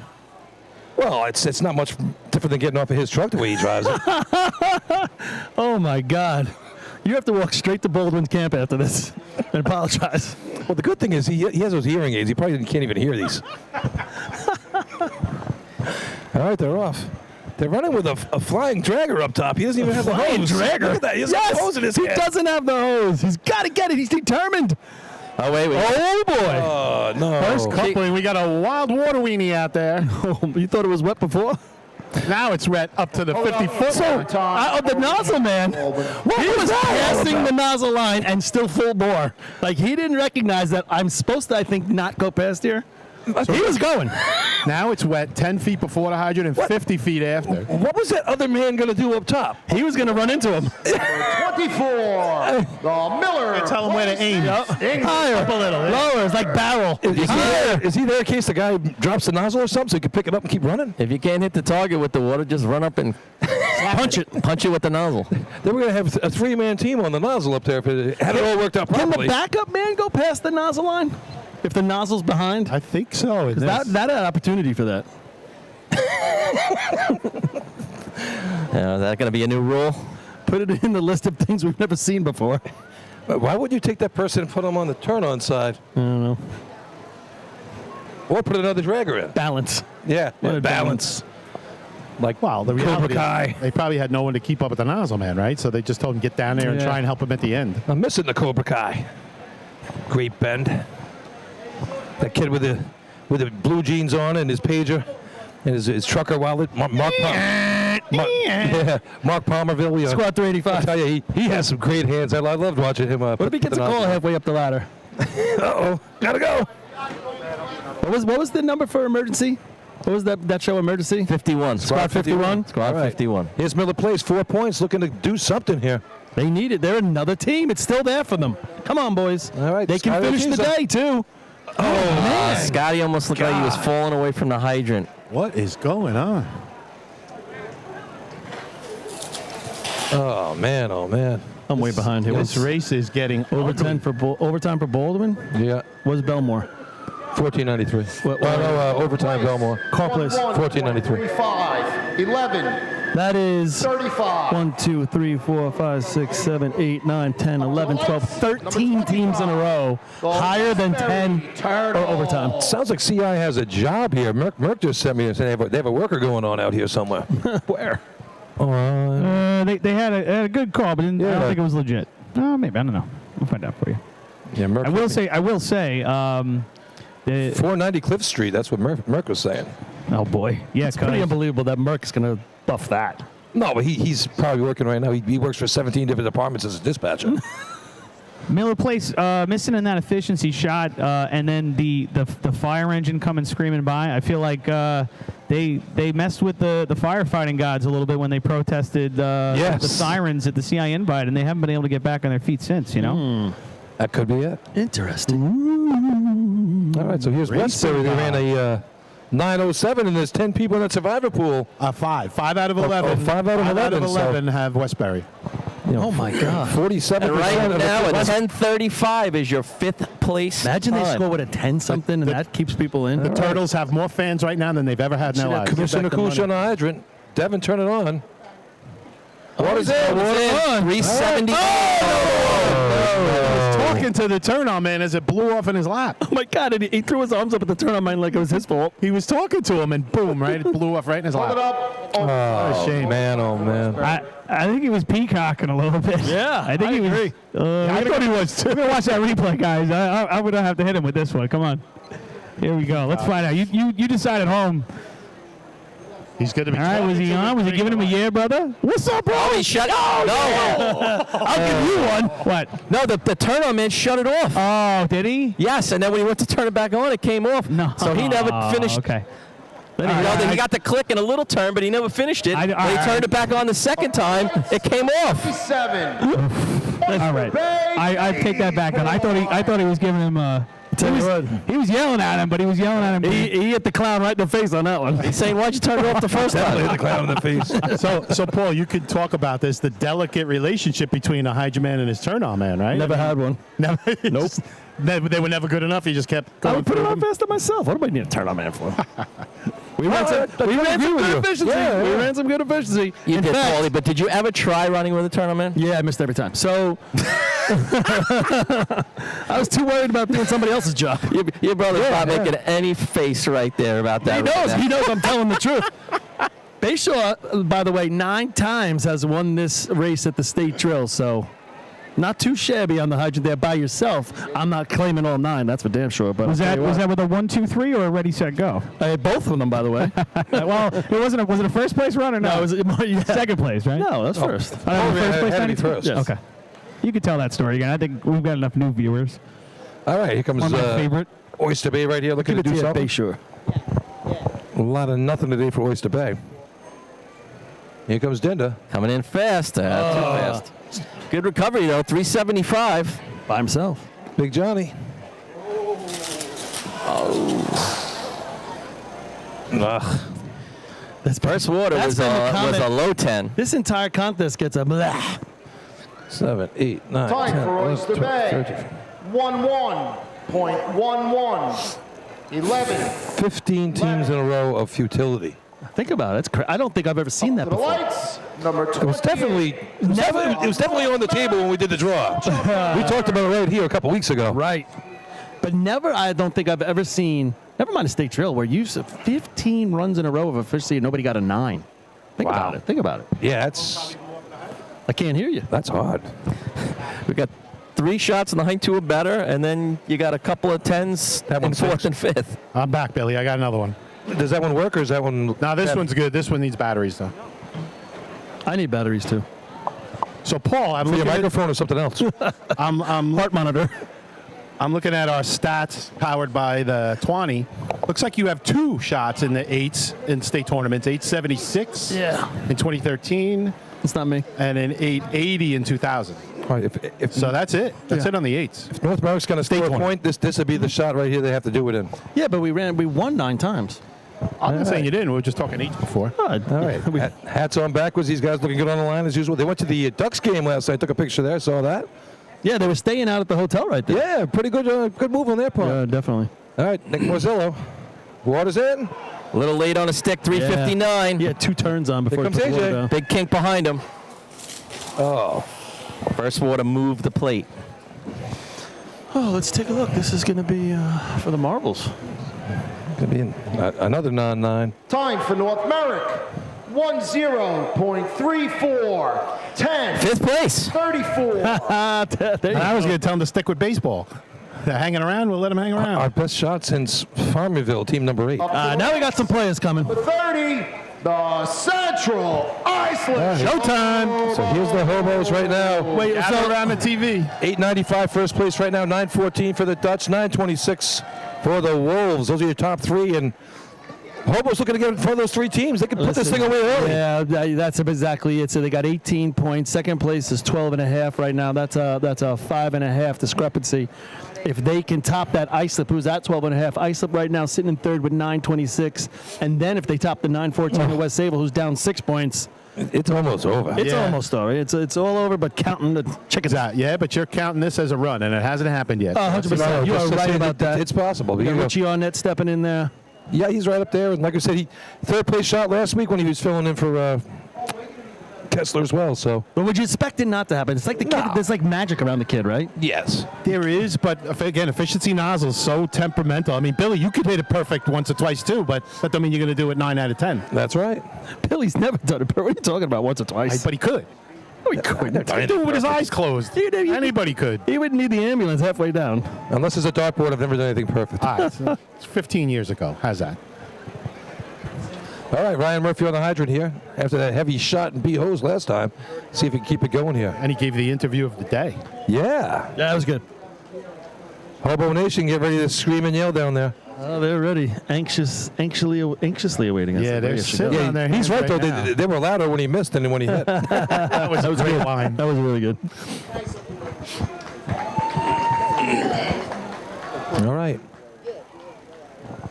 Steve McCarroll calling him off. They left on one. Missed the stick. They missed the stick. Does this help them? Might. Oh, my God. Wow. Oh, my God. Did I say? With a miss, the stick, it's a very low 9. 16 ahead. Yeah. It's sickening, is what it is. Wow. It's amazing. What a recovery. He blasted the target. 9.07. Yeah. 9. Imagine if he put the handle down. It's, yeah. That's a 5-pointer with that. Wow. And a tweener in there. I got the kid. There's just magic around the kid. It's magic around him. unbelievable. It's not supposed to be that easy for people. Number 31, the North Lindenhurst Piston Knockers. We've said it before, guys. And credit to him, don't get me wrong, but the way they coach it over there in CI, I mean, he was totally in control. The water went exactly where he wanted it, and he wanted it right on the flap, and it was perfect.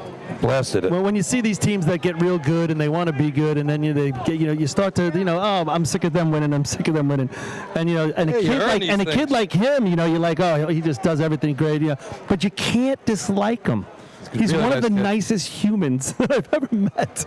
Just a kind person, quiet, soft-spoken, but boy, is he a racing player. Here's North Lindenhurst. They ran a 8.97 here at the invite. So listen, they're scrambling for 8.89 fifth. last week, so they're doing something. Scrambling for fifth now.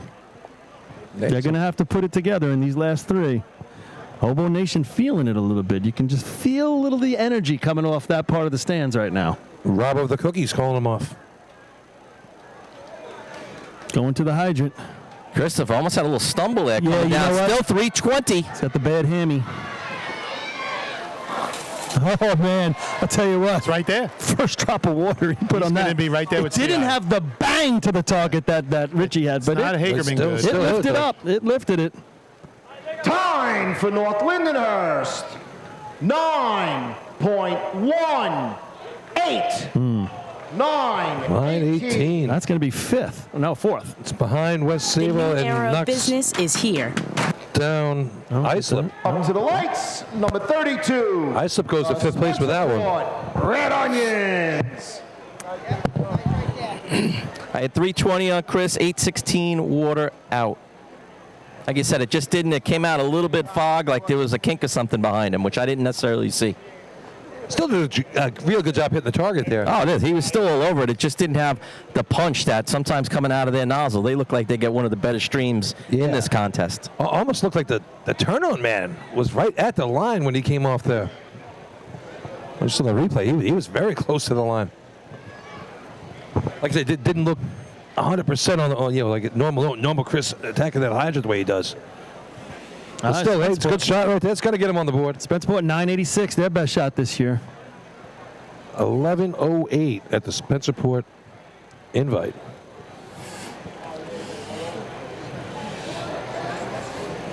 I'm sorry, what am I looking at here? My bad. Give me a second. Efficiency, sorry, 986 at right here at the invite. 10:03. All right, here we go. Spencerport right now, 895, 907, 914, 918, and 926. All right. Josh on the hydrant, single man by himself. Watch this stick he throws down.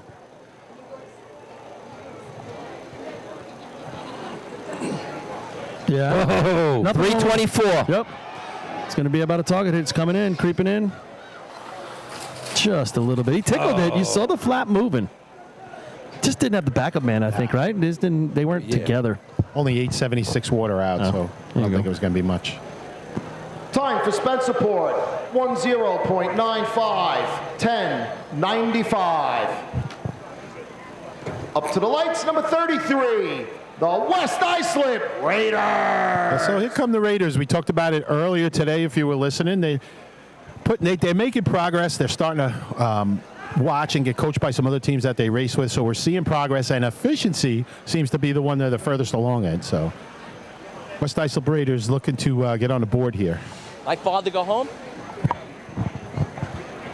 Chris, if you could send someone up one of these laptops or whatever they are, iPads aren't working. It's the one with the replay.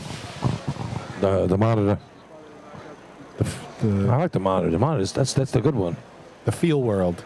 Yeah. I don't know if he's listening. He's always listening. I'm here. You just hold down that top power button, see if that'll work, and then I'll come up. Yeah, I and check it tried out. that a few times. All right. Tommy Clark, Spencerport. Speaking of Spencerport, just threw us $100 as well. Tom, thank you so much. Hey now. $2,200 in the pot right now, going to Tunnel to Towers. Keep it coming, please, folks. So what's our record in the tip jar? I know we didn't set it last year. Well, yeah, we did not. I think we were about 3,000, I believe, 2 years ago. So I think we could beat that this year. We're getting close. Yeah. We're getting close. Such a great cause. And it goes to a cause, everybody. Not for us. Going to Tunnel for Towers. Let's go. And they're off. Top couple of man struggling there for a second. I put a little water in the street. Miss at the hydrant. And there it went. Hold it.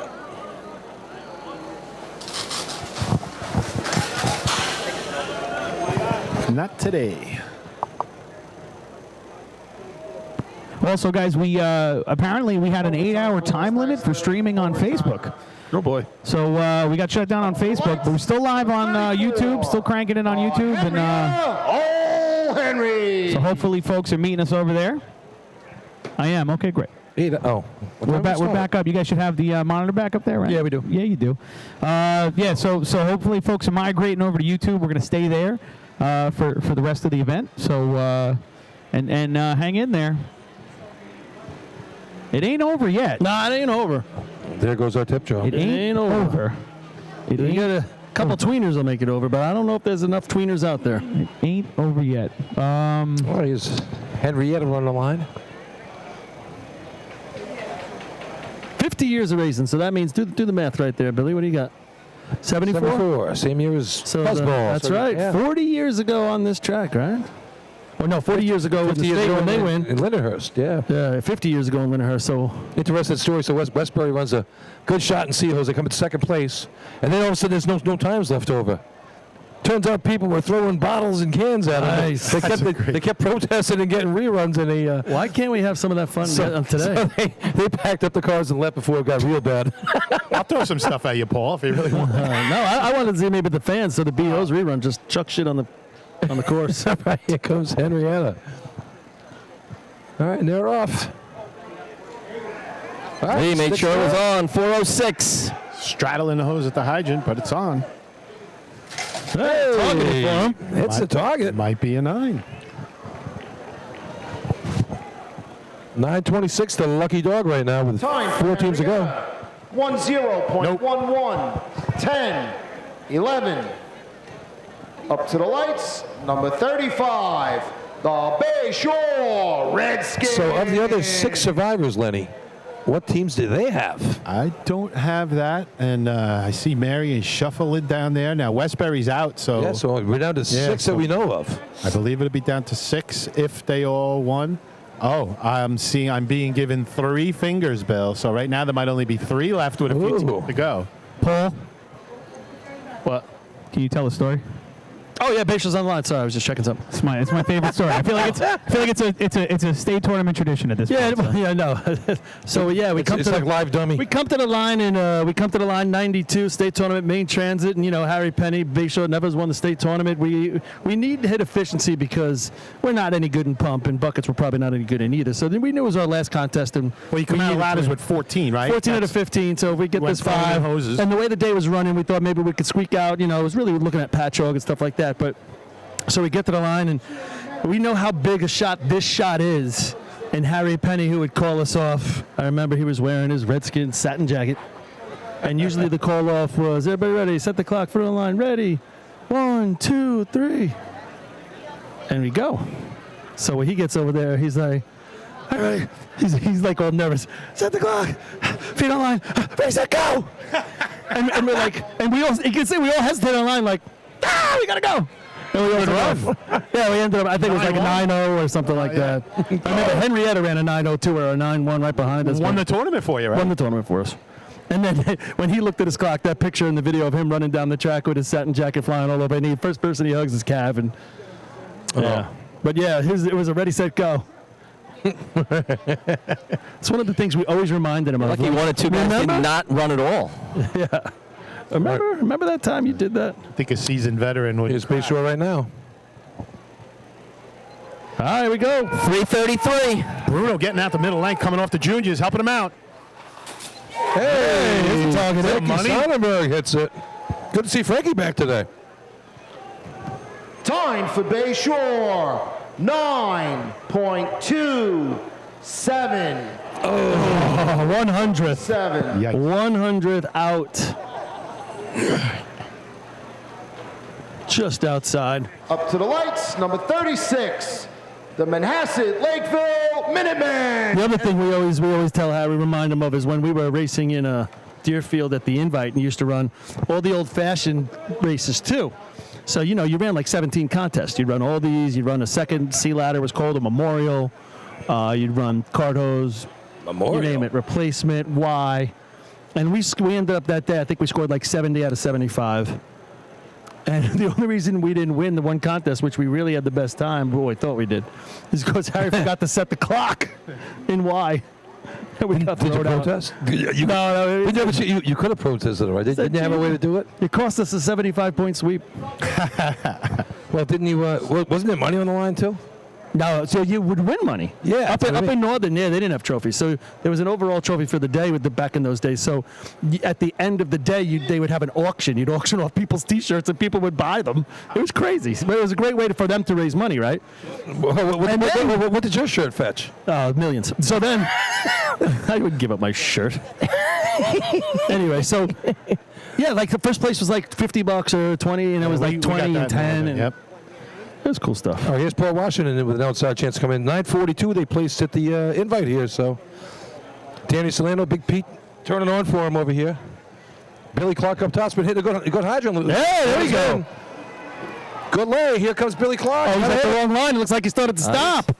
Oh. Now he looks like he's over the line. He didn't quite go over, but he wasn't far. But he stopped, I thought, at the wrong line, right? I think he slowed down. He cut over hard at the line before. 0.46. 11.46. Big loop of hose behind him, too, there. Yeah, Up to the lights, number 37. The Freeport Red Devils. Going up to Northern, St. James and West Islip went up one year. We raced Lake Placid on Saturday, Tupper Lake on Sunday. Yep. But same thing, the cash prizes, but the Northern people treat you so good. Not just our friendly departments, but everybody up there was just so good. I mean, you get there in the morning and they're building the announcer's stand. Yeah. Hammering nails, breaking it down right after the tournament. Yep. And the cash prizes, we donated it all back. We just said, guys, we did the same, right? We would collect the most money and we'd give it all back. But the auctions were great. I can remember one auction. Actually, we were reminiscent about it yesterday. So they had it like Guzzlers were there with us, so they were raffling off a Guzzlers shirt. And there's Copenhagen, and they're close with the East Islip there. It got up to like $200 for a Guzzler shirt. And Copenhagen, $200. And Jay turns to Smoking and says, "I'm going to give it to you for free. You don't got to keep doing it for it." The team turned into a fundraiser. They all started ripping his shirts off. Guys, that's $2,400. Was that one of those things, if you buy the shirt, you get the guy for the night, too? Like one of those raffles Sleeve they do? auctions? Yeah, exactly. Used to have Remember we had those in high school and middle school? All right, Freeport 360, water on. Go, boy. Whoa! Hey! Crowd please. He fell Shades of Hempstead right there, right? Great improvisation right there. Somebody going down. Might be Freeport. 1-1. Dom Russo and Motor Pump here the other day. He wanted to make sure he didn't run out of hose. 78. Up to the lights, number 38. The Main Transit Slowpokes.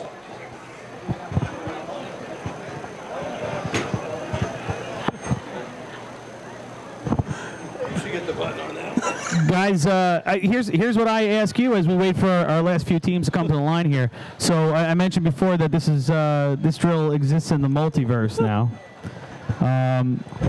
How does this drill look if North Lindenhurst does not break the state record in B-host? Yeah. Lot What are the numbers? What does this look like? It's a lot closer, that's for sure. Oh yeah, and that's my point here is that it does feel like like on a different Earth somewhere. Yeah, like an alternate universe. In an alternate universe, this thing is we're going into motor pump like tied up right now. So obviously the whole drill, the energy here is just kind of evaporated. But so I ask you that maybe we could sit down and do a little calculation here for the folks who are still trying to see how this thing shapes up. Yeah, Lenny usually does that sort of thing. He's still worried about the yellow line before. Yeah, I got that alternate universe figured out. That was the alternate universe before the alternate universe. All right, so here's main transit here with Point Pleasant. And people, the energy will pick up. Motor Pump was fantastic here at the end, right? We had 4 5s and a 6-0. So hopefully we get a good action like that in the Motor Pump contest. All right, here comes main transit.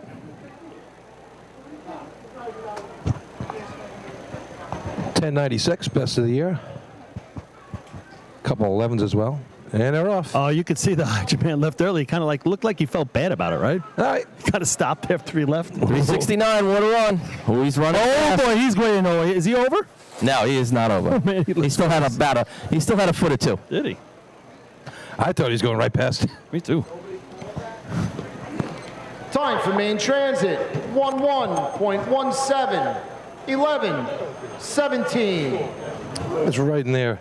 Normal range for the year. Lights, number 39, the Point Pleasant Pea Pickers. Point Pleasant's best of the year is a 9:51. They ran right here. I'll tell you what, Hageman putting themselves right in the top 5 conversation quickly. Yeah. Didn't take much. Just think that would have been East Islip had that B-hole shot stuck up before. Yep. Another team that in the alternate universe is doing a lot better right now.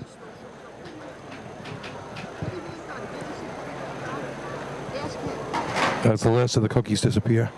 we made them disappear pretty You guys good. finished that whole tray of cookies? Dude, they were... Are you kidding me? Got them at 9:30 this morning. Exactly. I didn't eat anything. I got one hot dog up here the whole day. Hold up a second. Hold up. There was 50 cookies in that tray. 50. Yeah, we shared them amongst So each other. guys- There's like 4 of us ate those. Each of you guys own like each of you guest guys ate them up own a there. dozen of those cookies in your stomach right now. A dozen cookies. In Well, your stomach. because CI doesn't give us any food. I only had 10. Stop. There's no cool. One hot dog. Here we go. Kyle. To death. No cool. Kyle Vaccaro. Of a warm Coke. Eric Thomas on the hydrant. Here we go. Yeah, they got to beat a subject. 26 right here. Markel in the nozzle today. Here we go. He's got some speed in him. All right, All right, water's there's there. Water on 339. Markel coming up the top. Can he hit it? Yo! Lenny, what are we talking I about? tell you, good shot there. Justin. It surprised me. Justin Very low Durleth. 9 or maybe even an 8. Justin Durleth right behind him. I filled out my scorecard. Time for Point Pleasant, 9.1. 8. Oh, ties the knockers. 18. That's going to tie the knockers for 4th and 5th. Just what they needed. Yeah, exactly. So knockers are going to go to just 3. Point's going to get now. Point. How about them? They're going to have 4.5.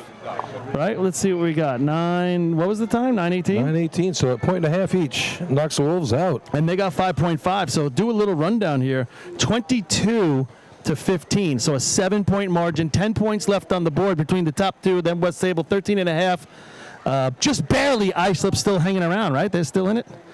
22, 13.5. Yeah, they can get 23.5, but then the battle goes on from there. Hageman has moved into 4th with 9, 7 for South Hempstead, 5.5 for Point Pleasant. Never have come down the track also. Miller Place with 4, and North Lindy with 3. Hey, that's the second time Hagerman has won efficiency in the last 3 years. So hats off to Hagerman. Yeah, it's one of their better races. Yep.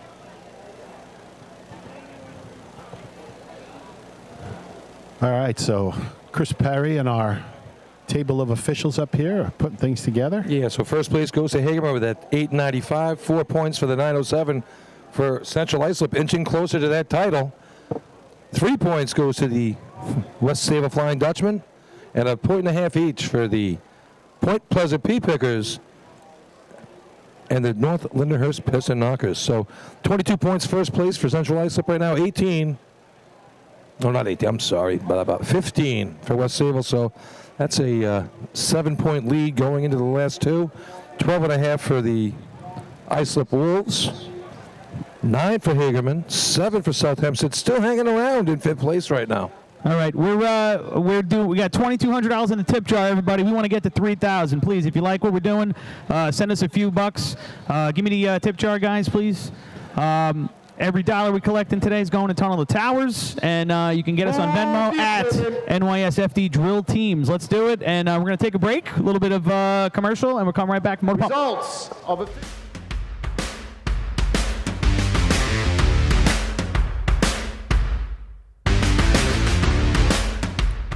As the longest-running sponsor of the New York State Fire Department Drill Team's live broadcast, High Tech Fire and Safety is fired up for another summer of heart-pounding action on the track. Since 1989, High Tech is the exclusive home of Morning Pride bunker gear, the gold standard in firefighter protection. High Tech is your source for the full product lines from Genesis, Mercedes, Elkhart, Toxic Suppression, and more. High-Tech contest, the Hagerman Gamblers, winners of 2 of the last 3 years at the State Drill and Efficiency, but you guys have had your troubles coming out halfway through the drill, but you're pretty confident, it seems, at the end of the day. Speak a little bit about that. Before I start, I just want to do a shout out to power and precision, who's in the hospital only the right best now. will He's down. do. Merkel Racing Engines is proud to be the official race engine sponsor of New York State Fire Department Drill Teams. We are second for over half. 40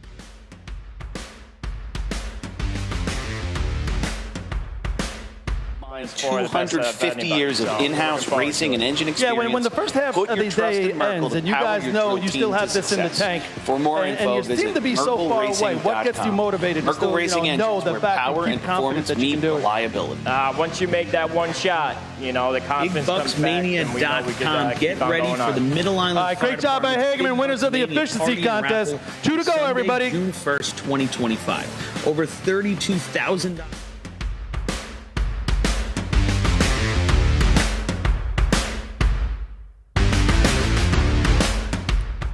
As the longest-running sponsor of the New York State Fire Department Drill Team's live broadcast, High Tech Fire and Safety is fired up for another summer of heart-pounding action on the track.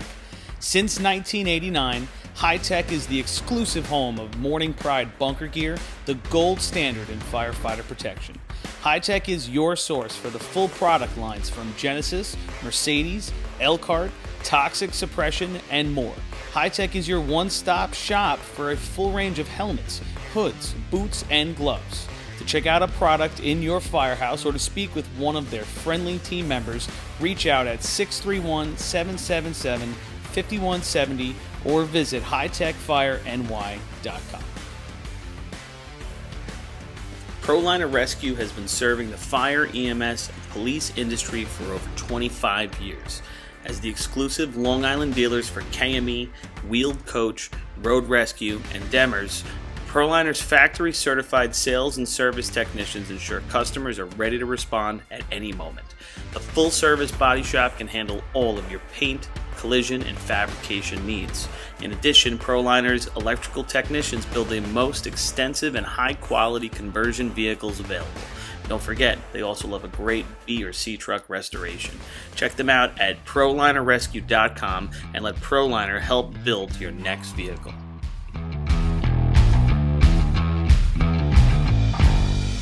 Fire Rescue Systems has been in the fire industry for over 20 years and is proud to show their support for New York State Fire Department drill teams. Serving the NY area with a complete software solution for emergency service entities, FRS software is efficient and easy to use, making it ideal for emergency situations. With a wide array of fine-tuned and tested modules, FRS provides a modular-based system to fit every department's needs, regardless of size. For more information, please visit www.firerescuesystems.com or call 631-234-1304.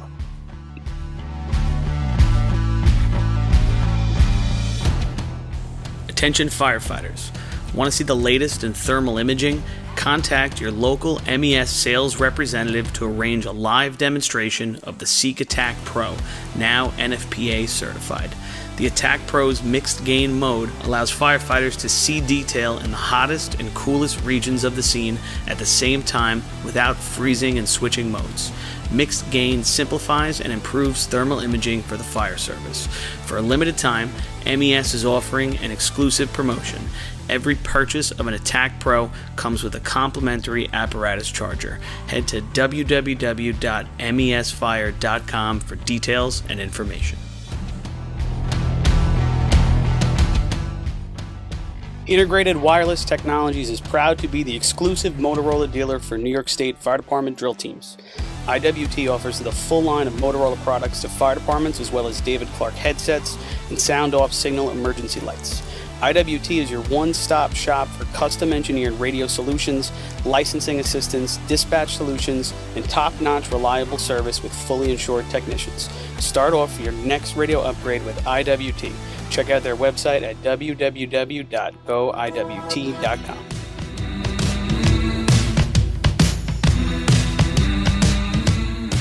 Looking for something exciting and educational for the whole family?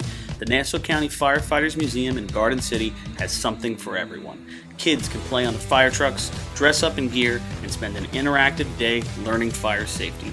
For all of you New York State Fire Department drill team enthusiasts out there, come visit the Great Neck Alerts Vega C Truck and the Hewlett Smoky Stovers B Truck on display at the museum, alongside classic films from the 60s, 70s, and 80s. An educational and interactive experience for all, open 7 days a week for July and August. Visit them today. For more information, check out ncfiremuseum.org. The Long Island Firefighters Legislative Committee was formed by Suffolk and Nassau firefighters to fight for what matters to you. This organization acts as a conduit to our New York State and federal lawmakers to ensure that firefighters across the island are protected and treated with respect. In past years, the Long Island Firefighters Legislative Committee has helped to usher in the Ambulance Recovery Bill into law, which will deliver a much-needed new stream of revenue to fire departments big and small. For more info on the Long Island Firefighters Legislative Committee and how you can help, contact Bill Thies at 631-466-6069. Long Island Firefighters Legislative Committee. Test is 10 seconds. Your attention, please, everybody along the fence, especially opposite the hydrant. Please stay back for your own safety. Up to the lights. Number one, the Riverhead Ironman. How was that interview with Hagerman? Couldn't really hear much because we had the music going on. What was that? No, they ran to the commercials too soon. Oh. Actually, it was pretty good. He gave a shout out to Johnny Sr. and then just talking about the, how do you remain confident after those first beginning of these tournaments? But you guys have been doing it so long in the second half of the drill, and he's like, we know we can run these races. It'd be amazing if we got some points in the beginning. Who'd you have up there, the Dunhams? Yeah, just one. Oh, okay. Did a good job. Just looking at the stands, there's Motor Pump. There's a wanted sign out there. Escaped convicts, the Wet Bandits. They're looking for them. They're going to find them on the Oyster Bay truck coming down later on. Hopefully they put the show on that they usually do. All right, you boys miss me? Yeah. Oh, yeah. Motor Pump's been a real good contest here last time out. Listen. Let's get some energy back into this. Yeah, trail. you don't. The balloon the air got sucked out of the balloon. Yeah, that second, No, we're going to put it right back in right now. Let's hope. There's still a chance for teams. CI is up, 7 on West Sable and 9.5 on... It'd be a miracle for the three-peat now. Yeah. 8.5. 8.5 on Islip. What's the rest of our top five? That's the great point we were just talking about. You got Hageman now with 9, so they leaped right in there. You got South Hempstead. Can they squeeze out a couple points in these last two contests? They got 7, but they're sitting in 5th. Something. And then you got Point Pleasant at 5.5. They had a good bucket run the beginning of the year. I don't know if they can do it in Pump, but can they squeak some points out? Don't leave out North Lindy. They got 3. Bayshore's got 3. They can run both these contests. And East Islip with 5 too. They can run Pump. At that lower number, somebody pops a 5-pointer here, and you put yourself in top 5 contention or in that top 5. It's one of those drills, you just can't imagine how little the scoring is at the bottom of the top 5 right now. All right, the Iron Man himself, Mark Argenti, going to be putting the water in the truck. Showtime. Doing it by himself? Yeah. And they're off. This pump cranks. I hope they get some more bodies down here. There we go. They got 4 guys there. That thing doesn't make any noise, but that one a shot right out. Sure does. I think they're going to like that one. Time for Riverhead, 7.44. Could have got on it a little quicker, would have been nice. 275 on the open, so. Up to the lights, number 2, the Islip Wolves. Islip starts the day 8 of the first 3. Scores in, I mean, when you look at it, they've actually scored in 1, 2, 3, 4. They've scored in 5 out of the 6 contests, Rob.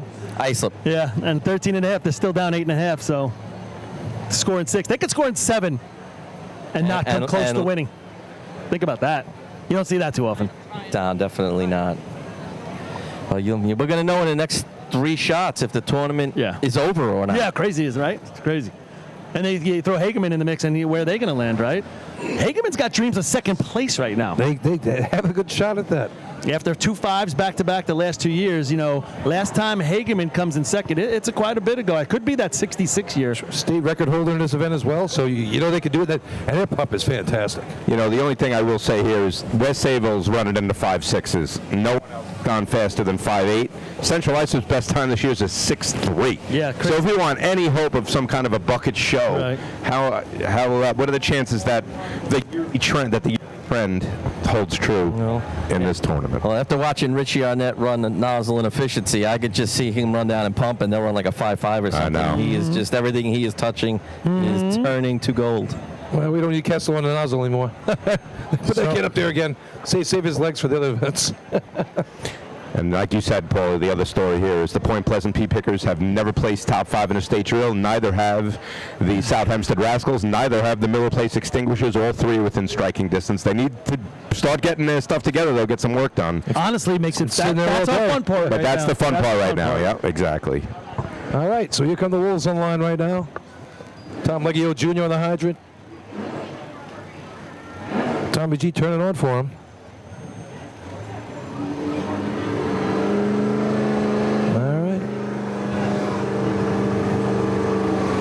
Comes in. You got water. Water on, 155. Target smasher.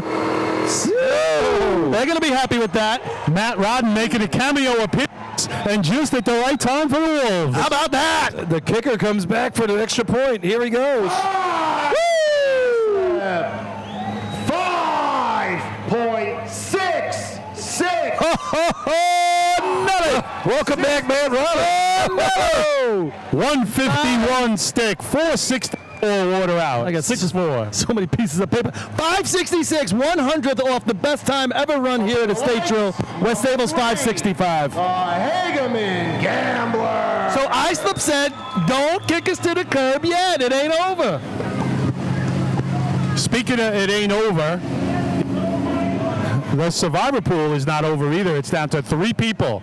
Our own PA announcer, Chris Perry, who has Central Islip here in Pump, Andrew Etzel, who has West Sable, and Alex Marzullo, who has Oyster Bay. We're down to 3. Guys. Chris Perry watches every tournament, every single run, and he picks Central Islip in Pump? Exactly, that's what I was wondering. What the hell's going on here? How is West Sable still alive for this on these pools? Oh my gosh! Yeah, how do you get to West Sable and Pump? Yeah, how did you not use them in one of the first? Yeah. Hey, he's alive and we're not. Who are we to criticize? Yeah, I guess. Yeah. I want to see the rest of these sheets to see who they picked in the earlier contest. This is I mean, what the heck is going on here? All right, here's Hageman right now. All right, a little bit about Hageman. So Hageman back-to-back 5th places. You have to go back all the way to 1965 for the last time before that they placed in the top 5, and they come in 4th. But I believe have no trucks. They only run those 3 races, and that's the highest they've ever finished. So they're trying to finish their highest ever. Here they go. Louis brings them in. Water down. Here's a shot. Oh! Another good shot. Hageman says we want to come down the track today. Yeah. That might have just locked them into coming down the track. 161 stick. Time for Hageman. 5.815. Back-to-back heavy 5. Not only is that a huge run for Hageman, that's going to really put him in a spot to go down the track. It's a huge run for teams trying to beat Central Islip. You need those tweeners. Islip needs tweeners. West Sable needs a tremendous shot as they come to the line. Number 5. West Sable needs to beat that 581 at least. At least. And they can do it. We don't know that. Chris Perry, no, Alex, who's it? Andrew, whatever. Where you going with this? The Edsel kid needs a shot right here. Can we put out a stat that we always need to be refreshed about? A 5 in motor pump has always at least scored something in the history of racing. We have 2 on the scorecard with the first 2 teams. Is today the day a 5 does not take a point? The fastest time ever to not score in the history of motor pump. Paulie, I think it is. The Bayshore Redskins in 2021 ran a 6:05 for 6th place at the invite here. North Belmore still trying to figure out whatever problem they're having with their beach truck. They take the breakdown, so maybe they think there's a chance they can fix it. Did you ever hear any source of the problem, or? I did not. They didn't expand. Did you see any on the pits over there, Twan? Nothing? What, bud? Did you hear anything about them in the pits over there? No. It's honestly dead down in Racers Row over there, man. It's a little quiet, but Pump might be bringing it all back to life. We shall see. Well, this is a huge. I mean, we talk about it all day. Oh, there's a big shot. There's a huge shot. This is a huge shot. This is a huge shot. They ran a 589 here 2 weeks ago, so let's see what the Dutch have in them today. Needed to beat a 581 to keep their day alive. Dutch can run buckets, but you can't win it in buckets if you don't do it in Pump here first. That's for sure. That's for sure. Dutch ran a 565 this year, too. And a 565 is the record they hold here as the fastest run ever in the state drill 2011. Here we go. Real slow coming in. Sticks down. Just a little left. A little high, actually. My perspective. Is that in the 5s or is it a low 6? Time for West Sayville, 6.15. 6:15. You're going to need help now. 152 open, 468 water out. Up to the lights, number 6, the Lindenhurst Snails. Yeah, Dutch needs something a little bit better there. You can just feel like the realization settling in for the Flying Dutchman right now. You know, you need to put up a heavy shot to have a chance to win, and it's deflating. And we've all been there.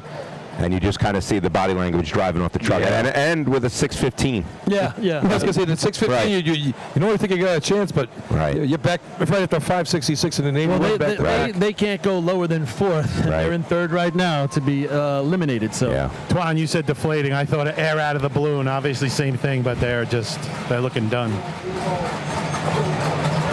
But hey, we've seen them backs against the wall, and they'll put up a good bucket shot. We know that. Oh yeah, That's what the sport does to you. You put in all this time, all the energy, all the effort, and you get to that point in state drill where you have a shot to, and it takes it out of you, you know? Oh, here's the Snails right now. 627. There's shot for the year. That was Brendan at the nozzle, so see what they get done here. I imagine we'll see Mulcair move up to the nozzle spot for these guys today. Big Sexy. I love that. What a great name for this truck. Good looking truck out there. One of the most recognizable trucks on the track. Classic. Like Bayshore used to have a classic truck, didn't they? Now they got that beautiful new one. Wamba. All right, here we go. Sully going to be driving them in. Big Sully. Christian Brody. Yeah. Hey, what is in? He's trying to hold it on, it looks like. Oh, lose the nozzle, just a hair. That took a quick turn to us, and then he straightened it right out. I don't know. Yeah, they must have a kink behind him or extra hose. That's is that Kevin Rivera, the rookie, shooting the target. 7.98. 7.98. Yeah, he never got the. Didn't get the stick down originally. Number 7, the West Hempstead Westerners. Guys, we are officially over $2,500 in the tip jar. I'll give you one of these for that. Hang on. I'll give you one of these. There you go. Come on, $2,500. We'd love to get over $3,000 and hand a check to Tunnel of Towers at the Labor Day Hempstead Drill for $3,000. That'd be the best. But the other thing I was going to point out, guys, this crowd ain't going nowhere. Right? I mean, those stands are full, man. Yeah, I tell you what, every single seat is still sold in this place. I've been watching the teams come by after they run, and everybody's got their little group in the stands. Hageman had a big shout out to them when they went by, and they're doing their fans proud right now. Second half of the day, trying to catch up to those people up front. Here's West Hempstead, pretty good pump team here, so they can get something done. They were overtime at Centralized, but they missed the target on a shot there. But let's see what they can do here. Speaking of not going anywhere, over 1,200 screens still tuned in. We had to basically shift everybody over to YouTube because Facebook cut us off. But yeah, nobody's going away right now at home either. So stay with us, guys. We got a couple teams here to figure out what's going to happen with this top 5. That's awfully rude of Facebook, I think. Yeah. Who do they think they are? Exactly. We're running a charity thing. We're doing Tunnel for Towers. That's right. Yes. Come on, Correct. Facebook. Real nice, Facebook. Zuckerberg. Yeah. Zuckerbucks. You Zucker this. Ew. Exactly. All right, here goes West Hempstead. Not the day they wanted so far. They got a point to show for their efforts. Looking to score something here. Good speed coming in. Here comes Cloudman. Bam, nice down. Good water out. Oh! He stopped pumping. Yeah, why? Like really early, I thought. Way early. He was holding it way high when the water first came out. Time for West Hempstead, 9.26, 9.26. 465 water out. Wow. Great water out for them. Up to the lights, number 8, the Farmingville Bandits. But as you guys mentioned, he was way high at first. The stream was above the flap, above the. I'm sorry, what is it? The flag. Above the flag. Above the flag, and then Kenny. Kenny's the one of the most experienced drivers on the track. He just let the throttle go, hoping that maybe that stream would just fall into the target at that point. But unfortunately, it kept falling. Yeah, he's a little right at that point. Here's Farmingville. They had an interesting shot here at the invite. Dominic falls down sideways and still wrestles the target back and shoots the target. Right. They ended up getting no time on the event, but someone's off the truck too soon. But that was a manly move, shoot target from the side. Yeah, he muscled it from the side. He didn't any of body over it, just his arms hanging on, and a great manly job there by Dominic. Oh my gosh, manly man. Just shout out for a couple of these big donations. Ryan St. Louis checking in with like $75. Thanks, Ryan. I hope you're enjoying it. Mark Benner kicking in $100. Thank you, sir, man. We appreciate that too. And Jen Schweigert and Sheldon Knight throwing in a big pile of money as well. Thank you, everybody. Keep it coming, please. Like I said, going to Tunnel Towers. Let's go. All right, Farmville on the line right now. Let's swing around the track. Chick gives him the high five. Here we go.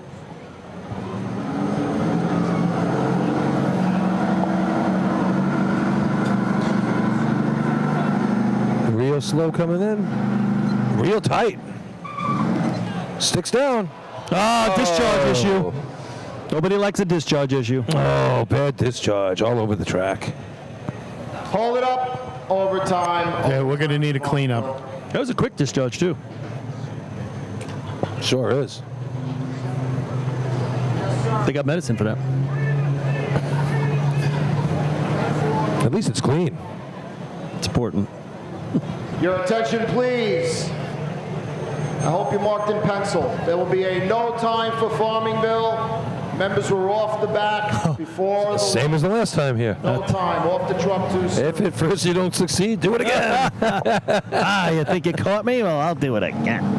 Yeah, I double dog dare you. Up to the Throw that red flag on me again. 9, the Hicksville Hicks. I'm a little impressed with that because generally speaking in Suffolk County, these red flags only come out for Nassau County teams. Yep, that's right. I don't understand what's going on today.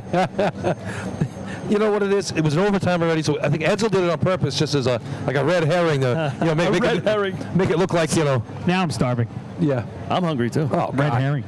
They already called last call on the food. We haven't. I got one hot dog the whole day. Oh, that includes us? Yeah. Oh, Jesus.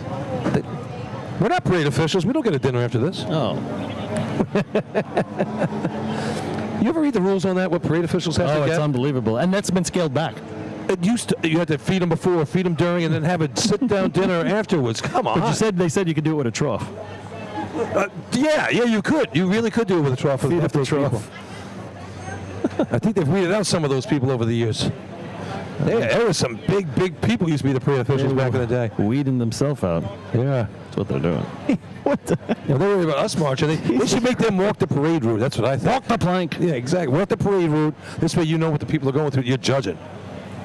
What else you got to say? I'm just getting started. I can tell. Who else can you piss off? On your parade soapbox. Let's hear it. So do we have a band? So wait a second. Who's tomorrow? Yeah. Tomorrow you can be. Oh, what's that? The parades are great. This is the greatest parade I've ever broadcast before. Oh, look how sharp they look. Lenny looks great in his cover bun and his. No, and his rifle. His rifle. How funny! I know. Was he wearing makeup in that picture? He's got some rouge on his cheeks in that picture. I think the girls did him up for that one. I think he's had rouge in more than that picture. All right, big Madonna fan. Here we go. You guys are just jealous. Oh, Chris, Chris, can you post that one for the fans at home? Easy. Come on, Hicksville's on the line. Motor Pump. Let's get back into this. That's blown up in Lenny's living room. You guys know how good the Hicks are in this. Let me tell you about them. Actually, I was just looking. I think the last time they scored in this was 84. I remember that. I'll tell you about it. 660. Fifth place. All right. So it's been a while since the. I'm scanning to find something else, but I don't see it. 2001. What? 2001. 2001? Yep, fourth place. All right. Oh, somebody went off the back tumble. Oh, he didn't make the line. Hey, that pump's got a little bit to it. Yeah, I tell you that the lay was terrible, but that water just pushed right through. Hicksville, 7.12, 7.12. His backup man was off to the side. He really wasn't getting too much help. That's why they started sliding back. 193 open, 518 water out, and still turned it into a low 7. Yeah, 193 on a single stick by himself. So, good job getting it done over there. That thing really pumped. Number 10, the North Babylon Tail Dragger. See North Belmore's B truck behind. Yeah, they're going to make the attempt. You're right, Rob. They're coming in. It ain't motor pump without the dinks.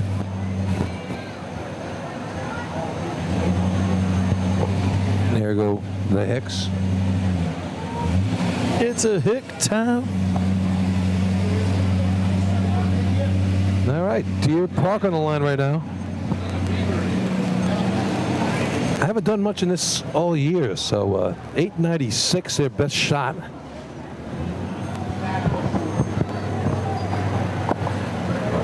Team record for North Babylon's a 631. They ran that back in 1993.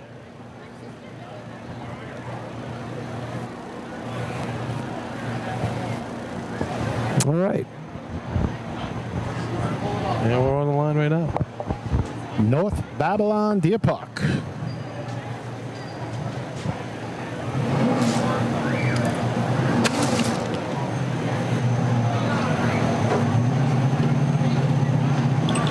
Come rolling in. Really slow. They're off. Missed at the hydrant. Still pumping.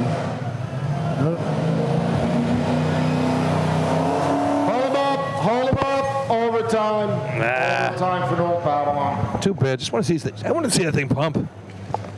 Well, they washed the back half of the truck on the passenger side. That's for sure. Yeah, I'll be ready for Labor Day then. Coming up to the lights off of their breakdown, number 4, the North Belmore Rinky Dinks.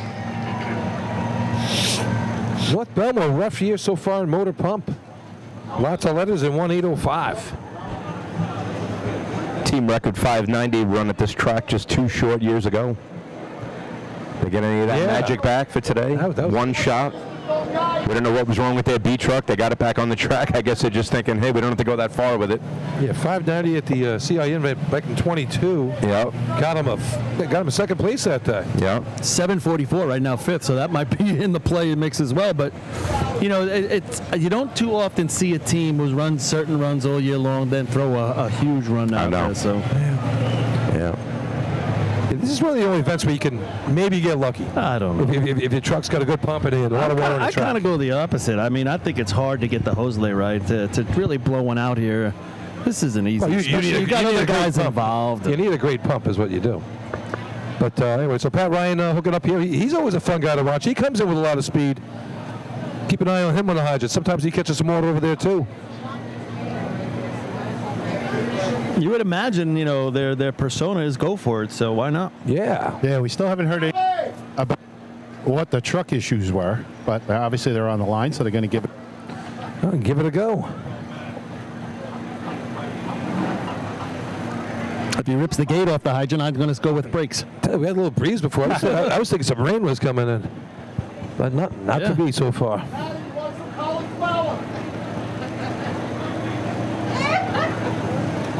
We did that once. We knew the brakes weren't working. We said, we're just going to run pump anyway. We ripped the gate right off the hydrant. You get a rerun? We tried. We did. Yeah. All right, here comes North Belmore. Couple revs up. Mike Boland bringing them in. Pat Ryan on the hydrant today. Artie White the third shooting the target. Let's see what good happens. speed right here. Real speed. Hey, up a nice stick. Hey, nice shot. Oh, so that goes against everything I was just saying, right? There you go. Hey, how about it? Looking for that third five in team history. Do It's they going to get be it? really close, guys. I think they'll slot into third. For North Belmore, 5.955. There it is.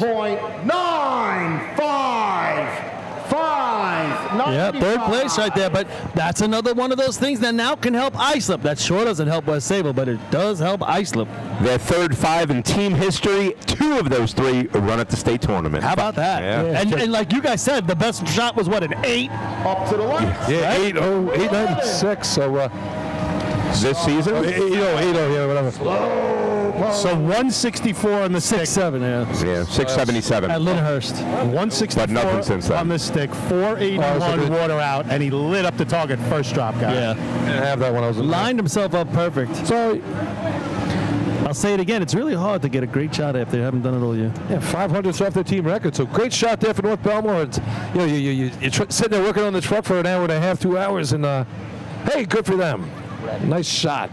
Yeah, kind of salvage something right there, you hope, right? You know what? Not a guarantee. You run a good pump shot. We got some pump teams out here. That's not a guarantee. No. But you run a good pump shot now. You go home feeling good. You got 9 guys involved in the event.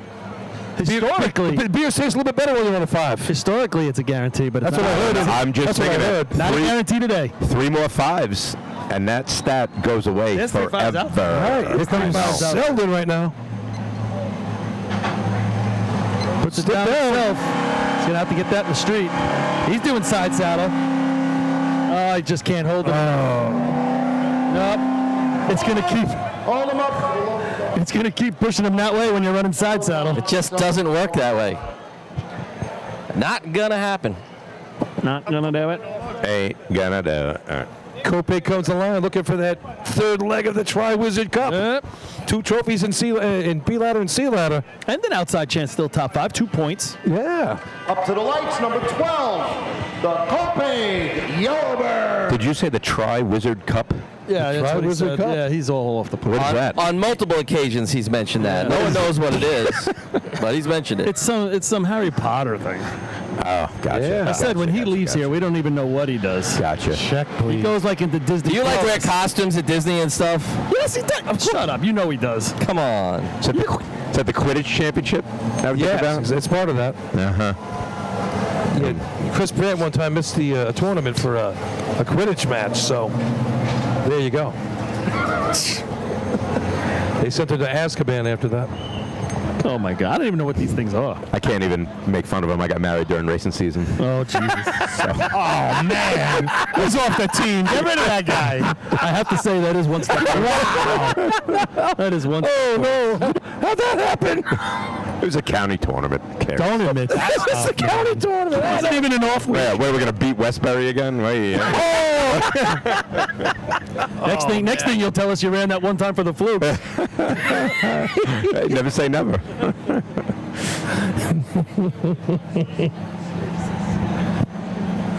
That must be some woman, Twan. What's that? Your wife. Yeah, she's amazing. You took off a race. Wow. Yeah. She forced labors you into the camp all summer. Yeah. Makes you get married during racing season. I mean, Billy, you're making me question a lot of decisions for my life right now, pal. is something home in the freezer right now you that should do it. that should be Billy here with does. Go to Harry Potter World and Disney every other week. He was dancing and singing in the kitchen the other day with all his coworkers. But honey, the guys are bringing theirs. Can I bring mine? All day. Nope. That's staying right here. Kopech ever run a 5 in this contest? I don't think so.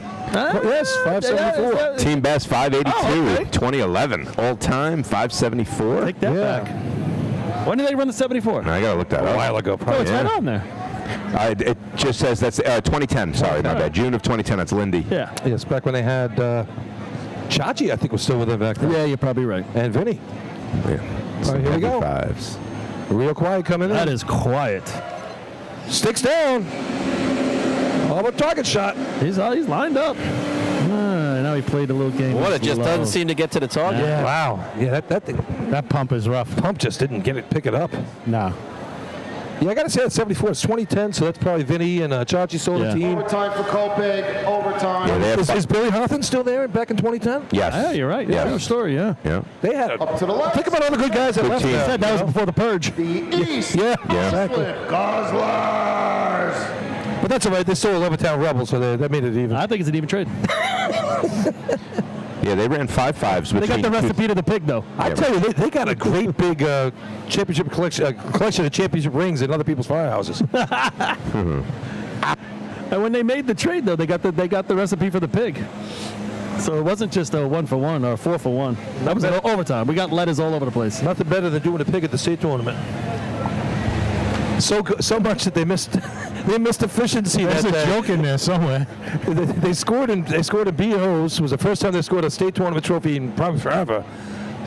They got to the track late for efficiency, and A-Rock said, "Yo, you missed your shot, boys. Go back to the camp." They were too busy eating the pig. Oh, Lord. That was upstate. That was in Main Transit. That's right. That was funny. We missed efficiency. All right, so here's East Islip with another team with a chance to come down the track. 5 points on the day. We've seen them run 6-0. We've seen them run a 5 here. So yeah, I don't know what the amount of guys, what buckets is going to be for them. They would need a pretty good shot right here. And right now we got 66, 81, 95, 615, and then we go to the 7s. Their team record's a 5.77. Also run at Lindenhurst. Yeah, 11 5s in their team history. The most recent, September of 2021, a 594 at Hagerman. And that was with Sandbag, right? I think he ran that day. Yeah. That I don't know. I'm just saying, yeah. But like you said, you know, they want to come down top 5 without running B and C ladder. That's saying something right there, right? Need a shot right now. Looks like a comp. Got Chucky on a hydrant here? Yes. Yep. They bring him in motor pump when the game's on the line. They creep it out in the middle of the street. Good speed. He's got to bury it. Nope. Couldn't hold it on. He couldn't hold it on. Just didn't get it. Sandbag slamming that nozzle to the ground. They better check that ring. Boy. Chuck thought he had it. He tried to wedge it on and push it on, and it just wasn't going. You know, that frustration you're seeing right there, motor pump, is B-Hose frustration. I was just thinking the same thing, you know. Sitting on 9 points after the record gets broken and out. 9.47. 9.47. Here comes another one of those teams. What are we thinking about here? Can we do something, South Hempstead and Motor Pump? Yeah, they can. You know, we run 5s with this truck. It's a Yellow Hornet truck, as you can see. So I think with the talent on the back, Mike's got a hit.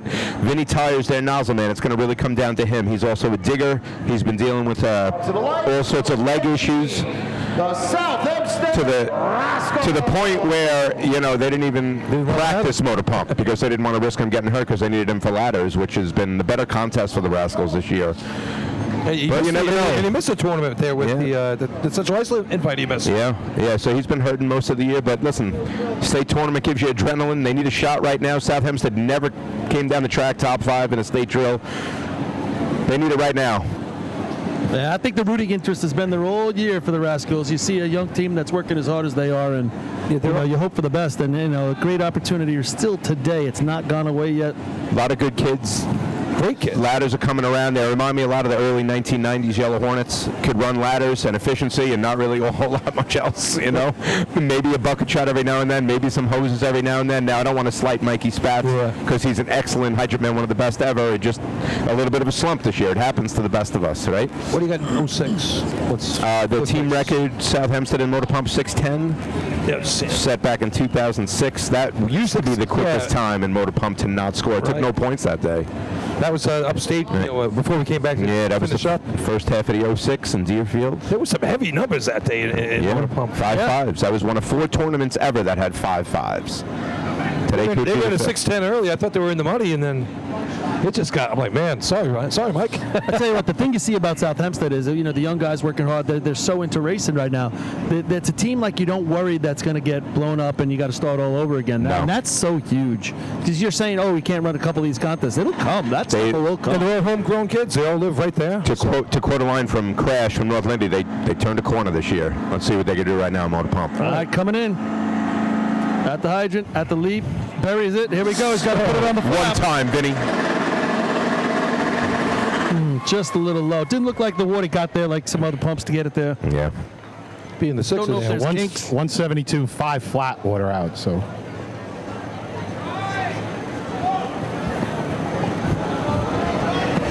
Time for South Hempstead, 6.64. 6.64. That'll slide into 5th right now, 6.64, but not what they were looking for. Yeah, just saw the replay. First water didn't even make the target.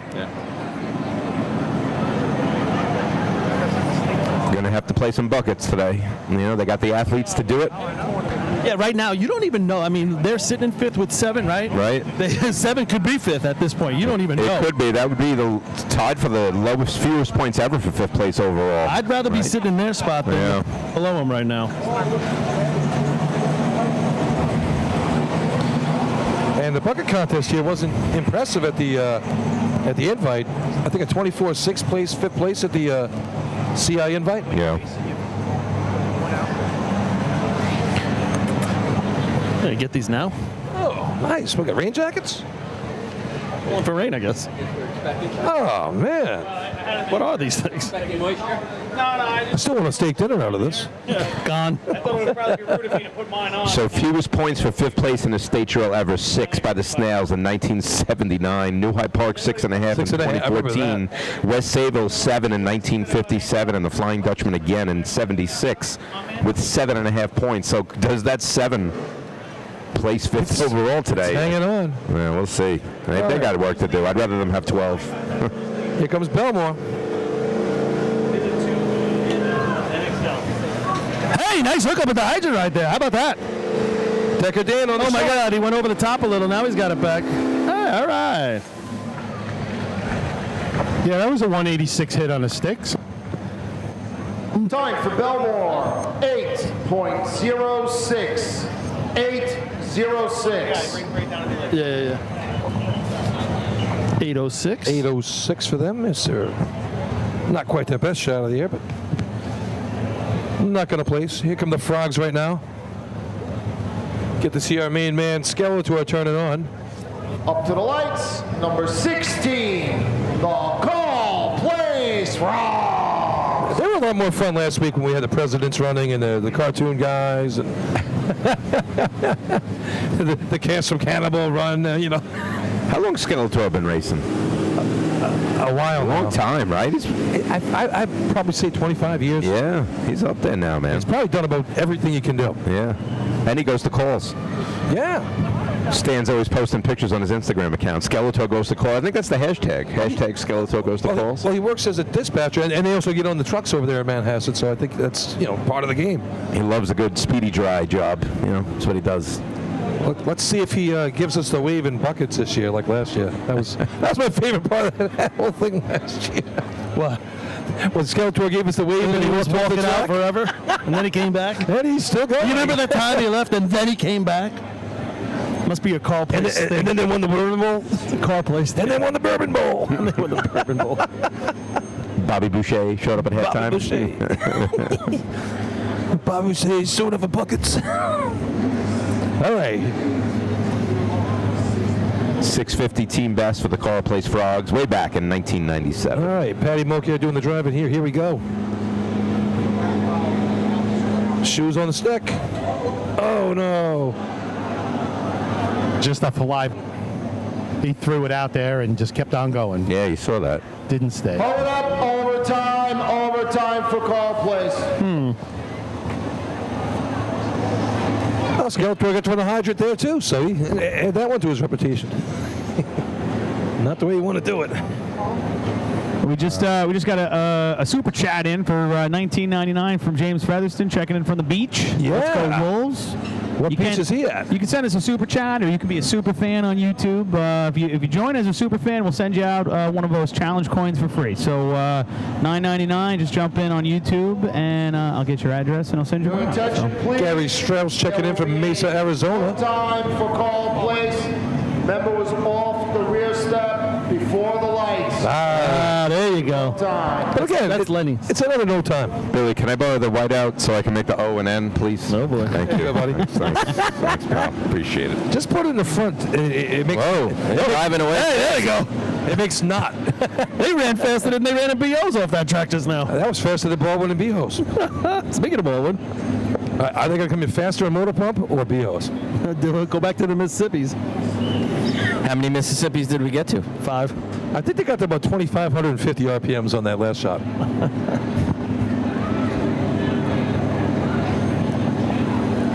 All right, here we go. Baldwin. Is Katie in this one? She's one of our people of the day. People of the day. Baldwin on the line. One of the peeps. Kyle Brown on the hydrant today. Bobby Stearns turning on. I say Baldwin rips off like a 6-0. Caesar. What'd you say? Caesar Gonzalez. They rip a 6-0 out right here. And then Katie immediately And Caesar shoots the target. walks up the stairs of the arch and slaps Billy right across the face. For what? I said nice things. What was that noise? Hawk to a girl. No, sorry. No. Here we go. There they are at the hydrant. That's terrible. She's got it. She's got the. Careful. She doesn't have it. Oh, go up. Left. Hold them up, overtime for Baldwin. Man, that was close. I can't believe you went there, Chris. I regret it immediately. Sorry, everyone. Jesus. That was stream of consciousness, and it was totally inappropriate. 10 minutes in the Lenny box. I deserve it. And go feel shame. For shame. And then 10 minutes, you set free. Up to the light, number 24, the Miller Place Extinguisher. Did she throw the first pitch of the Mets? Stop. No, we're not connecting the dots there. That's where it really goes haywire, okay? Oh, there's dots. My niece threw out the first pitch for the Mets this year. That's what I'm talking about. Oh, okay. They should have signed her. Katie, I could use her right now. I'm so sorry. I heard it was the Iron Sheik who threw out the first pitch. The original Hawk Tua. Yeah. Humble you. I spit on you, America. The original. I used to love when him and Volkov would fight. Yeah. Iran #1, Russia #1, America Hawk Tua. He invented it. All right, listen. It's off the rails. Sergeant Slaughter. Miller Place. Listen, Miller Place 4 points. They are a team have never placed top 5 in a state drill. 6-13 team record set just a couple weeks ago at Ridge. Yeah, they can run this, and we know they can run buckets. They got the best time of the year. So if they could squeak a couple right here and then put up a bucket shot, You know, they'll be pretty happy back at the Miller Place Firehouse. And they ran a 6:19 here at the Invite a couple weeks ago. Good for nothing, but sorry, 1 point. That was 5th place that day, but after the 4 5s that we had. It's like the beeline story arc of this state drill right now. We're looking at 4th, 5th, 6th, 7th place. What does that plan out to be? I mean, do we want the A storyline to get a little better? But it looks to be a runaway as CI is ready, a couple teams away. But top of the we'll track. find out. We'll find out in a few short coming minutes. around. Yeah. Miller Place, Westbury right here. A couple good teams to run some pump. This is turning marathon. Well, yeah, you're right. It's really getting a little lengthy right now, but I think it's about to pick up. Like you said, you got Miller Place, you got Westbury, you got Oyster Bay, you got CIC back there. We got some runners, North Lindenhurst. There's a little leg in the middle here. We knew that was going to happen. 566, if you don't remember how long ago when this race started, 566 is winning right now. I heard buckets are going to switch the teams to the end. No, we got to put the rule in. We'll just do it today. If you have not run within 10 seconds of the state record, you're not running. I like that rule. That's a good rule. That's a good one. We should do that in every race. I'm bringing the guy into Hagerman. 10 seconds every race? You haven't run within 10 seconds of the best run of the year? All right, so here we go. You ain't run. Scott Ortiz on the hydrant. Justin Latman turning on for him. Chris Russo shooting the target here. Rich Batchelor bringing them in. 6-1 their best. Good speed. And right on top. Oh, he's trying to hold it on. He gets it. Man, he doesn't get the line. He gets the target, though. Yeah, he kept working that hydrant. Going to beat the 6.6. I don't know if it's going to be anything better than that. It's right there. 154 open, 488 water out. For Miller Place. Maybe not even. 6.49. All right. 6.49. 5th place right now at 6:49. So if you're Miller Place, you're I don't know if that's going to get us anything that knocks out South Hempstead. The Westbury Turtles. I think that's going to be tough to hold on with, But that's with what's left. On the opposite end, if you're South Hempstead and you have 3 more points than Miller Place, you're okay with that kind of. Yep. You're hanging around. Miller Place capable, like you said, of winning buckets. That'll put him at 9 for the day, and it looks like that's going to be a number to play in the top 5 today. As far as the A-line story goes, West Sable right now is in 4th place. If that holds on, it would put them to 17, but they would need a complete miss by the Hobos to have a chance for the tie. West Sable gets knocked down one more team in this contest, their hopes of a state championship go away. They're sitting in 4th, right? In the contest, yeah. They're mathematically still alive for a tie for the state championship overall. The Wolves, on the other hand, sitting in 1st place in the contest. That would put them at 17.5 points, which does keep them alive for a state championship, but they would need that to stay in 1st. Then they would need to win buckets, and they need the Hobos to go bone to close out the day. And that's the A-line storyline right now. So not much drama, but they got a chance. Real tough to, if we were putting percentages on it on like ESPN or something, it'd be probably in the single digits. Minus something. All right, here comes Westbury on the line. John Catone hitting the hydrant. The little pair turning on.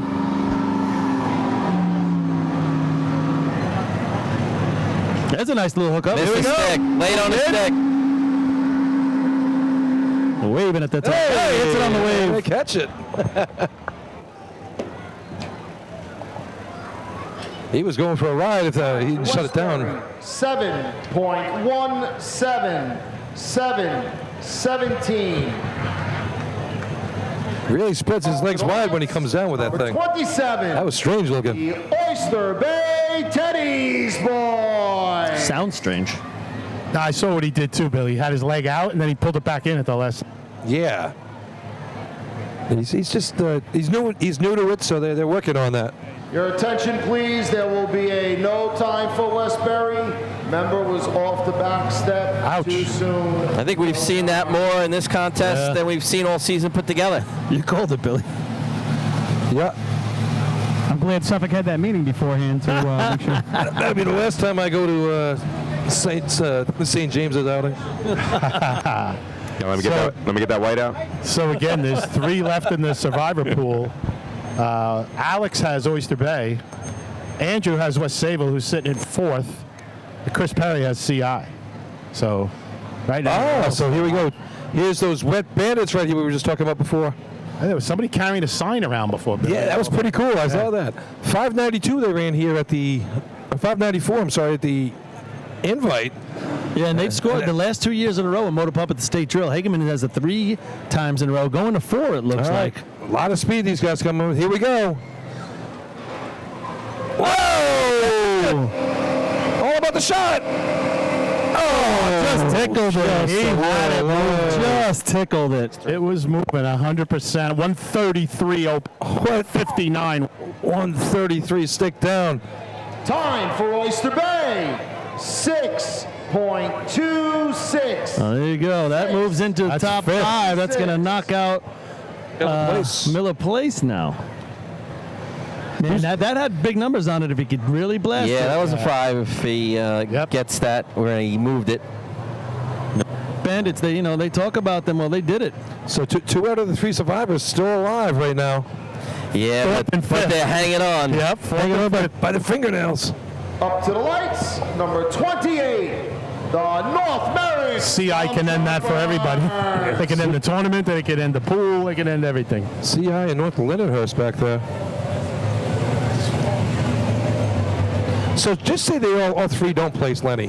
What's the tiebreaker? They go back to the last contest? Yeah, and then you got to get the winner in the total points, right? Right. They'll go to whoever picked the correct winner of the tournament, and then total points. All right. So there you have it.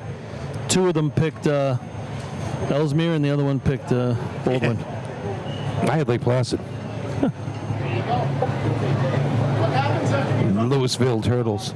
When I was looking up that 1974 stuff for fuzzball, I was just looking at some of the other tournaments that were run there was a lot of drills back then. A lot of drills. All over the place, too. All around New York State. Kenilworth. And I don't know if I have this right. I think I do, but I think in 1974, it's either 74, right in that area, were the most teams ever to actually race in a state drill. I think it's around 74 teams. There was a lot of teams on the roster. I tried going through and finding. I don't like the way the scorecard. I counted 65 teams that actually took part. That's what I'm saying. A bunch of other teams entered, but didn't play. Maybe. Here comes North Merrick. No, just tried to scoop it and just didn't get it on. Scooping ain't easy. No. Oh, you got to have a lot of momentum. Yes, good point. Body all just going forward and staying there. And he really rides that truck to the end. Merrick, 9.33. 9. I'd like to get up the truck as fast as I could. Get on the ground. Yeah, that whole momentum thing, right, is what he's talking about. Run right through the hydrant, Number 30, the Central Iceland Hobos. Well, it's funny. We're talking about that tournament. A lot of those teams didn't run all the events. They just run the ones that they could. Well, a lot of teams, especially in Northern at the time, didn't have B trucks. Yeah, but just regular teams. And a lot of those teams. We suck at ladders. We're not going to waste our time. Trucks. Yeah. All right, so here we go. This is for the title right now. All they need is 1 point at the end of this contest. 626 currently. Yep. 1 pin, Rodney. Yep. They get 1 point. That puts them to 23. And that would make them unreachable. The hometown crowd waiting over there with bated breath.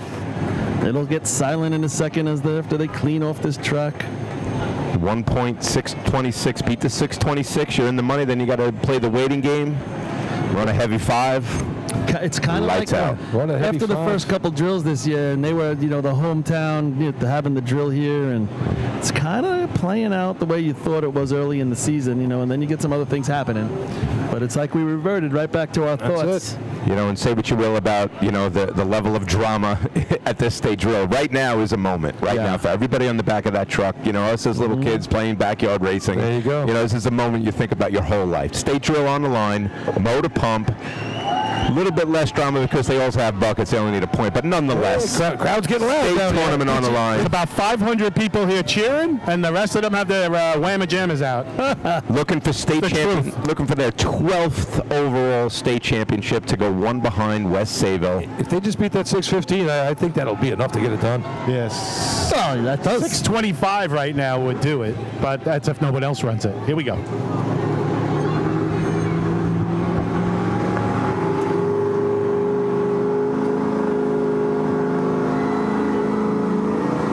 Kelly brings him in. There's the water. Oh, Richie has a little slip.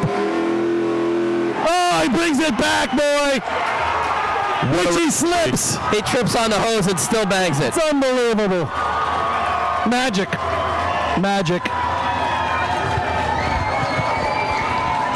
Time for Central Oyster. That does it. 5.93. Third place. 5.93. 593. 145 stick, 473 water out for the 5.9. That's going to put It's it just away. well, the crazy part is Richie's going down. His foot slips out from under him, settles himself up, and still gets the target. And see it on the replay, blaps the target. First water takes it. Unbelievable. And for Richie Arnett, the story is redemption. A failed to grasp and hold in sea ladder last year probably cost him that championship. And now with everything on the line, trips at the nozzle and motor pump to blap in first water. It's magic, man. The crowd is going wild here at Central Islip for what potentially will be the 12-time New York State champion Central Islip Hobos. And they park that truck right in front of the hometown fans. And there's just Richie hanging out on the side. Little number one in the air.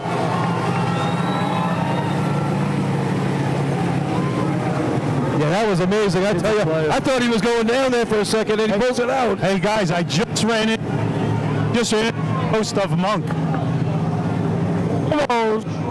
Yeah, you're breaking up. We're breaking up. 593. Sorry, I did my best.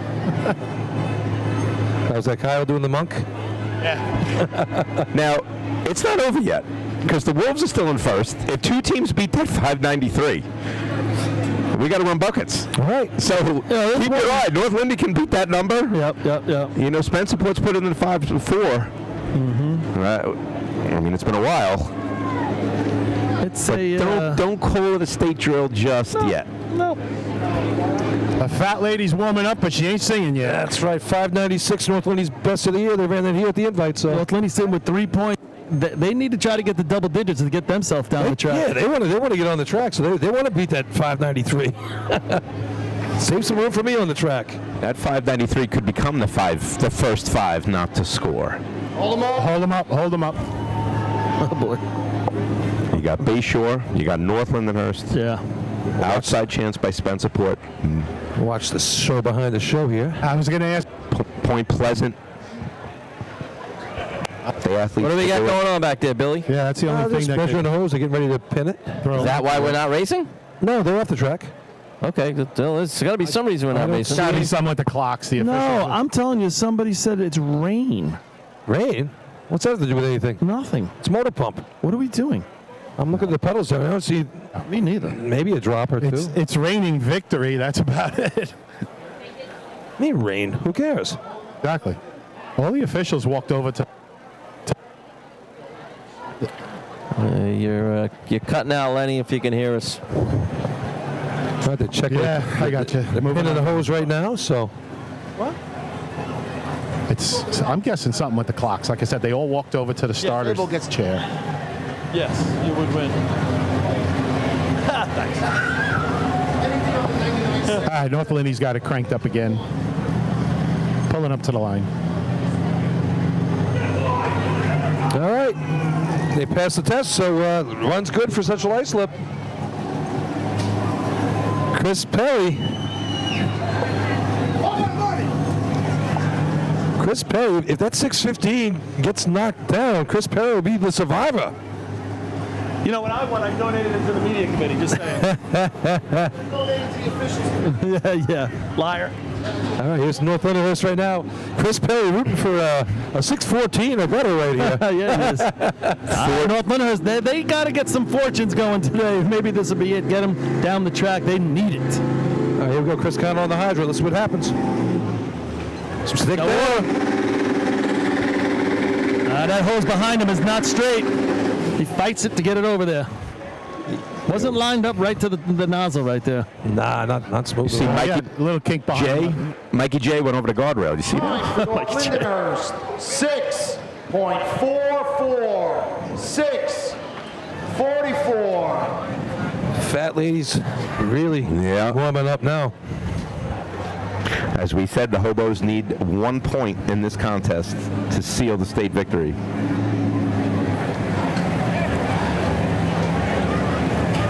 Here attention, please. There will be a no time for North Lindenhurst. Member stepped off. Oh, boy. Step too early. Oh, that's now you just add an insult to injury on that day, right? Yeah, that's just another nail in the coffin, boy. That hurts. It does. Once again, I don't know if it's something we can watch on film or something, but it just seems way too many times that's been called today. 32, the Spencer boy, Red Onion. It's kind of like who's making the call and what's the call here. You're not going to get it. Did you get a replay? I missed it. It was halfway through when I turned. What's that, 4 teams we've had banged it in this? We haven't had that all year. Yeah, and what's the whole year? And it's just, what's strange about it is North Lindenhurst. So what's this year we've had a call, right? That's not something that happens. Have we had a camera angle from behind? You can be in the air.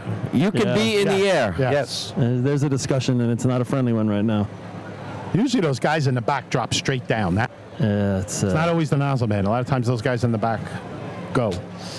I don't know. I'm not saying North Lindy. I'm saying in general. Chris Connell not happy down there. A lot of yelling and screaming going on. You're not going to win that. It's Kevin Connell not happy, and there's just a lot going on. It's a bad day. This just compounds on it, you know? Yeah, it's a vent session a little bit, too. You know what I mean? We've all been there, you know? Yeah, no. We've all been. More times than I wanted to be, exactly, right? exactly. Unless you're one of these select few, most of us are there a lot. That's competitive spirit right there. That's what that is. Nothing wrong with that. Exactly. Yeah. All right, here comes Spencerport on the line right now. They got a pump in this truck. Good speed coming in. Tight. Yeah. Oh, no, the hose got hooked up in the back of the truck. Couldn't get it around the corner. And the discharge blew off as well. Oh, out the back. They got a rear discharge. I forgot, yeah. Nothing worse than bad rear discharge. Bad rear discharge. That'll blow up a day. Next. Among other things. Yeah. That'll blow up a day. No time for Spencerport. Member off the boards too soon. No time. That's another one. Up to the line. Yeah, there's still hose in the back of the truck. That's the 4th time I've heard that call today. I'm sorry, that was a no time for the same thing? Yes, 4th time. I don't think I've heard that 4 times in the past decade. Wow. Wow. Yeah. Shades of You're gonna the driver's position call. I was going to say the over-the-shoulder. That becomes like, are they looking at something that they haven't looked at in years? Not even that, or that really is okay, but they're.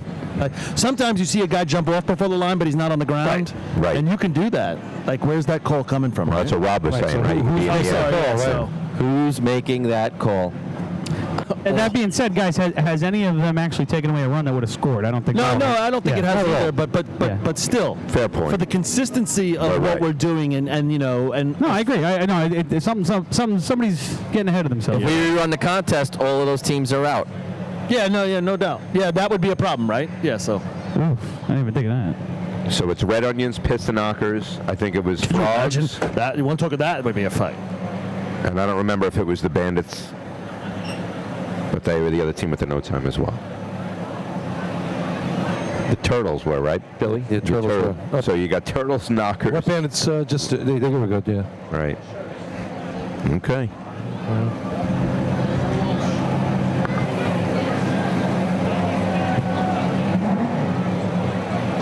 Okay, West Islip Raiders on the line here from Motor Pump. Rolling off the line. Oh, he almost slipped coming into hydrant, but he buried it. Talk about going over the guardrail. Yeah, that was something, huh? Now it goes off. Good luck sitting in the first row over there. You're the guy who goes over the guardrail and gives up the body, and the discharge guy can't get it on. I'd be pretty annoyed. I would too. Oh, there's soaked babies. Man, everything. They just put about 500 gallons. Actually, they're calling for rescue now. The rescue. He went over the guardrail. The only thing that could have been worse is if the discharge coupling hit him. Right. I'm thinking he went down pretty hard over there. He went I think down that hard. was John Kessler's son. Yeah, he went down hard. Oh, he's getting up. With a little bit of help. John Kessler Jr., He's getting up. You got people jumping the fence. How did you guys run Motor Pump here? We always used to go over that guardrail. It wasn't the person who went over. I used to like sit on it. That was my spot, and I would kind of hold the hose above me, because if you hold it below the guardrail, it kinks up between the posts. Yeah. I don't know how you guys ran it, if you went further up or further back. He's pretty similar. He's hopping off the track. Because He's not taking the stretcher. Nope. Nope. One of those narrow motor pump courses, you know. Not like the Great Wall of Sham, though. It's a little different from my save. You're not jumping over that. Oh, no. How do you run there? I mean, you got to feed that hose. We couldn't. We practiced there one time. We were like, we're going to stop running. We would have had to change our whole philosophy of bump. Yeah. Well, they ran the county out there a couple of years ago. That was an interesting thing to watch. Yeah. All right. Guessing that was an overtime. Yeah, I'm trying to think. At any moment, it could change to a no time, though, so. Up to the lights, number He ran off the track. Man off the track. Henrys. Can 3 teams knock out the Central Isopobos? If that happens, that's going to be a lot of history. It'll be the first 5s to not score, and it'll also keep the state drill alive for the championship. And if it doesn't happen, the Central Isopobos will seal their 12th New York State Championship. I'm on Slim, leaning towards none. On that. Well, Bay Shore's run a 6-0 this year. They've got a chance. You need 3 teams. Point Pleasant. Point Pleasant has a decent pump. The thing is, what I would say here, Manhasset has a good pump. Out of the teams that still have to run this contest, 2 of them, Bayshore and Point Pleasant, have a shot at top 5. Right. So they're not giving up on it. I think that's almost the bigger story. That's the bad is. You know, the B-line storyline. The sub. That has become the A-line story. I know. You might be right. We'll see. It's about to. Yeah. A lot of teams looking to place top 5, first time ever. It's going to be exciting for that.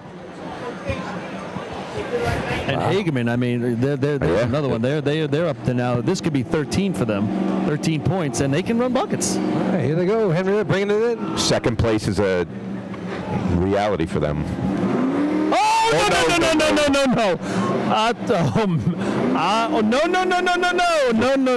No. Overtime. Oh. My God. Is he okay? I've seen some dives, but not after the nozzle was down. And then they all jumped on top of him. They wouldn't let him go. He took a bow. He took a bow. You are facing face first down the barrel of the nozzle, and you get 2 guys to jump on you to keep you there. And then hit the pump. Obviously, they don't like him. I was there once. You do not want to be looking down the pipe. Trust me. That's what you get for not climbing, Eric Munt. Wow. Did they get off the truck too late? Yeah, can you imagine? Insult to injury. He got off too late. Just watching a replay right now on a little thing up here.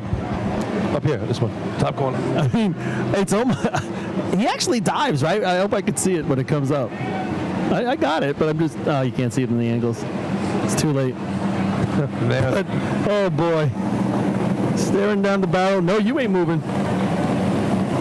You ain't moving. Thinking they're saving him. He's got a big smile on his face. I don't think that was that funny when he was on the bottom of that thing. About to lose an eye socket. That's exactly what that was. You should be climbing. This is what you get. Yeah, I'll show you. Yeah. You won a 5-4 last year. You want to race for us? Come on. Now you got one eye. One eye. It's like old one eye.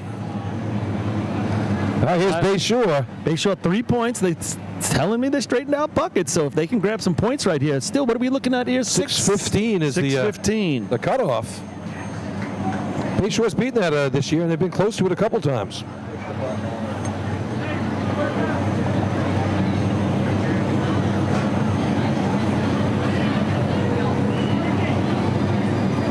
Who's driving this, Kyle?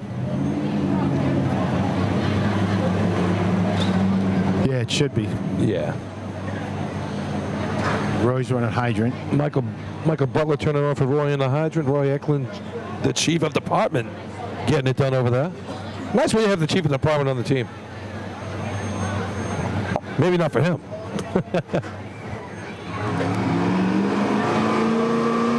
What's he got? Al Pugh shooting today?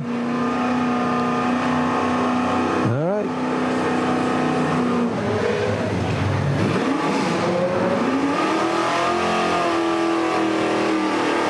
Oh, man, I tell you what, the water went to the target, but he missed at the hydrant right there. That's going to cost him a little bit. Good recovery, but that's not going to be enough. Nah, it's a low 7, but I'm not going to play. Time for Bay Shore, 7.17, 7:17. Manhasset on the line right now.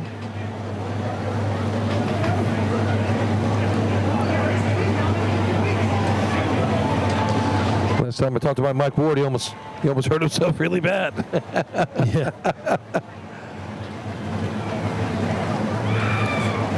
763, their best shot of the year.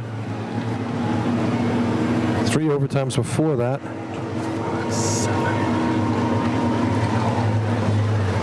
I tell you what, for your storyline B hasn't changed much. Lakeville Minutemen and friends. Except for Hageman making the move right there, really doing the job. Southampton's sticking around. 7 points in the clubhouse after 3 events. Yeah, listen, I've been there. I've been on both sides where you're trying to hold on and where you're trying to get one more point. All right, Anthony Curry, you're going to be doing the honors of the stick. Mike Ward. And I'll say this, let's say they hold on and, it turns into a great story. There's no shame in that. Not at all. Because you know what? All those other teams couldn't do it. Yeah. So I don't care. And you did it. You You're on got to the do it when you track. did it. And we scored 8 points or 9 points a couple, maybe 10 to score, come down the track a couple times. I just think of guys like Benny Costello, Ray all Spatz, those years. Mikey Spatz, Right. all the years out here on the track with a now you're chance to making me come root down for at the him. state I trail. just got with chills. You're making me root chance for to come him. down top 5 in the state trail. It'll be a special party in Southampton. Let me tell you, boys. You know. Paul, you old softy. I know. All right, here we go. Good speed coming in. Oh. He hit and bounced off. You heard the click from here. You heard it.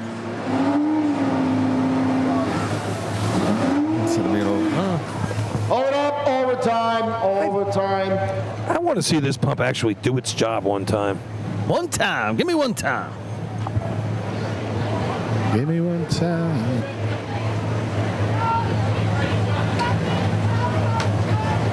So are we at the that's it point, right? Number 37, the Freeport Red Devils. I think that's it. Freeport main transit would have to be miracles, right? Yep. And barring a rerun of the contest. I was going to say, we're barring a state record in the water, and a water test screwing up. I was going to say, we've had some of that already, fellas. I don't think we're going to... Danger, you got that message, right, about Islip here in the interview? I don't think we're having one. All right.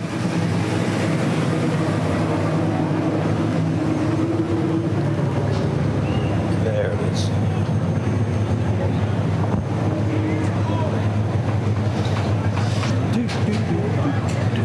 It's Point Pleasant out there, like seeing 5.5.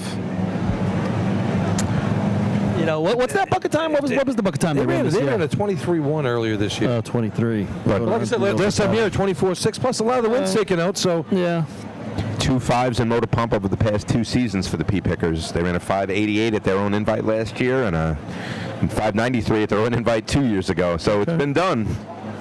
If they're looking to come down, what do they need? 6.15's the lucky dog. They need a real shot. They got to really run a 5 to get the 2 points they need. I wouldn't count on a bucket shot. 5.95. They got to be a 5.95 to get the 2 points. State tournament, anything can happen in buckets. You expect CI is going to run carefree. They're going to put up a shot. West Sable, I don't know how they're feeling. Islip, I think, is a little disappointed right now. North Lindy, you know how they're feeling. So it could open it up. Hageman, Miller Place, West Hempstead. Could it be Point Pleasant? All right, here we go. Freeport coming in.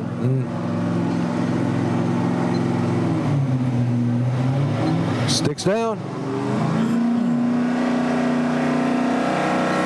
Looks like there's 4 hands on the nozzle there. A little bit of help from behind. Time for Freeport, 7.19. 7:19 for the Red Devils. Oh, that hour delay killed me. I would have had the right exact time. Up to the lights, number 38, the Main Transit Slowpokes. Yeah. Just like to make this announcement that next year, Main Transit is the host of the 2025 New York State Drill and Parade Championship. So we thank them for once again doing it. This is their 10th time, I believe. Wish them all well, and we hope to see everybody up there the 3rd Saturday of August, 2025. I just want I want Point Pleasant to beat West Sable. No, it doesn't matter. Oh, no. Let's have a good shot. Look, they have 5.5 points, right? 7th place is going to be 5th place going into the final contest, unless Point Pleasant obviously passes them. They get 2 points. They need to run 5.95 to get it to take over sole possession of 5th place going into buckets. So the race is going to be for 2nd place. It'll be 17.5 for Islip as it stands right now. 16 for West Sayville. 16 for us? Yeah, they got 15. So yeah. But listen, and it's going to be 13 for Hagerman. Yeah. And Hagerman right there, too. We ran the 22 here a couple weeks ago. Yeah. So 2, 3, or 4 could be essentially interchangeable, and everybody else on the scorecard has a chance at 5th place. Just about. First is locked. Go figure. Twani, what's the lowest to take 5th? Isn't it like 6.5? 6 points by the Snails in 1979. Then it was 6.5 by the Termites a couple years ago. I think we got a little drizzle right now, fellas. Good thing we got these nice new slickers, huh? I'm not feeling it. All right. Look at those lights on this thing. You got a lot of padding. 6 state tournaments have had. Oh, sorry, wait. They lost a lot of holes off the back. Oh no, it's getting slickery out there, folks. And the backup man says, "I'm going to do it. Yeah, I want this job." And he nails the target. He's been waiting for that. He wanted his opportunity, and he got 7-9, 7. Not a bad shot. And they're walking the wrong way. Go the other way. On the other side of the truck. Yeah. How are they going to? He's not used to it. He's the nozzle man. He's not the nozzle man. He doesn't know where to go. He was bringing it to the side to roll it up. Listen, they're going to wrap it around the truck. He just put his resume in. Almost the best shot of the year right there on a mishap. 39. The Point Pleasant Pea Picker. All right, so this is it. We've been waiting for this shot. This gives them the opportunity maybe to go down the track. 5.5 points. The number to get in the top 5 right here is 615. Yeah. That would, if they get 1, though, it brings them to 6.5. South Hempstead would still be in 5th. They would need 2 here to go ahead and then bring it down to buckets to see what goes on. If I'm South Hempstead, I'm praying they miss it. And let's go to buckets. I hope I hold on, or if I can score 1 of buckets. But if I'm Point Pleasant, this is a great opportunity for their first time ever down the track. 6 times in state tournament history has 7.5 points or fewer come in 5th place. Eric Thomas looking to redeem himself after B hose before when he had a good shot at it. Has Point run that number this year? No, 651. So they'd have to. Yeah, they're going to need a shot. They'd have to crush it. 651's their best. Yeah. And that was at what we would say is a good pump track, right? Was that here? Or was that maybe their own transit. place? That was at Good pump track. Got it. Yep. Yeah. All right. So, well, you know, the greatest thing for Point Pleasant right now is they know they got to be to 615. You got if you think you're you got to amp it up just a little bit. You got to get the water on probably a little bit faster. You know what you are. Yeah. Unless you're not honest with yourself, you know what you are. Eric Thomas hitting the hydrant. Kyle's turning on for him. Kyle Vaccaro. And then we have Michael Passero on the nozzle today. Point Pleasant. Get the good layout there and shoot the target. That's all you got to do. They got a chance to come down top 5 for the first time in Pea Picker history. They need a motor pump shot. They came down the track here last year in the at the invite, so they'd love to make it make it on the track again. Here we go. Like you said, it's now or never. They're not a bucket team. Good speed. It's got water. Oh, he's got to shoot it a little bit left right here. Hey, what do we got? Good shot there for Point Pleasant. Nah, it's not going to be enough, fellas. Nice shot, but thanks, Lenny, enough. for ruining this suspense. The most anticlimactic 6-2 in history, potentially. Time for Point Pleasant, 6.40. Oh, and that's a 40. 40. Chris Perry over there saying, why couldn't you run a 614? I want $1,250, damn it. All right, that's going to wrap it up for Central Islip. Yeah, they're going to be the state champions, but the rest of let's look at it. So 18.5 is right now second, 16 for West Sayville. Then you're going to go to 13 for, and talk about backpack, that's a front pack. Those 3 out of the first 5 teams that run. 13 points is 4th for Hagerman right now, and then you're going to drop down to 7. So who has a shot here? Oof. So you got just who has a shot whether they can run the contest or not. You can do North Belmore, they have 2, they can go to 7, so that's good. East Islip, Copac is 2. They can go to 7. East Islip has 5. They have a shot at it. South Hempstead's sitting there with 7. Miller Place 4. Miller Place has the big shot because we know they can run buckets. Yes, sir. You got North Lindenhurst with 3. They have a shot at it. Bayshore has a shot at it. Point Pleasant has a shot at it. So that's going to be what we're bringing you here at the end, folks. That's what's left to talk about.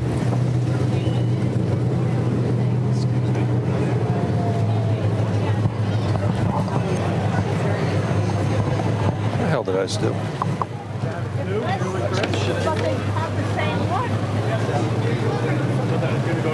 It's Harvard. But if they don't, if one table doesn't win, if they screw up,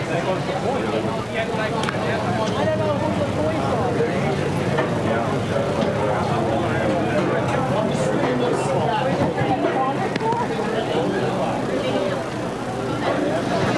What are you guys doing up there? Just coming up with the numbers here. Hey, 1 second. Oh, it's like 10 seconds of dead air when I walked in. So that's it for the motor pump contest right there. We have 5 points for the target smasher and the Islip Wolves. 566, 581, second place for the Hagerman Gamblers. 3 points, and your new state champion, the Central Islip Hobos, getting it done. 2 points for North Belmore and 1 for West Sable. You can hear the crowd erupting right now. Move the equipment is given. It's going to be official. CI is your state champion for 2024, and the battle's on for second place. Number 2, Islip. We both had Mill Place. Second place, 4 points. Number 3, Hagerman. Third place, 3 points. Number 30, Central Islip. Fourth place, 2 points. Number 4, North Belmore. Fifth place, 1 point. Number 5, West Sayville. Everybody get out your 50-50 tickets. All right, we're going to do a quick break, and we'll come right back for our last contest of the day, the Bucket Brigade. All right. Hey, come on.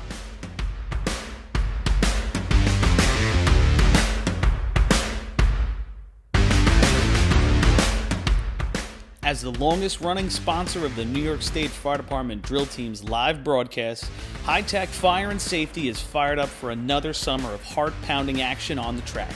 Since 1989, High Tech is the exclusive home of Morning Pride bunker gear, the gold standard in firefighter protection. High Tech is your source for the full product lines from Genesis, Mercedes, Elkhart, Toxic Suppression, and more. High Tech is your... Chief Vinny Platino's up here picking out the ticket. We have...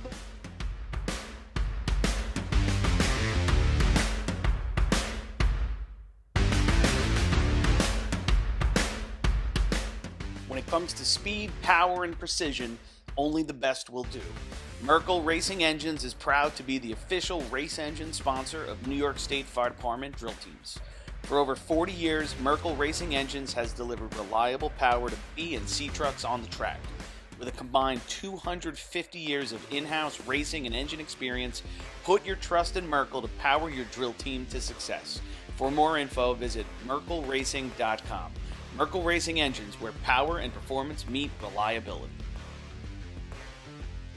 BigBucksMania.com. Get ready for the Middle Island Fire Department's Big Bucks Mania Party and Raffle on Sunday, June 1st, 2025. Over $32,000 in prizes and 22 chances to win, including a top prize of $15,000.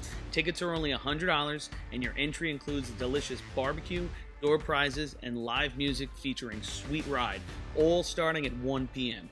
Don't miss out on the fun, the food, and the fortune. Most important, you do not need to be present to win, so the Middle Island Fire Department invites fans from across the country to buy in using their convenient and secure online purchasing system. Head to BigBucksMania.com to pick your ticket number and to get in on the action.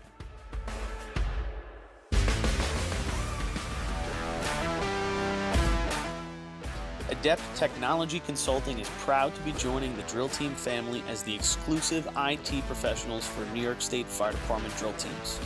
Adept delivers computer and technology support to fire departments, EMS agencies, businesses, villages, and libraries throughout the tri-state area. In addition to computer support and knowledge, Adept also provides IP telephone and camera solutions as well as a variety of technology assistance packages, all with 24-hour support. No IT problem is too little or too large for Adept. For more information or to speak to an IT professional, call 631-676-1756 or head to adept-techconsulting.com.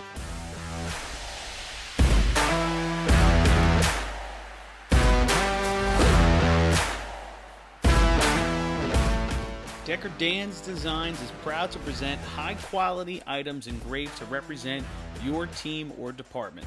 Specializing in tumblers, keychains, hats, team logo, trailer hitch covers, plaques, leather patches, and more, all with endless... Okay, we're good. All right, I'm here with the winners of the Motor Pump Contest, the Islip Wolves. You guys made a little switch there before the drill, in a different, couple different people. It turned out pretty well. How you guys feeling after that 5, 6, and 6, even though the day went as it would? It was good. We put up our run. Proud of that. I mean, everybody from the pump side to the nozzle side did their job. So can't ask for more. Give it a shot. I'd just like to say congratulations to Central Islip on their state championship. All right, thanks everybody. Congrats to the CI Hobos. This drill isn't done yet. We still got to get rest of the top 5. See who comes down the track. Stick with us. Sophomore year at Ole Miss.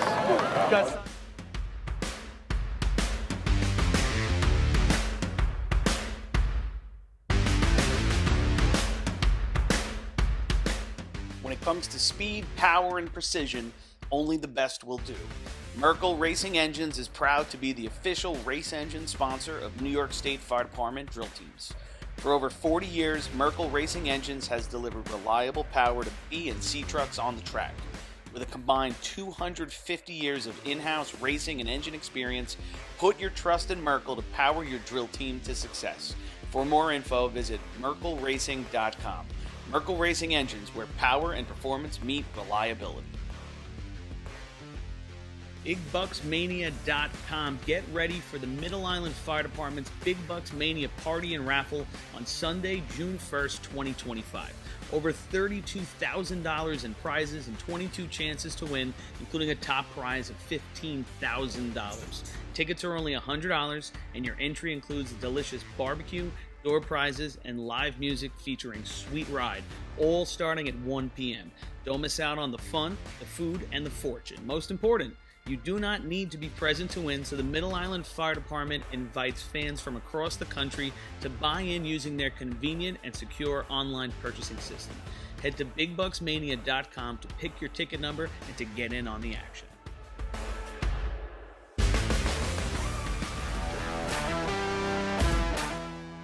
Adept Technology Consulting is proud to be joining the drill team family as the exclusive IT professionals for New York State Fire Department drill teams.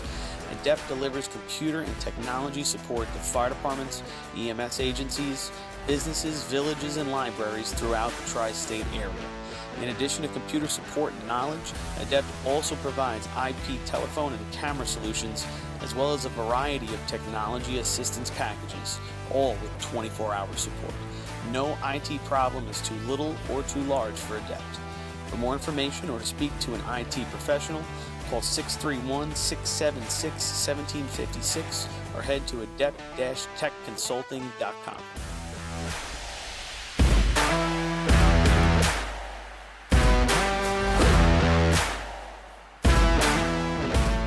Decker Dan's Designs is proud to present high-quality items engraved to represent your team or department.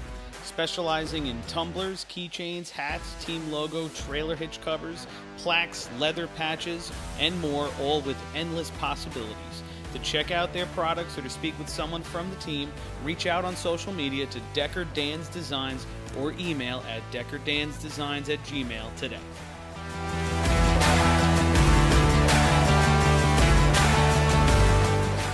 Bill Fox Company has been in business for over 70 years, specializing in custom championship rings, watches, badges, pins, and awards.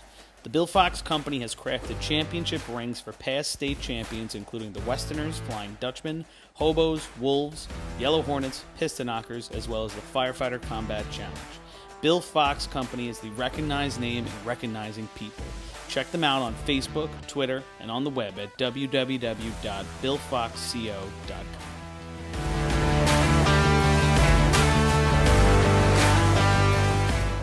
ProLiner Rescue has been serving the fire, EMS, and police industry for over 25 years. As the exclusive Long Island dealers for KME, Wheeled Coach, Road Rescue, and Demers, ProLiner's factory-certified sales and service technicians ensure customers are ready to respond at any moment. The full-service body shop can handle all of your paint, collision, and fabrication needs. In addition, ProLiner's electrical technicians build the most extensive and high-quality conversion vehicles available. Don't forget, they also love a great B or C truck restoration. Check them out at ProLinerRescue.com and let ProLiner help build your next vehicle.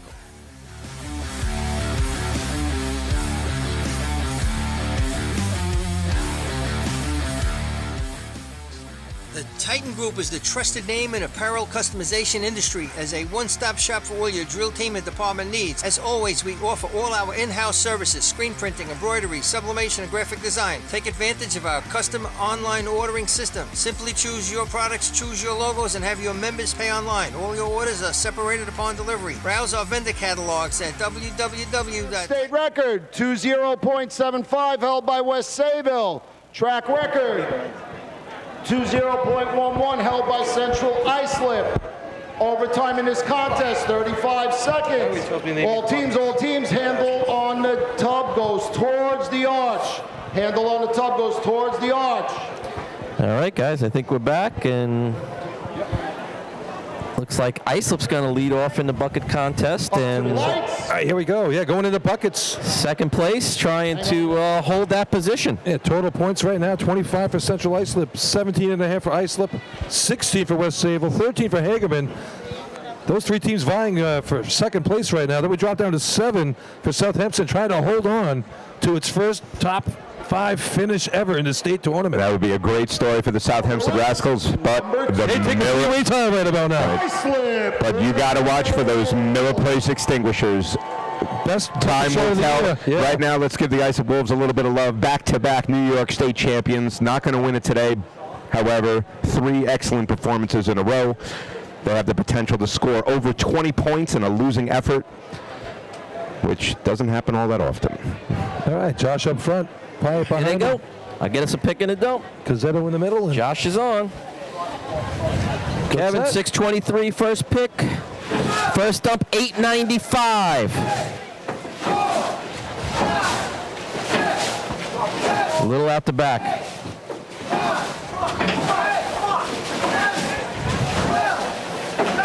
Took early 13, guys. Yeah, he had one stuck. It's still stuck in the barrel there. Time for Islip, 23.01. 23.01. 23.01. All right. That leaves it open there. I think Southampton could get that.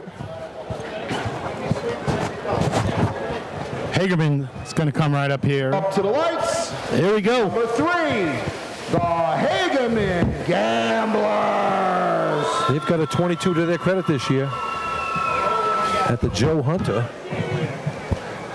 If you look at the times throughout the state this year, there have been 0 20s. 4 teams have put it in the 21s. Miller Place, Central Islip, West Sayville, and Hagerman. Hagerman coming in the state drill, placing top 5 overall back-to-back seasons. They have a viable chance at coming in second place in this drill, but they have work to be done. Down 4.5 to the Wolves. We talked about this in a preview show and said coming into buckets, you know, they have the pace that 4.5, you're right. pretty much is unrivaled by anybody else out there. Yeah, they just got to keep it clean, Rob.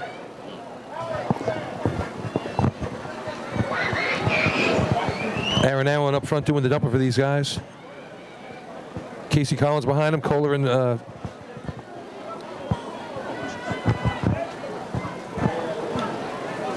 off. All right, Allen is approaching the ladder. Aaron, I mean. He's in. Cole is in. First pick, a little slip. He still does all right. 638. First dump, 923. That'll do it. Look at this pace. Look at them go. Yeah, they got to keep this right now. 7. It's got a good amount going down in that barrel. 9. 10, 11, 12, 13. Needed 13 and still could be a pretty good number. They move those buckets. Yes, they do. Time Time for Hagerman. 2:1.96. 21. That is That is a pace and a half these guys got. You're talking a 20-80 if he doesn't have to go to 13. 21.96 is the second best shot in the history of the Hagerman Gamblers. When all is on the line for them trying to come down the state drill in second place, they put it up. Now the Dutchmen have to do the same. Here's their pace. 103, 107, 1 flat, 93, 1 flat, 105, 1 flat. I mean, just dynamite. And I tell you, and Aaron's handling up here. He's putting it right in the heart of the barrel. I mean, that's And that was actually, like I said, a little stumble by Cola. 630. We've seen him go 590 on a pick. And guys, we talk about like sweeping ladders, 12 out of 15, that kind of thing. They are 13 out of the last 15, plus whatever they do in buckets. I mean, that could be potentially more than 15 points in the last 4 contests. Amazing job closing out the drill by the Hagerman Gamblers today.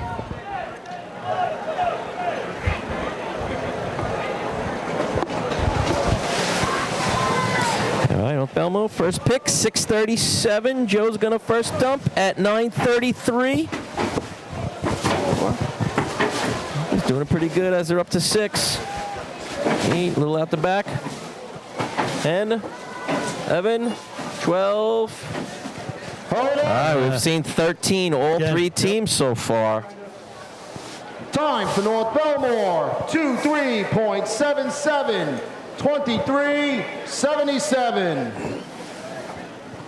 Up to the lights, number 5, the West Sayville Flying Dutchman. Yeah, you're bringing these teams up here, and I'd like to make a special announcement. If you notice, there's a young lady, Brianna Boland. She's going around helping Kim and Sue with all the photos today. Her family, the North Belmore family, Dad Mike races for the Rinky Dinks. They want to wish her good luck as she heads up to the University of Pittsburgh tomorrow. Good luck at college. You know, you see Islip walk to the line, and there obviously you got the feeling. You can see it in their face. You see the same look in the faces here of the Flying Dutchman, and it's a little different face when it's Hagerman, right? Hagerman didn't think they probably had the real solid chance of winning. They have hopes, but their day turned out tremendous. 221.50s this year for the Dutch. Perennially one of our best teams out there, obviously. Yeah. And a state record holder. And what's their best year? 21.50 twice they ran this year. Yeah, so there you go. It's going to be about, water conservation here and filling it in less than 13. That's going to be part of it. And they're fast on that ladder. Billy up front, Danny handing off to him. All right, West Sable's off. Joey in the middle, Kyle on the bottom. All right. Kyle Jakowski, first pick, 643. First dump, Billy Houghton, 915, 2. A little out the back. 9, 10, 11, 12. Goes in early, 12, guys. Yeah, 12. Not happy with it. I'll watch this too. Time for West Sayville. 22.01. 22.01. So that's just outside the 21.90. Is that a 96? That helps of Hagerman's chance to go to second. Sure it does. Number 7, the West Hempstead Westerners. I mean, Rob, you're doing the math. If we don't run B-Hose, is that the mindset right now? Is that if what? If woulda, shoulda, coulda, if we don't rerun B-Hose? Yeah, it's and that is what it is. That's just how it goes, right? That's. It ain't the first time. Yeah, right. And I hope it's the last time we ever go through it, but it probably won't be. Ryan Murphy said it best in his interview, right? Sometimes the rerun goes your way, sometimes it doesn't.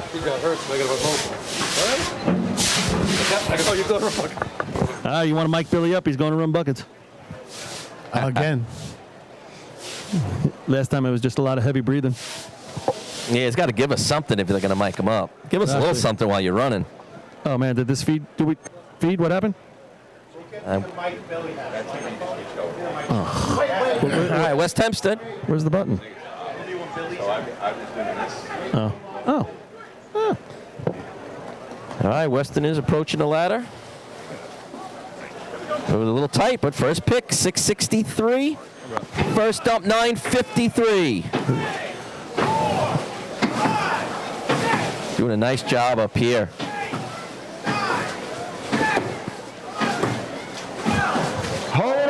Goes Oh, in that's 12. a good pass right there. That's a pretty good number for West Hempstead. I don't know what he did with it. Time for West Hempstead. What? 2-1.88. Wow, first place shot. 88. You know, after a tough day to finish it like that, you got to give him some credit. 21 what?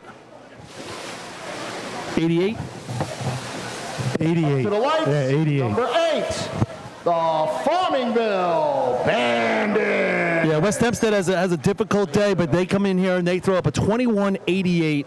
Got to give them credit for that. Not easy to do when you're feeling down.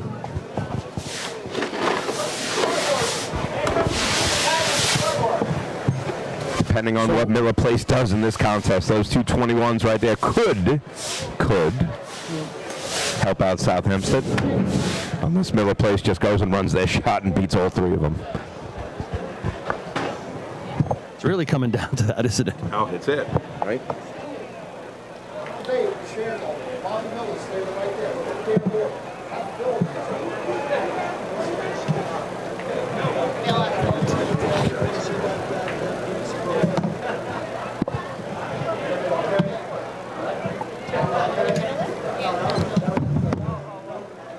You good? All right, Farmingville on the ladder. Ooh, second man goes all the way through. Actually, all right, it looks like they're ready to go now.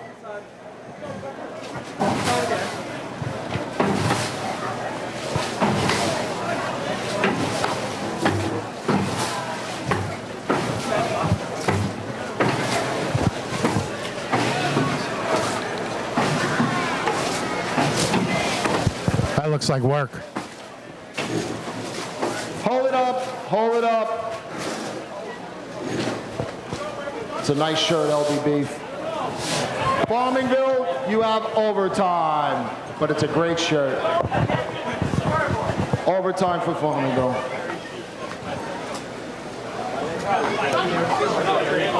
You looking for something, bro?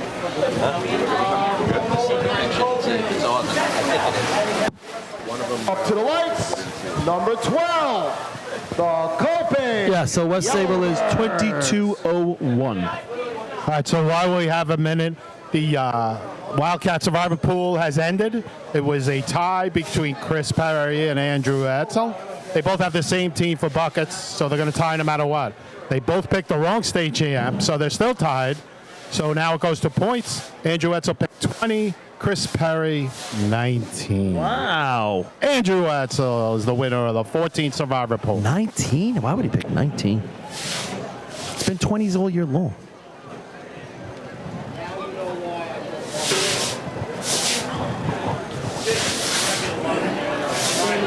All right, so Coupé comes to the line. They have an outside chance. Boy, they would need a bucket shot to come down the track.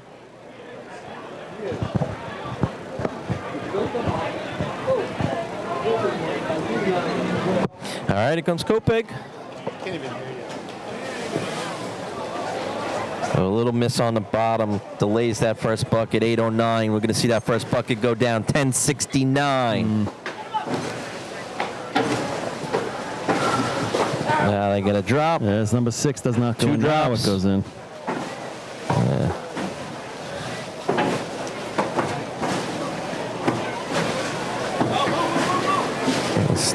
Still going.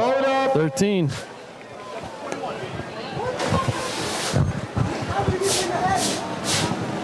Time for Copig, 30.84, 30, 84. Here comes East Islip now. So East Islip has the chance. 5 points. Number 13, the East Islip Guzzlers. They're going to have to beat the 22:01. Yeah. At least, at minimum. Exactly. And that is a tall order, I must say. There's only, I bet, a handful of teams out there left that could beat that number.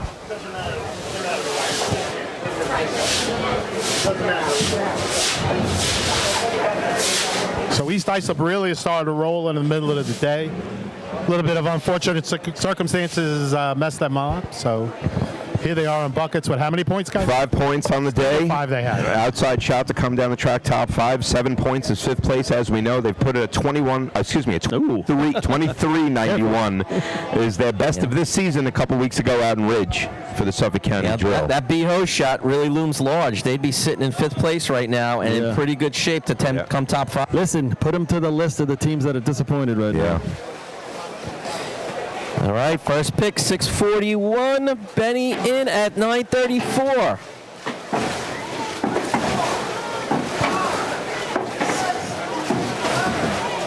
He left one in.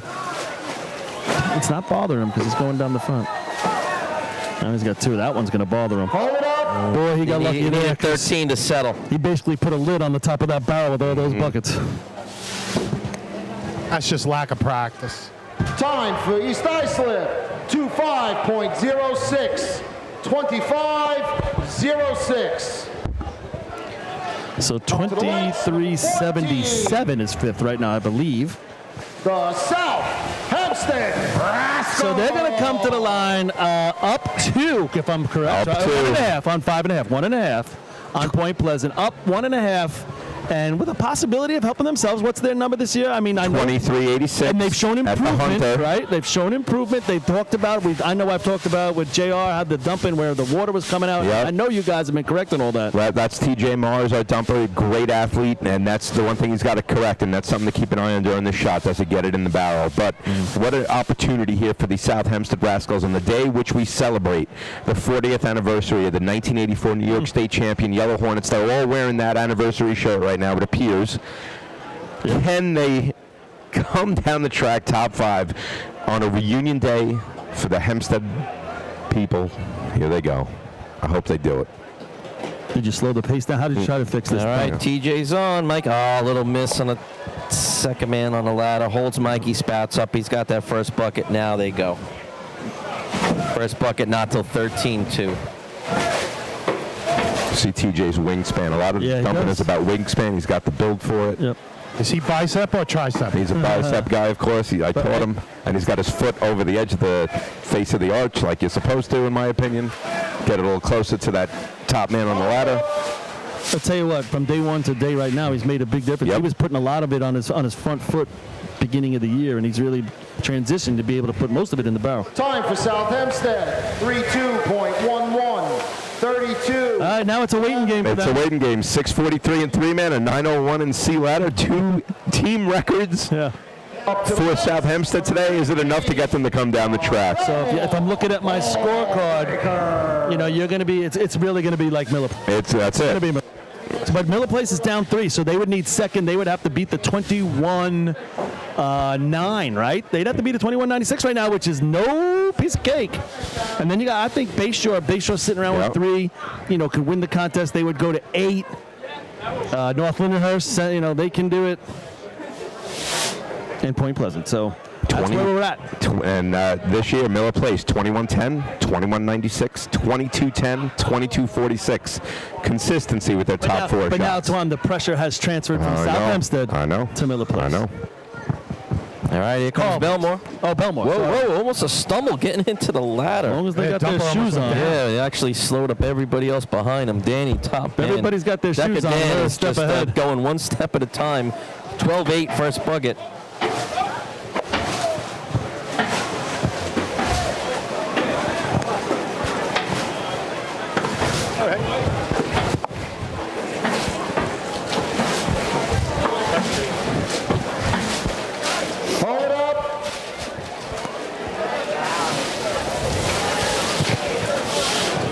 That would have been ugly if the dumper went down right there. Time for Belmore, 30.51, 30, 51. So talking about streaks, I guess, West Sable's going to keep their streak of top 5 going along. Islip's going to keep their streak of top 5 going along.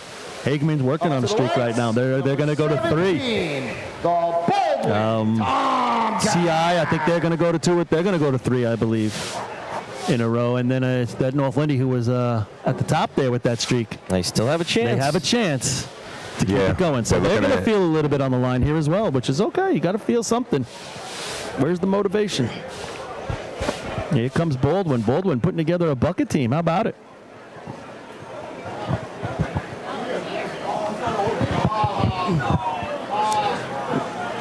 They got a couple ladies in the bucket line. We watched, I think they do. Yeah, they do. We watched Katie today run B-Hose. Maybe the first woman hydroman.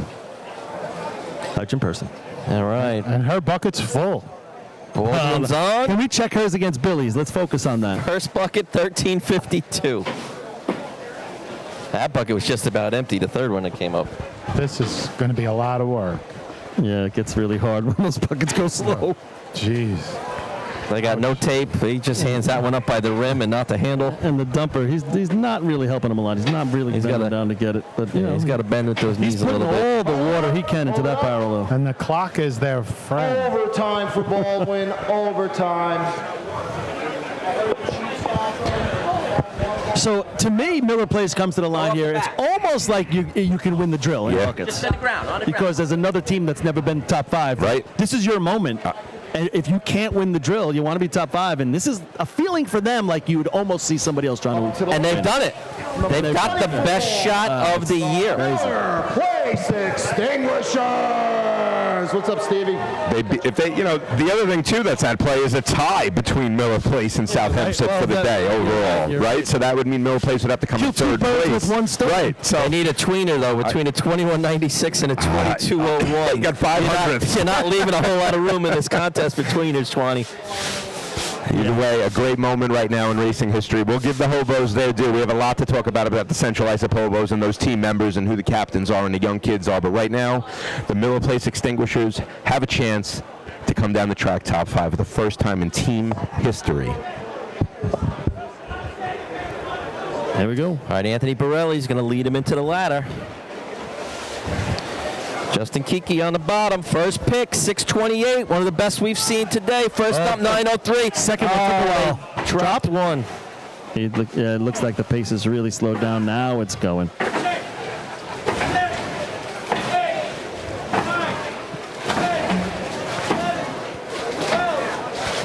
Goes in 12, but not going to be what they needed. Yeah, you feel for that, man. When you got a chance to come down top 5, it just, they'll be back. They'll be back to play another day. I like what I see out of these guys, man.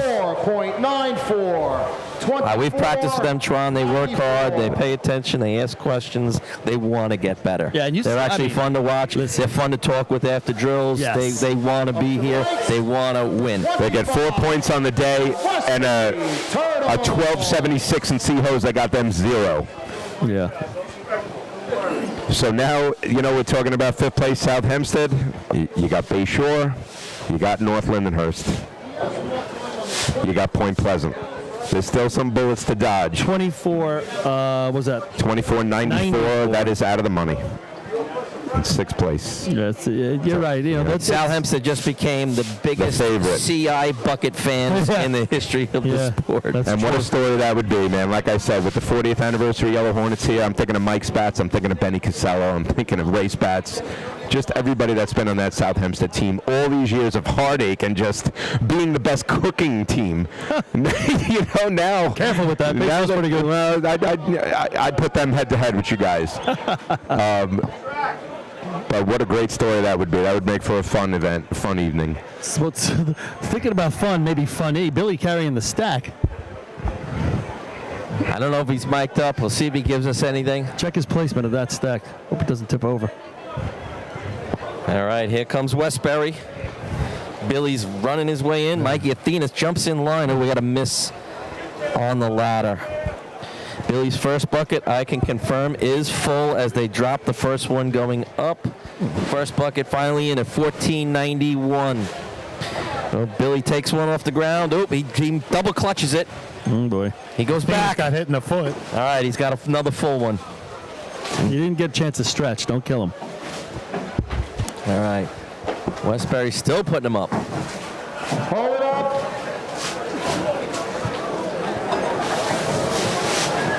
Mike Athenas handed 2, and he said, "That's enough from me." Yeah, but he's 69. 34.03. 34. And Billy went back for a third. I'll give him credit. Didn't stop.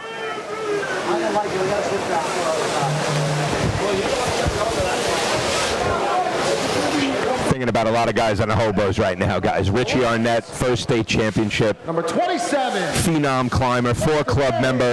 Teddy's boys. Second youngest member to join.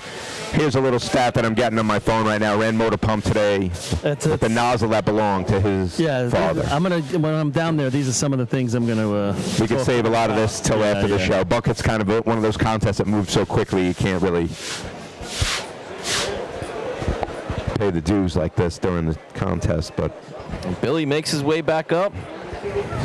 A little wetter than average, but not too bad. But stay tuned for that. We'll give the hobos a good talking up. Oyster Bay, here we go. First pick, 742. First dump is going to be 1052. Nice pace for Oyster Bay. 5. Passing good buckets here. 9, 10, 11, 12. Oh, and 12 needed to settle, and it went. And that's a good thing because 13 was not there. Time for Oyster Bay, 24.80, 24.80. Up to the lights, number 28, the North Merrick Stump Jumper. You better say what you want now, folks, because the CI crowd's going to explode in about 3 minutes. Again. Again. All right. As we're waiting here, I could just talk for a second about how much we missed the opportunity in 2011 for that moment. We were the defending state champs. Favorite going into the day. And we had that audience, and West Sable pulled it out in pump, and so we had to step to the line without any of that, about that moment here, you know, and here we are 12 years later, 13 years later, these guys get a chance to do it. Here's North America. Let's give them their respect. All right, stump jumpers on the ladder. Ooh, Nicky Little mess on the bottom. Kind of really gets everybody hung up. And then not on the right steps. All right, now they're set and going.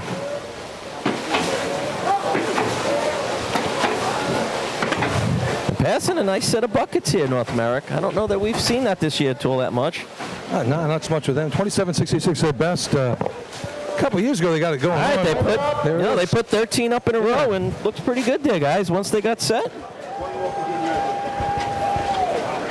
How many times has a team? Merrick, 30.57, 30, 57. Won a state championship on their home track.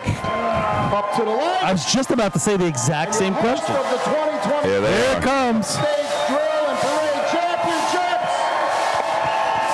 The Central Iceland Hobo. North Merrick trying to enjoy a little bit of the cheering down there, waving to the crowd. Don't think it's for you, boys. I tell you what, this is a for the newbies that are joining the club and getting the ring. It's a great feeling, right? The tingles are going through them right now as they look into the crowd, not believing that after all that hard work they put in, they became a state champion like a lot of other guys on this team. Look at the big smile on Richie Arnett's face right there. Yep. I mean, that's a lot of pride right last there. year we were in tears. This year, big smiles all around on the Central Islip Hobo, especially Richie Arnett. The redemption story for You Richie listen to this Arnett. crowd when they get going. They're going to be counting every bucket with their heroes. They got nothing to lose, Chris. I say they go for their team record 1774 right now. 1772. Oh, my bad. Sorry. All right, here we go. Richie Arnett approaching that ladder. He's on. Ryan Murphy's got that first pick, 598, by far the best we've seen today. Wow. 884 first bucket. He's putting a little out the back, but he's correcting as he's gone on, and they got a great pace going. Oh, boy. And the 12 and That's going to be first place. I mean, that's putting an exclamation point with it right there, boys. That's how you do it. Finish with style right there. No, that could put them at 30 points on the day. How about that? 1.47. 47. 21-47, and you know what? That don't hurt the Rascals. That don't hurt the Rascals. If that holds out for 5 points, they become the third team in the history of racing to score 30 points or more at a state drill. The 64 Rough Riders with 30, the 2013 Central Islip Hobos And that with just made 31. Twan, that just made it harder for North Lindenhurst to try and get into the top 5. I'll tell you what, one of the contests you wouldn't think they missed at all would be B ladder. That's the only contest they missed all day. How about that? Yeah. Yeah, North Lindy going to be hard. And they're going to, Rob, you talked about it earlier. They're going to score now 7 out of 8. And I think West Sable's going to score 7 out of 8. Yeah. Crazy. It was the 2014 CI Hobos, right. excuse me, with 31 points. I was off by a year. Running for position. Off by a year, my bad. Yeah, this makes it hard. North You're Lindy. right. Instead of Chris Connell, we got Kenny Stallone in the middle, and he misses on his second step. Chris Legecko gets him started. First bucket, 11:53. Ooh, it's going to come down to Bay Shore for you. Frankie's dumping today. Yeah, he is.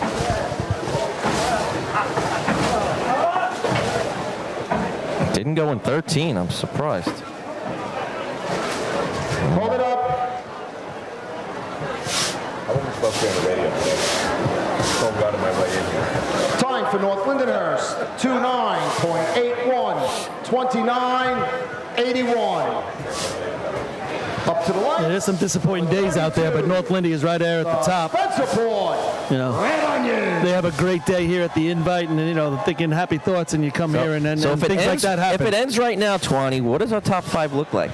Well, it would go to. Go ahead. Well, I think CI won. Yeah, but that was. Then I think Islip right now. Islip's sitting around with 1 point here, I believe.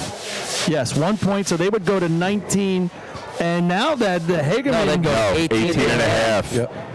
Islip? Yep. Yeah, they have 17 and a half. 17 and a half right now.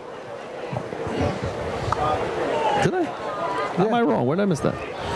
Anyway, yeah. So say Hagerman would get what? Are they in 3 second? here.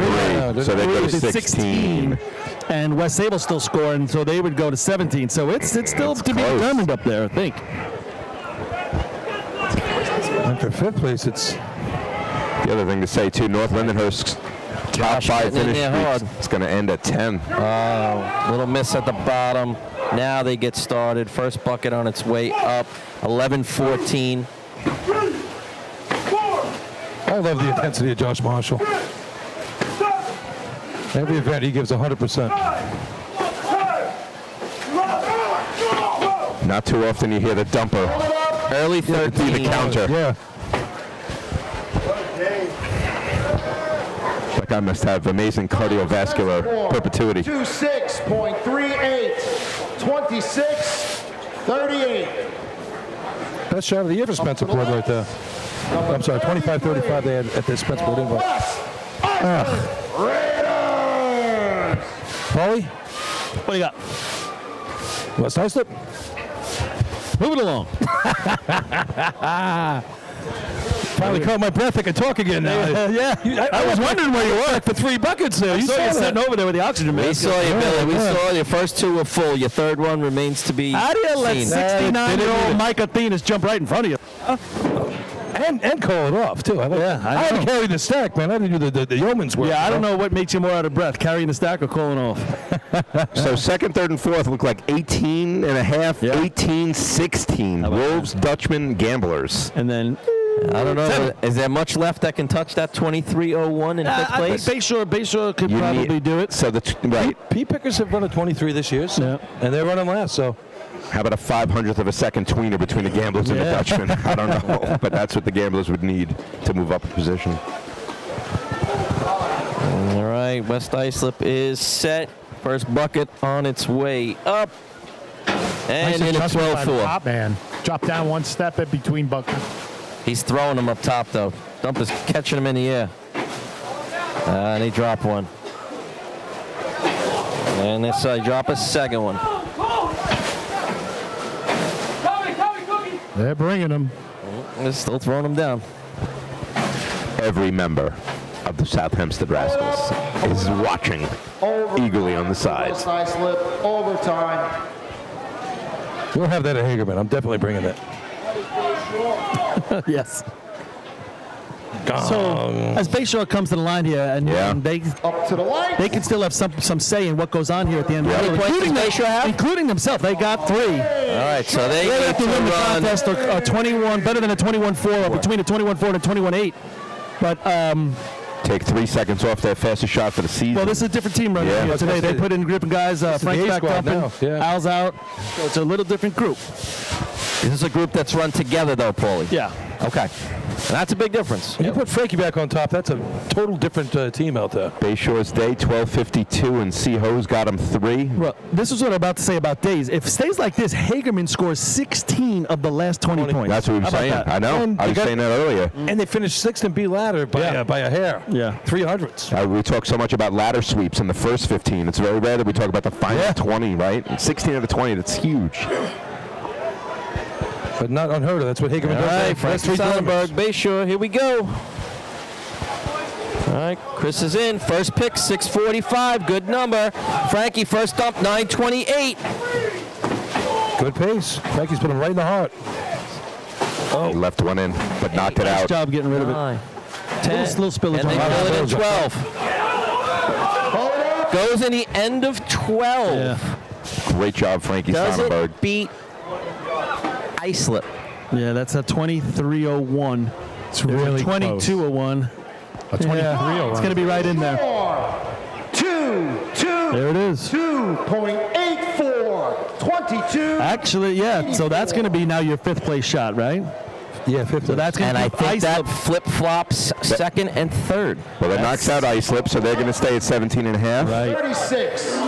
And now The Flying Dutchman, where are they? that's going to they're going to have 4. They're going to go to 18. So that Stayed puts, like this. They go to 18 at 22:01, and that would put them in 2nd place for the drill, right? that's Yeah. that is correct. That was a tweener. That came right in between West Sable and Islip Shaw. You're absolutely right. And that flip-flops the Dutchman and the Wolves for 2nd place at this state drill. And where are the gamblers here? 3 points. They're going to go to 16. So despite their efforts, they're still going to be in 4th place, which is tying their greatest finish ever in the history of state drills, and the most points they've ever scored in a state drill. And West Hempstead's going to go to 5. So their day is done. Point Pleasant's going to be the final team that's going to have a say in the top 5. They have 5.5 points. So it's really going to come down to who wants to come in 5th. Yeah, the South Hempstead Rascals for the first time, or the Point Pleasant P-Pickers for the first time. But Juan, they would have to be the 22:01, which would be a monster effort on their part. All right, here comes Manhasset.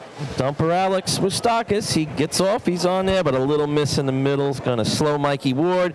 He finally locks in. One of our last locking in bottom men. 13.94 first bucket.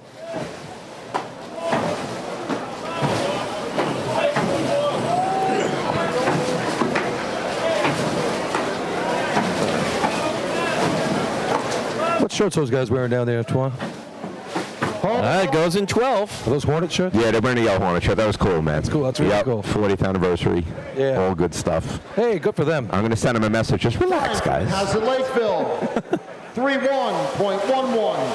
31-11. Freeport's. I know they're my team, but my good friends who are on that team. Happy for them. Number 37. Freeport Red Devils. I just want to take one more look at CI's day. I mean, it's just amazing when you think about it. They don't hit in B ladder, and you're like, oh my God, that could have been 35. Oh my God, this might not go well for them, right? But then look at across the board. They run a 4, a 0, 5, 4, 5, 4, 3, 5 in the state drill. Holy cow! And the second half of the day has been the issue for them, and they crushed it. Yep. You look at the last 4 races, they score 17. So we just said, oh my God, Hagerman scored 16 out of 20. Unbelievable. See, I beat that. With 13 out of the first 20. 2 teams scored 16 and 17 of the last 20. How about that? That's unreal. But that's why you're seeing a 7-point take 5th. Yeah. Right, because that type of thing, it's top heavy. You need a lot Freeport of Red Devils on their way up the ladder. Little bottleneck at the bottom. And they're off. First dump, 12-16. He's not going to bend to get them. Get him up to him.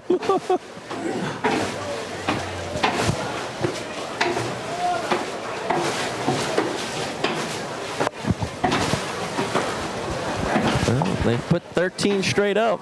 And still hasn't put the light. 14, 15, 16. Hold it up. Overtime. I got to check those buckets. Overtime. 16 of them made it to the top. Yeah. Juwan would have been yelling down at people like, what are you doing? For sure. Up to the lights. Number 38. The main transit. Slow pole. How about Ricky Bennett in his 7th costume change of the day? What are those pants he I has don't know. on? Those Oh look like my he got them from the circus, if you ask me. He looks like that pole vaulter from France with those things on. I think there is an age where you shouldn't wear Zubaz anymore. Yeah, he's well past that. Yeah, I think he might be past it. Where's Luce? I haven't seen him all day. I saw him earlier. He was wearing an orange shirt, and that orange was not becoming for him. I can say that. I hope he went back and put a little green on. You see his posts? His posts are pretty funny when he pulls them out there. Guys, it's so funny. We're all looking at different things. I'm looking down at Benny Casello. He doesn't know what to do with himself over there right now. No doubt. Oh, man. Jimmy Welsh going to carry a bucket in here, so Dansville Spirits hanging alive right here. Man, Transit likes this event. It's one of their favorites. 27 a couple times this year. They used to be very good at it. I think I see Luce somewhere back there if he's still in orange. All right, Slowpokes on the ladder. Ooh, good miss there. Stops all three of them on the bottom. I don't know if there's any good misses, but... Yeah, oh, he's on the wrong step. First bucket went up, came back down, and now it comes up again. I look back at South Hempstead as these guys are running. And I'm just like, it's like when you're waiting for someone, you already have the tournament and you're winning the state drill, right? Yep. It's that feeling right now for them. Sure it is. And I love that feeling. Yep. And I love it. Trying to attain I love it goal. gets to be shared with somebody else. Yep. Hold it up. Hold it up. Overtime for main transit. Overtime. I just want to see the Friars down with the top. Friars are still going later on. That's all I care about. Yeah, right. So we've locked in a first-time fifth-place team. Correct. Whether it's South Hempstead or whether it's Point Pleasant, it will be one of those two. History in the making. And Point Pleasant has the ability to control their own destiny, but they're going to have to do it beating a 22:01 monster shot. Which it might be asking a lot. Monster shot needed, but I mean, when you think about it, we were anticipating one of these teams is going to come down the track for the first time ever. Someone's got to get out there. Right. And we're going to see most likely South Hempstead, but not before we see the shot from Point Pleasant. Point Pleasant has a 23:06. They ran it earlier this month at the Spencerport Drill. I wonder if they ran that because they filled in 13. I don't know. I'm about to say the same. You know, you just wonder. That's a second difference. Exactly. They have the ability to beat that 22:01. Mike Passero up front, Justin behind him. Eric Thomas in the middle. And another team we talked about how deserving South Hempstead is, how deserving Miller Place is. Yep. It is deserving for the Point Pleasant Pea Pickers. They've had some super years in the last bunch, and they deserve an opopportunity as well. Let's see what they can do. Mike Passero, he's in and up. Oh, he has a quick miss, and that's probably going to a lot of hugs, but not the way you want to see away. it end. It's not the way you want to see it end. All right. Point Pleasant is set and actually has a very good pace going at this point.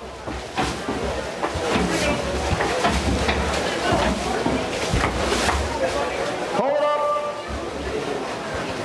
Time for Point Pleasant. 26.30. 26:30. And the South Hempstead Rascals, for the first time in racing history, ladies and gentlemen, are going to come down the track. Top 5 for the day. I'm psyched for those kids. I'm happy for the 40th anniversary of Yellow Hornets that hopefully won't take a beach truck ride away from those little kids out there, minus Benny. But the story of the day Central Islip goes to the 12-time New York State champion, Central Islip Hobos. And after Chris Perry gives the final announcements for the day, we have a whole lot of stuff to talk about as far as CI history goes. We got Richie Arnett being, winning his first. The phenom. Yeah, if you don't leave, we got some good stuff coming up. We're going to be down on the track. I'm going to be talking to a bunch of guys, getting their perspective. And then we're going to do the trophy presentation that's become pretty good, well-known when they come down the track, give them the state trophies. So don't leave. If you've been with us all day, the good things, the celebration is coming. And I'm sure a lot of cold sodas are going to be handed out here at the home track. I think about Ryan Murphy. the kid in 2010, now the old man on the team, the wily veteran. First place, 5 points with a time of 2:1.47. Number 30, Central Iceland. Second place, 4 points. Number 7, West Hempstead. Third place, 3 points. Number 3, Hagerman. Fourth place, 2 points. Number 5, West Sayville. Fifth place, 1 point. Number 35, Bay Shore.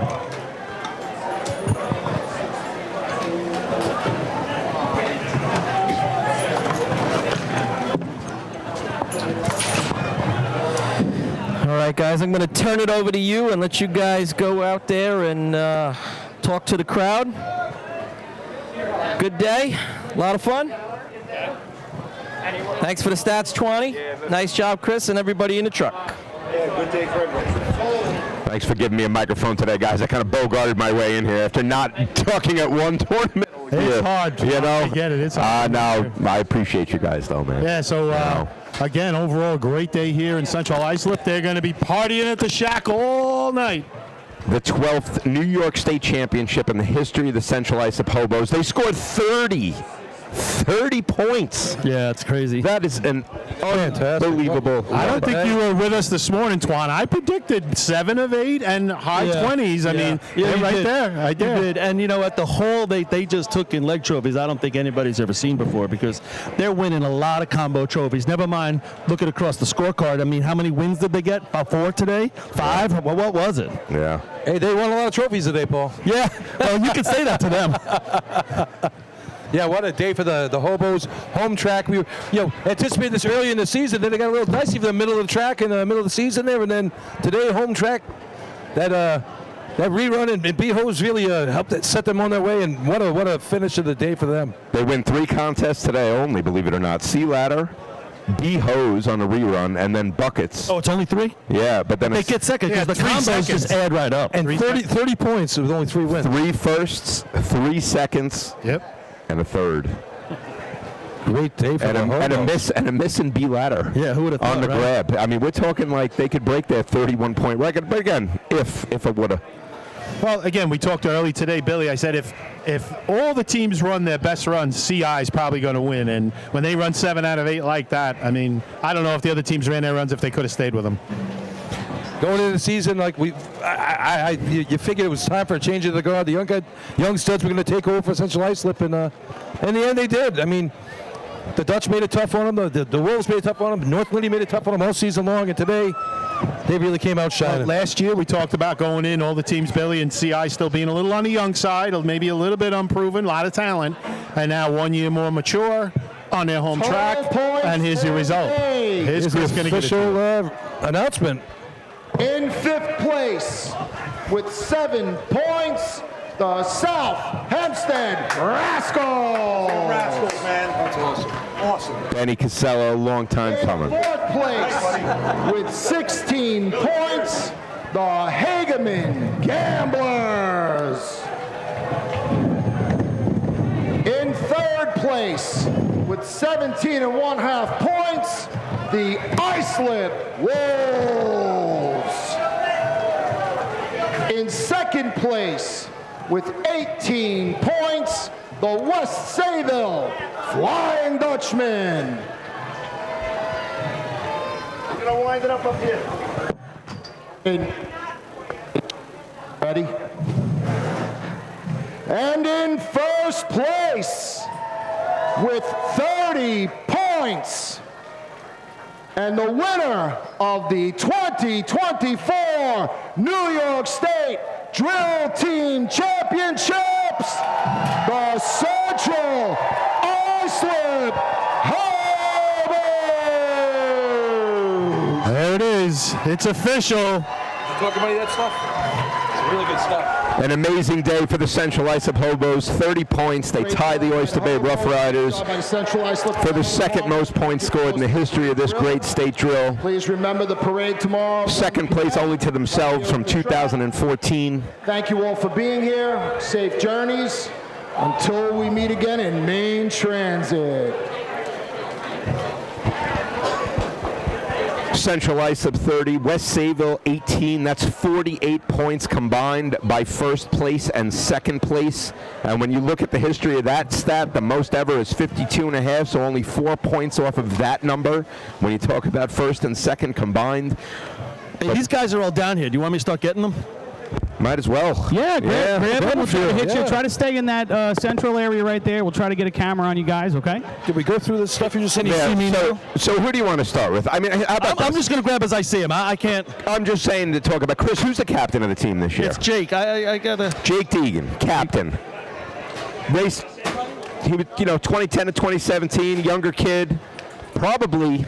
Arguably the best first man ever in three-man. I don't think he's ever slipped one time in that contest. Yeah. Took him out of the contest this year, put in Jason Falco, as Jake put it, because Falco was the most committed member of this team. You guys got me. I'm going to grab Richie here. Go ahead. Grab him. Richie Arnett ran motor pump with the nozzle of his late father en route to his first ever state championship. His father, Scotty, a long-time Hicksville Hick, moved up to Brentwood, ran with the Tigers, and that's a great story. Richie using his dad's nozzle. All right, guys, I'm here with Richie himself. Rich, you obviously you've had a great year. After that B ladder shot, what are you thinking at that point? Can't get it back, so just got to keep going. I got C ladder. We've been pretty good at that this year, so start off again after C ladder. And you think about the second half of the days you guys have had in the last bunch of weeks, and it hasn't been really where you want it to be. You step in today in a fish sea and you actually blast the target. Obviously, a completely different feeling than it was in B ladder, wasn't it? Absolutely, yeah. It was a good hit, I'd say. How much was the crowd to fire you up? I know you were going to the buckets, going to bucket line, go before you ran, and you looked like, oh my God, you started to take it all in and be like, wow, this is pretty impressive. Yeah, it was. It was nice. I usually don't listen to the crowd. I started hearing the crowd after pump because that's when I knew it was a good run. So the word is that you use Dad's nozzle and pump right there, and it looked like as you were going to the line, you stumbled a little bit, and you got set right away and you hit it. It's almost like he was there with you. Sorry, you got to open my beer tonight, all right? Just talk a little bit about that. What that meant to you. Pump or using his? No, using his nozzle, man. It's your dad. It felt good. His one run he had with it was his personal best, and today was my personal best with it to win the tournament. You gotta love that stuff. Congratulations, Rich. Awesome job. Great year. Awesome. Love it. Richie. All right, we're gonna walk around a little bit. Let me just give this stat about Richie Arnett. 13 shots in C ladder, sub 890 in 2 seasons. Special guy. Pretty good. I think I'm going to try to get Jake right here. Is this Jake's first one, or he was a kid on those? No, Jake was there 2010 all the way through, but he was the baby back then. Jake! Jake Deegan, first man for the Central Islip Hobos, probably what he's most well known for. We're the captain of the Hobos. Is that correct? How about that? What's it feel like? Now, you're here as a little kid when all this gets started, and now you're the captain of a state champion. What are you thinking? Honestly, I don't even know. I'm just super proud of all these guys, the amount of work we put in, and just, in that pump contest, everyone knows we sucked at it. We struggled so hard in that. The last month or so, we've been, taking 8 runs a night, 12 runs a night, and to win it with that contest just makes it that much sweeter, and, I can't be proud of these guys. You're a little older now. What kind of feeling is it that you're older and you're winning a championship? Do you appreciate it more? Like in the beginning, you're like, oh my God, that was unbelievable, that's cool. But now, do you appreciate it?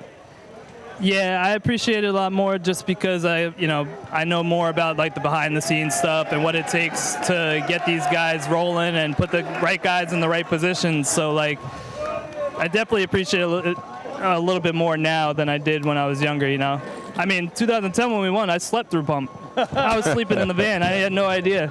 Yeah, so this makes it a little bit different. Yeah, this is great, And like I said, I can't praise these guys enough. The work these young guys have put in for it, and I'm super proud. Awesome. Captain of the state champions.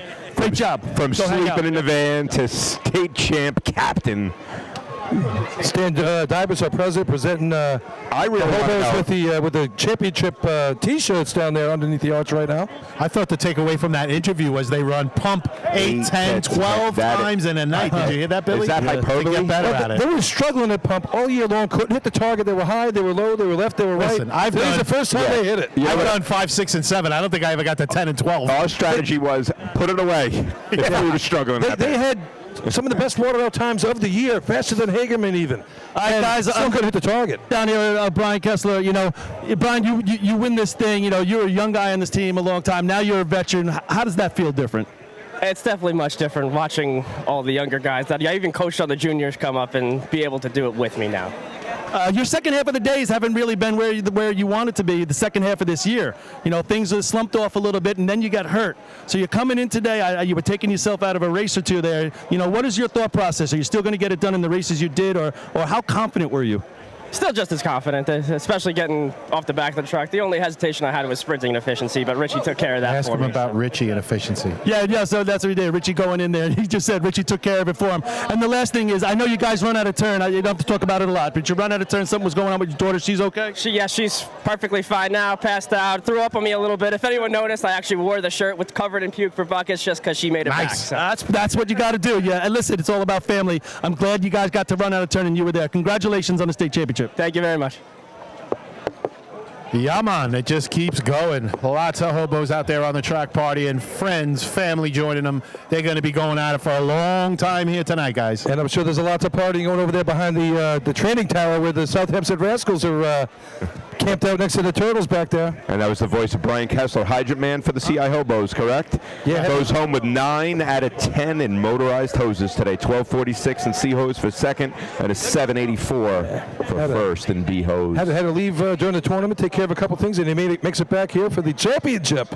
Good job, Brian Kess. All right, I'm here with Danny Jackson. This is not his first rodeo, but what makes this one a little bit different, if anything? It's the rebuild from this team. We have guys here that are running on that 10 to 17 team. They work their tails off, and I'm happy for them. This is their championship, Paulie. This is definitely theirs. I mean, we got the Eric Leonards, the Eric Millers, and so on, guys like that who never experienced that. This is their championship. That's what it's to me. It's also yours, Danny. And Dan, you've done a phenomenal job driving all year long. There was a couple issues with the trucks, and then you had some guys hurt. What is the thought when you're coming in here in front of the home crowd at this day with all those things going on? How confident were you guys still? We had a really good couple of weeks of practice. That's the way that that's what I could say. We were racing well. I would even when we missed in B ladder, I was a little surprised, but because we've been playing well. Well, you still scored 7 out of 8 races. Not only that, you scored 17 of the last 20 points. That hasn't been going on all year for you guys. Oh, no. This is not that old hobo team, and that's why. But we obviously put it together in the right day, and it was really cool. These guys run Motor Pump, the best shot you have all year, 630. You're watching it from the sideline over there. When you see Richie, he almost looks like he stumbles. He's got his dad's nozzle. That story just to me gives me the chills. But then when you see him hit the target, what's the first thing that goes through your mind? Wow, we can't believe this. And that's about it. I was like, wow. And I give him all the props for adjusting, because that was something that he hasn't really gone to yet, and he did, and he adjusted it and smacked the target, and that's what we needed. We needed points, and that's it. That's all. Congratulations, Dan. Awesome job. That was the voice of Dan Jackson, his 8th New York State Championship, and let me tell you, the best driver, arguably on the track. Yeah, nailing it right now. 17 points out of 25 drivable points. I'm looking around. I'm trying to find Billy. I'm going to actually jump in on that. It's only 27, or excuse me, I should say, with the miss and B ladder, but with Pump, you'll be getting the driver of Pump. Billy Miller is actually the driver for my Pump. bad. So 17 out of 20, even better. Where is? Have you seen Billy? I don't know, but I'm looking up high here. I got him. Okay, get him. He's coming this way. And listen, the truth is, Billy Miller, the heart and soul of the hobos, really, no doubt about it. And I know this was a path for these guys to get back there. I'm glad we'll get Billy on a mic here. There he is. There's Billy Miller coming in. Chris Murphy just says you're the heart and soul of the hobos here. But, you've been here. You've done this thing before. I asked this to Danny. What makes this group different? I'm telling you, Paul, every single person you have on this team is just the greatest person. And I'm just not saying that because we won. I can see it in your eyes. Yeah, and it's the same group that was here last year and the year before. And I just love being part of running with these kids. And they just done everything that Danny and myself have asked them to do, and you could see it today. They came to play in those last 3. We were worried about. Well, that's not only that. I was just saying this to.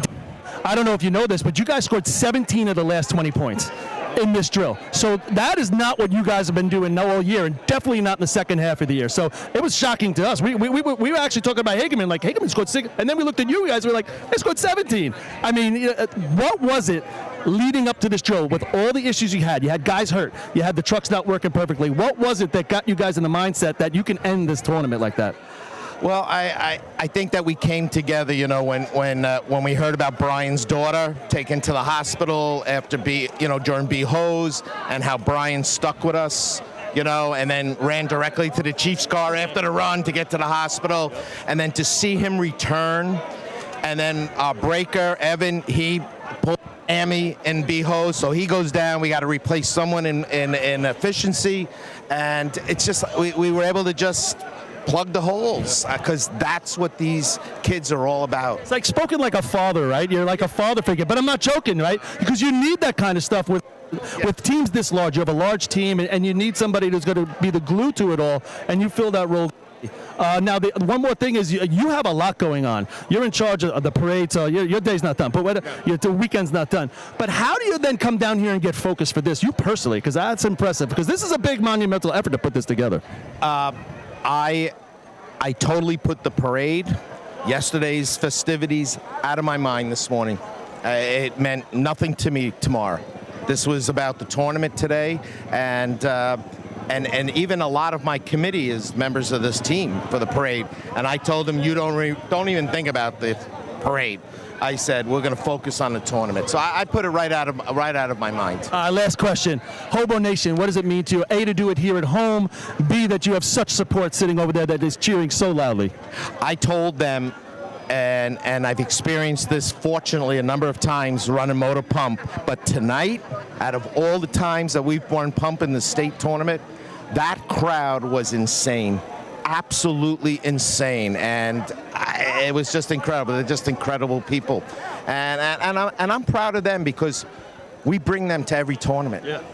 We have a great tournament every tournament. We support the hosts because we're a host, you know, but they support the hosts, and they're just great. They're great people. Well, congratulations, Billy. Enjoy the night. Another state championship under your belt. Awesome job. That was the voice of Billy Miller. Billy Miller now getting his 8th overall state championship. We just heard back-to-back from the 2 drivers of the Central Islip Hobos. That was Danny Jackson going 14 out of 20 today, and Billy Miller getting 3 in motor pump as the driver. Excellent display. Anybody else you're by the drivers of the Hobos. I think the Hobos have to get their B truck out. The other teams are waiting down the end. I'll tell you what, we're going to be down here for the presentation. Yeah, South Hempstead's been down there for 10 minutes waiting. Joey Spatz, Mike Spatz, just texted me saying, please take as many videos as you possibly can. How about Ryan Murphy? I'd like to hear from Ryan Murphy. You know, the transition for him. Oh, yeah, I haven't spoken to him. Holy cow. Okay, good. 2010 as a kid, you know, evolved into a team captain now. Let me look for him. We talked about him being atop the list of most 7s by a nozzle man. Not atop quite yet, but within striking distance. And his first interview was great when Paul asked him about the crowd cheering. He said, yeah, almost as loud as when they went, when the first one. A lot of these guys have walked back, I think, to get on the B truck. Yeah, they have to. So I'll maybe wait for them. I definitely want to hit up South Hempstead as well. Yeah. We'll have a conversation with them. So, you know, we could talk a little bit more about stats than this tournament right here, because this was a monster crush right there. Yeah, I mean, great stuff. I mean, so we've talked about overall state championships. We've talked about streaks. North Lindy's placing streak comes to an end at 10 consecutive years. West Sayville now has placed top 5 10 consecutive years, tying North Lindenhurst. The Islip Wolves now have placed top 5 9 consecutive years. And how about those Hageman Gamblers now? For the 3rd year in a row, placing top 5 overall. We like to talk about streaks. It's pretty cool to get on that list. There's still a ways to go, because the Patchogue 40 Thieves at 15 are still on top of that consecutive streak, top 5 overall. Yeah, you know, Paul talked about the day overall. I mean, it really took a change in B-Hose, and from there, CI took off and just didn't look back, Twan. I mean, they just put it all together from there. Yeah, man, it's really great stuff. A lot of great stories going on out here today, man. It's just really cool to see. This never gets old for anybody involved in this sport.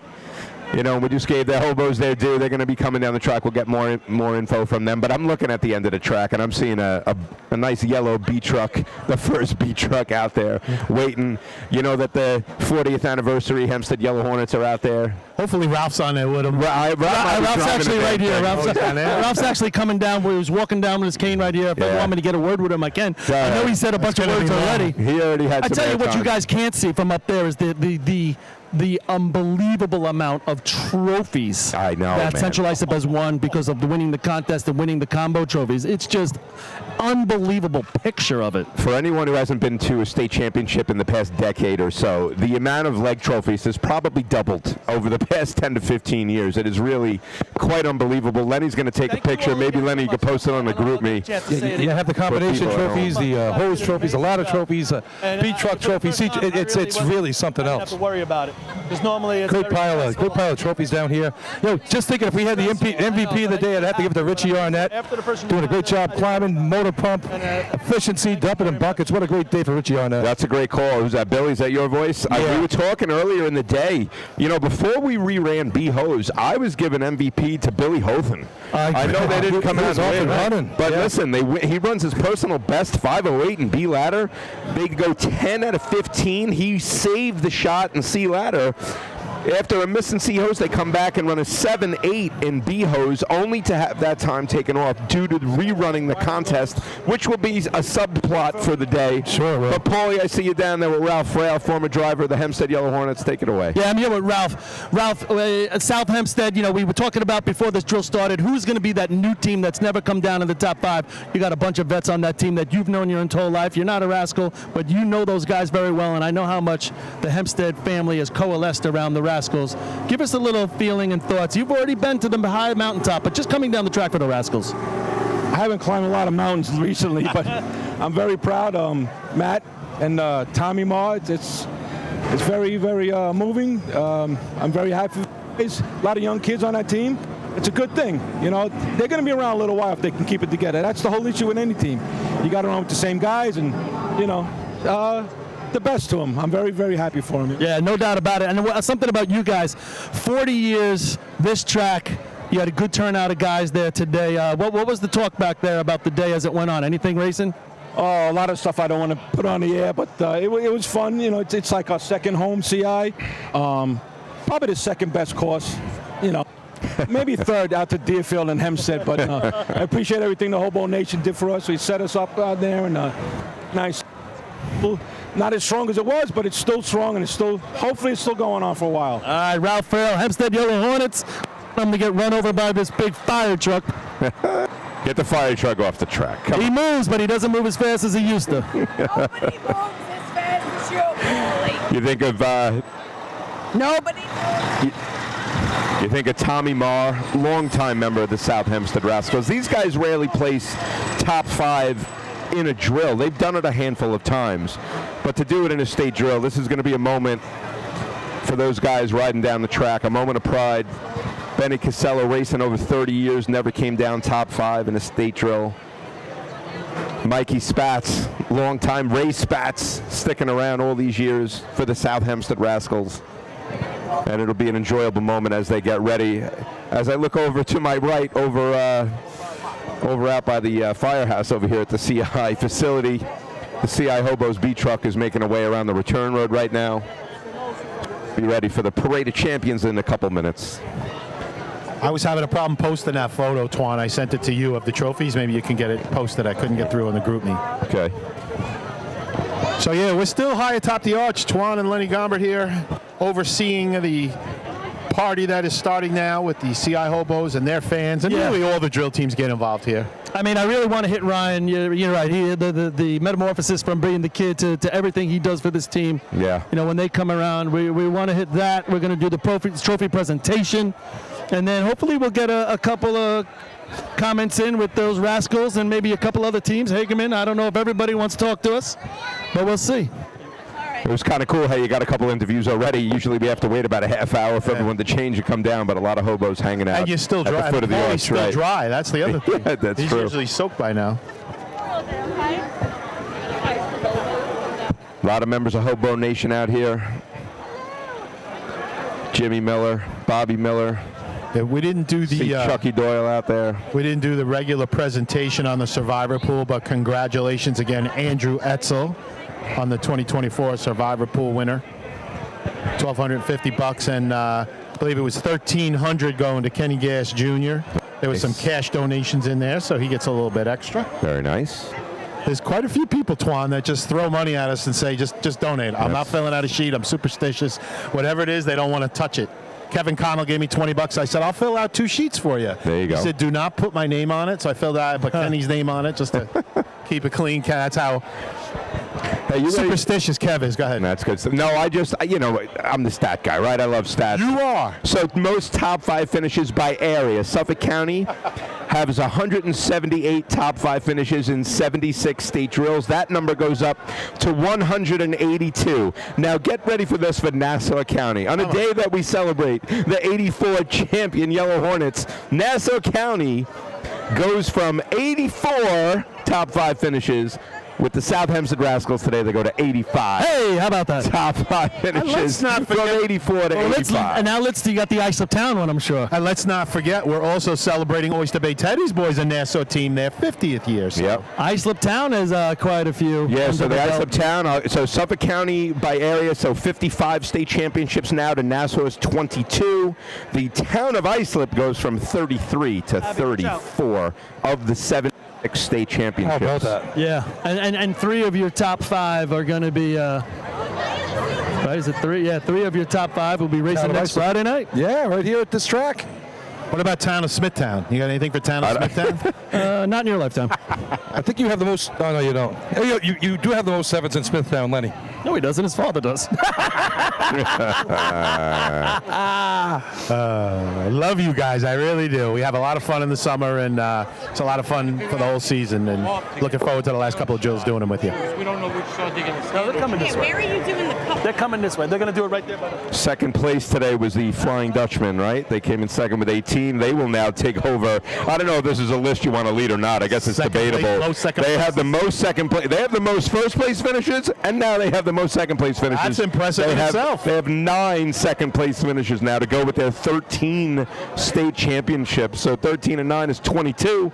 22 top 2 finishes in 76 state championships. So 1 out of every 4, they're in the top 2. Top 2, not even top 5, top 2. It's almost 1 out of every 3 right there. And the Hobos are 20 out of 76 in the top 2. That's good. That's like good stuff. That's like the Yankees right there. I hear a siren in the distance. Yeah, there's a lot of them. A little ginger juice from Seabreeze. Top 5 finishes overall. West Sayville goes to 41 out of 76. They lead That's that number. The whole thing's 41 crazy. state drills. They come down top 5. I know the Rascals have 1. The Flying Dutchman have 41. The Hobos go to 33. The Wolves go to 32. And how about the Hagerman Gamblers going to 5? Yes, overall. how about that? And I think, I just scanned that sheet. I was thinking that this was their best finish ever, 4th, and definitely the most points they ever had. Yeah, no doubt about that. Like I was telling this to I think it was Billy or Danny, we looked at the score sheet, we're like, holy cow, Hageman scored 16 in the last 20. And then you look over a little bit, see, I scored 17. I know. Right. Oh yeah, we topped that too. Exactly. I mean, you put that at the first half of the drill. Imagine having 17 out of 20 going out of C hose, and you have 16 out of 20, 17, 16 going into B hose. It's just a different animal when it's at the end of the day. Can Hagerman get ladders right, guys? I mean, they ran a 5:52 in B ladder, no time in C ladder, and they almost had an overtime in 3-man ladder. But listen, also a 12:91 in C hose for 0. But back to ladders. Can they get some points out of ladders next year? That's going to be a question or something they'll have to work on. Ladder climbers are not so easy to come by. Takes a long time to develop one for sure. But that'll be something to look at. The South Hempstead Rascals will go, like I said, to 1 top 5 finish. So here's a list of teams that have placed in the state drill only once. And never a second time. We got the Melville Time Bandits. Remember them? Yeah, so I remember them very well. I mean, Melville probably the greatest leap from old-fashioned to going into motorized and taking trophies and scoring top fives. Doing it fast. Yeah, Melville, I mean, they had the equipment, they had the support, they had the money, they had it all. But it was fleeting, right? As fast as it came, is as fast as it went. Yeah, they were big softball players. I think softball won out in the long run, what I remember. It did, you're right. And a lot of those guys were leaving. They were older when they started. Yeah, good athletes. They were older. Great athletes. They were a great softball team. There are about 8 more teams that are on that list of teams that have placed in the state drill. Only one. So you got the Port Washington Rangers, the Westbury Turtles, the Great Neck Alerts, the Bayport Red Devils, Sayville Blue Jays one time, Farmingville Bandits, and the good old Plainview Plainsmen. And I'm going to say it's got to be the Hicks if the last time they placed was 48. So the Hicks actually have 2. Oh, when's the other one? Am I wrong about how long ago? Maybe I was wrong about that. No, they have 2. Yeah, hold on. I got to get that sheet out, believe it or not, of all the other thousands of sheets that I have in front of me. That one eludes me in the moment. Hold on. Yeah, they're probably both in the 40s. They were pretty good back then. They won the first ever Hempstead invite, the Hicksville Hicks did. So they come in 5th in 1948, and they come in 4th in 1946. Oh, so 48 was the last one. Yeah, you were correct. Yep. The one thing about these drills that we say every time, we don't really have complete scorecards for 1952, 1956, and 1964. The other ones are, for the most part, on record. So if anyone out there is listening, dig through the attic or call someone up who might have score sheets hanging out somewhere buried for decades. Yeah, help out our statistics crew. I mean, we have so many people, Twan, you know more of them than me, that do all this digging and organizing. Yeah. And I know Danny Murphy's helped out a lot. I know back in the day Frank Miller was doing a lot, and Adam out in Cutchogue, and yourself, and there's more names, right? Those are the main 4, I would say, right? A lot of people behind the scenes maybe I don't know about, but those are the big ones. Yeah, John Mahoney Bones does a lot. Yeah, looks like we might have some action coming down here, folks. Hopefully we're going to get to it. And I'll tell you what, the crowd down here matching no other right now at the home track with everybody. It's the excitement, the electricity that you're feeling in the air, waiting for this team to come down. Did we ever come up with the answer of the hometown? Is it just 1 or 2? The Hornets did it? 85 Yellow Hornets. Yep. You could argue the 06 Hornets, the second half we were at home. I bet we were at Deerfield for the first half, so that's a tricky one. You have the Hobos today. I'd have to really think about. I think that's it, Twan. It might be. I mean, when you go back, we were racing on tracks that there was no home Right, team. I mean, you eliminate every upstate drill, right? Yeah, and there's only a certain amount of tracks that have been raced on Island, so. I mean, North Belmore, right? They never won their own track, right? So that would be Merrick. So where have we run in Nassau for a state drill besides Hempstead and Merrick? It's not a lot. Where have we run in CI? We run in Ridge. They've never won it. Hagerman never won that. Hagerman's never won it, right? Nope. So it's pretty much those two. Yeah, it might be yeah. So that would be, I guess, we could say the second and a half team if we're counting the 06 Yellow Hornets as a half. But no, we'll go 85 Hornets and the 2024 CI Hobos, teams to win in their home track. 39 years apart. Yeah. Yep.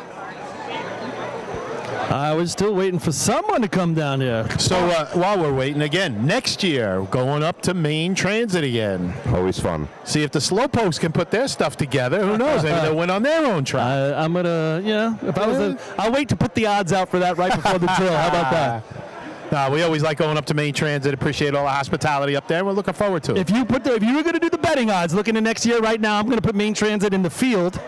And we already know what that is. But if you were going to betting odds, I mean, you got to go 1-1, 2-1. It's the Hobos again. Yeah. West At this Sable. point, yeah. West Sable, is Billy coming back? What are they doing? You got to think about that. I mean, how incredible is it that at his age, he runs his best shot of B ladder ever He got better as the year went on. Yeah. So he really.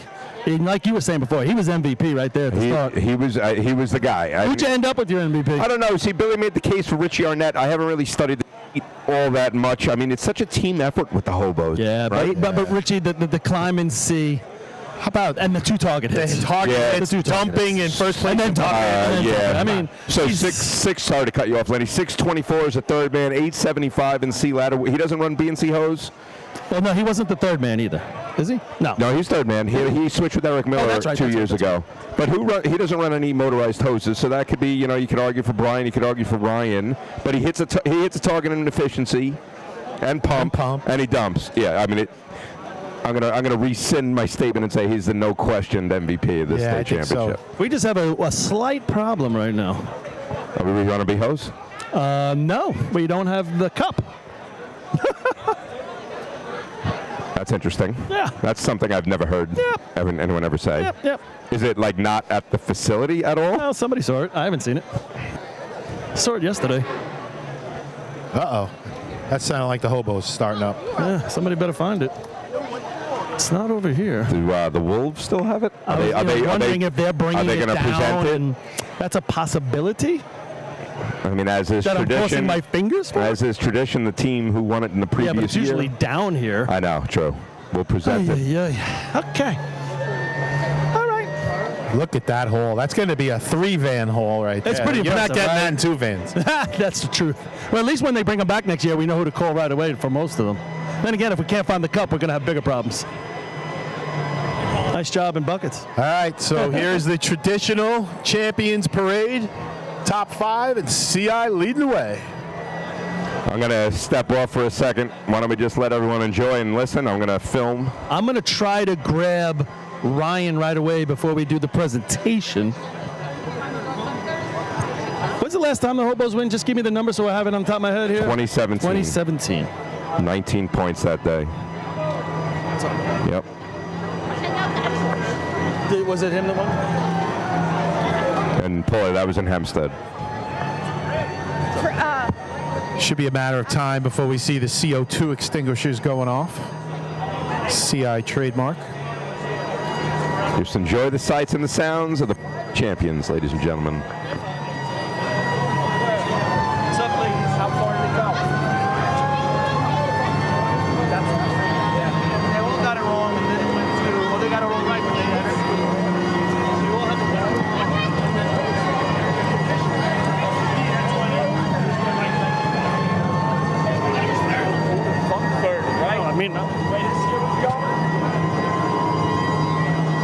All right, here they come, everybody. This year's 2024 state champions. So, there's the CO2. There goes the CO2.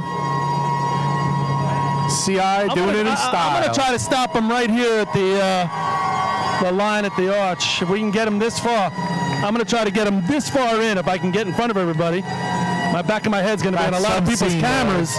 What a picture.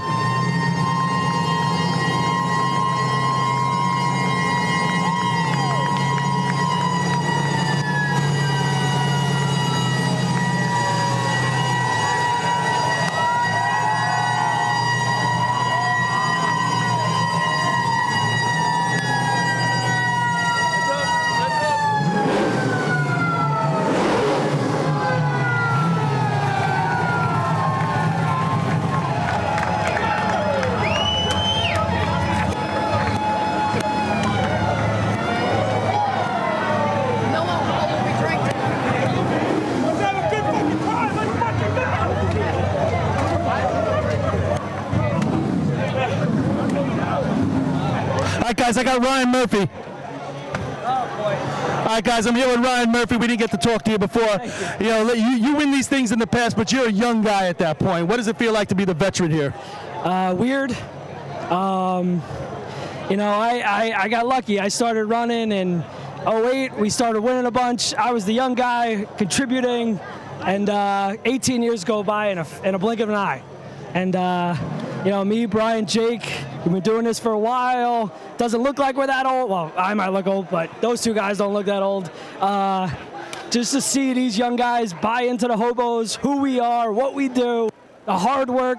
When I tell you, we suck at motor pump, right, Paulie? Yeah, I'm about to tell you about it, but go ahead. We stink at motor pump. I called Jason Falco in March, who's a stick guy. And I said, dude, we got to work on a stick. All right, let's go. Not a question. He showed up here with Billy Miller, and we took an hour practice of motor pump. That's awesome stuff. And these guys, they bought in. They're Hobos through and through, and I'm just so happy to watch them enjoy this and see this. Well, take that into today. You know, this year hasn't been a second half of the year a lot of times in these drills for you guys. Motor Pump 6'3", I think your best one coming in here today. So something changed. You get guys hurt. The trucks aren't working great, but something clicked. I was talking to Billy, Danny. Something changed in the last couple of weeks that got the confidence back for the second half of the day. It's not the hobo. We haven't been hobos the last 3 years, right? Two state drills in a row. We're in great prime position in Merrick. We go 0 for in the last 3. We're in prime position up in Deerfield. What did we score? 3 or 4 points? Yep. That's not us. And these guys just worked, man. Like I said, they bought in. We ran Motor Pump on Wednesday night 8 times. Yeah, wow. They said that. 8 times. Yes, that verifies it. It was ridiculous, and nobody thought twice about it. Nobody was saying, we're going home, we got to get to our girlfriends. They were all in the whole night. I'm just so happy and proud of those guys to be here. Believe it or not, you guys scored 17 of the last 20 points. I mean, who's thinking that at the time? You scored 7 out of 8 races. The only one, shockingly, you don't score in is B-Ladder, which is incredible. But let's talk a little bit about one more thing, a little different, about family. You know, you see it in Billy Miller's eyes. He's like the father figure, and you see Danny same way. You got great coaches. You guys listen to him. But when that goes down with Brian's daughter, and then you have Richie running with his dad's nozzle, just talk a little bit about what this family of the hobos is. I told Brian to leave. We you know, whatever went down in B-Hose, he comes up to me and says, Cece just went in the ambulance. I said, just leave. And he goes, no. If we can run out of turn, we're going to run out of turn. I said, if that's what you want to do, but if you want to leave, I don't give, you know, it's your daughter. Yep. You know, I got 2 kids here for the first time, watching them run around. This is what we do. The hobos are as tight-knit family group. I will hopefully one day, you know, well, I'm definitely going to die one day, but one of the things I will love the most is being a hobo and being part of this culture, because it's... I said that was the last one, but I got one more. Give me a quick one. Hobo Nation, what does it mean to you guys? Everything. Did you see that? Yeah. Has anyone ever been able to run buckets with the drill, state drill sewn up in front of 100 people chanting your name? Never, right? Has anyone ever done that? Nope. Great stuff, Ryan. Congratulations. Appreciate it. Nice job. Let me give you some stats. That was the voice of Ryan Murphy. Ryan Murphy's major contest and spots, right? Nozzle and B&C hose, efficiency hydrant man, motor pump hydrant man, correct? Today, out of those 20 points, he's part of a total of 16 of them out of 20. Maybe second place on that MVP discussion to Richie Arnett. A couple other things about Ryan Murphy. This past week, we put together a lot of stats about sevens by nozzle men in racing history. Ryan Murphy is in 3rd place on that list of most sevens as a nozzle man. He's got 44 after adding 1 today. Next on that list up, got 10 more to catch Frankie Miller Jr. He's got 13 more to catch John Paris. But Ryan Murphy, one of the all-time greats. Juan, we got the interview you're waiting for. Paul, you're on. All right, I'm right here with Mr. Spats. What is it like? You guys are coming down the track. Think about all the hard work you put in this year to be able to get down here, but beyond that, think about your history with the South Hempstead Rascals. What does this mean? I don't know. Words don't explain. I've been doing this for 30 years, and this is a great feeling. We got a bunch of young guys here.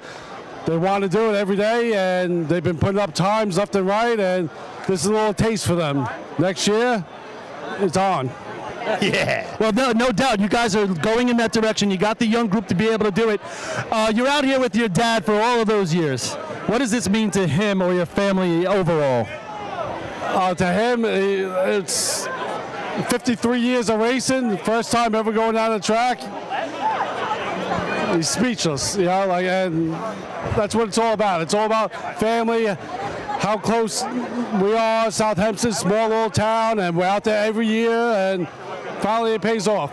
All right, congratulations. Awesome job. Thank you. Great job by the South Hempstead Rascals. We'll try to get a couple more of those guys. We're just waiting for the cup to show up. Yeah, good job, Paul. Team records today in C ladder with a 901 and 3-man ladder with a 643 to set 2 team records at the state drill. That's how they got their 7 points. 552 and B ladder out of the money. You just gotta wonder if they have their hoses day.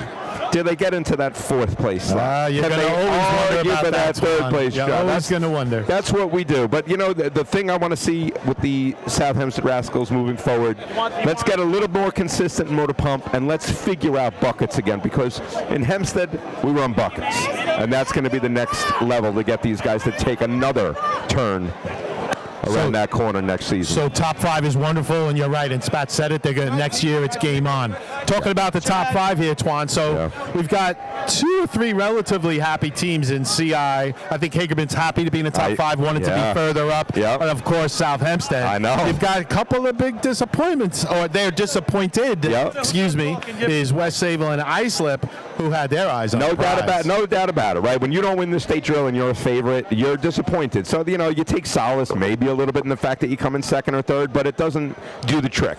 You want to be in first place, and in first place only when you're a favorite. And let's face it, coming into today, in my opinion, there were 4 favorites. It was the Hobos, the Dutchmen, the Wolves, and the Piston Knockers. Make their way towards the arch. And only one could go home with it today. And not to brag, Twan, but early in the day when we were talking, I said, I think one of them ain't going to make the top 5, and it's exact. I didn't say who. I didn't guess it was them, but I thought one would be out, and that gave opportunities to other teams that we've seen doing well all year, and they stepped up, both Hagerman and South Hempstead. Yeah, and the Piston Knockers today just didn't go their way, although I would like to say, if they don't break the B hose record and they run a 750 and they run a 756 instead, the whole day is different. The whole day would have changed right there, like we said, an alternate universe. And that's just the name of the game. But the first time we reran a contest in the state drill, from what I think is 2002, I don't ever remember rerunning an entire contest at the state since we ran B hose maybe 2 or 3 times in 2002. I'm going to try to put this over both mics so we get it on the radio and we get in the concourse here. So where was the cup, Paul? Oh, it's actually, they had it hidden back there. No, okay. This one, Stan does this one. Yep.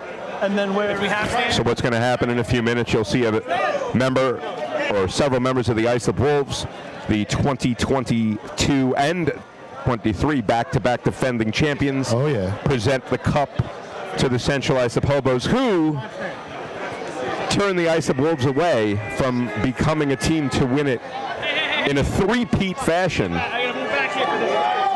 Yeah, speaking of the three-peats, I kind of think North Lindy got robbed a little bit with the COVID year. They had a shot at a three-peat as well, but here we are. Islip's getting ready. They're team leaders are with the cup. CI's licking their chops to get it. Yeah. And just enjoy the show, ladies and gents. Here comes the cup. All right, so I'm here with the president of the New York State Praying Drill Team Cap Association, Stan Dybus. He's going to present the Central Islip Hobos with one of the New York State Motorized Championship trophies. Stan? Hobos, awesome show today. Very well deserved. You guys have an awesome team. To do it on your home track is special. Congratulations.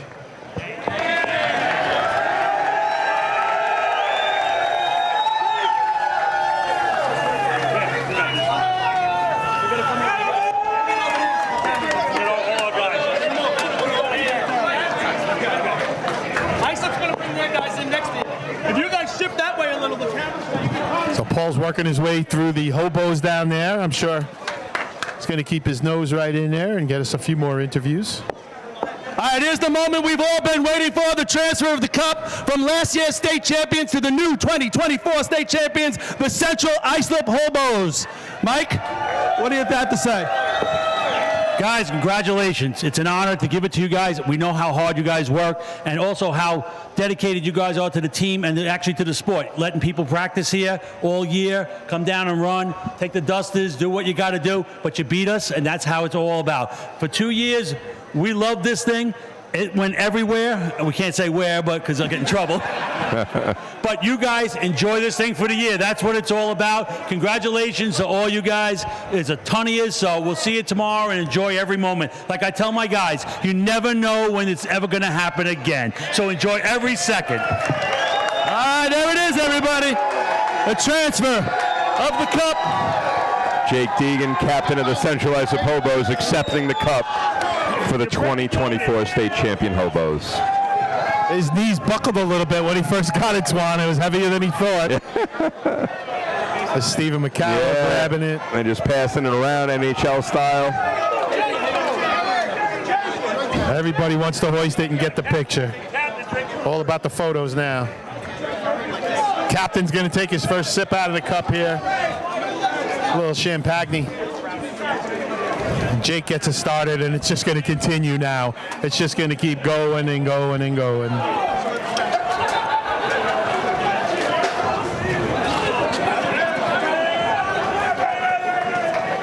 Great job today, Twan, right by the tournament committee, having everything so organized.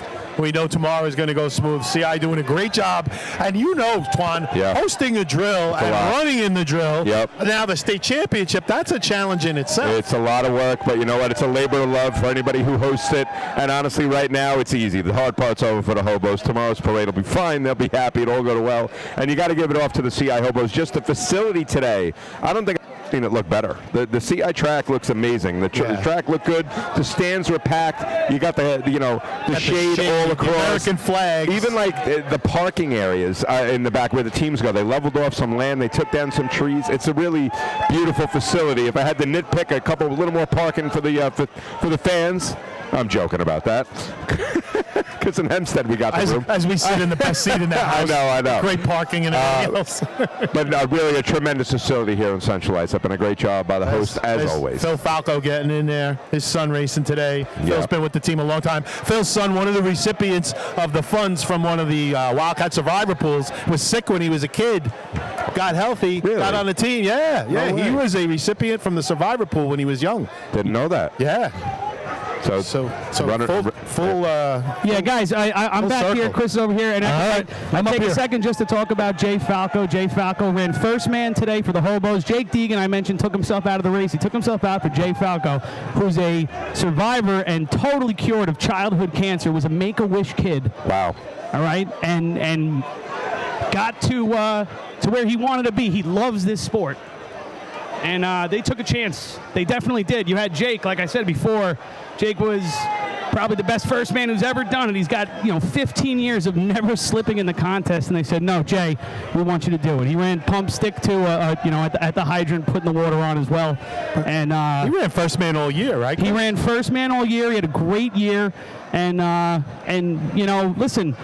We all talk about how much this sport is about, like, woulda, coulda, shouldas, right? And it's real easy now to say, oh, it's awesome they left Jay in. But 4 days ago, you had a guy who's definitely not going to slip, and you had a guy you don't know how he'd handle that pressure with 150 people screaming at him, and Jay, he handled it. It's a great story, Chris. It really is. Thank you. Bobby Miller getting it. Is that Bobby? Yeah, looks like it. Yeah, he changed that white shirt pretty quick. Yeah. He got the blue and yellow on. So if you guys are all good, I'll let you do your sign-offs. We'll end it here. Thank you guys for hanging in there, everybody. I just want to thank everybody that's been involved too.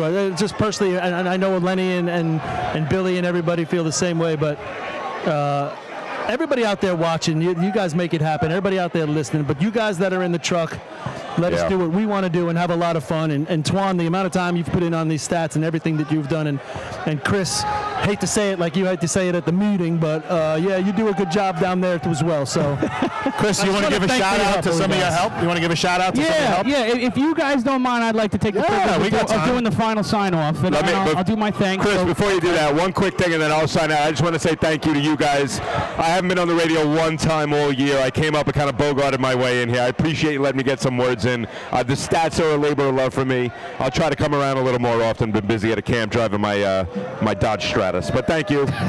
He's in charge of 7 people. That's right. Good job, Twan. And I just want to say thank you to the whole group as well for welcoming me back and having a great year again. And also, I still think the storyline is Buddha won it for the Hobo. And I'm leaving it with that. Wow, how does he drive out of here? He can't. He's not allowed. All right. Paul, you want any final words? Or is that it? I'm by myself. That was like on command. Believe it or not, that's it. As they chant Buddha, that's probably it for me, by the way.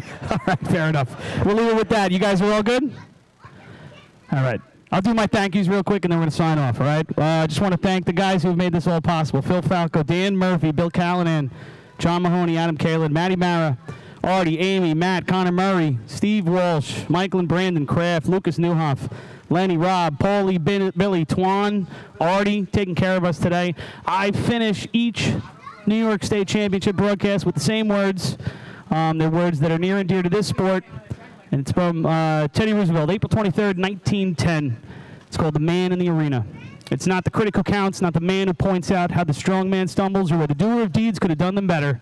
The credit belongs to the man who's actually in the arena, whose face is marred by dust and sweat and blood, who strives valiantly, who errs, who comes short again and again, because there is no effort without error and shortcoming, but who does actually strive to do the deeds, who knows great enthusiasms, the great devotions, who spends himself in a worthy cause, who, at the best, knows in the end a triumph of high achievement, and who, at the worst, if he fails, at least he fails while daring greatly, so that his place shall never be with those cold and timid souls who neither know victory nor defeat. This is to every guy who comes out on the track, who comes out to practice all year. We all love this sport. Thank you, guys. My name is Chris Murphy, signing off on behalf of everybody here. I hope we brought you guys a good show. And congratulations once again to the 2024 New York State champions, the Central Islip Hobos. With that, Billy gave me permission. Stay classy, New York. And we will see you guys tomorrow for the parade, 1 p.m. And we hope you enjoy it. Thank you guys very much. Be good.